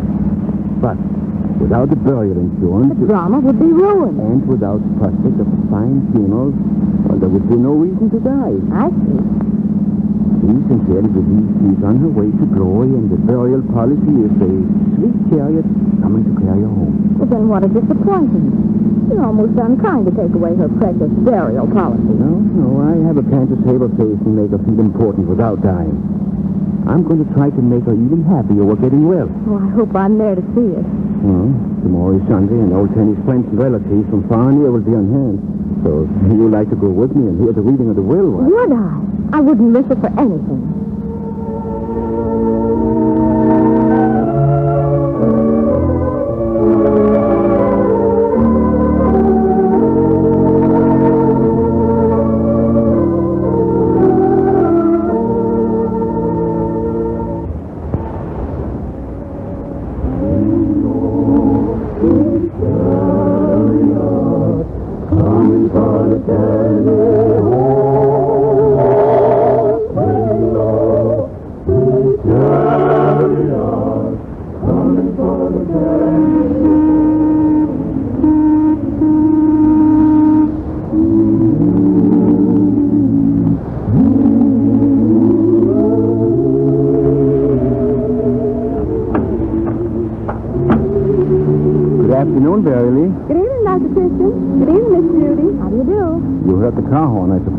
Yes, sir.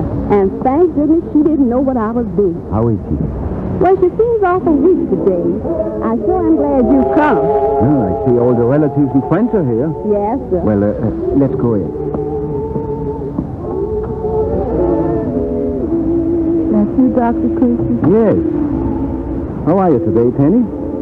I was thinking fast, Doctor. I said, please, Lord, wait till the doctor get here with my will. And let me make my mark. Have you brought the will, Doctor? Yes, I have it here. Then, oh, Lord, I'm ready. Verily, could I have a glass of water and a spoon? Yes, sir. Now, Penny, I'm going to give you this medicine so you'll be strong enough to hear the reading of the will. Here it is, Doctor. Thanks.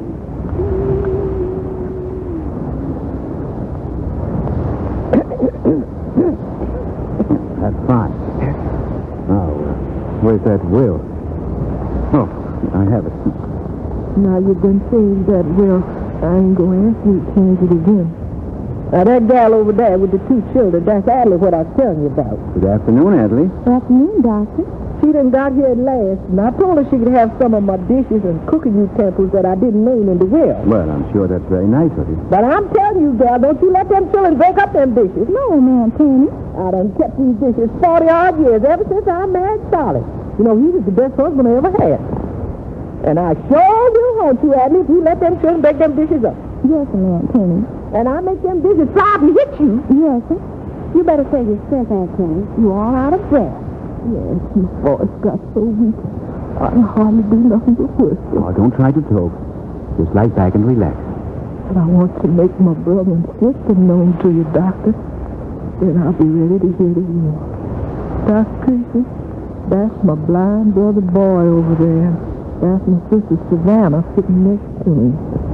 Good afternoon to you all. Good afternoon, Doctor. The other folks will have to excuse me. Oh, there's too many of them to name off. Very well. Shall I proceed now with the will? Proceed, Doctor. I, Penny White, being of sound mind and infirm of body, do this day make my last will and testament, to wit, to my husband Luke White, I do not leave anything, as he is not exactly responsible, and has told me that he did not want anything that I had. To my sister Savannah Washington, I leave whatever money I have on hand after my debts have been paid. I want my sister Savannah to look after my husband Luke White and see that he has something to eat and a place to stay. She must also look after my blind brother Boy. who has been depending on me for 12 years. To my niece, Verily Washington, I will my household furniture, consisting of 2 wooden bedsteads, 1 feather bed, a dresser, washstand, wardrobe, pictures and picture frames, quilt box with a quilt therein, trunk and clothing therein, except the black dress, which I am to be buried in. 2 rocking chairs, 3 straight chairs, side saddle, quilting frames, cook stove, and tea kettle. I also will to Verily my chickens, 11 hens, and a top-notch rooster. Now, you all know that speckled rooster in the yard belongs to Boy. It don't go to Verily with my chickens. And my dog Grin, which she must take good care of, and be sure to give him a can of sardines every New Year's Day to keep him from going mad. My cow and calf I once sold, and the money from sale of same used to put a tombstone at my head and my feet. I want my sister Savannah's son Jasper to be executor of this will and see that everything is carried out just as I say, so that I can rest in peace. I don't want any squabbling over what I'm leaving here on this earth. And if any of you do fuss over it, I'll sure come back and haunt you. Aunt Penny, is that the way you want your will read, sweet? Yes, Doctor. Well, then you make your mark here, Aunt Penny, and Miss Judy and I will witness it. There. Well, the will is written, my insurance is paid up, and the soul is ready. Verily, honey, you come over here and stay by my side. So if I is going, I can tell you my last word. Oh, Annie, you ain't gonna die. You mustn't die. Yes, I is, honey. And I don't want none of you to grieve. I want you to go. I can see him waiting up yonder. Oh, Dr. Christian, you look like she's gone into a trance. Steady now. I think she'll come out of it. Her pulse is strong yet.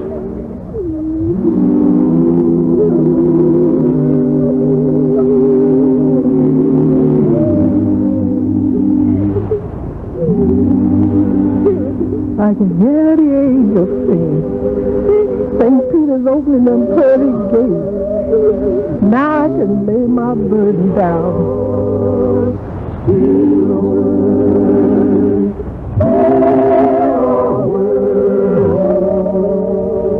Valley, sonny, where is you?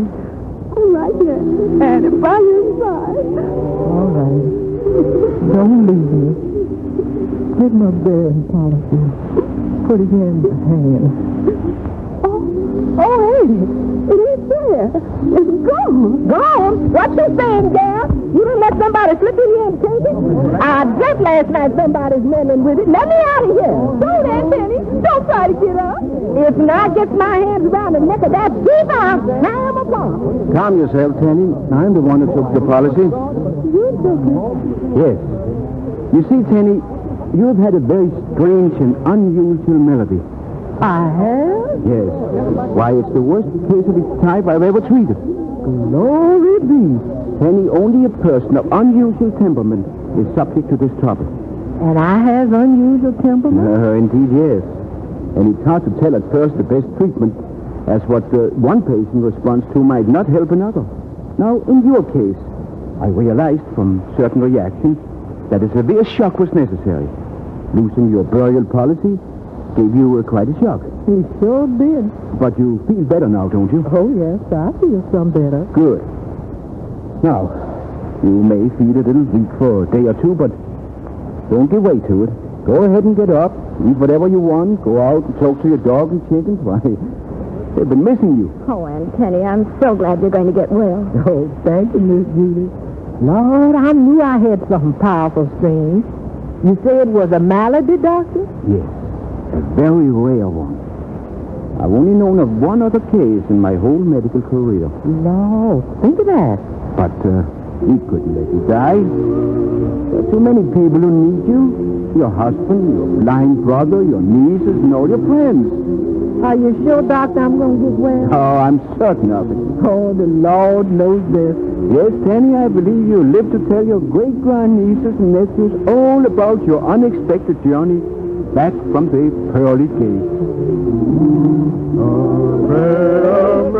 Every time I feel the spirit moving in my heart, I will pray. Every time I feel the spirit moving in my heart, I will pray. Every time I feel the spirit moving in my heart, I will pray.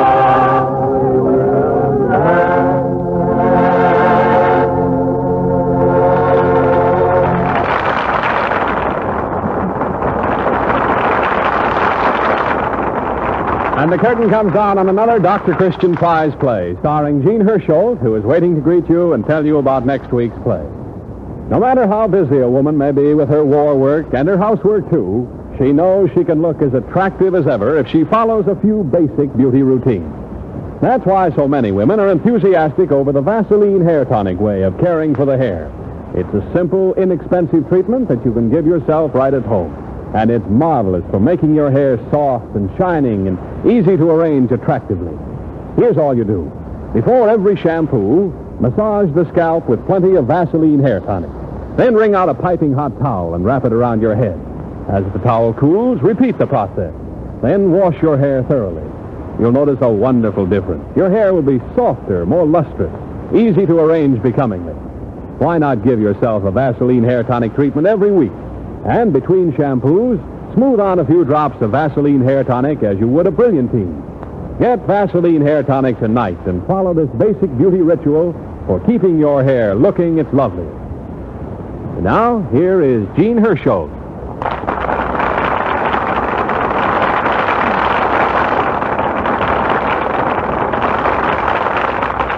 Thank you. Thank you. Well, it makes me very happy to know you enjoyed these prize plays. Next week's selection is called The Case of Tommy Holmes, and it is written by Gene Shoemate of Des Moines, Iowa. Gene Shoemate's broadcasts of football, baseball, and other important events are familiar to many of you who live in the Middle West. I know you'll enjoy his exciting action stories, so be sure to join us again next week. Same time and same station. And until then, I'll say good night.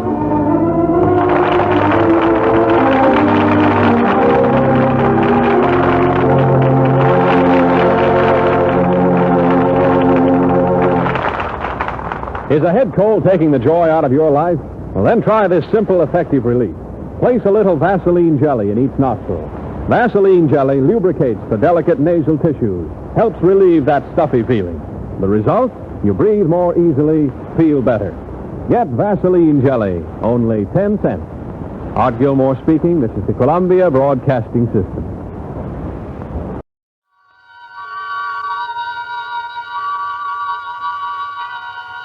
The Columbia Network takes pleasure in bringing you Suspense.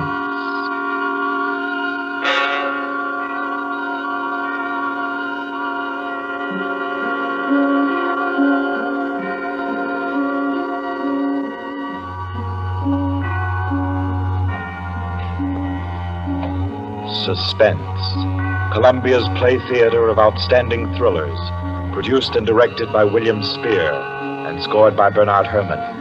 The notable melodramas from fiction and stage and screen, from the world's great literature of entertaining excitement, presented each week to bring you to the edge of your chair, to keep you in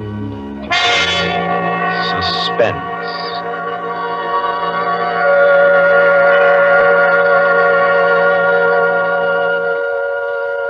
Tonight's story, by America's distinguished author-playwright Owen Johnson, gathers its suspense in a very gentle way. It doesn't have a spectacular finish, garnished with revolver shots. There are no graveyard watches. There's not so much as a single lifeless body, identified or unidentified. It's a tale told in a club room, the Artists and Writers Club in New York. A tale of high-class robbery and suspicion, and of how some ladies and gentlemen nervously counted 100 in the dark.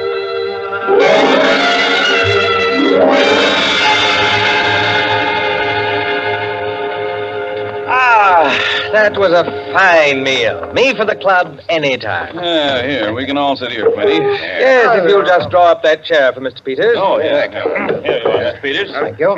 Do you all know Peters? This is Mr. Steingall. How do you do? I know you. Mr. Golier. Oh, I believe we've met. Oh, yes. How are you? Oh, you know each other. Yes. And the one who drew up the chair, Mr. Rankin. How do you do? Well, I guess we're all acquainted now. To get back to our table discussion, Quinny. Oh, yes. How about a drink? Who'll join me? Oh, yeah, pleasure. Fine. John. Well, now, Steingall, as I said, there are only half a dozen stories in the world. What is more to the point? There's every reason Yes, sir. What? Oh, 5 with soda, John. Yes, sir. Now, where was I? Oh, yes. What is more to the point, gentlemen, is the small number of human relations that are so simple and yet so fundamental that they can be eternally played upon, redressed, and reinterpreted in every language, in every age, and yet remain inexhaustible in the possibility of variation. Well, that's true, of course. It's very possible. Take the eternal triangle. 2 men and a woman, or 2 women and a man. Its variations extend to thousands. That right, Rankin? Well, in a way. Ah, here we are. Set them down right there, John. Very well, sir. A little soda. Here you are. Thank you. And you. Thank you. Soda, Peter? Yes, please. There. Another one. Here you are. Thanks. And here's yours. Thank you. And now, a little soda in mine. Well, here's to you all. Cheers.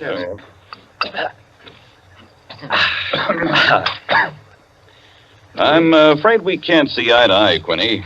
I believe there are situations, original situations, that are independent of your human emotions, that exist just because they are situations, accidental and nothing else. As for instance? Well, I'll just cite an ordinary one that happens to come to my mind. In a group of 5 men, well, such as we are here, a theft takes place. One man is the thief. Now, which one? Now, I'd like to know what emotion that interprets. And yet it certainly is an original theme at the bottom of a whole literature. It's not the same thing at all. Detective stories. I could answer that the situation you give can be traced back to the commonest of human emotions, curiosity. I think Quinny has you there, Rankin. What is the peculiar fascination that the detective problem exercises over the human mind? You will say, curiosity. Yes and no. Admit at once that the whole art of a detective story consists in the statement of the problem. Anyone can do it. I can do it. Steingall can do it. Rankin, I believe even you can do it. The solution doesn't count. It is usually banal. It should be prohibited. What interests us is, can we guess it? There you have it, the problem, the detective story. Now, why the fascination? I'll tell you. It appeals to our curiosity. Yes, but deeper, to a sort of intellectual vanity. 5 men present. The theft takes place. Who's the thief? Who will guess it first? Whose brains will show its superior cleverness? You see? That's all. That's all there is to it. Out of all of which, the interesting thing is that Rankin has supplied the reason why the supply of detective fiction is inexhaustible. It does all come down to the simplest terms. 5 possibilities, 1 answer. Well, the reason is that the situation does constantly occur. It's a situation that any of us might get into any time. Yes, I know of an incident of that kind that happened to a friend of mine last month. Of course, gentlemen. You are glorifying commonplaces. Every crime, I tell you, expresses itself in the terms of the picture puzzle that you feed to your 6-year-old. It's only the variation that is interesting. Take the well-known instance of the visitor at a club and the rare coin, for example. You all know that story. You've heard it, haven't you? I don't think I have. Sure. Why, it's very well known. Oh, go ahead, Quinny. Tell it. A distinguished visitor is brought into a club. A dozen men, say, present at dinner, long table. Conversation finally veers around to curiosities and relics. One of the members present then takes from his pocket what he announces as one of the rarest coins in existence. Passes it around the table. Coin travels back and forth, everyone examining it. And the conversation goes to another topic. All at once, the owner calls for his coin. It is nowhere to be found. Everyone looks at everyone else. First, they suspect a joke. Then it becomes serious. The coin is immensely valuable. Who has taken it? The owner is a gentleman. Does the gentlemanly, idiotic thing, of course, laughs as he knows someone is playing a practical joke on him and that the coin will be returned tomorrow. The others refuse to leave the situation so. One man proposes that they all submit to a search. Everyone gives his assent until it comes to the stranger. He refuses, curtly, roughly, without giving any reason. Uncomfortable silence. The man is a guest. No one knows him particularly well, but still he is a guest. One member tries to make him understand that no offense is offered, that the suggestion was simply to clear the atmosphere. The stranger becomes very firm, very proud, and says, I refuse to allow my person to be searched, and I refuse to give the reason for my action. Another silence. The visitor evidently has the coin, but he is their guest, and etiquette protects him. Nice situation, huh? Well, what's the answer? The table is cleared. A waiter removes a dish of fruit, and there, under the ledge of the plate, where it's been pushed, is the coin. Banal explanation, eh? Of course. Solutions always should be. At once, everyone apologizes to him, whereupon the visitor rises and says, now I can give you the reason for my refusal to be searched. There are only 2 known specimens of that coin in existence, and the second happens to be here in my vest pocket. That's rather obvious. Of course, the story is well invented, but the turn to it is very nice. Very nice, indeed. Well, I don't know. Ending is very unsatisfactory. The visitor should have had on him not another coin, but something absolutely different, something destructive, say, of a woman's reputation, and a great tragedy should have been threatened by the casual misplacing of the coin. Well, I've heard the same story told in a dozen different ways. Oh, it's happened 100 times. It must continually happen. I know of one extraordinary instance. In fact, the most extraordinary instance of this sort I've ever heard. Peters, you rascal. I see you've been quietly letting us set the stage for you. Well, it's not a story that will please everyone. Why not? Because you will want to know what no one can ever know. It has no conclusion, then? Yes and no. As far as it concerns a woman, quite the most remarkable woman I've ever met, the story is complete. Do I know the woman? Possibly. Probably, I should say. As a matter of fact, this should be particularly interesting to you because I believe that most of you are acquainted with the people involved. The names, of course, are disguised. I think... yes, I have. Just time before I catch my train to tell it to you.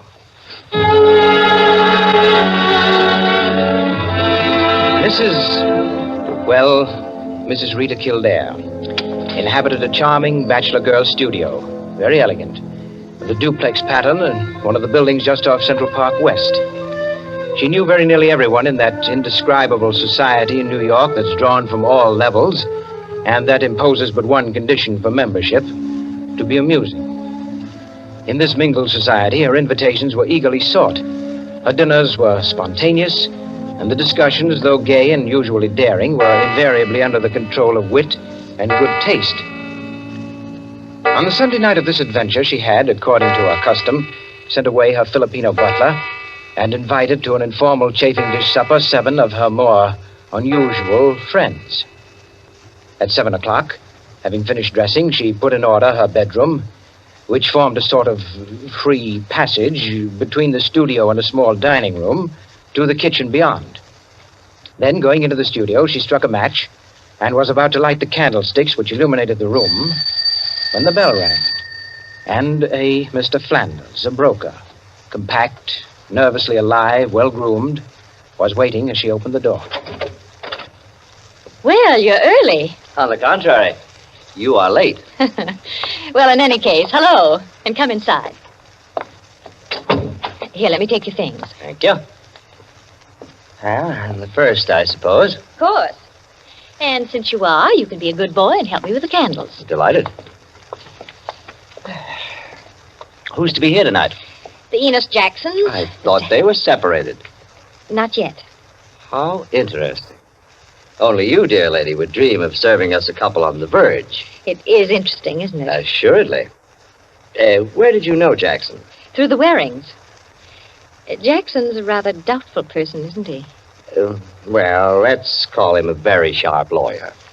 They tell me, though, he's been gambling pretty much. In deep. How about yourself? Me? I'm a bachelor.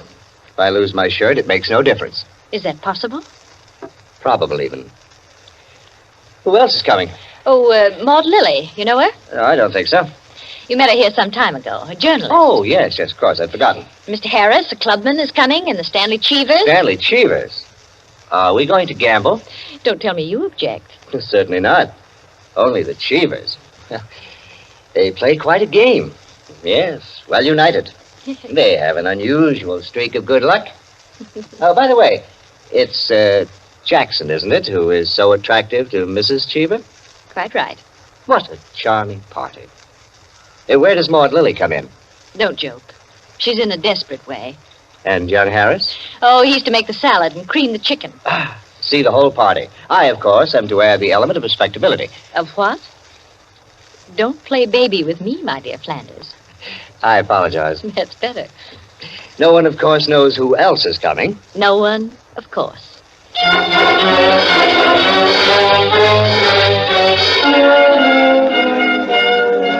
The Stanley Cheevers entered. A short, fat man with a vacant, fat face and slow-moving eye, and his wife, voluble, nervous, overdressed, and pretty.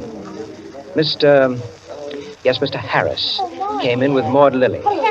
A woman straight, dark, Indian, great masses of somber hair, held in a little too loosely for neatness, with thick, quick lips and eyes that rolled away from the person who was talking to her. The Enos Jacksons were late, and still agitated as they entered. His forehead had not quite banished the scowl, nor her eyes the scorn. He was of the type that never lost his temper, but caused others to lose theirs. Mrs. Jackson seemed fastened to her husband by an invisible leash. You looked at her curiously and wondered what such a nature would do in a crisis, with a lurking sense of a woman who carried with her her own impending tragedy. As soon as the company had been completed, and the incongruity of the selection had been perceived, a smile of malicious anticipation ran the rounds, which the hostess cut short by saying, Well, now that everyone's here, this is the order for the night. You can quarrel all you want, you can whisper all the gossip you can think of about one another, but everyone is to be amusing. Also, everyone is to help with dinner. And nothing formal, nothing serious.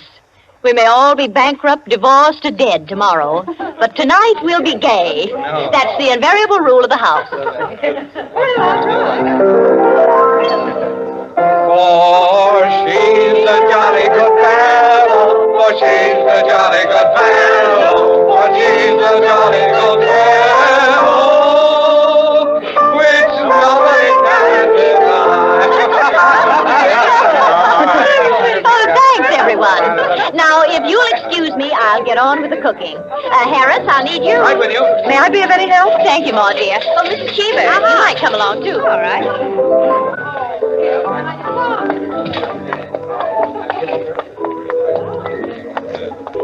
This is an adorable bedroom. Oh, thank you, dear. Now for my apron. Oh, there it is. Tie me up in the back, will you please, Maud? Of course. There you are. Fine, thanks. Now just let me get my rings off, and I'll be all ready to go to work. Oh, this is such a lovely apartment, Mrs. Kildare. Thanks. Soap and water always seem to do it. There. Your rings are so beautiful. They are nice, aren't they? But there's only one that's very valuable, the sapphire. Oh, it's beautiful. Let me see. Oh, it must be very valuable. It cost $10,000 6 years ago. It's been my talisman ever since. For the moment, however, I'm a cook. You're not going to leave the rings there. Why, of course. Now, I'm the cook. Maud Lily, you're the scullery maid. Harris is the chef, and we're all under his orders. Mrs. Cheever, did you ever peel onions? Oh, good heavens, no. Well, there are no onions to peel. All you have to do is help set the table.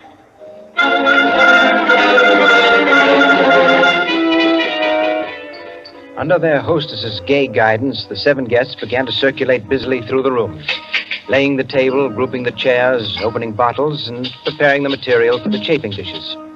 Mrs. Kildare, in the kitchen, ransacked the icebox, and with her own hands shredded the chicken and measured the cream. Flanders, carry this in carefully. Cheever, stop watching your wife and put the salad bowl on the table. Everything ready, Harris? All set. All right, everyone sit down. I'll be right in. She went into her bedroom, took off her apron, and hung it in the closet. Then, going to her dressing table, she drew the hat pin around which were her rings from the pincushion and carelessly slipped them on her fingers. But all at once, she frowned and looked quickly at her hand. Only 2 rings were there. The third ring, the sapphire, was missing. Stupid, she said to herself, and returned to her dressing table. Immediately, she stopped. She remembered quite clearly putting the hat pin through the 3 rings. She made no attempt to search further, but remained without moving, her fingers slowly drumming on the table. Who had taken the ring? Each of her guests had had a dozen opportunities in the course of the time she'd been busy in the kitchen. She ran over their characters and their situations as she knew them. Strangely enough, at each, her mind stopped upon some reason that might explain a sudden temptation. find out nothing this way. That's not the important thing to me just now. The important thing is to get the ring back. And slowly, deliberately, she began to walk back and forth, her clenched hand beating the deliberate, rhythmic measure of her journey. 5 minutes later, as Harris, installed as chef over the chafing dish, was giving directions, spoon in the air, Mrs. Kildare came into the room like a lengthening shadow. Her entrance had been made with scarcely a perceptible sound, and yet each guest was aware of it at the same moment, with a little nervous start. Heavens, heavens, dear lady. You've come in on us like a Greek tragedy. What is it you have for us? A surprise? I have something to say to you. Mr. Enos Jackson, Yes, Miss Kildare? kindly do as I ask you. Certainly. Go to the door, Go to the door. please. Yes? Lock it and bring me the key.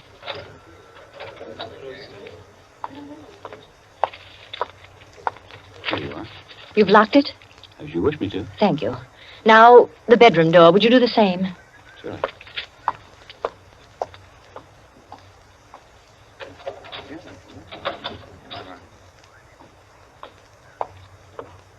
Thank you, Mr. Jackson. Mr. Cheever, Yeah? would you blow out all the candles except the candelabra on the table? Blow out all the candles. Except the candelabra. All right. For goodness sake, Mrs. Kildare. What is it? I am getting terribly worked up. My nerves are all sorry, ahead. Mrs. Jackson. That's the last candle. All right. Now listen. My sapphire ring has just been stolen. You don't mean it. The ring's been taken within the last 20 minutes. I'm not going to mince words. The ring has been taken, and the thief is among you. But Mrs. Kildare, is it possible? Yes, Mrs. Cheever. There's not the slightest doubt. 3 of you were in the bedroom when I placed my rings on the pincushion. Quite true. I was in the room when she took them off. The sapphire ring was on top. Each of you has passed through there a dozen times since. My sapphire ring is gone, and one of you has taken it. For heaven's sake. Now listen. I'm not going to mince words. I'm not going to stand on ceremony. But I'm going to have my ring back. Listen to me carefully. I'm going to have that ring back. And until I do, not a soul shall leave this room. I don't care who's taken it. All I want is my ring. Now, I'm going to make it possible for whoever took it to restore it without possibility of detection. The doors are locked and will stay locked. I'm going to blow out the remaining candles in the candelabra, and I'm going to count 100 slowly. There'll be an absolute darkness. No one will know or see what's done. But if, at the end of that time, the ring is not here on the table, I shall telephone the police and have everyone in this room searched. Am I quite clear? Everyone take his place about the table and remain standing, please. That's it. That'll do. Now, I'll blow out the candles and count 100. No more, no less. Remember, either I get that ring, or everyone in this room will be searched.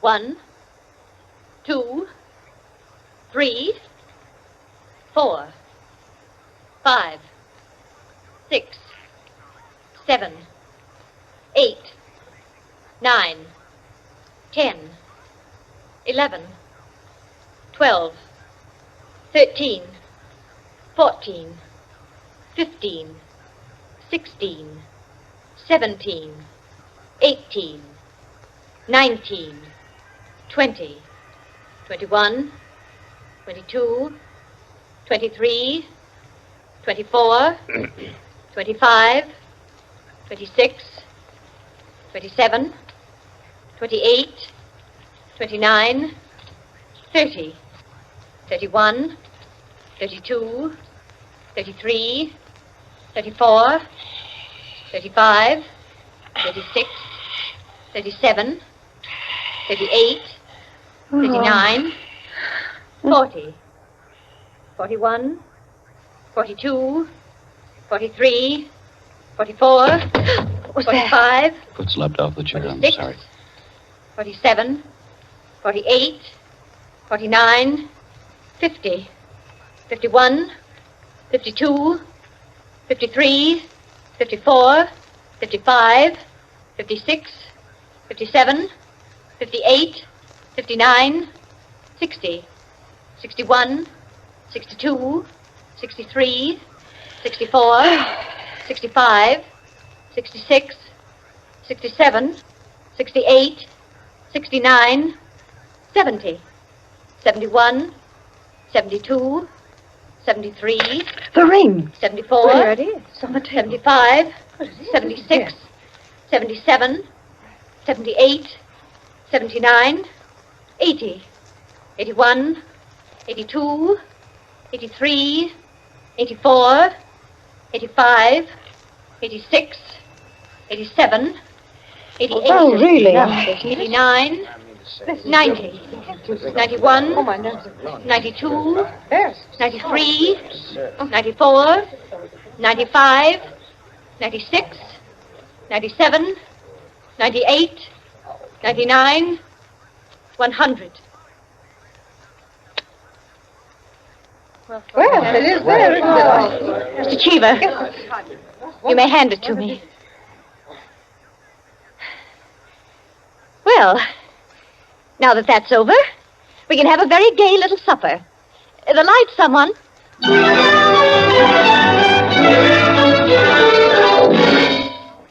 And there you are, gentlemen. Oh, I say, Peters, that's not all. Absolutely. The story ends there? Story ends there. But who took the ring? What? You mean it's never found out? Never. No clue? None. I'm not sure I like the story. It's no story at all. Permit me, it is a story, and it is complete. In fact, I consider it unique because it has none of the banalities of a solution and leaves the problem even more confused than at the start. Well, I don't see... Of course you don't see, my dear Enkin. You do not see that any solution would be commonplace, whereas no solution leaves an extraordinary intellectual problem. Well, how so? Well, in the first place, whether the situation actually happened or not, which is in itself a mere triviality, Peters has constructed it in a masterly way, the proof of which is that he has made me listen. Any of those present might have taken the ring. There are therefore 7 solutions, all possible and all logical. But beyond this is left a great intellectual problem. Well, how so? Was it a woman who lacked the necessary courage to continue? Or was it a man who repented his first impulse? Is a man or is a woman the greater natural criminal? Oh, that's simple, Quinny. A woman took it, of course. On the contrary, it was a man, for the second action was more difficult than the first. A man, certainly. The restoration of the ring was a logical decision. You see? Personally, I incline to a woman, for the reason that a weaker feminine nature is strangely susceptible to the domination of her own sex. There you are. We could meet and debate the subject year in and year out and never agree. I recognize most of the characters, Peters. Mrs. Kildare, of course, is all you say of her. An extraordinary woman. The story is quite characteristic of her.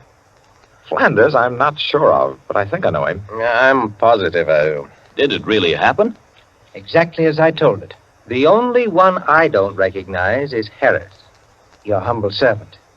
What? You, Peters? You were there? I was there. I was Harris. I beg your pardon, gentlemen. Oh, yes, what is it, John? Mr. Peters, sir, you're trained. You told me to remind you. Oh, thank you. Yes, I didn't know it was so late. Will you gentlemen pardon me? Huh? Of course. Nice to meet you all. Night.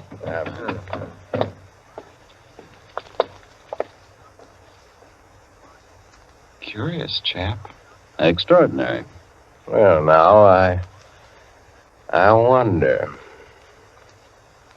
I wonder if we're wondering the same thing, gentlemen.